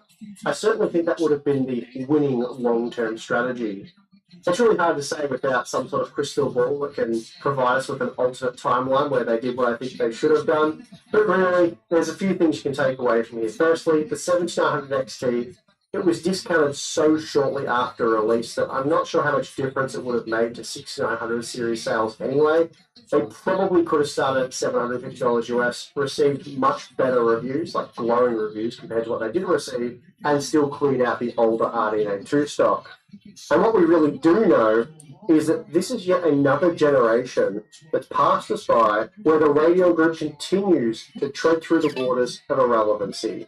And that is unfortunate for gamers everywhere.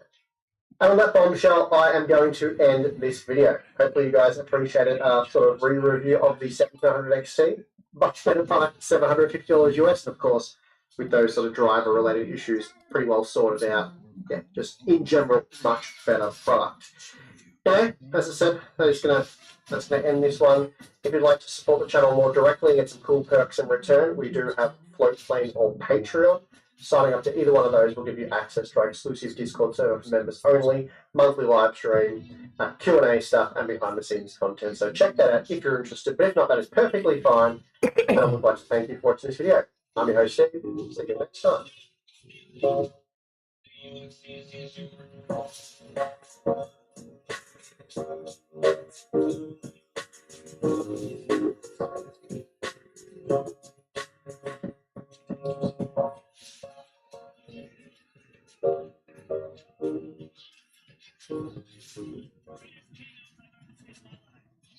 Hello, welcome back to Frogboy X1 Gaming. I'm Andrew, and today is 45 days since leaving NVIDIA and going with AMD. So if you like this content, don't forget to like and subscribe. Now this video is going to be a little bit different. Just a little bit different. We're gonna talk about the 3080 for a minute, and then we're gonna talk about, you know, the benefits of upgrading over to AMD. Plus, you know, some of the things that, you know, there might be a little bit more difficult when making the transition that you're probably gonna run into over time, especially if you're online a lot, you're talking to people, you're expressing your feelings about, you know, switching to AMD. So first of all, let's get into this 3080 for a minute. This card is not aging well. The 3080 is not going to age well. This, you know, Unreal Engine 5 is turning out to be a pretty heavy game engine in terms of, you know, needing VRAM. Just needing some sort of VRAM to be able to handle most of the settings for this. you can essentially compare 38 to 40 decks now. Console hardware are different in many eyes, but we're at a point now where your PlayStation 5 and your Xbox Series X, yes, they are built on NPUs, so they are more in line with what a laptop would provide, but they also have a higher 300 watt power system that powers these consoles, and RDNA 2 was actually fairly decent when it came to power draw. You were looking at like for like a 6800 or 6900 XT or something, like a 650 watt power. So I mean, you're right around that you're right around that power. Well, actually, you could probably get closer to like 6800 XT performance maybe with these consoles, just due to the DRAM or system memory that they come with. They both have 16 gigs of RAM, so you could kind of get them a little bit closer to, like 6700 XT, 6800 XT, somewhere in between there when it comes to the consoles. They are being able to do, like 1080p to 40p. In certain games, the first things and do things that we wouldn't really think was possible on these two platforms, especially with Unreal Engine 5. Now, the games that come on Unreal Engine 5 that are constant are going to be better optimized. They're going to be put together just a little bit differently. You're not going to have a whole lot of room to move around, with the settings or anything on that. But when it comes to the 3080, that hard lock on that 10 gigs of VRAM is showing every time another one of these new games launches or the spec sheets come out that this card is just not going to age well when it comes to newer content. But if you... The talk is over. All that remains up to 25 minutes of mixed martial arts. And now Donald Sterling wants to continue to build his case as the best ever bantamweight against the proprietor of the Sugar Show, Sean O'Malley. Not far from the ring, half a minute. There's a look at Sean O'Malley. Since he's good enough and marketable enough to be a household name. I've always wanted to be rich. I always wanted to be famous, but I never knew how I would do it. Oh! 3-piece dinner with biscuit. 10 seconds until the ring closes. Grab what you need and let's go. Longbow DMR, I'll see here. Hey, this is the next champion in UFC, man. Sean O'Malley is an absolute star in the making. People talk about him having it. Not only does he have it, this dude is ready to fight. I definitely want to be the biggest star in the UFC. Oh, that left hand hurt bad. He gets another highlight for the real Sean O'Malley. Wow. Go out there and beat Aljamain Sterling August 19th and become a superstar. He's a television rat that thinks he's Conor McGregor, who has been given everything from the UFC. Sean O'Malley was supposed to fight me at UFC 288. He opted not to take the title shot. He gave it the blessings to Henry Cejudo. He thought Henry was going to be enough to beat me, so he didn't have to face his fears. Yes, big kick out by the champion. Yes. I could plunge gold medals 4 times. And now, yeah, I can trust myself. With me. Now we get to go out there and dispatch the next spoiled bride.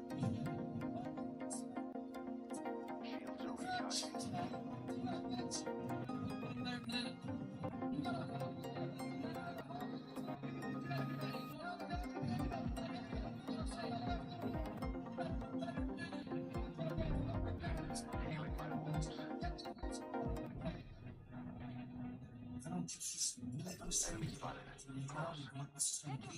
And I can't wait to put a mirror in front of his face and show him his true self. There's no more run for him. I'm going to have my opportunity to go out there and smash him.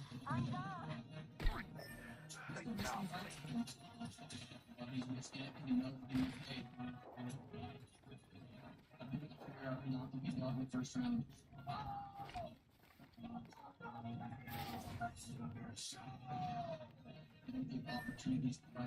I can craft you. you guys left me, what? He's worried about the fight as he should be. Because I am a straight to the kryptonite. One guy knows how to wrestle, one guy does not. Really, like, take down a shortstop, you got Henry, who's actually a listen has good take down If you look back, honestly, if you look back and you go into like 8th gen games, if you go into some of the cross gen games that were coming out, that card is very performant. It was a very good card for that type of stuff. Racing games, you know, first person shooters, like all of those things are not bad. It's just when it starts to start moving forward with some of these newer games that it really starts to show you that card's not going to age well. Is it a bad card? No. I mean, if you got it at MSRP for the 38, $600, of course you're going to be able to make that card. You're going to be able to make that card stretch. This whole series of switching from NVIDIA over to AMD was never intended to just sit and talk bad about NVIDIA and praise AMD. Like, I do like this AMD platform. This is pretty cool. There's a lot of things that I like far more than I did on the NVIDIA side. But when it comes to the NVIDIA cards, I kind of feel like NVIDIA makes this product stack. And this is more so with the 30 series card than probably any card they've had. If you look at the performance of the 30 series cards over all of these next-gen games versus, you know, like these the 3080 and under, literally powerhouse cards for 8th-gen titles. The 3060 Ti that I had was Risenla 2003 says, how the hell am I supposed to save up 12k for a new Legend Pro? I was getting like 45 to 60 Madison says, like Future 3 with everything turned on that 3060 Ti, being able to experience some of those older games way better than I've ever seen them on a console. That was good. That was a good moment for, you know, me being able to at least kind of take a peek at what PC was doing. I wasn't completely in yet, like I am now. Like I'm definitely more into PC gaming now that I've got this AMD card. But before with NVIDIA, I don't know. See, NVIDIA was my first experience in PC gaming. And to be completely honest with you, had I went into PC gaming on an AMD card, I honestly feel that my experience would have been better. I wouldn't have hit so many like roadblocks, stuff like that in PC gaming. And to be completely honest with you, had I went into PC gaming on an AMD card, I honestly feel that my experience would have been better. I wouldn't have hit so many like roadblocks, stuff like that. Just due to the fact that getting into the AMD software, setting things up, and doing all of that was significantly easier. But then again, maybe if I didn't have all that knowledge that I'd already been gaining on the NVIDIA side, maybe that would have been different. Now, that knowledge that I'd already been gaining on the NVIDIA side, maybe that would have been different. Now, the 3080,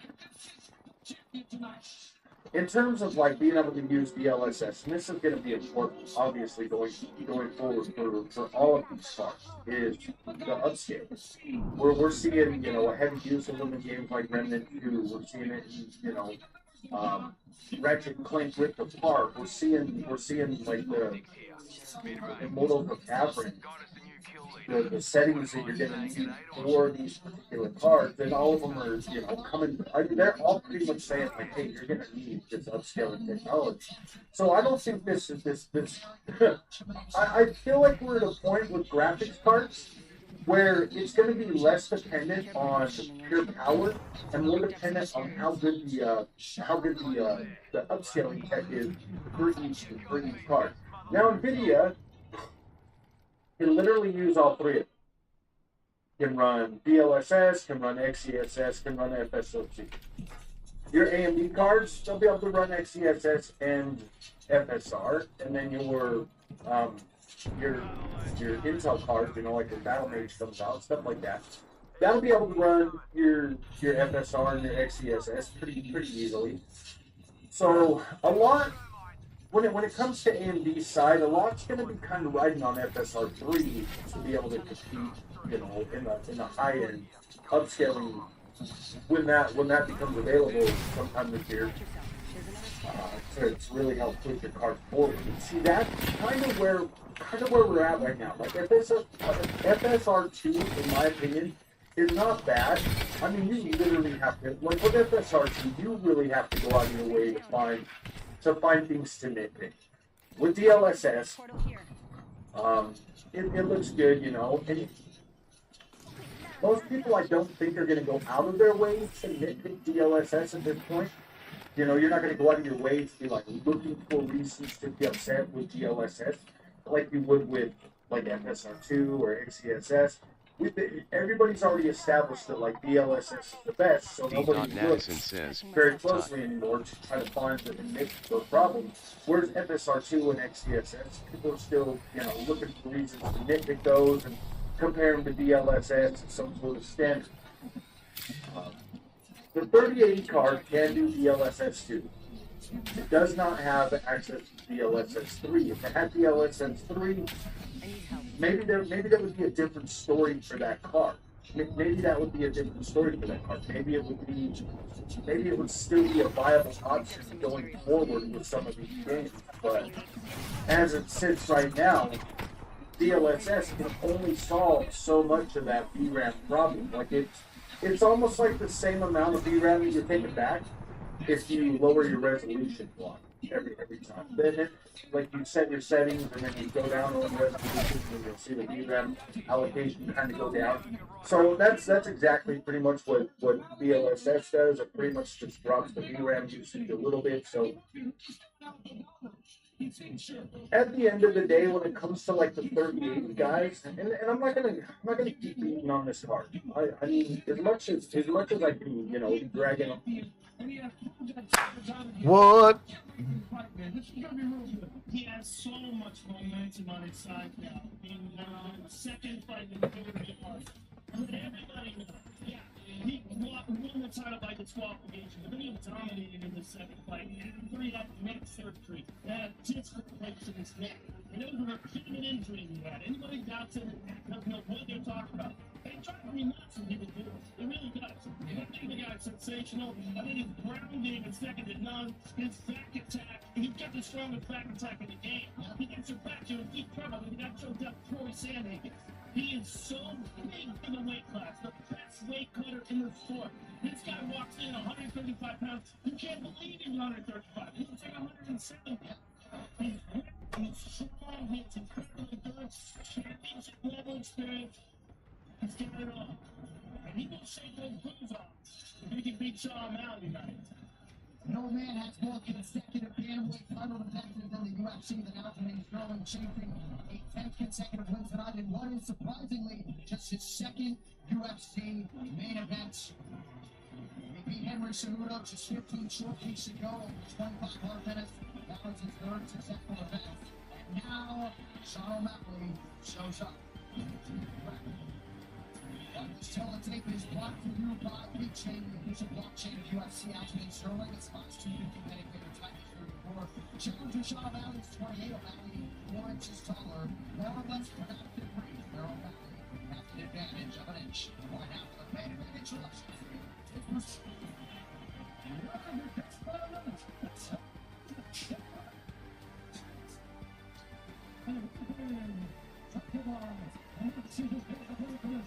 on three judging board with sides of the octagon side are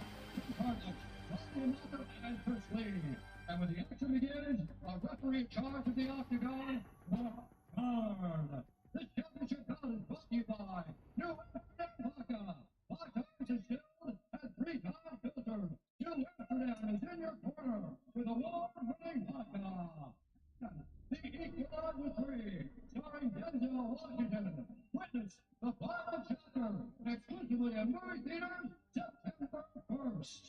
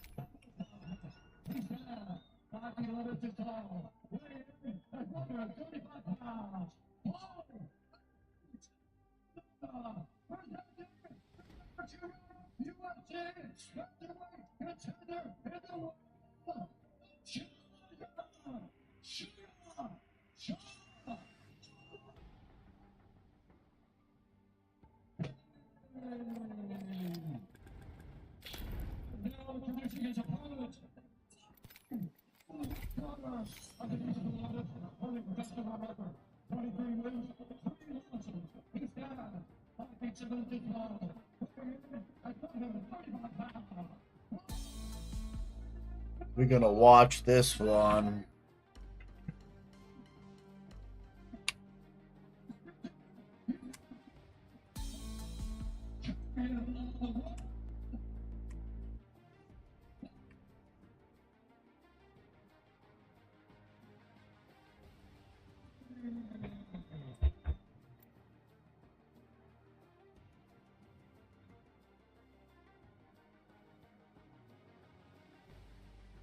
Okay, gentlemen, you have to understand the rules you're following here. Listen to me all the time, just keep yourself protected. When I tell you to stop, then stop.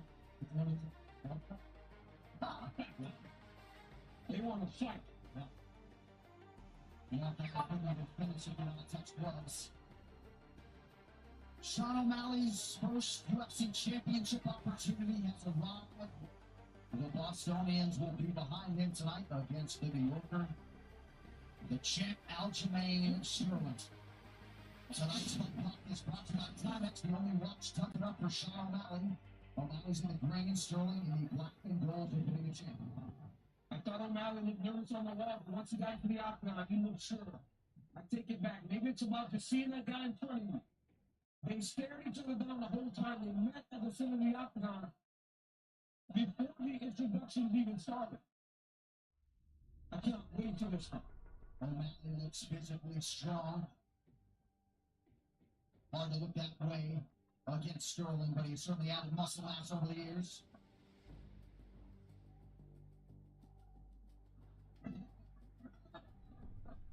Aljamain under pressure right away, trying to make Sean throw something. So good luck. Sean's a master of throwing feints. I'm just trying to set a trap and push him to the other side of the octagon. I mean, you can shoot it.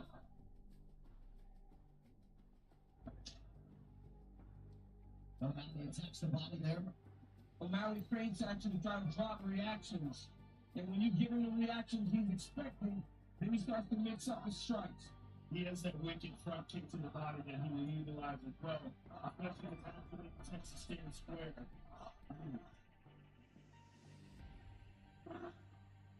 Oh my God! That's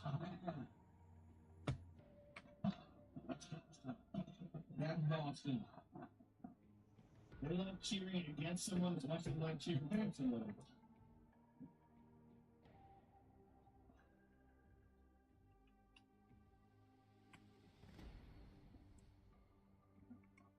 I think one of O'Malley's biggest gifts is his ability to change angles and change directions. He's never on a straight line. He's constantly moving. He'll be on Sterling and try to trap him so that he can get to him.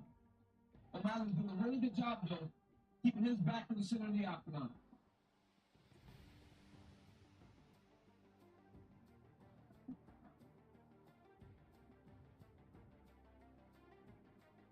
Couple of reactions from Sterling on the feints of O'Malley here in the early going.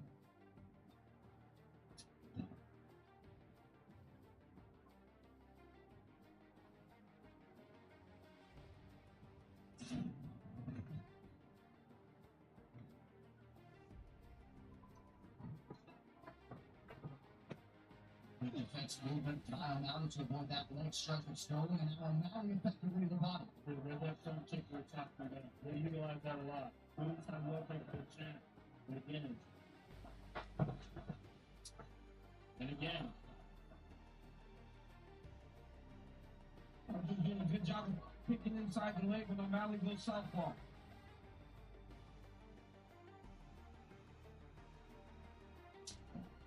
Nice inside leg kick for Sterling. Yeah, over and over. Over and over he's going there when O'Malley changes his stance.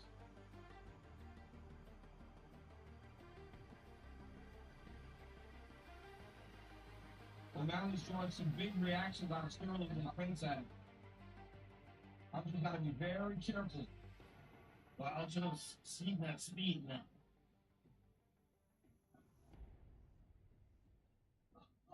Sean is so accurate.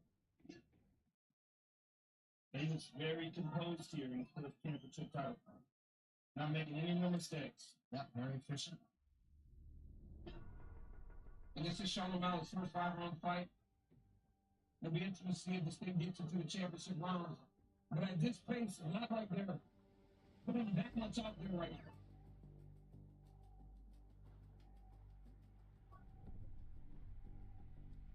But here we got 50 seconds to go. Try scoring. Yeah. Start. Yeah. What do you see? Right. They put the front kick of O'Malley and the leg kicks are out against her. I mean, this is it's close to an even round. You're going to see.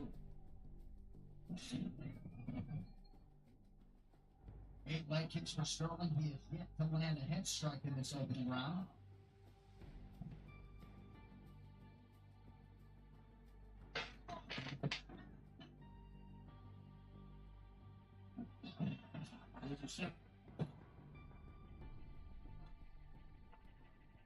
First takedown attempt of sorts comes late in the round for Sterling.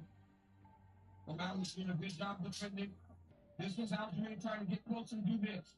Land some shots in the clinch. But in a very close round, yeah, this can take it. Yep. And look at the numbers now all of a sudden. The outside starts coming close. And it's literally 8-6. Yep. And now 21-6 Sterling. Just follow our breath. I mean, rear yourself right here on that stool. Right here on the stool. Breathe. That's beautiful, Shug. That's beautiful. Hey, that is exactly what we want. You don't have to overcommit on anything, okay? He's got to get close to you. You're going to be able to counter him when he gets close to you. Hey, keep little face with the legs. He's looking good. Keep the legs out.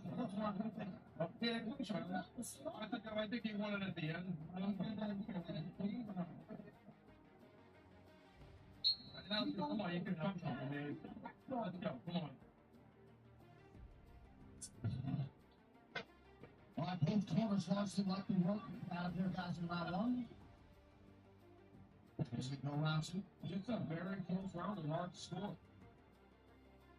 I would imagine Aljo won it at the end. Yes, at the end, when the turn strikes. But he asked his corner, and they said they thought he won it at the end of the round. Very close. Don't do that. Don't do that, please. What did he do? Mark Goddard warning Tim Welch for some sort of verbal. Earlier, leg attack to Aljamain Sterling again.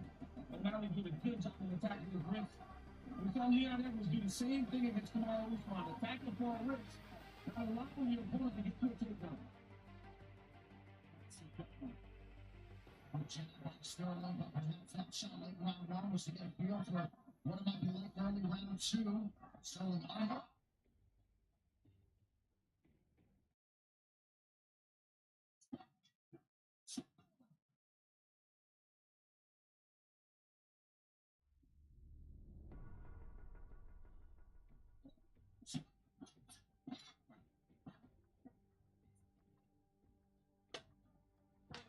Oh my god, he won. No fucking way. No way.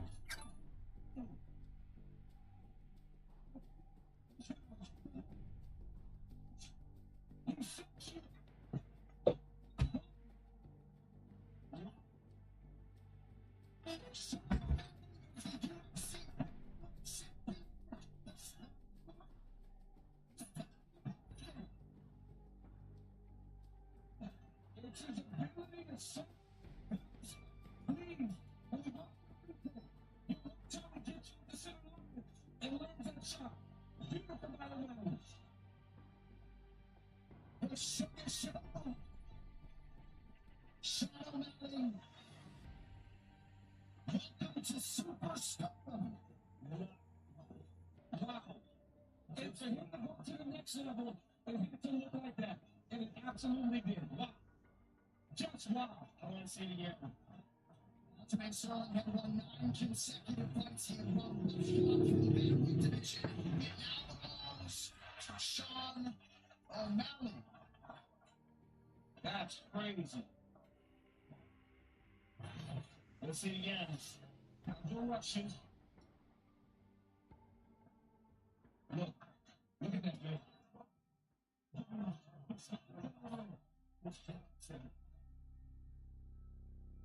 It looked like Angel was still moving out of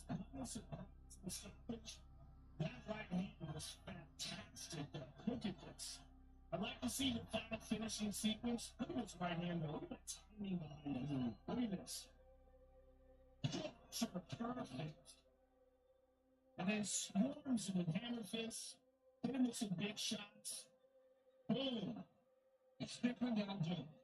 Aljo tried to wreck him and like turned up. He was still moving. He was moving. It's a great stoppage. You want to give the champion a chance to recover. But man, what a perfect right hand. It was perfect. And the atmosphere of the Stevie Garden is just insane right now. You see, this is absolutely wild. I mean, when you get to be a part of star-making performances, that's exactly what you just saw. You just saw Sean O'Malley go to the next level. He lands a beautiful right hand against Aljamain Sterling, the best battle of all time, and he finished it. And there's nothing like a guy having an opportunity and then catching it in that way. Tremendous by the young man. Hey, second champion from the division. And a guy that since game one, people thought he could beat him. He's an absolute sniper. That right hand couldn't have been a whole lot cleaner, and he came out to the song that said, if you are what you say you are, a superstar, he is that in spades. To make it official, here's this. Ladies and gentlemen, referee Mark Allen is going to stop this contest at 51 seconds of round number 2. Declaring the Walmart champion.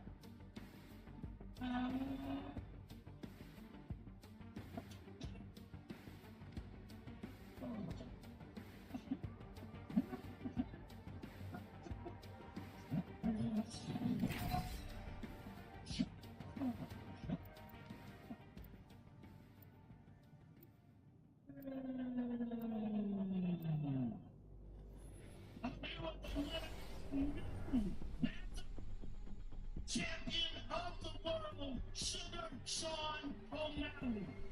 Been ready for this from the moment I tasted Sky. Ain't afraid to match by losing. That would be a drag. Sean, you envisioned this? We will defeat You all of our enemies. traced it. Did you expect it to go down the way it did? Honestly, this is the most nervous I've ever been for a fight. In my eyes, This is your champion. Gonna grab a beer, fill it with noise, and beat his to death with it.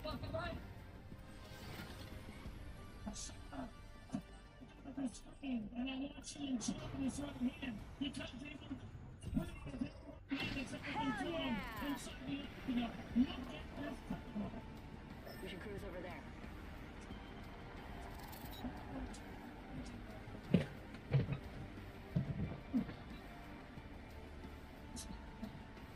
You know, there's one mistake against me.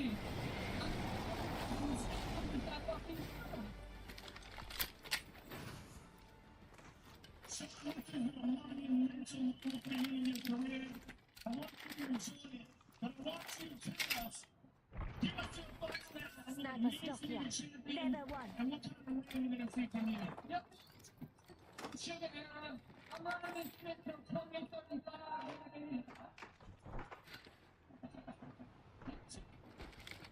See you later. Attention. First blood.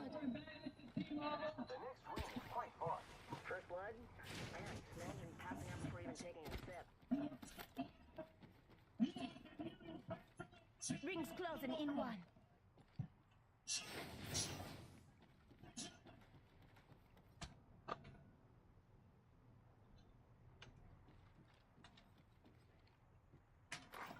Attention. The champion is very Kill leader. Second half. My sights are set higher. Champion's out. And I'm just broken hearted about it. The face of the champion of the strikes are going to be 3,000. I thought we did a really good job of getting some long-range opponents to emulate that. But he did a really good job loosening staying on the outside of the cage. And you got to understand, like, you can't take up the bad about the guy. This is nothing but respect at the end of the day. When a guy takes in the dream, something everybody so look at the map. Every single day in their life. Try to chase a dream. Try to make something of your life and be positive. Do anything. So if you got to stay in the dream, go out and I can see that the ring's moving on the map. you can't make the champion.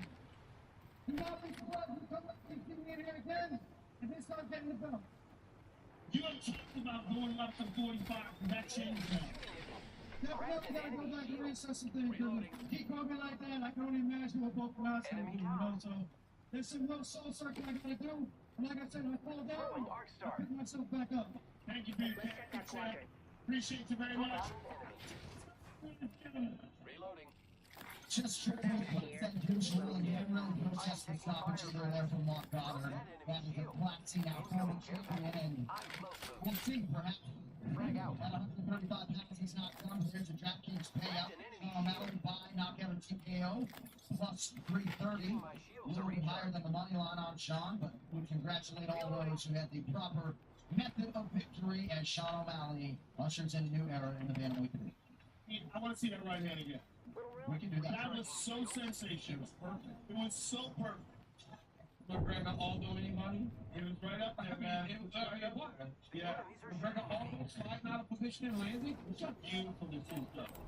Joe, this is the reason why you don't load up. This is the reason. Because these shots are available. Look at this. I mean, it's just perfect. It's a perfect right hand.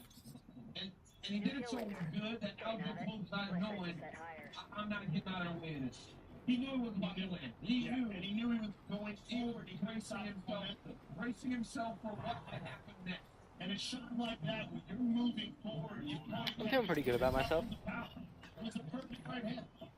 Well, certainly Sean like Sterling, but specifically, Alfie Sterling never faced a striker. What he has to do, you got to get him the whole time. They told me that it's the worst training camp they had. Oh my god. I just killed that whole. Yeah, he looked great defending takedowns. And when he had an opportunity on the feet, he did. You okay, buddy? And then I told him in the cage, I was like, dude, come on.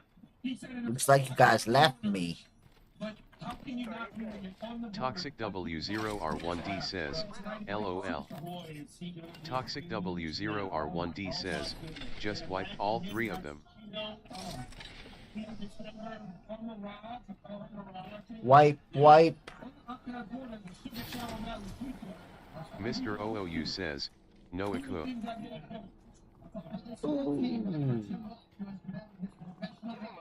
Look at us. We're going together now.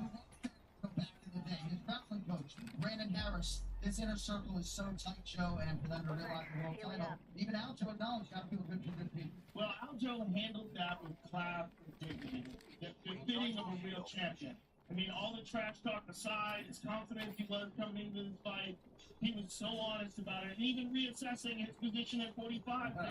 You know, really booking up. That's an honest man, and I love that guy. I appreciate that very much. That was amazing, very cool.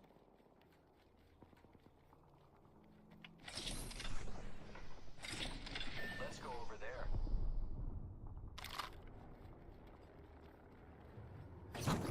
Got some materials, yeah.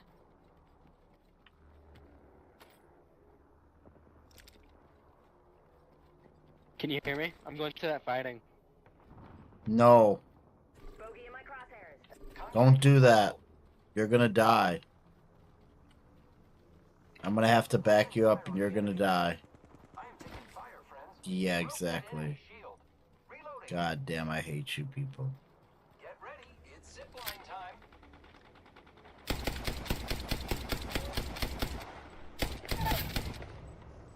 Enemy down. I am repairing myself. I'm healing up.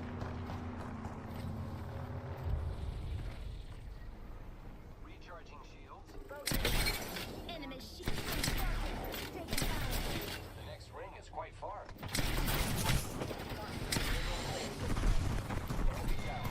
Reload. Bogey's dead. Enemy shields broke. Enemy down. Replicator on its way down. Very good. We finish off the whole squad. Reload. Just a sec. Healing up.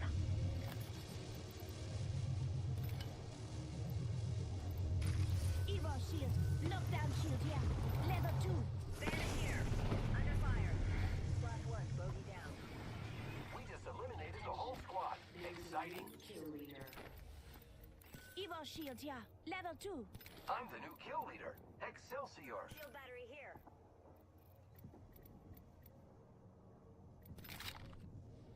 Scratch. Shield battery here. Listen up. The ring be closing. We defending here. Death box here. Evo shield here. Shield cell here. Knockdown. Evo shield here. Level 2. The ring is quite far. Evac tower here. You wanna fly? Just give me a minute. Come and get your I'm birthday looting up present. real quick. Are you okay? How do I see my score?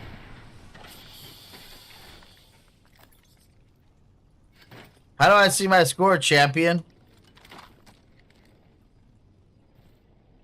Extended cancel that. Backpack here. Level 2. Extended heavy mag here. Level 3. Hey, hurry up. How do I see my score? Hurry up. Mr. OOU says, let's go. How do I see my score? Do you need me to put a evac tower down? This ain't right. What? We're outside the ring. Move. Let's Oh, get wait. barbecued. Hello?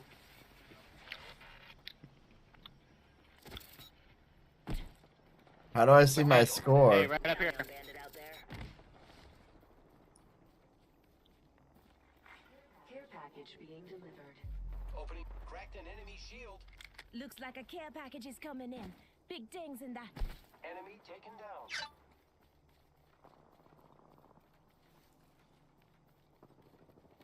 Reloading.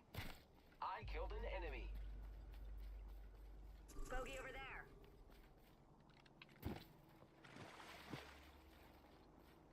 Evo shield here. Level 2. Zipline deployed. Care package over there. Charging up my shields.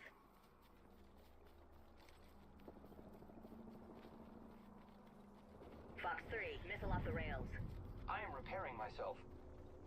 Let's explore this way. We're not alone, squad. Got a bogey. Opening. Cracked shields on that bandit. Reloading. Reloading. Ring already inside the ring. Need an arc star. Reloading. Bogey here. Got one. Enemy down. Reloading. Reloading. Bogey here. Fox 3 launching missiles.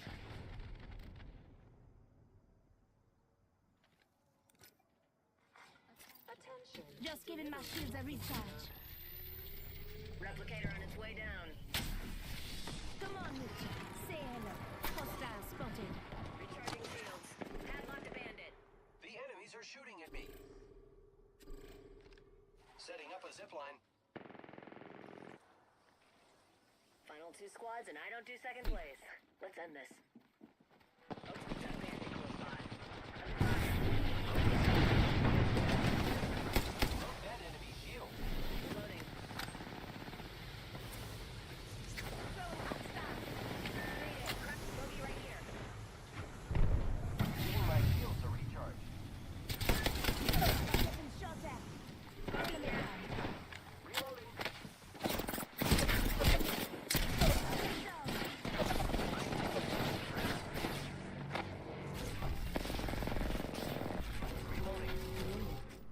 He's chasing.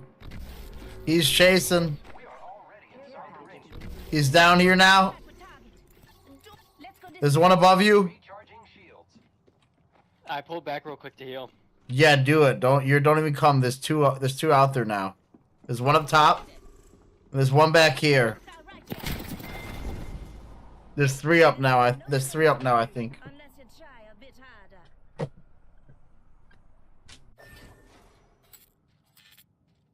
1v3. We like it. Package over there. Now you fill me up. Care package over there. Darling, just to let me down. Ask me around it. First of all.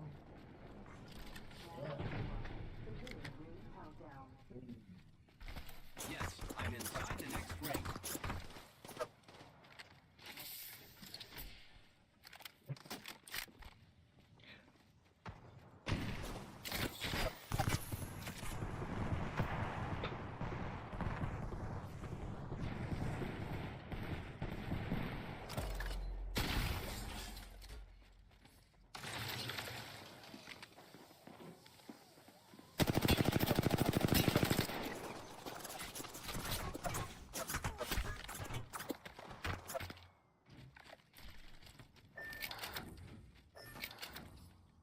Mr. OOU says, yay. Mr. OOU says, yaya.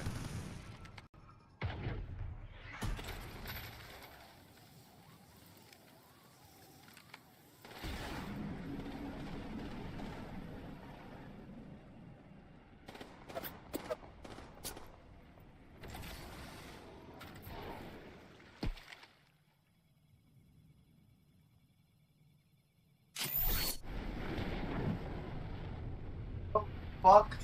Mr. OOU says, Dan son. I'm back. What is going on? I just went to go make food. Mr. OOU says, they pushing. Where can I get a gun?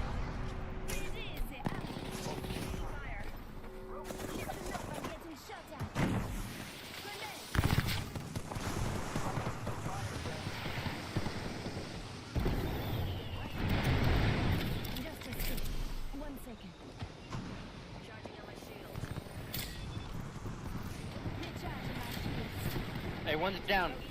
Push him with literally whatever.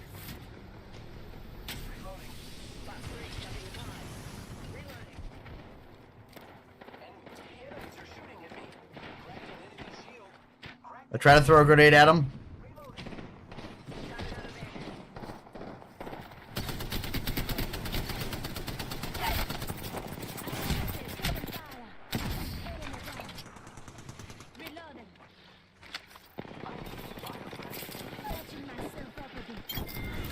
Nice work. Whoa, we just won that? Whoa. You a bad motherfucker, whoever just got me back. Mr. OOU says,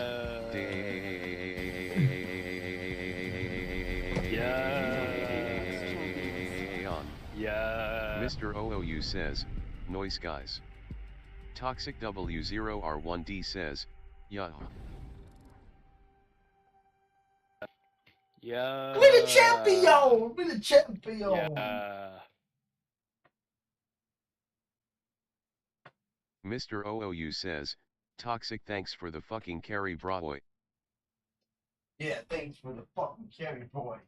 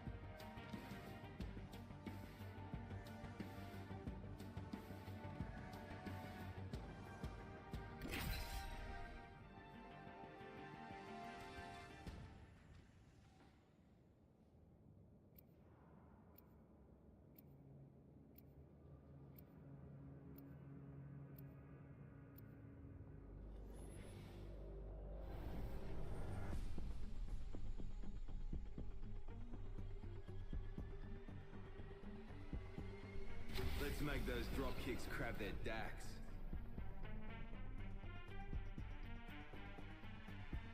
If you're with me, I'm with you.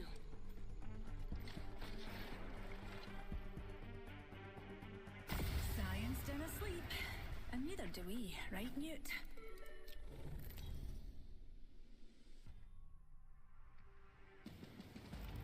Introducing your champion.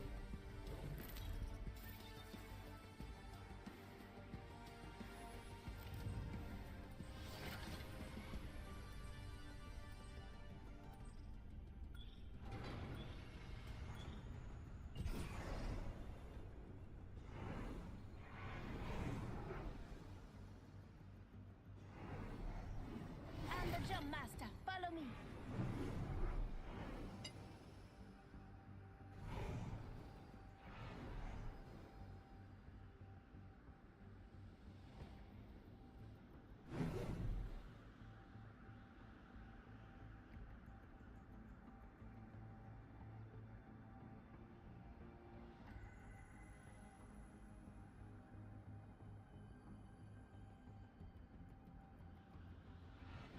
Enough lambing around. We're dropping.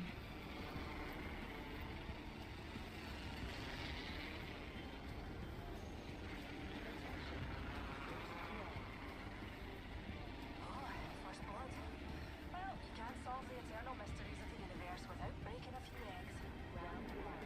Beginning countdown.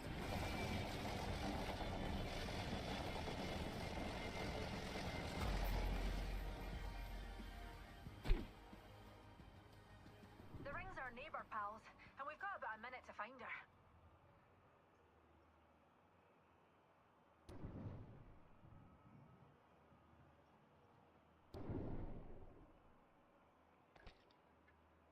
"45 seconds. Ring's just up ahead."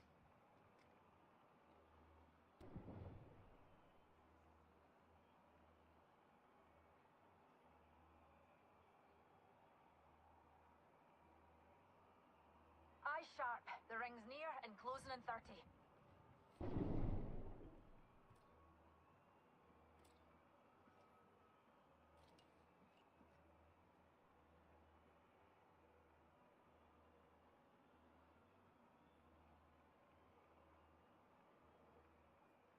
Seconds. Ring's close. Unless you're looking for a wee sunburn, best keep your wits about you.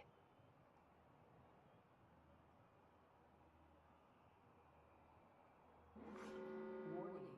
Ring movement in progress. Quick ring update for you. We ain't in it.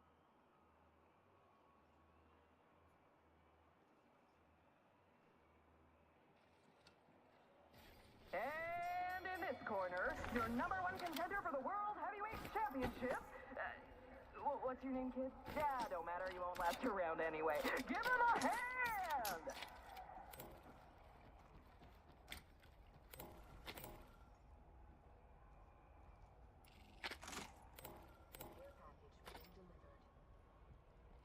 Care package, dropping from low orbit.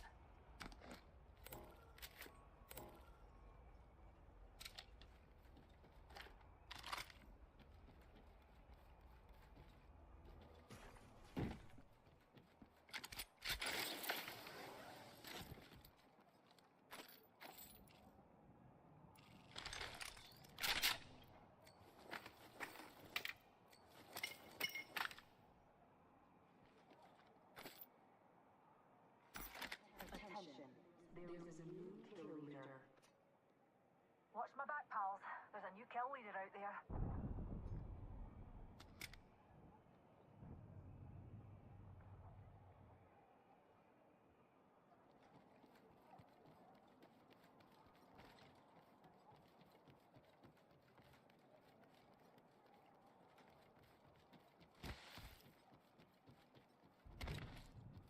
Oi, extra supplies here.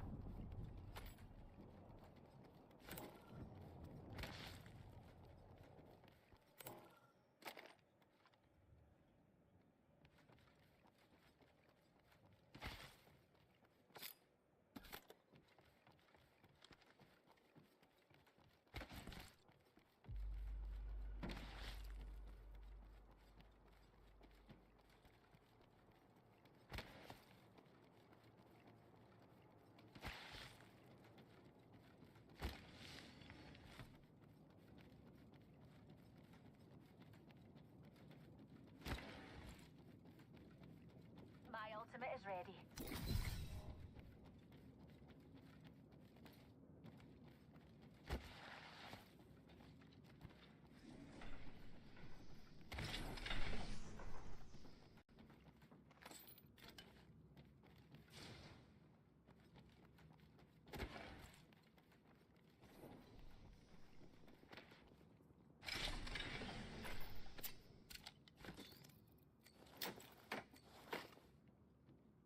Extended heavy mag here.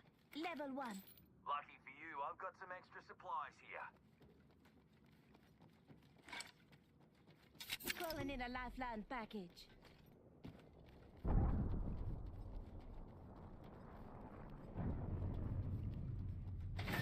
Rather close.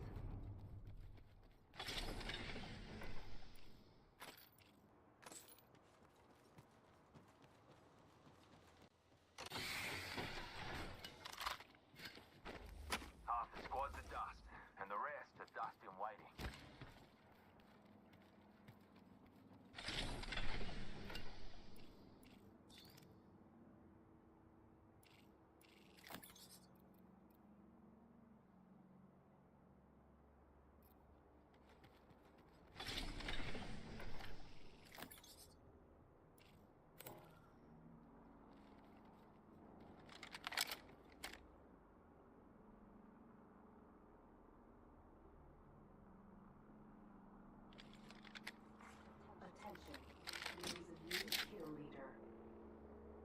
New kill leader. Go on, watch out.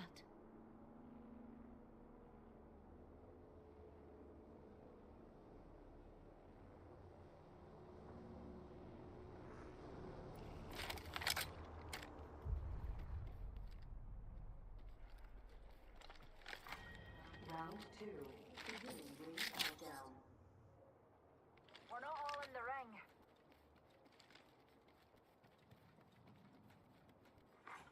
Replicator being delivered.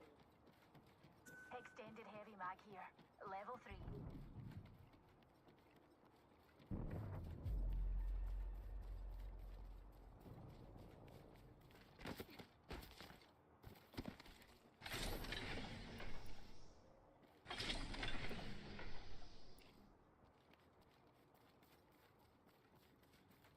Let's head in that direction, darling.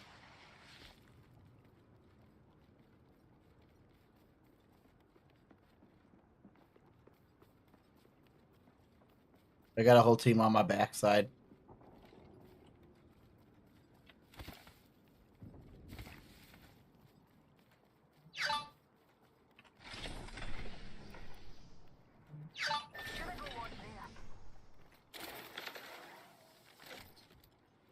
No, what? Can you not turn around on a zip line? What the fuck? How about you help your ma watch over there, Newtie? Stupid. There was a team over there.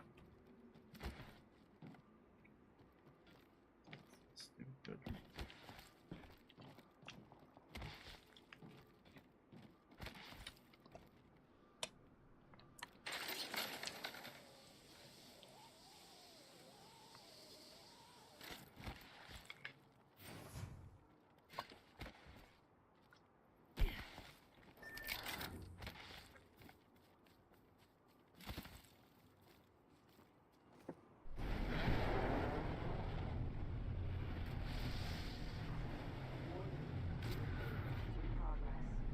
Go right back to my box.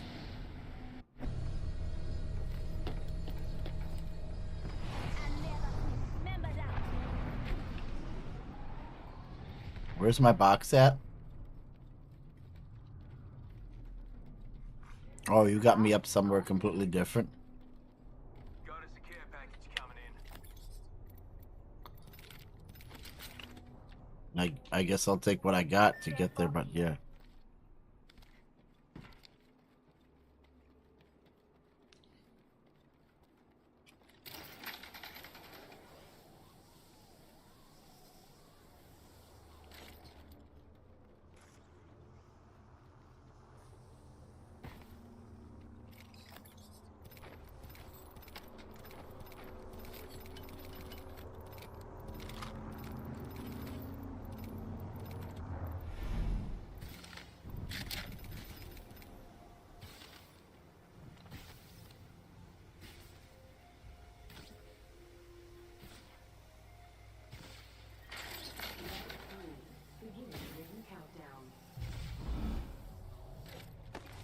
I shoot.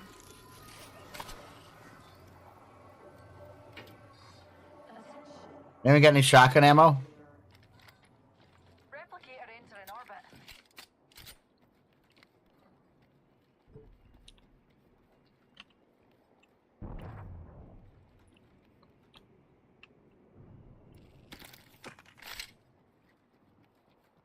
Care package over there.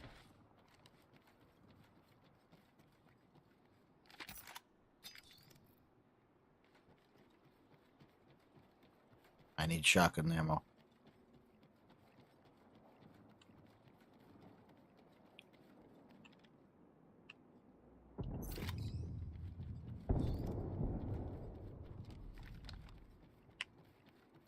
Oh my, an enemy.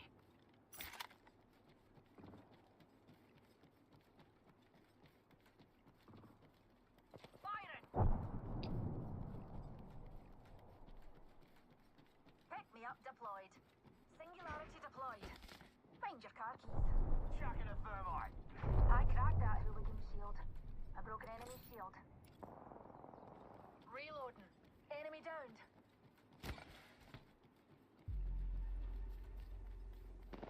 Seeing shot at. I cracked that hooligan shield. Reloading. We're all inside the ring. Good. Another hooligan's down. Broke an enemy shield. Looks like a care package is coming in. Big things in that. And that was the last one. Reloading.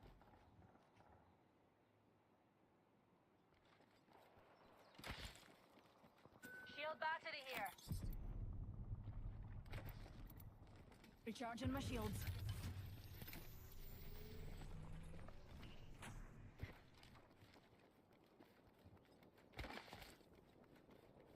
Med kit here.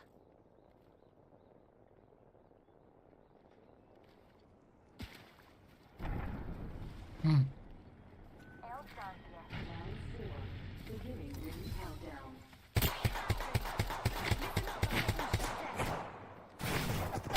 Been down. Team on that drop. I hit him hard, but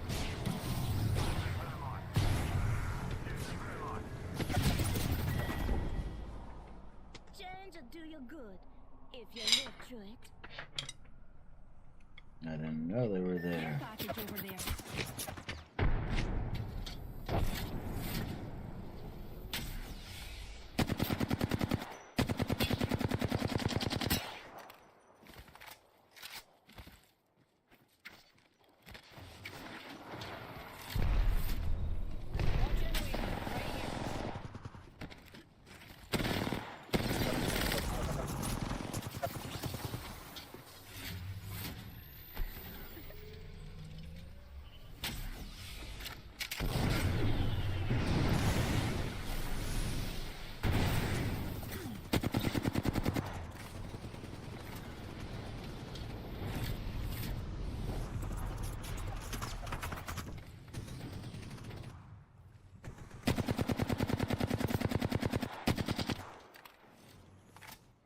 So we head this way.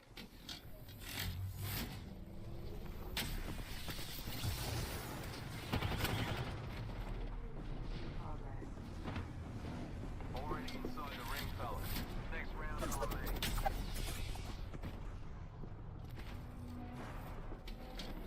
Clown spotted over here.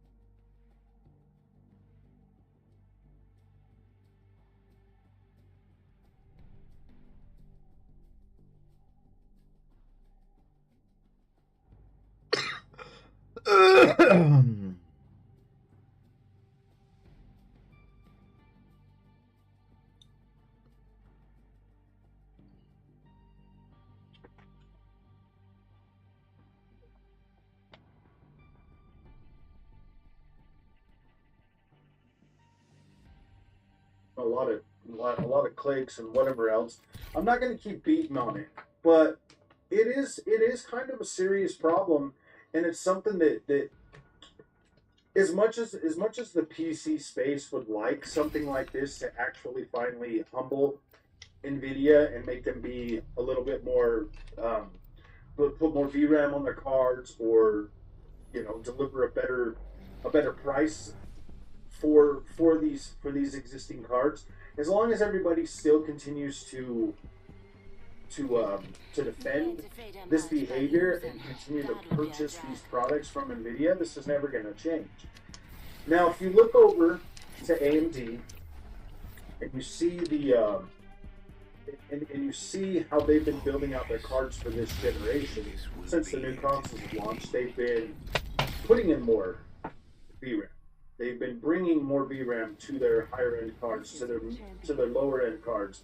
You had the 3080 and the 6800 pretty much as like competing against each other, and the 6800 is kind of walking away with that. Like the 6800 XT is literally walking away with win after win after win now, due to the fact that VRAM is a lot less on that 3080 10 gig. I'll tell you, switching over to AMD has put more things in perspective for me as well. I no longer just look at things from like oh my gosh, this is the best. This is the best. I gotta have the best. I'm not looking at things like that no more. I don't know, man. I'm becoming PC Master Race. I'm starting to get all nerdy about things, to be completely honest with you. But I don't follow. I don't subscribe. I still don't subscribe to the general wisdom of everything. Like I don't. Like there's things that I've seen with my own eyes that makes me question things. And I've always been like that, man. I've always been the kind of person to question everything. I've always been the kind of person to ask questions that get people talking. All of my content on this channel is always designed to keep you asking questions, to maybe challenge the status quo, to get answers, you know, because there's so much PR marketing out there. When I first started this channel, I was still a little bit naive, man. I was coming in here and I was like, yeah, man, you should get the Xbox Series X because it's better than the PS5. And I was just rattling off all this stuff about Xbox versus PS5, and a lot of that's come true. I mean, all of it was, you know, like, hey, man, Xbox is probably the better platform to be on this generation.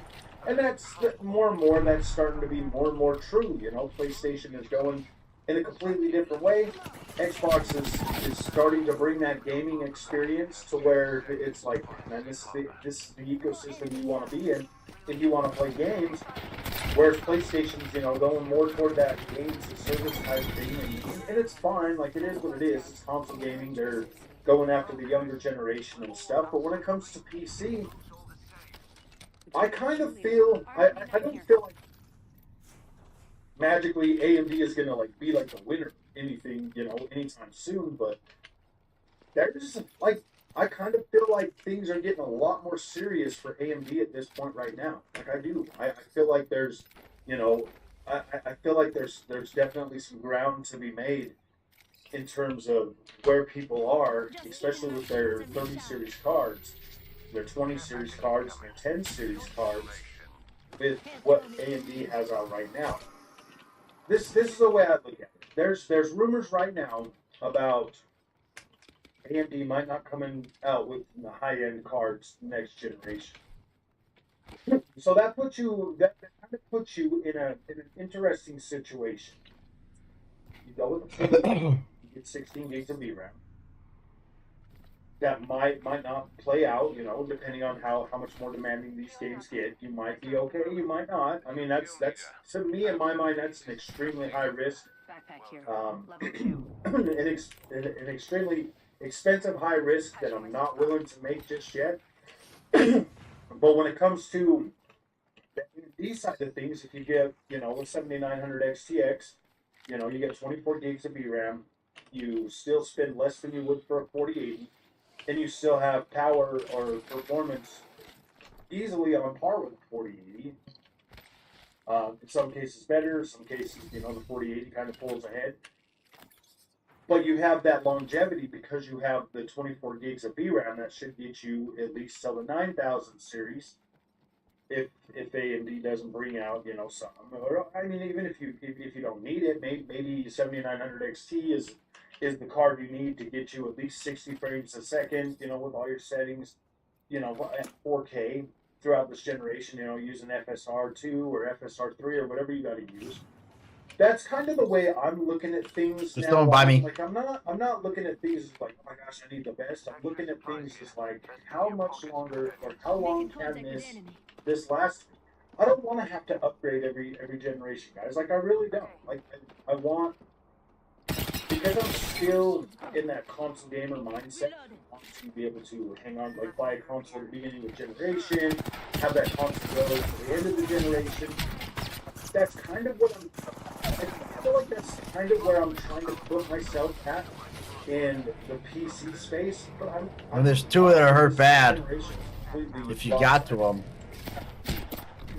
Previously, on console generations, you would start the console generation, the games wouldn't look that great, but they would get better over time. They would start to get better, they would the platform would start to mature, developers would get better at using the tools, all of that, and the games would get better. Well, we started this generation with games 4K 60, and now we're back down to 720p, 45 frames a second. And it's kind of weird, man. I don't think we've ever experienced this before. So that either means that they're going to do another mid-gen console refresh, or they're going to do, or we're just going to have to accept that because we're not getting 4K going forward from these machines. And that, I mean, well, it'll be a mixture. There'll be third-party games that come out, obviously, that aren't using Unreal Engine 5 and stuff that are still going to be, you know, able to push on 4K, 60 frames a second, whatever. or and it's kind of one of those things on the PC thing, man, where like I don't want to have to switch out. I just want to have something to give me, you know, enough power to be able to, you know, hit most of those settings most of the time. As long as I can manage that. Like, This is where for Balsaban says, bro WTH. I'm not really in the market to want to upgrade all the time, but I mean, at the same time with the channel, that might actually be like, oh yeah, you need to kind of upgrade so that you can stay relevant, stuff like that. And there's a lot of pressure on, you know, on content creators. It just kind of comes with that, you know. You kind of have the pressure of people wanting to see new things and wanting to be informed, and then you also have the pressure, you know, of creating content and trying to make yourself happy.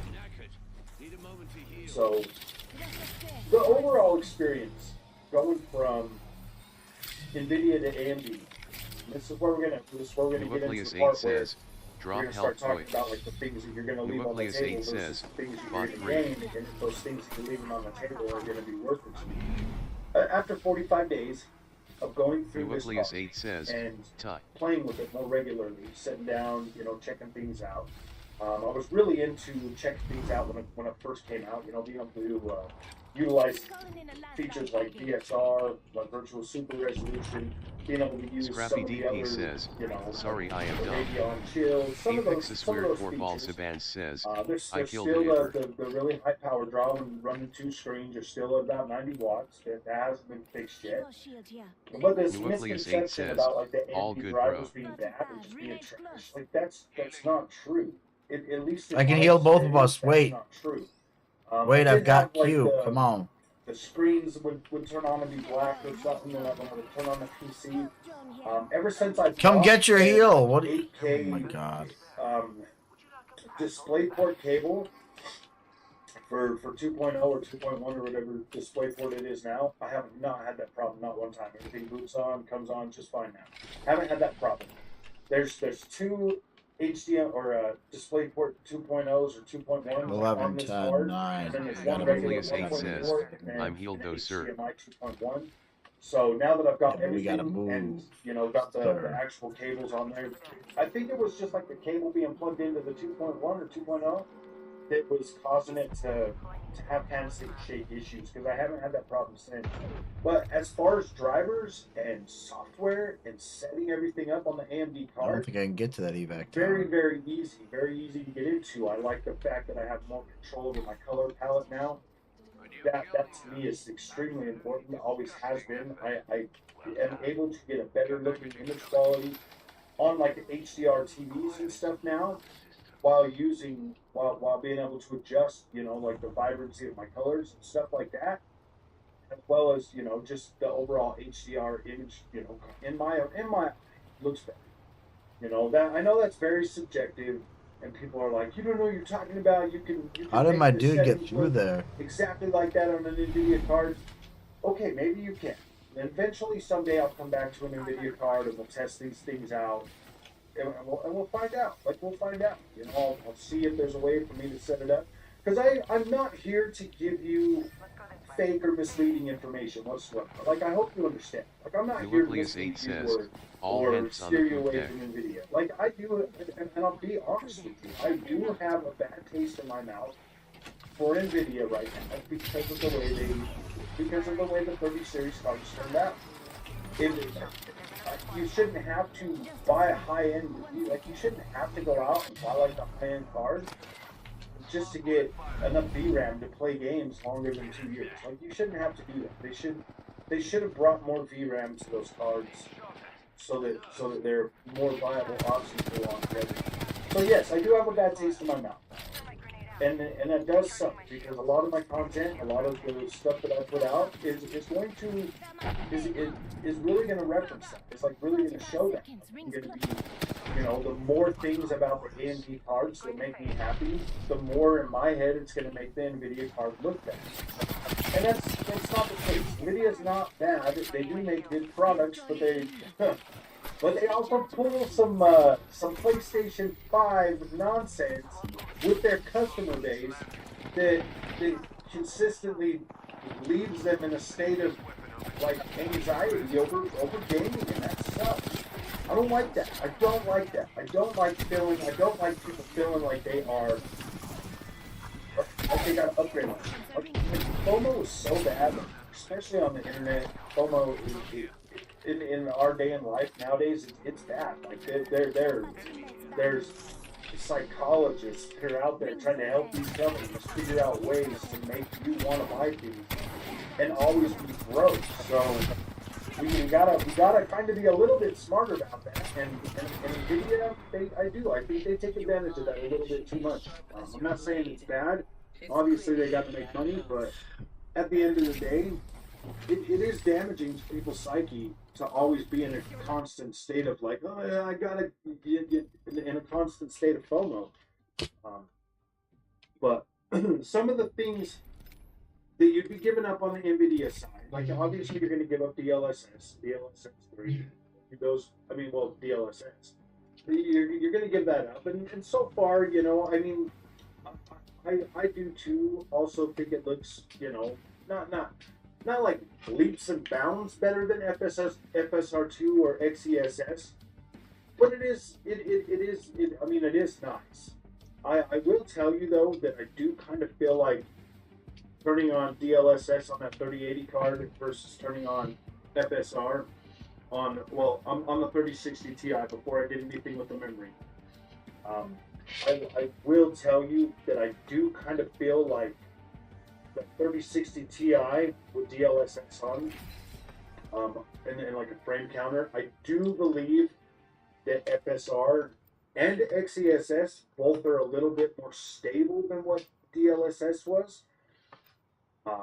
Especially, you know, like just kind of, you know, letting them play out and stuff, but that could have been just, you know, due to the 3060 Ti. And I noticed the same problem with the 3080, but I did have two different sticks of memory in that, you know, toward the end. One thing is certain, this is the design.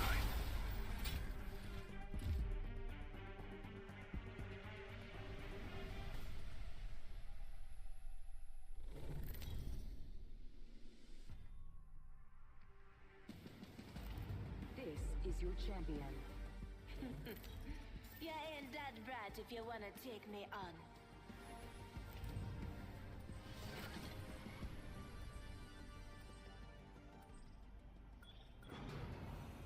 Good, I'm the jump master.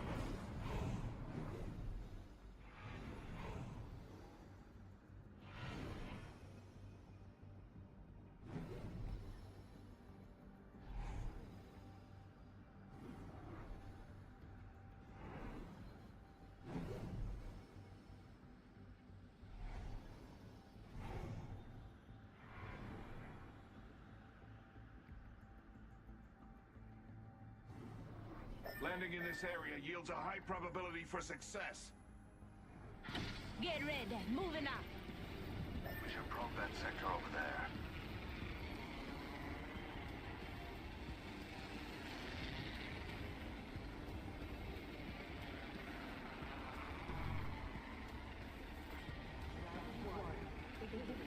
Sorry.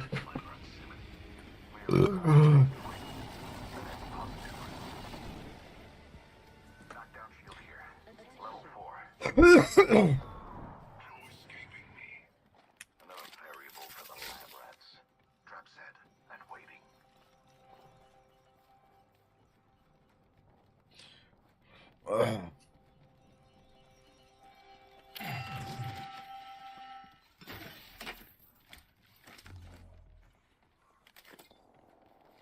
Taking fire.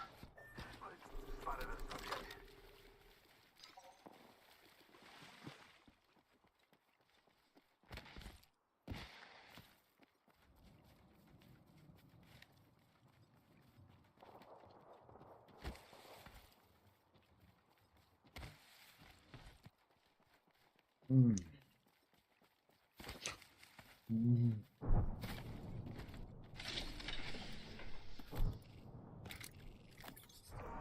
There's no escape.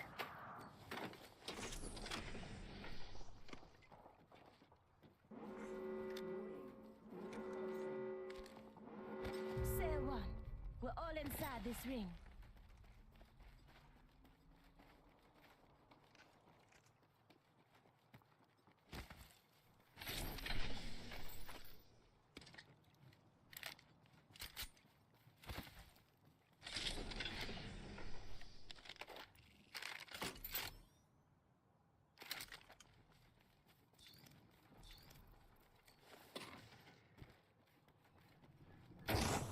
Check it.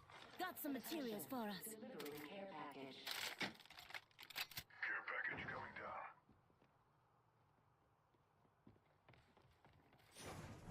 Someone's on us.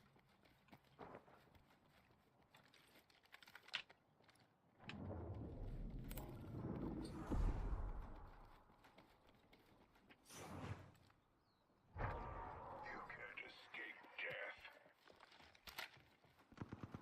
Firing on him. I'm home in the shadows. The corrective skin succeeds. Reloading.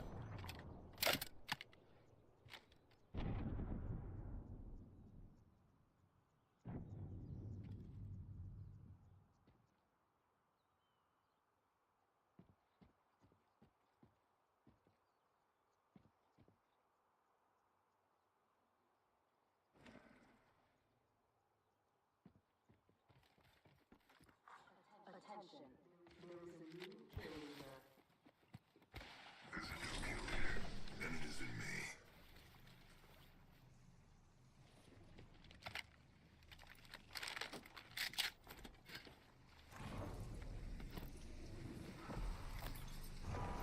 You can't escape.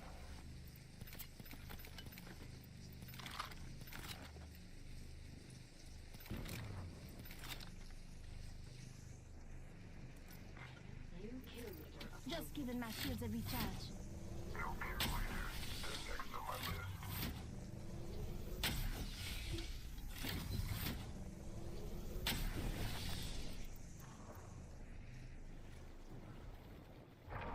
Can't escape.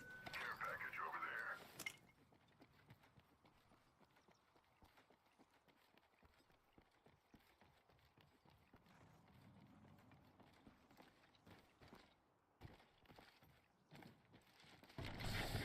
Now this a mad ride. Hop in.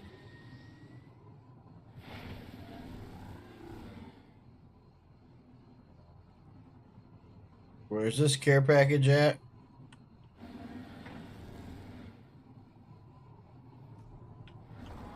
Escape's not an option. I'll go with you. If we're lucky, we'll turbo boost head first into a wall. Stepping out here.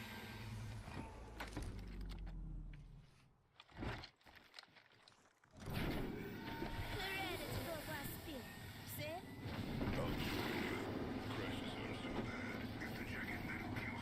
Where's this thing at?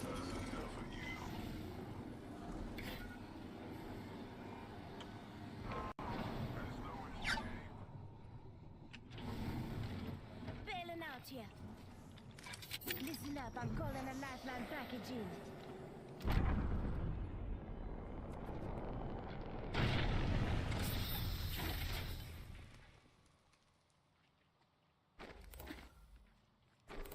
Target in the distance.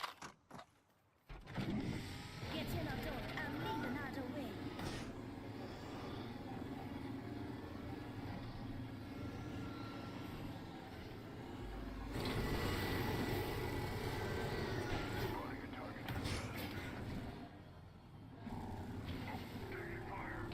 Getting some damage over here. Entering the shadows. Round 2. Beginning ring countdown. Pick me up. Half the squad's left, no time to be tired. Attention. Delivering replicator. Got a replicator coming down.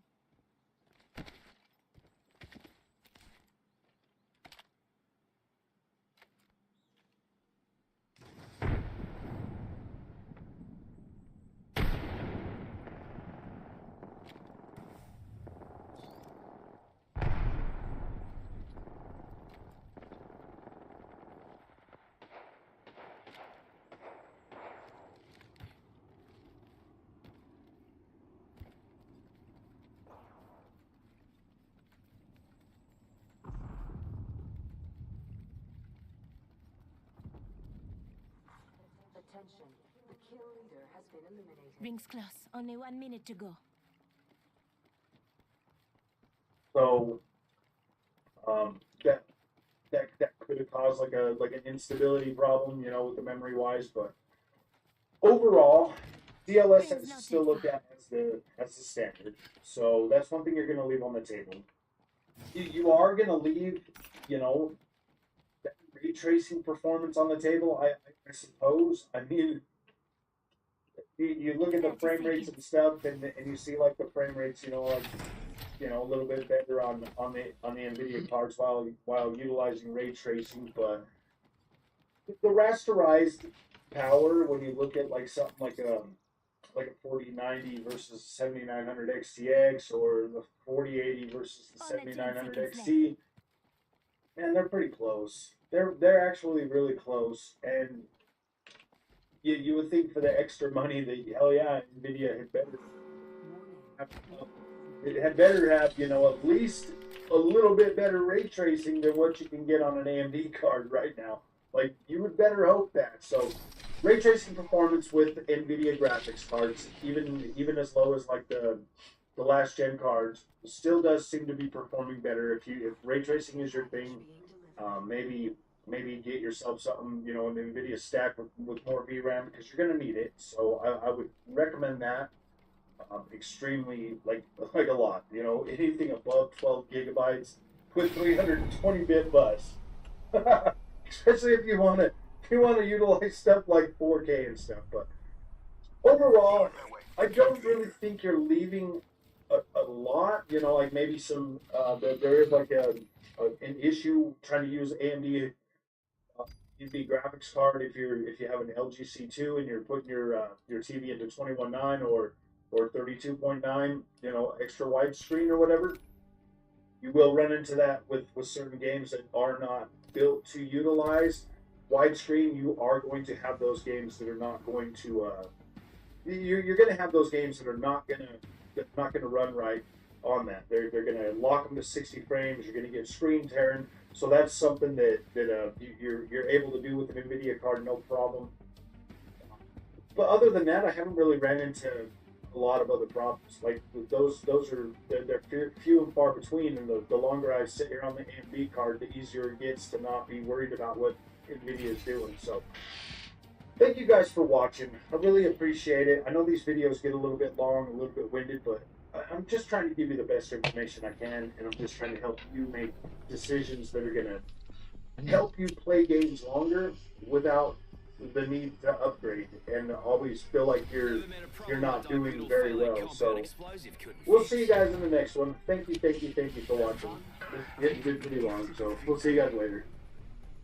I've thrown on the formal attire today because we need to discuss something very important.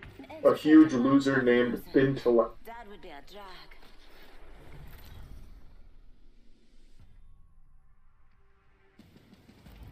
Introducing your champion.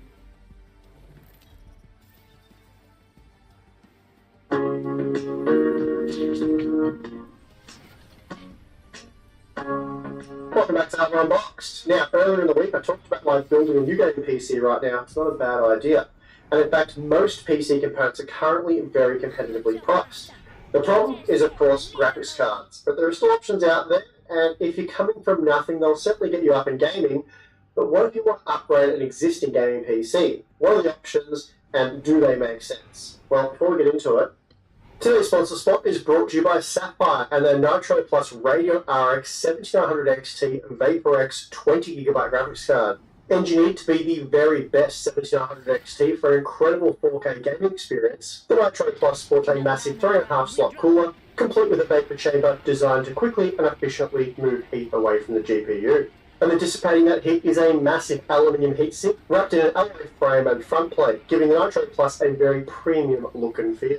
Then dressing it up for a bit of flair is a dual ARGB light bar which dons the left and right sides of the card, providing some impressive looking effects that can be controlled via Trix software.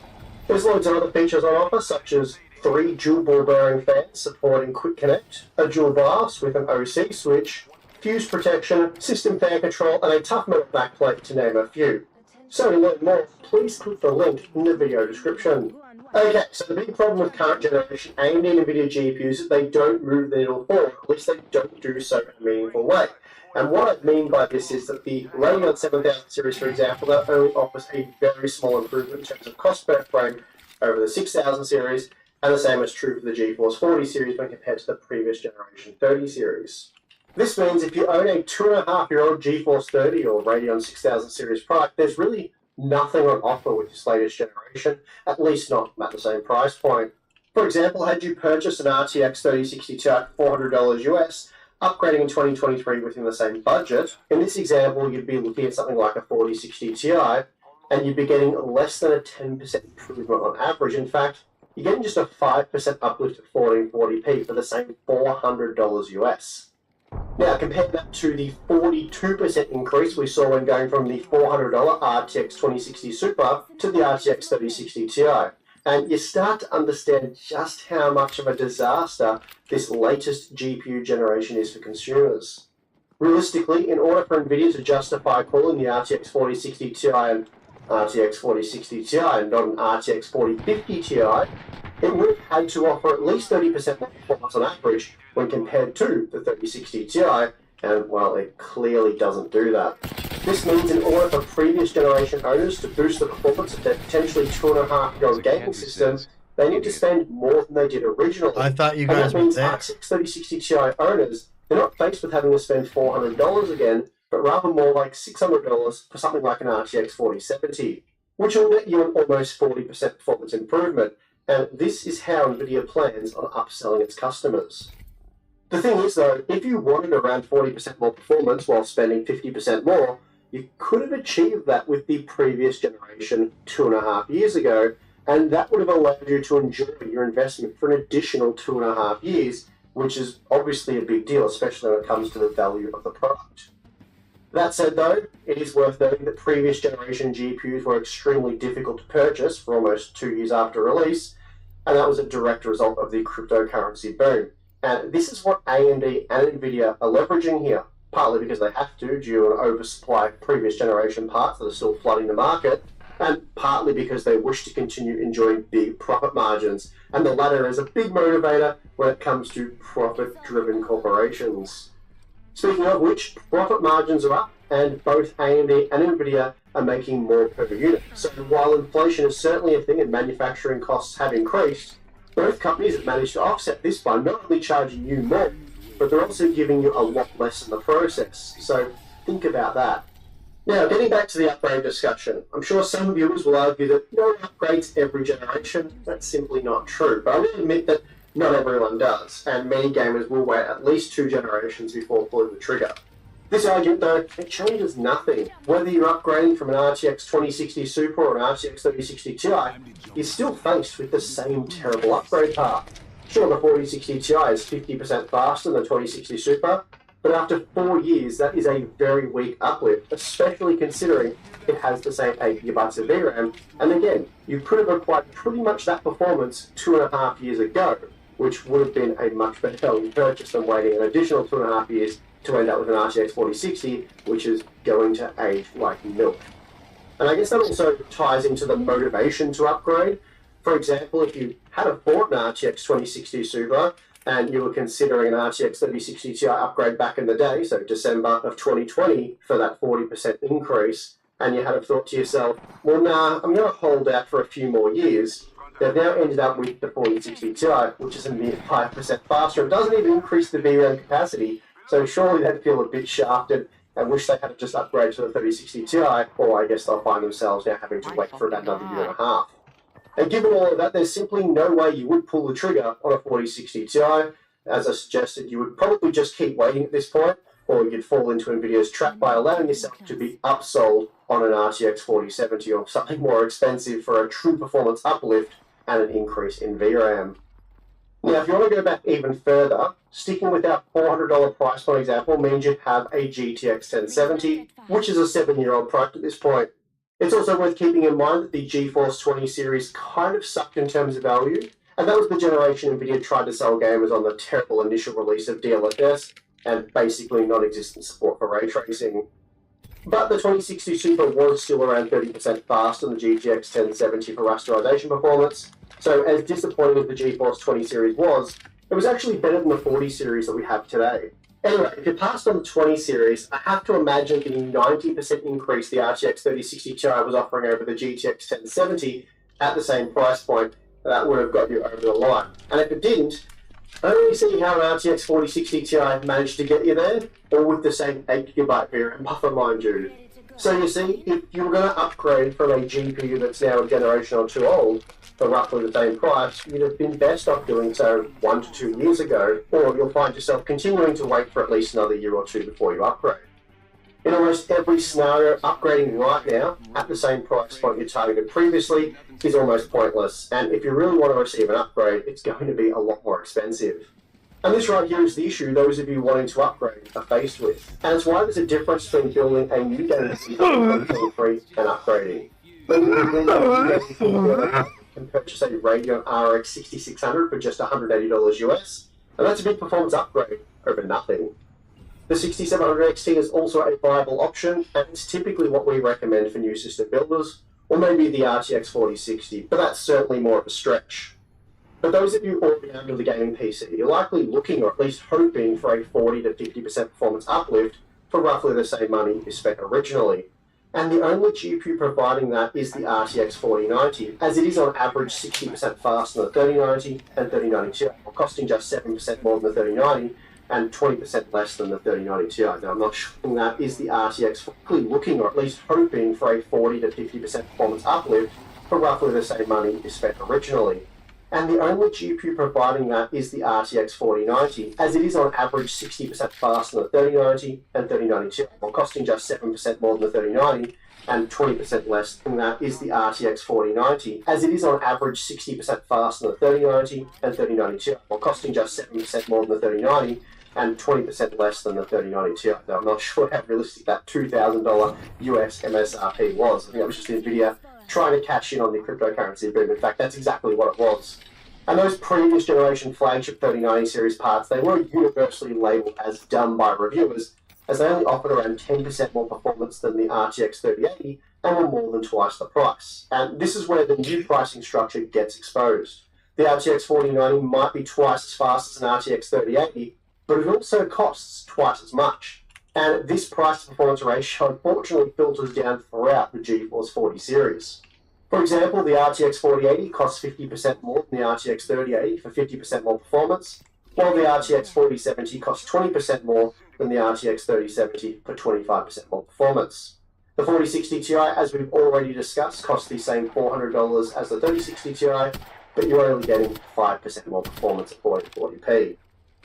And another way to illustrate just how bad this generation is a cost per frame analysis. And looking at just the MSRP, which for this generation is actually a best case scenario given how much supply there is of previous generation models. But the point is, if we look at our RTX 3080 day one review data, we see that it outclassed even the best value mid-range offerings from the previous generation.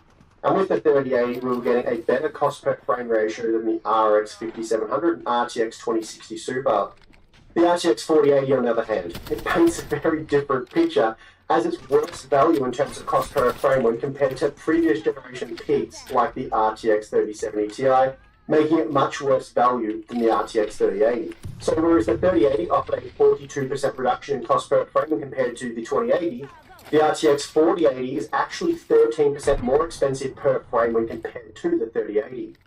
So where's the incentive to upgrade? Unless you're willing to spend more money than you did originally, there just isn't one, as there's no extra performance to be had.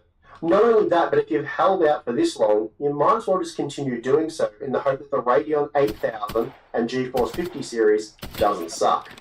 On that note, leaked information from NVIDIA has been circulating recently, claiming that the company isn't going to release the GeForce 50 series until 2025, which I find a bit surprising. Typically, new architectures are released every 2 years, which would see the 50 series arrive in late 2024. That said, though, early 2025 could just mean a 3 to 4 month delay. It's hard to know how accurate the leaked roadmap is, and I find it hard to believe NVIDIA would risk letting AMD release their next generation of Radeon GPUs first.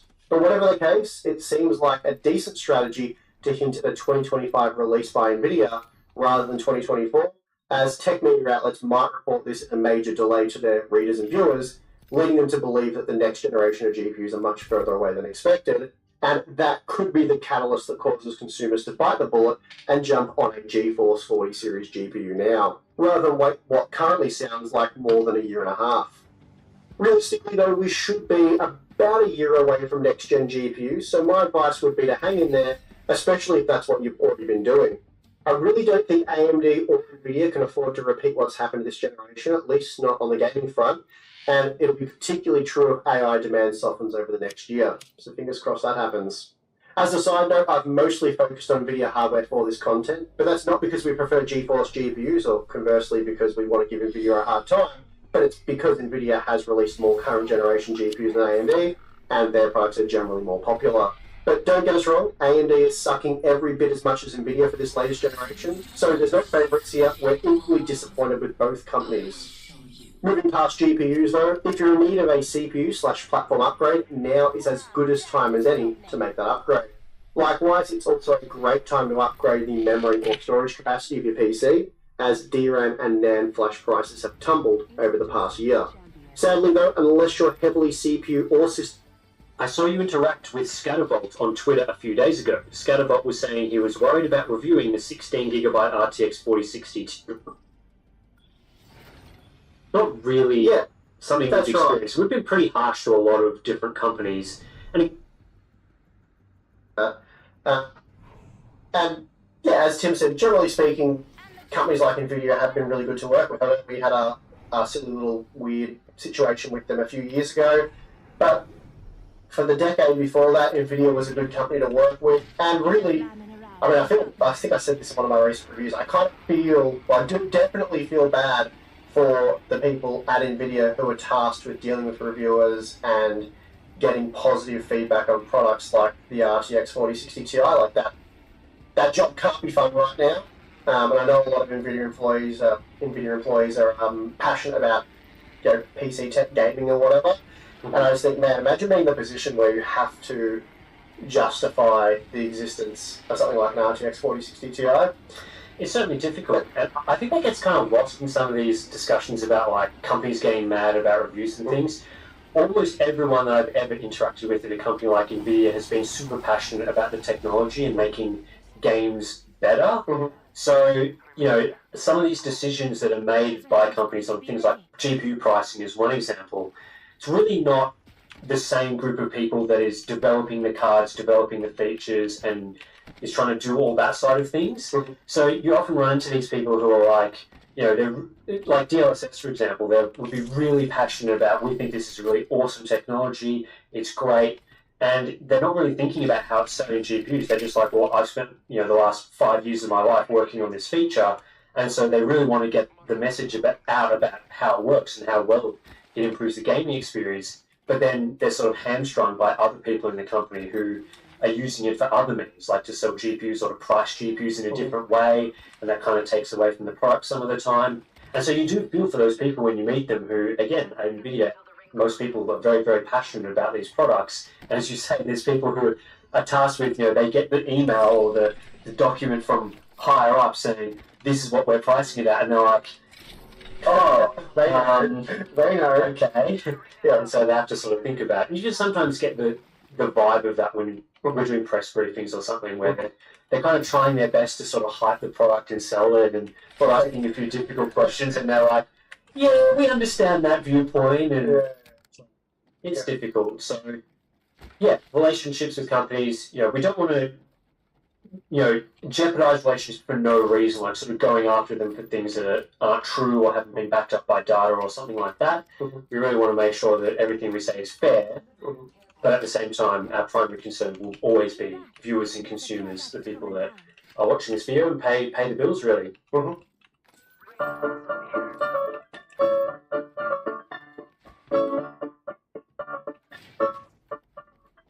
Hello, welcome back to the L1 Show. Today is August 18th, and we're doing robot and nonsense stories for your Friday.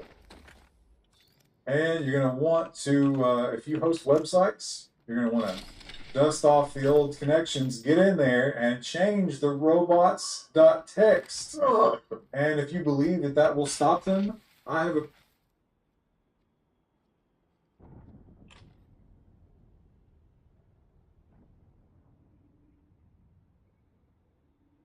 So let's say you've got $300 to spend on a new GPU. NVIDIA want you to buy this one right here, their new RTX 4060. But instead, you might want to check this one out, their old 3070. There is a mountain of these 3070s out there, and you take a quick look on eBay, these things are going for under $300. So same price, but very different. On one hand, you have a newer GPU running on a more refined architecture with a better power efficiency. I mean, somehow this thing only pulls 115 watts. But on the other hand, you have what was a $500 to $600 GPU when it first launched 3 years ago, with way more CUDA cores and compute power and a way higher memory bandwidth. But again, at the same price. So I put them both on the test bench along with a Ryzen 5800X 3D and some fast memory, and ran them both through 12 games at 1440p at high to max settings. And the differences were pretty shocking. At the low end, you're looking at a 20% difference in frame rate in favor of the RTX 3070. So Shadow of the Tomb Raider, Call of Duty, Forza Horizon, 20% is a noticeable improvement in smoothness. Most games though actually fall closer to that 30% mark, which is pretty nuts. Now, if you remember, the 3060 was about equal to the 2070, but now we have the 4060, and it's disappointingly not even close to the 3070. But it actually gets worse. At the top end, I saw gains around 35% for the 3070, and I mean, there are plenty of instances where the 4070 couldn't maintain a 60 FPS average, but the 3070 could do 75 plus. There is one area though where the 4060 does clearly beat the old 3070, and that's when we're talking about performance per watt. And of course, we're comparing silicon here, which is over 3 years apart. The 4060 is a lot more advanced, and yet the power efficiency here is super impressive. But I'd argue that for this comparison, it doesn't actually matter. Like, do you really care about performance per watt when you're losing like 30% in average frame rate? Personally, I do not. And let's not pretend that the 3070 is like a power hog, because the TDP here is only 220 watts. You can run this thing on a dual 8-pin power connector, like a 500 to 600 watt power supply, and there are plenty of models out there that are like this, you know, 2 slots, pretty small, and ITX friendly. And there are some other slight differences too. I mean, the frame generation and the AV1 encoder support are pretty cool, but again, when the raw rendering performance is like 30% slower, this stuff shouldn't change your mind. Now, on the AMD side of things, it's actually a very similar story. AMD came out with the RX 7600, this is $270, and the performance is pretty close to the RTX 4060. But again, you can look at the previous generation, get the RX 6750 XT for example, and get way more performance for the money. And funnily enough, the old card comes out to about 30% faster versus the 7600. And again, just a quick look on eBay, you can find plenty of these cards going for like $300. So look, if that's what you're spending on a GPU right now, there is no way I'd recommend getting a 4060 or a 7600.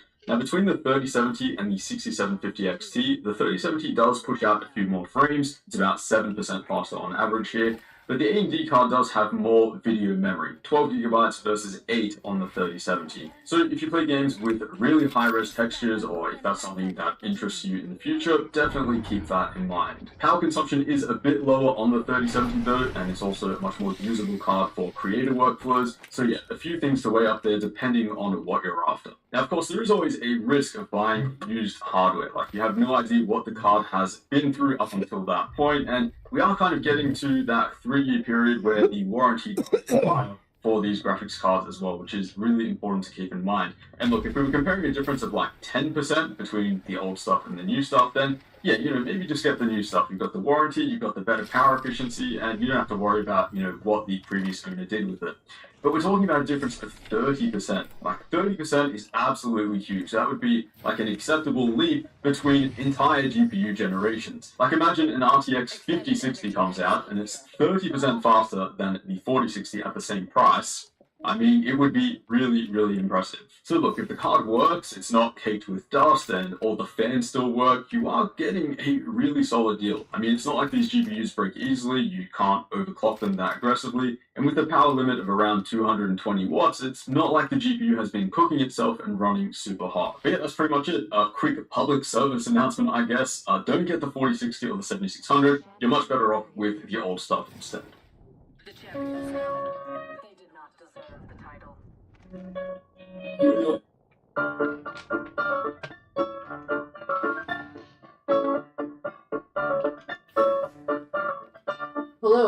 back to the L1 Show. Today is August 18th, and we're doing robot and nonsense stories for your Friday. And you're going to want to, if you host websites, you're going to want to dust off the old connections, get in there, and change the robots.txt. And if you believe that that will stop them, I have a bridge that is available for purchase for a low, low price.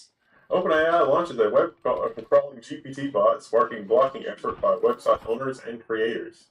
Or it's already been crawling for a long time. I mean, it's a nice idea, but realistically, will they honor that? Especially if a lot of websites start blocking them? They say they will. They'll crawl it at archive.org.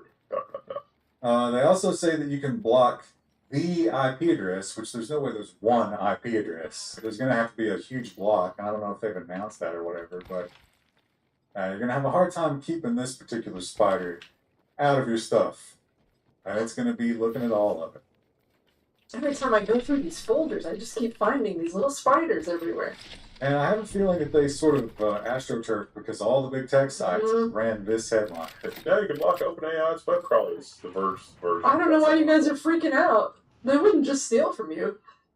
So weird. Huh. Web pages crawled with GPT-Bot user agent may potentially be used to improve future models. May. Absolutely will be. And Zoom, wow, they made their fortune by working from home. And now, amazingly, they've decided they don't like that anymore. Zoom contradicts its own policy about training AI on your data. Wow, that is not what the story was about. I read it. That was the other story. Yeah. This is about their terms of service, which says that they get perpetual, worldwide, non-exclusive, royalty-free, subs Round 3. Beginning ring countdown. Say one. Well, come and get your birthday present.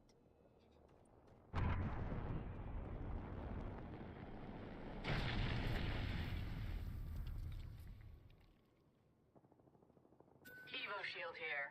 Level 2. 2 squads stand between us and unquestioned supremacy. I have found the mobile respawn beacon. Attention. Delivering replicator. Replicator on its way down.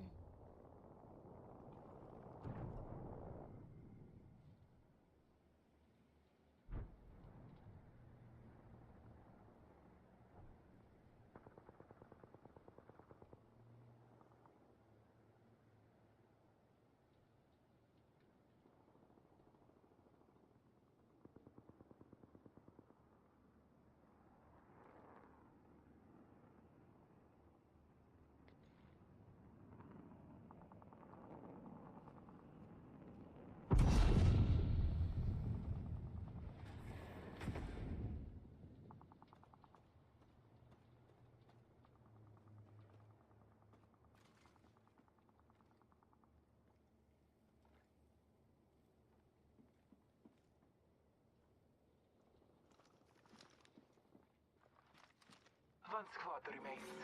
Warning. Ring movement in progress. We are inside the ring. Good faith. You hear that? There's a care package coming down.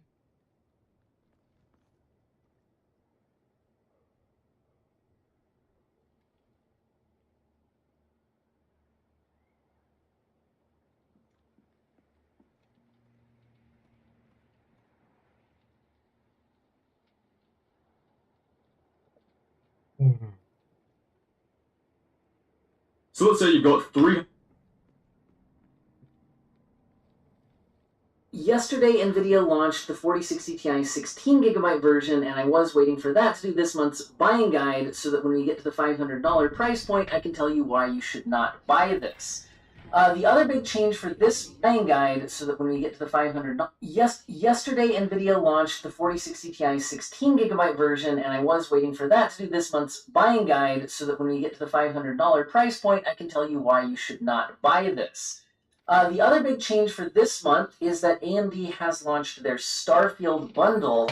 So basically all of the, I'll show you the eligible products here, but if you're looking on the GPU side of things, basically all of the 6000 series starting at least with the 6600 and up. So not the 6400 or 6500 XT, which I don't recommend anyway. And then all of the 7000 series GPUs will offer the Starfield bundle, and if you're buying the 6700 or higher, it will be the premium edition of the game, which I think is a $100 premium edition. And then the standard edition is what, $60 or $70, and this is a highly anticipated game that a lot of people will want. So, in other words, I usually don't factor game bundles into the value of a GPU, but if it is a game that you will buy regardless, then the value of the game bundle actually should be factored into your buying decision, because then it actually is saving you money. So if you were planning on already buying Starfield, then the AMD GPUs in today's recommendations do have a little bit more going for them in the value proposition, and that is something that we will consider here. However, if we look at the newest GPUs, the cheapest new GPU launched from AMD has been the 7600, which has dropped in price a bit down to $258. The newest GPU from NVIDIA is the 4060 at $300. However, their previous generation products have taken some price falls, so we should actually start our discussion with the 6600 from AMD. Which is in price down to $180 on the cheapest models. And again, it is eligible if you buy from a compatible retailer for the Starfield bundle. So if you were already going to buy Starfield, and maybe you're actually looking to upgrade, to support a new AAA game like that, I think the RX 6600 is going to max out every game, probably not even Starfield, at 60 FPS 1080p. But it will be able to find some reasonable settings to do so in the vast majority of new titles, and I don't think there's really a competitor at this price point. A couple of days ago, Intel's Arc A750 was available with a coupon code down to this price, but it has since gone up again. So if you're going to buy a GPU under $200 for that's a new GPU, it should be the RX 6600 from AMD. I don't recommend going below this power level or price point if you're buying new. You could consider the used market. My video is going to focus on the new market, but if you're buying used, today's sponsor Jawa.gg is definitely somewhere you should check, but not only if you're buying used, and they do offer some new products as well, but this is how you should fund your hardware upgrade. You should sell your GPU that you have currently in order to fund the upgrade. Now, Jawa offers two options for this. You can list the card for sale yourself, where you manage the listing and pick your price, but Jawa offers an interesting alternative for people. I've talked to some of my friends who don't sell their used GPUs because they don't want to deal with the hassle. I said, you know what, it is pretty safe and there are good seller protections, all of that. However, if you want a hassle-free alternative where you're not dealing with a third-party buyer, Jawa has you covered. They give you the option to sell directly to Jawa with a hassle-free alternative. You tell them your GPU model and condition. They offer you a price immediately. You ship your GPU to Jawa. They receive it, inspect it, and pay you in one business day. You just click this link to get you an offer. And my link in the video description and pinned comment will take you directly to this page, where again you can shop used GPUs, but you can click get an offer. If you want to remove the hassle and sell directly to Jawa, again, you can create your own listing and manage it for sale yourself as well. However, if we're going back into the new market, then I think we should take a look at the next step up in price. Now, this is where Intel enters the discussion, at least. Their previous generation 30 series lowest tier card was the 3050, and it has dropped in price to $220, which is much lower than it was before we had the RTX 4060 putting pricing pressure on it. However, I still don't think you should buy it. There's a couple of alternatives. Here's where Intel enters the picture with their Arc A750.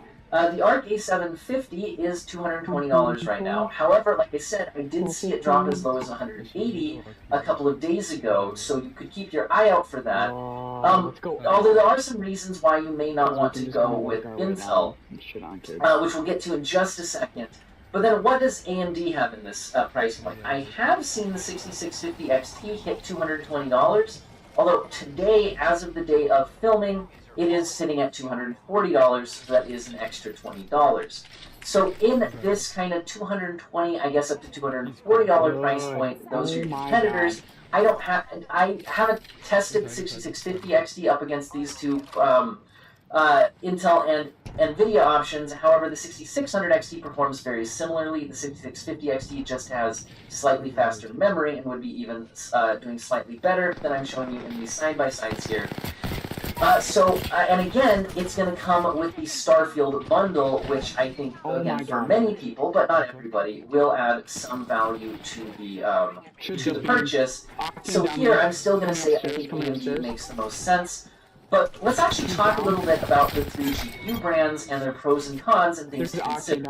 We should probably explain, okay, so why does NVIDIA charge more for the same performance, or you could look at it as give you less performance for the same price?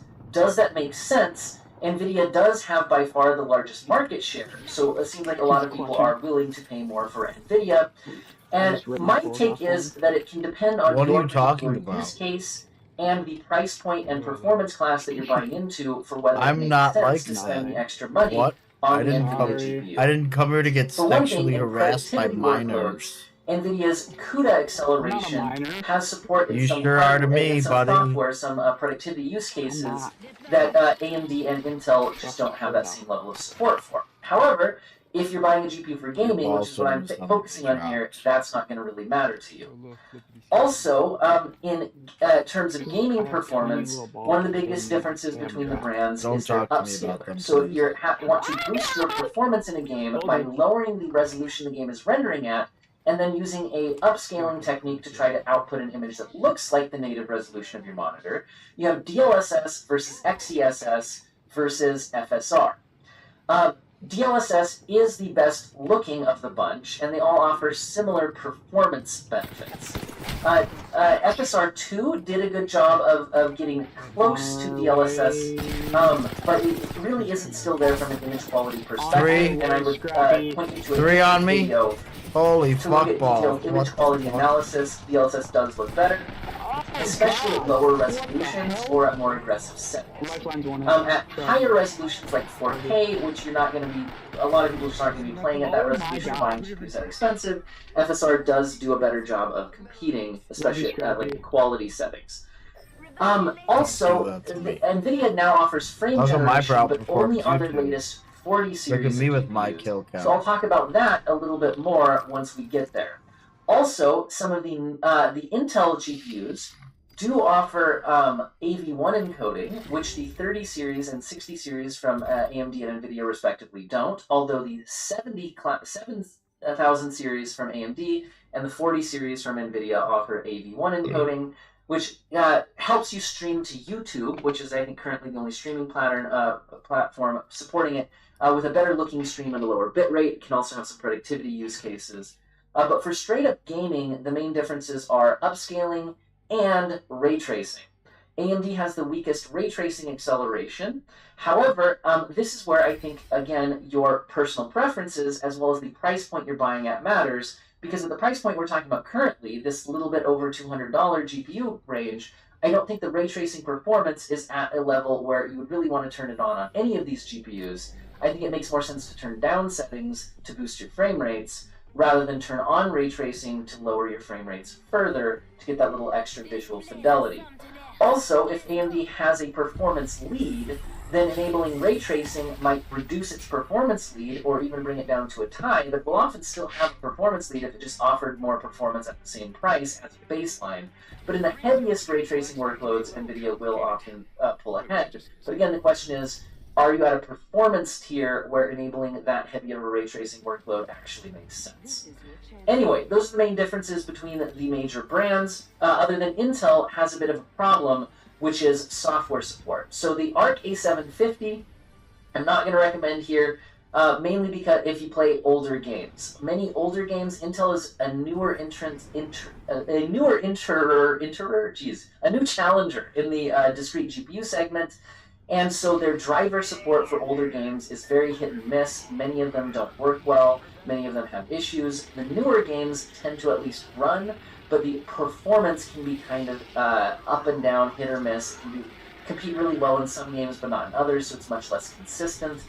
Again, those are the main differences between the brands. Let's take a look at this $200 to $300 price point, though, because once you start hitting like the 6650 XT here, I said is pushing up in the $240, it starts getting really muddy which GPU makes the most sense here. I'm just going to say that I think the next GPU that makes a lot of sense is the 6700 XT from AMD, but currently that is up to $330, although it frequently dips down to $210, $220, and I even on Prime Day did see it go down to $299. So the 6700 XT, why is this the next GPU that I think is exciting to talk about? Well, for one thing, it's 12 gigabytes instead of the 8 gigabyte cards, which means that in a lot of games you will be able to use the maximum settings, including the highest level of textures, without spilling over your VRAM capacity and impacting your performance. Also, again, it is eligible for the Starfield Premium Edition bundle, so if you're interested in Starfield, that does add a bit of value to the situation. And then, what is it competing against? Well, from NVIDIA, you have the 4060, which is at $299.99. So we got $300 versus $330, so the NVIDIA GPU here is a bit cheaper. It also isn't as fast, and it has 8 gigabytes of VRAM, so you do have to be more mindful of the settings you're using in games being appropriate to the level of VRAM that you have. And so, with all of that said, I think especially if you're trying to go for 1440p, I think having that extra VRAM is certainly going to pay off on the 6700 XT, the extra performance. So that's definitely where I'm coming down. However, in the $200 to $300 range, there's certainly a lot of other options. Like there's 3060 12 gigabyte cards around $280, although they don't have the greatest coolers. Some of them are pushing closer to $290, where it's like, okay, I get that the 3060 has more VRAM than the 4060, but the 4060 is a little bit faster and does have the newer features like AV1 encoding and frame generation, so I don't think I can recommend that. There's also AMD's 7600, which is their newest GPU, and it is coming in at $258. So I do think the 7600 can make sense if you want to spend a little bit more than the 6650 XT for just a little bit more performance and an AV1 encoder. The 7600 I think can make sense. But like I said, I really think the most exciting GPUs from a value perspective are really the 6600 at $180, and then jumping up to the 6700 XT at $330 because that gets you the 12 gigabytes, a lot more performance, it's a lot more 1440p capable, and all of that. So those are really my standouts. And then, I've looked at this against the 16 gigabyte A770 doesn't compete well here from Intel. And then, like I said, the NVIDIA GPUs, if you really want their features, just realize you are definitely getting less raw performance for the money. And we're at a performance tier here. Well, I guess you could consider ray tracing. A lot of people would still prefer to keep it off for the extra performance boost. Again, there are reasons to at least consider the NVIDIA alternatives. But the 6700 XT is getting my recommendation, especially if you are going to buy Starfield. Getting that in the bundle does make a lot of sense as well. Now, at this point, we enter just a dead zone in GPU value. Charging battery. So, from here, you can spend a little bit more to get a 6750 XT. It gets you a little bit more performance, jumps up the price a little bit. Then we get up to the 4060 Ti at $381, it looks like. So it has come down a bit from its $400 MSRP. And the 4060 Ti is still an 8 gigabyte card, and it just feels really bad to spend almost $400 on an 8 gigabyte GPU in 2023. Again, when the 6700 XT can get you 12 gigabytes for less, You can look at the raw performance between these. The 4060 Ti is more expensive, but again, it does have the newer features like AV1 encoding. It does have the it does have frame generation. Again, DLSS does look a little bit better, but again, 8 gigabytes, $380 doesn't feel really great. So this is where I'm just saying we're kind of entering a bit of a dead zone. And then, if you could look at the 16 gigabyte version that NVIDIA just launched for the 4060 Ti, and then immediately discard the idea of buying it. First of all, it costs the cheapest models are listed at $500. Some models go more than that, and I haven't actually seen any of them come into stock yet. So technically, these are now, available. They're allowed to be sold, but I don't think they've actually been supplied to retailers yet. They are officially available, though. This was weird. It was buried in an email from NVIDIA about other stuff. It's like they kind of wanted to hide that this even launched. Where there's this long email talking about like Portal RTX, some kind of expansion mod to that, with some new features. And then buried in that, they also talk about a new driver update, which enables the 4060 Ti 16 gigabyte version, which they say is now allowed to be produced and sold. And that it will basically get the identical performance to the 8 gigabyte version unless you're using ultra settings that spill over the 8 gigabytes of VRAM, in which case the 4060 Ti won't take the performance hit that the 8 gigabyte version does. And for $500 or more, compared to $380 on the 8 gigabyte version, I think we see why NVIDIA did not ship out review samples and is burying the launch announcement in the bottom of an email about other stuff. The 16 gigabyte version does not seem to make any sense from a gaming perspective. I'm trying to think about any reason why someone might buy this. Perhaps there is a productivity workload someone needs where you have to have NVIDIA and you have to have 16 gigabytes of VRAM, but your budget only goes to $500. So that seems like the one niche case where this could make sense to somebody, I guess. Other than that, I'm hoping that the market conditions just push its price down. And because really, I think the 4060 Ti would have been more exciting if that 16 gigabyte version was the launch version.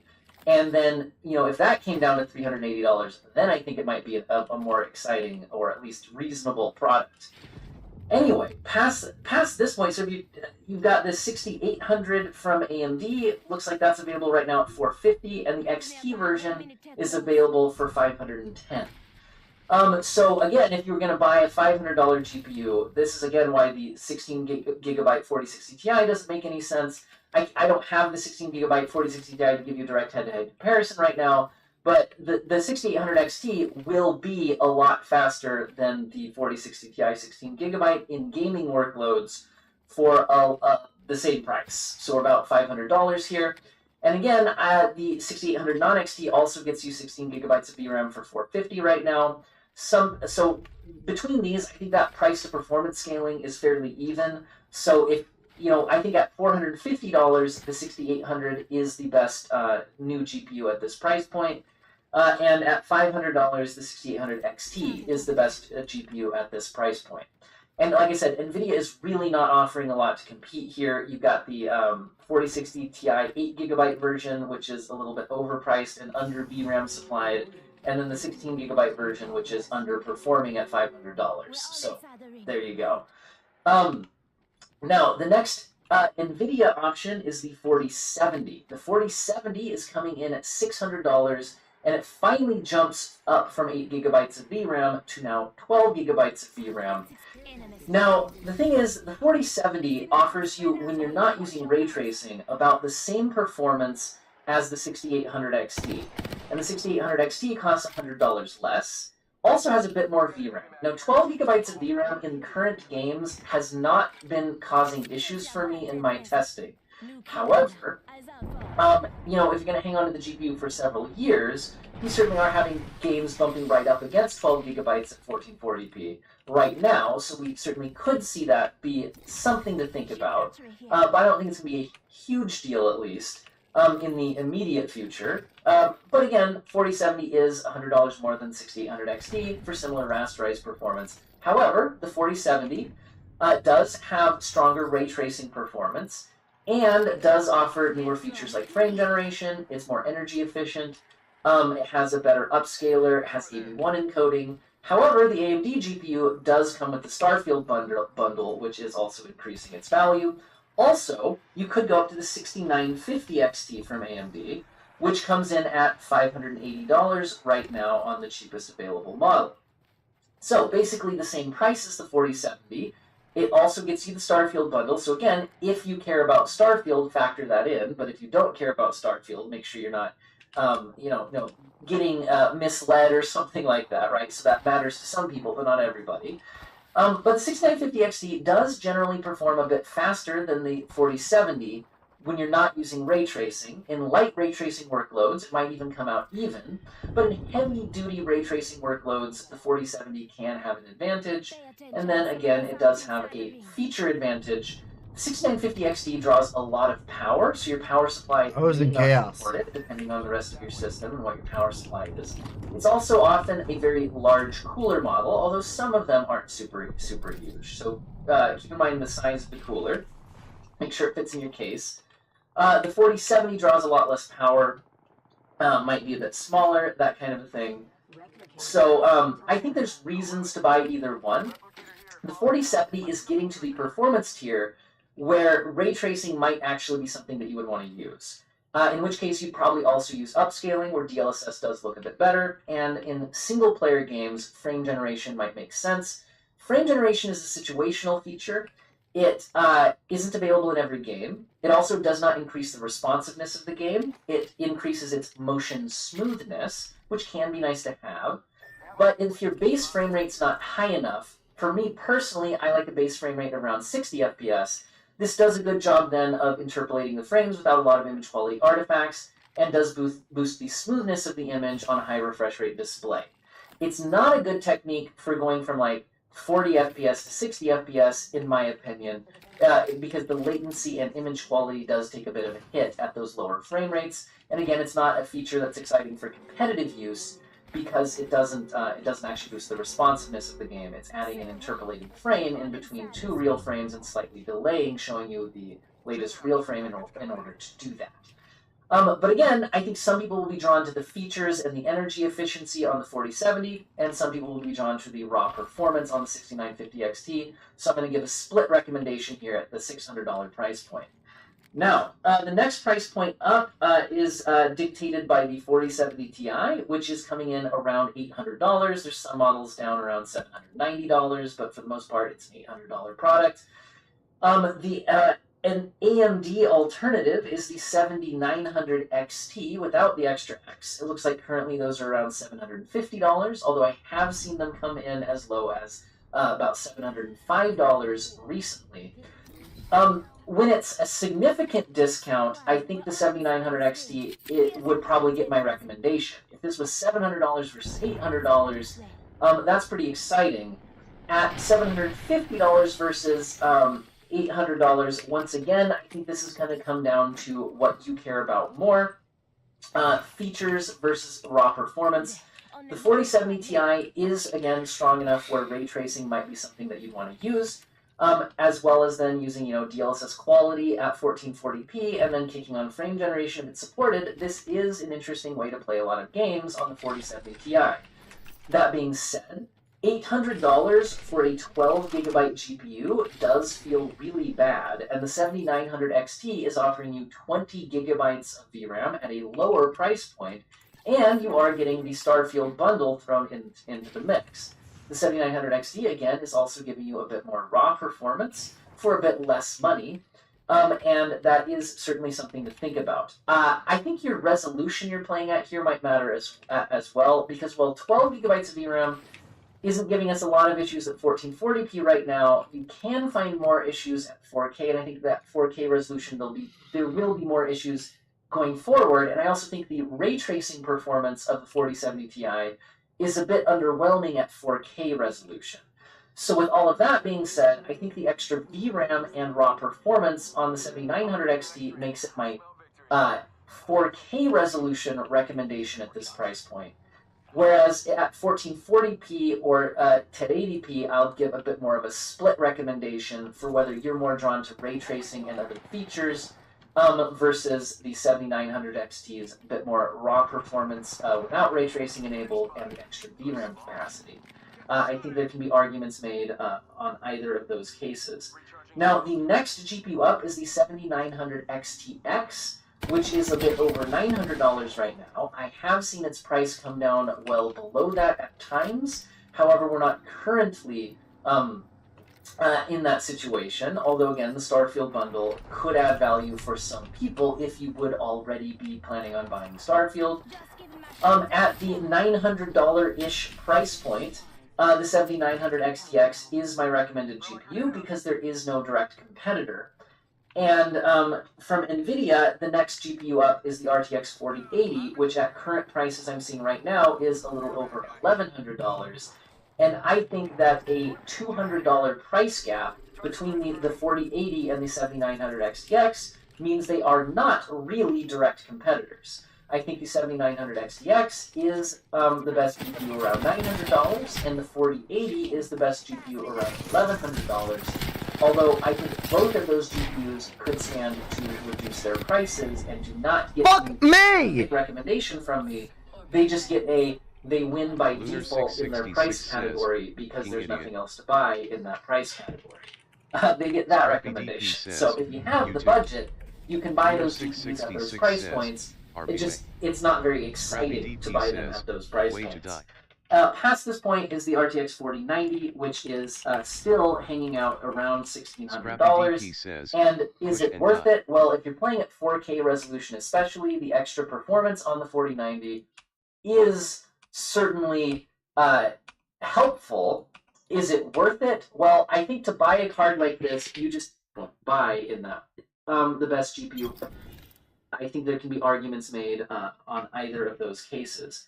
Now, the next GPU up is the 7900 XTX, which is a bit over $900 right now. I have seen its price come down well below that at times. However, we're not currently in that situation, although again, the Starfield bundle could add value for some people if you would already be planning on buying Starfield.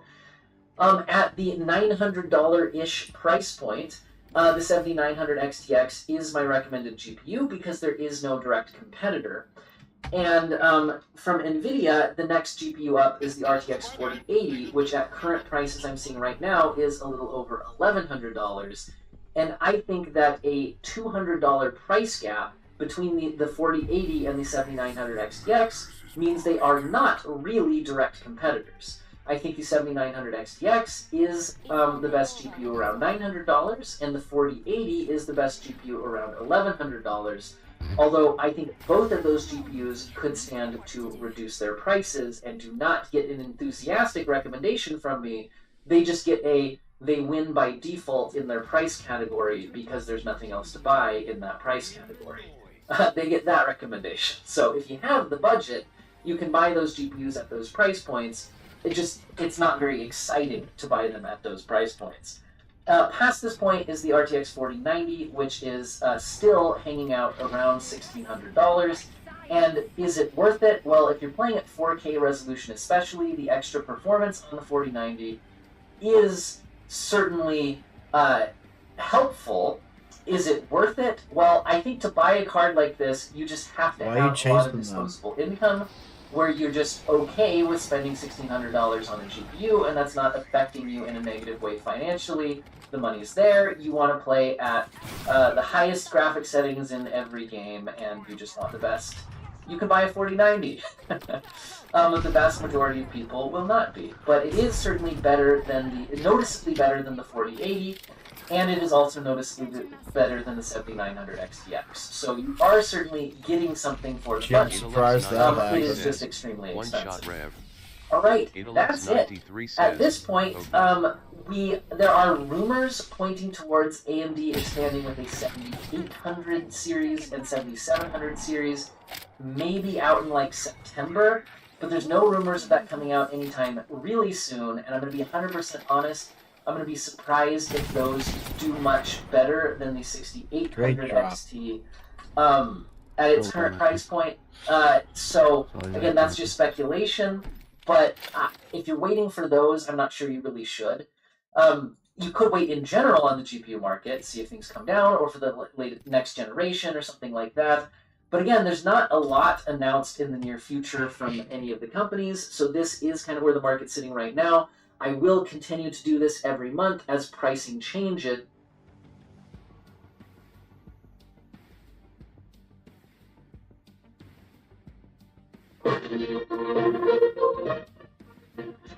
Welcome back to Paul's Tech News. It has been a bit of a dramatic week in the world of PC hardware tech, and this time it wasn't caused by NVIDIA or Intel or AMD, but by the very tech reviewers who were supposed to bring balance to the industry, not leave it in darkness. So yes, I will be going over the week of shame and ignominy that the folks over at Linus Media Group have been toiling through, and I will give some personal thoughts and feedback. But there's a decent chance that if you're watching this video, you're already well aware of the situation, and even perhaps a bit tired of it, as it has saturated the news feeds ever since the Gamers Nexus video that sparked controversy went up back on Monday. Since then, there has been no shortage of posts, memes, reaction videos, and general vitriol carelessly tossed into the mix to further fuel the dumpster fire that, at the very least, seems to have burned its way down to a smoldering trash can fire by week's end. But whether you're here for that, or for the other tech news, such as a newly leaked Threadripper CPU, Intel's strides forward with ARC GPU development, or the absurd amount of cash NVIDIA stands to make in the AI space, I'd recommend using the timestamps that I conveniently add to each episode to navigate the thing you most want to see, even if that means jumping back to rewatch this intro again. Then I could enjoy the spirit twice. So, this video is brought to you by Thermaltake's CTE series cases, the C750 Air and C750TG. CTE stands for Centralized Thermal Efficiency, and the 90-degree rotated motherboard mount, dual-chamber design, and 3 included 140mm CT140 fans ensure that your PC parts stay cool and quiet no matter what hardware you install. The C750 Air maximizes airflow with extensive ventilation, while the C750TG provides an additional 4mm tempered glass front panel, and both support up to EATX-sized motherboards. For more on Thermaltake's CTE series cases, click the sponsor link in the video description.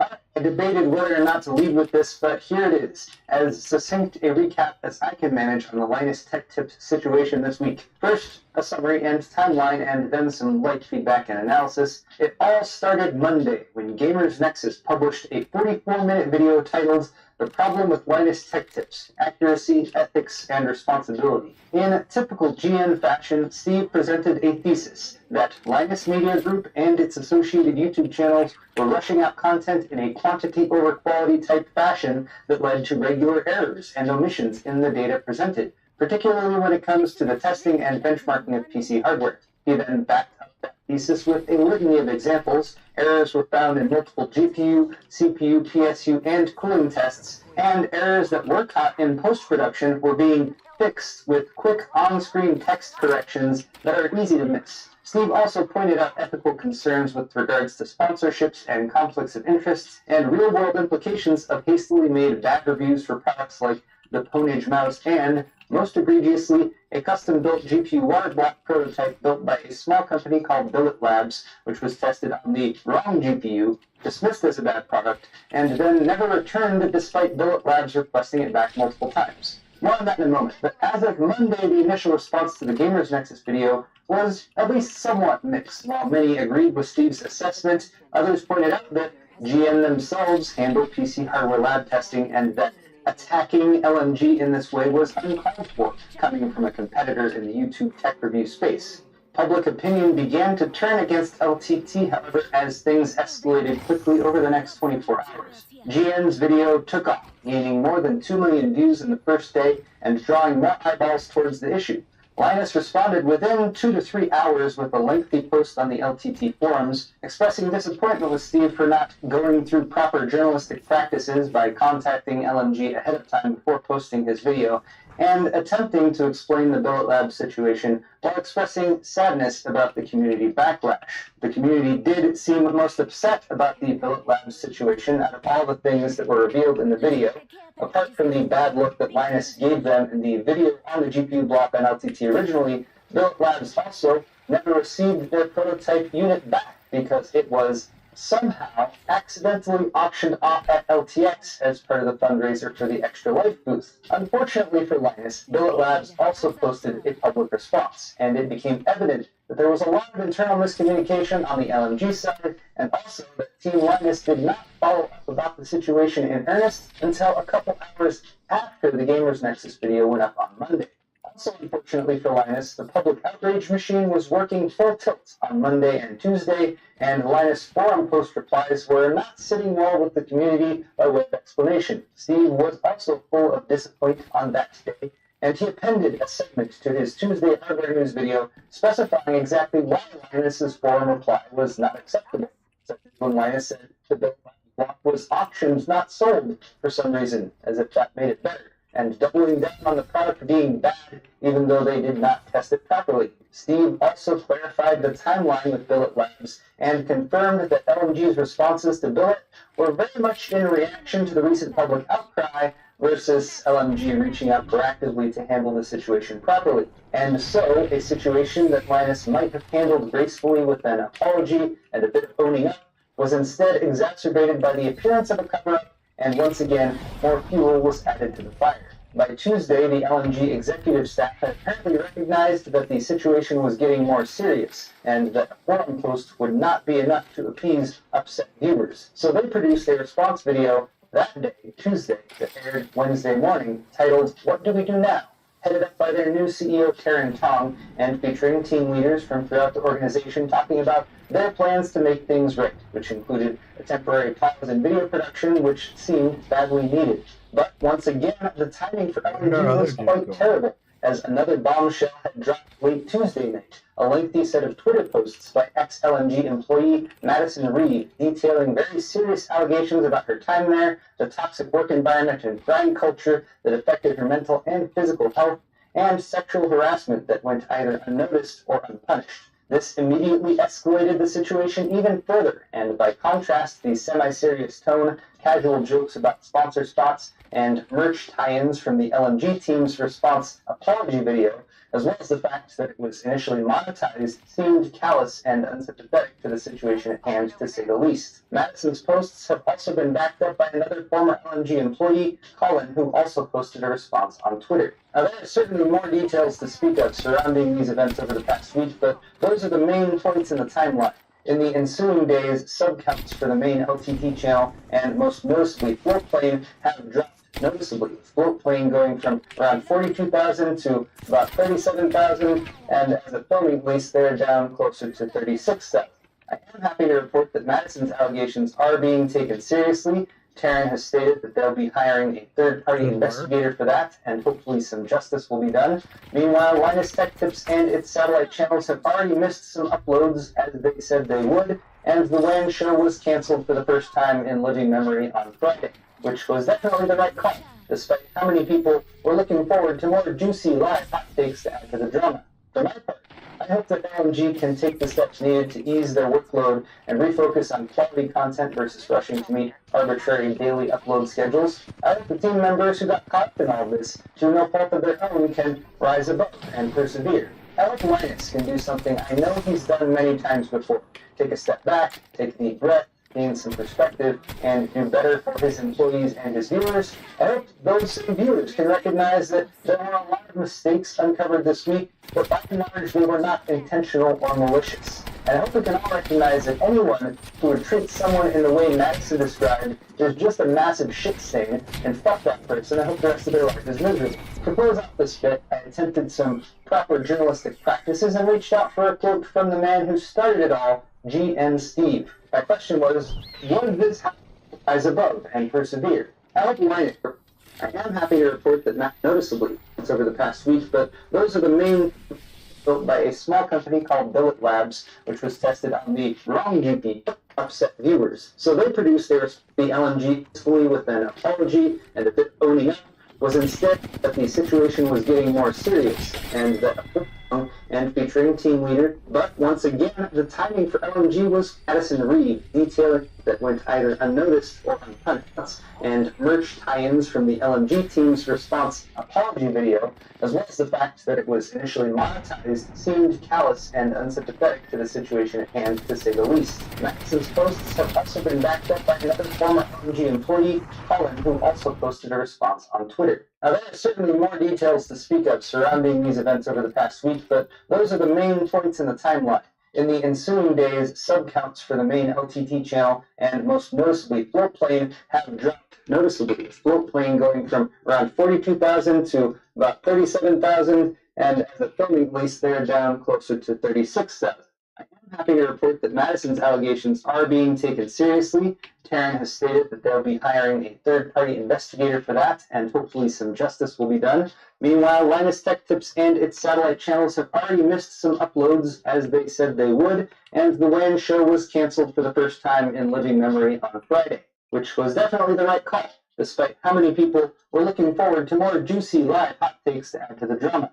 For my part, I hope that LMG can take the steps needed to ease their workload and refocus on quality content versus rushing to meet arbitrary daily upload schedules. I hope the team members who got caught up in all this, through no fault of their own, can rise above and persevere. I hope Linus can do something I know he's done many times before. Take a step back, take a deep breath, gain some perspective, and do better for his employees and his viewers. I hope those same viewers can recognize that there were a lot of mistakes uncovered this week, but by and large, they were not intentional or malicious. And I hope we can all recognize that anyone who would treat someone in the way Madison described is just a massive shit stain, and fuck that person. I hope the rest of their life is miserable. To close off this bit, I attempted some prep. Can all recognize employees and his viewers. I hope those same viewers can recognize that there were a lot of mistakes uncovered this week, but by and large, they were not intentional or malicious. And I hope we can all recognize that anyone who would treat someone in the way Madison described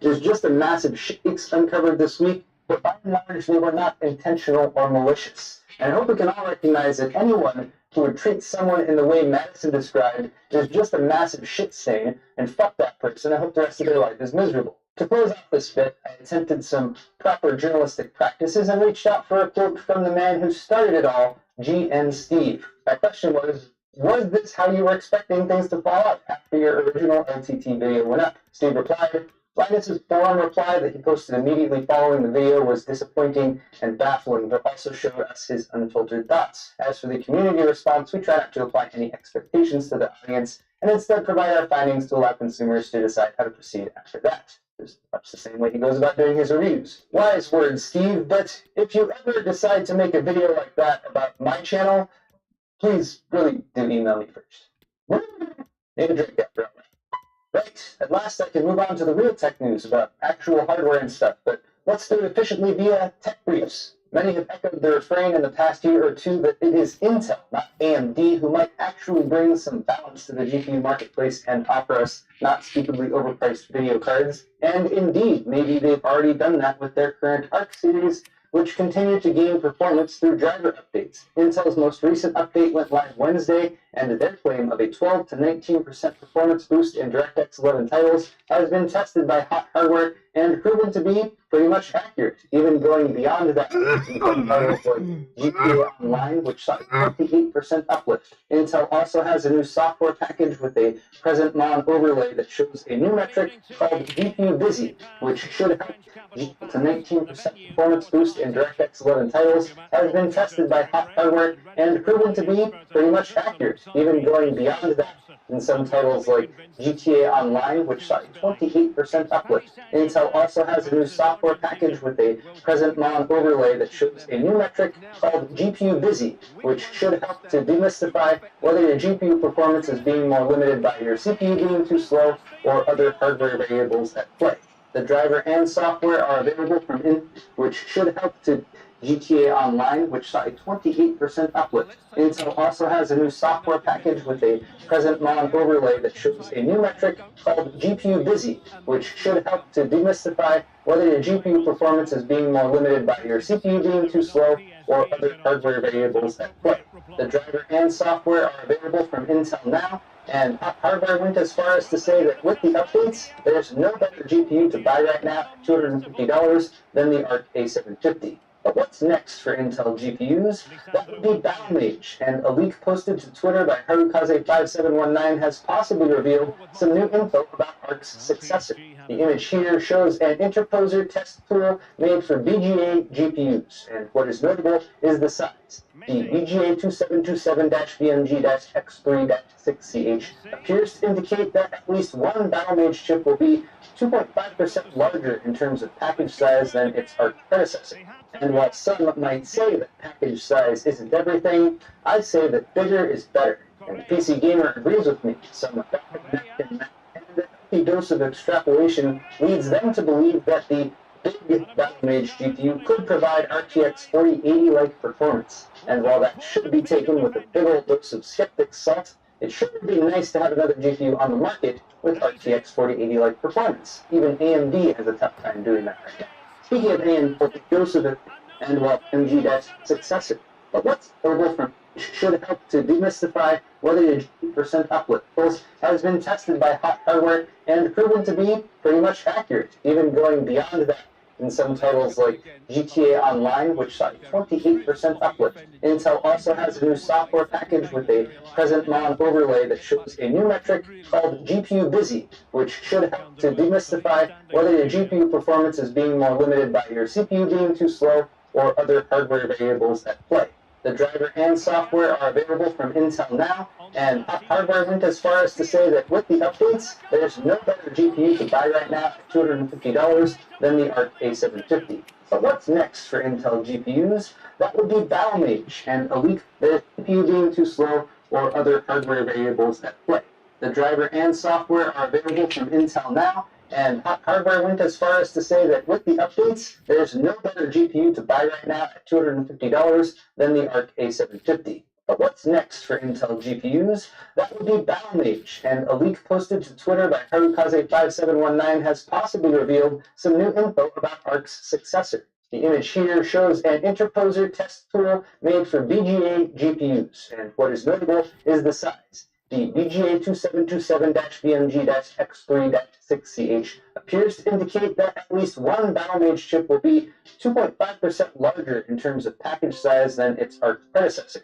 And while some might say that package size isn't everything, I say that bigger is better. And PC Gamer agrees with me. Some back-of-the-napkin math and a healthy dose of extrapolation leads them to believe that the big Battlemage GPU could provide RTX 4080-like performance. And while that should be taken with a big old dose of skeptic salt, it sure would be nice to have another GPU on the market with RTX 4080-like performance. Even AMD has a tough time doing that right now. Speaking of AMD, perhaps they won't give us enthusiasts another mainstream Threadripper CPU, but they sure can make us drool over the possibilities of what might have been had they not abandoned the high-end desktop space back from the Threadripper 3000 days. This week's leak comes from a Geekbench score for an HP Z6 G5 workstation that was apparently equipped with a Threadripper Pro 7995WX CPU featuring 96 cores and 192 threads. It also uses DDR5 memory, of course, 512 gigabytes of it,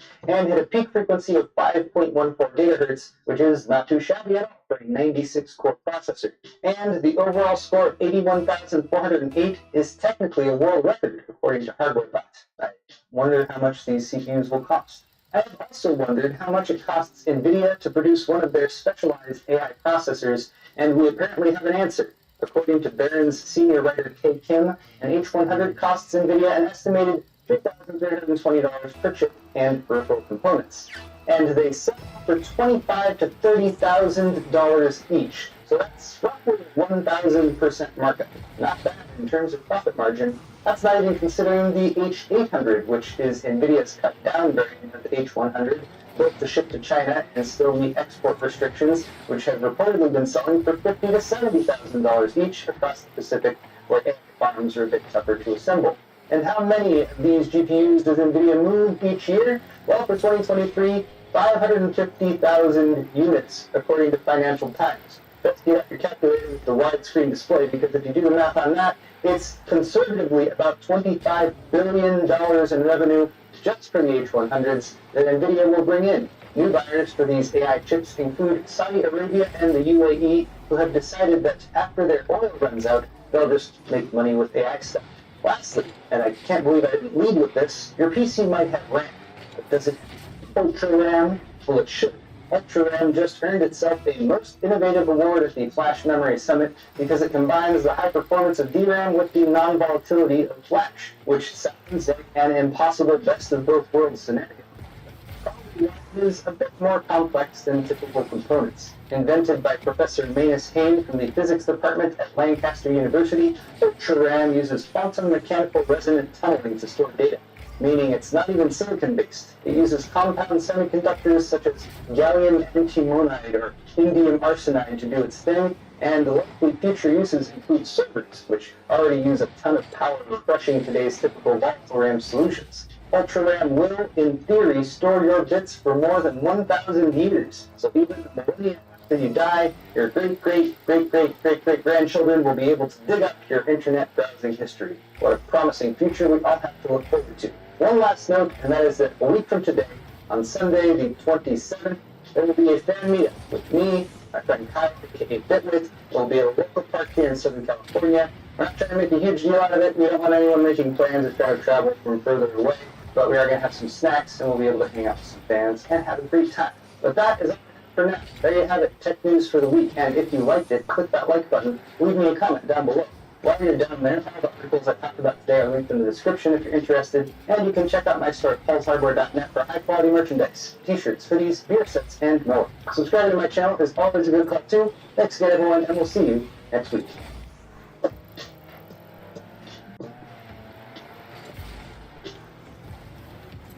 Back in 2020, the RTX 3080 was introduced. Before the whole mining craze, before all of our GPUs were disappearing, the RTX 3080 showed impressive performance and it still puts up really good numbers to this day. That's why it's interesting to see them going for only $400 on the used market. I got this for $550 back in October of last year, so these cards have dropped significantly in price. But why are they so freaking cheap? Well, call it cheap necessarily, but it could be because of this graphics card. When the 6800 XT launched, AMD really struck back at NVIDIA because they offered that very similar performance for $50 less than what NVIDIA was asking. Performance is obviously excellent, but for the first time in a long time, they've caught NVIDIA and are genuinely offering a better value product, depending on your preferences. Which makes it really odd, because nowadays, it seems like those sides have flipped. The 6800 XT, though it performs the same and is from AMD, a brand that is typically seen as the value brand, $50 more. It's literally the reverse of how the 6800 XT started. And this could really mean that people are valuing 6800 XTs more than we're valuing 3080s nowadays. I feel like we need to check out some games to get to the bottom of this. A little unconventionally, I'm going to show you some ray tracing benchmarks first. Obviously, a lot of us know AMD graphics cards kind of get destroyed by NVIDIA in ray tracing. Although Fortnite here is kind of the exception, only an 11% decrease. Move on to Minecraft ray tracing. Yeah, the 6800 XT gets destroyed. One of the reasons I'm starting out with ray tracing here is because this is one of NVIDIA's leading features. So it's weird to see an NVIDIA graphics card that is way more capable at ray tracing than an AMD option going for less money on the used market. It doesn't really make sense, does it? Also, in Cyberpunk here, at 1440p RT Ultra preset, we can see that the RTX 3080 has some weird frame time problems. You can see the 1% lows, which are on the far right, particularly very low in this case, compared to even what AMD is offering with the 6800 XT. Things get even more interesting when you introduce NVIDIA's DLSS upscaler to this equation. Because now you see in Cyberpunk that a lot of those issues just went away. And it's not magic, but this is going to be very important for later. On the topic of DLSS, that's another reason why the 3080 going for less than the 6800 XT is kind of surprising. Because AMD's alternative upscaler FSR just doesn't look as good as NVIDIA's DLSS. This is probably because NVIDIA is using AI to upscale while AMD is just using a general algorithm to do the same thing. Even a very new implementation of FSR in Remnant 2 shows a lot of ghosting and sizzliness. DLSS doesn't have the same issues. Okay, other than ray tracing and DLSS, let's focus on the thing that most of you guys are probably buying GPUs for, and that is rasterization in games. I just want to get it up front with you guys with both of these GPUs. It is amazing. I love both of them because they are so freaking fast. Which I guess puts me in a bad position because at 1080p, they are limited by my CPU. And mind you, I don't even have a slow CPU. I have a Ryzen 5900X in my system. I guess it's not fast enough. So with that in mind, I hope it's understandable. I'm going to skip past the 1080p results, move straight to 1440p rasterized tests. And here in Fortnite 1440p, epic settings, no nanite, no lumen, no hardware ray tracing, the 3080 is pulling ahead pretty significantly. But in a really interesting turn of events, if you switch on Lumen for Unreal Engine 5, which kind of simulates ray tracing to some degree, the AMD graphics card actually pulls ahead. So looking possibly in the future with more games using Unreal Engine 5 and Lumen as the lighting system, the poor ray tracing performance on AMD graphics cards might not be that big of a deal. Red Dead Redemption 2, I think this is max settings. I just turned that one setting slider in the game all the way to max. But the 6800 XT does pull 12% ahead here. On both GPUs, the 1% lows are kind of bad. I would show you high settings in Remnant 2, but I guess Unreal Engine 5 is just the bane of my existence because it is also CPU limited with my 5900X. But if we do up the settings to Ultra at 1440p, we do get a more accurate result, and the 6800 XT pulls ahead by about 8% in this case. Is this a trend? Not exactly, but in most cases, the 6800 XT is a little bit faster than the RTX 3080, which maybe could explain the price premium on the used market, but I think there's a little bit more to this. In Cyberpunk, both of these cards are pretty neck and neck, but you might want to take a closer look at how much VRAM each GPU is using.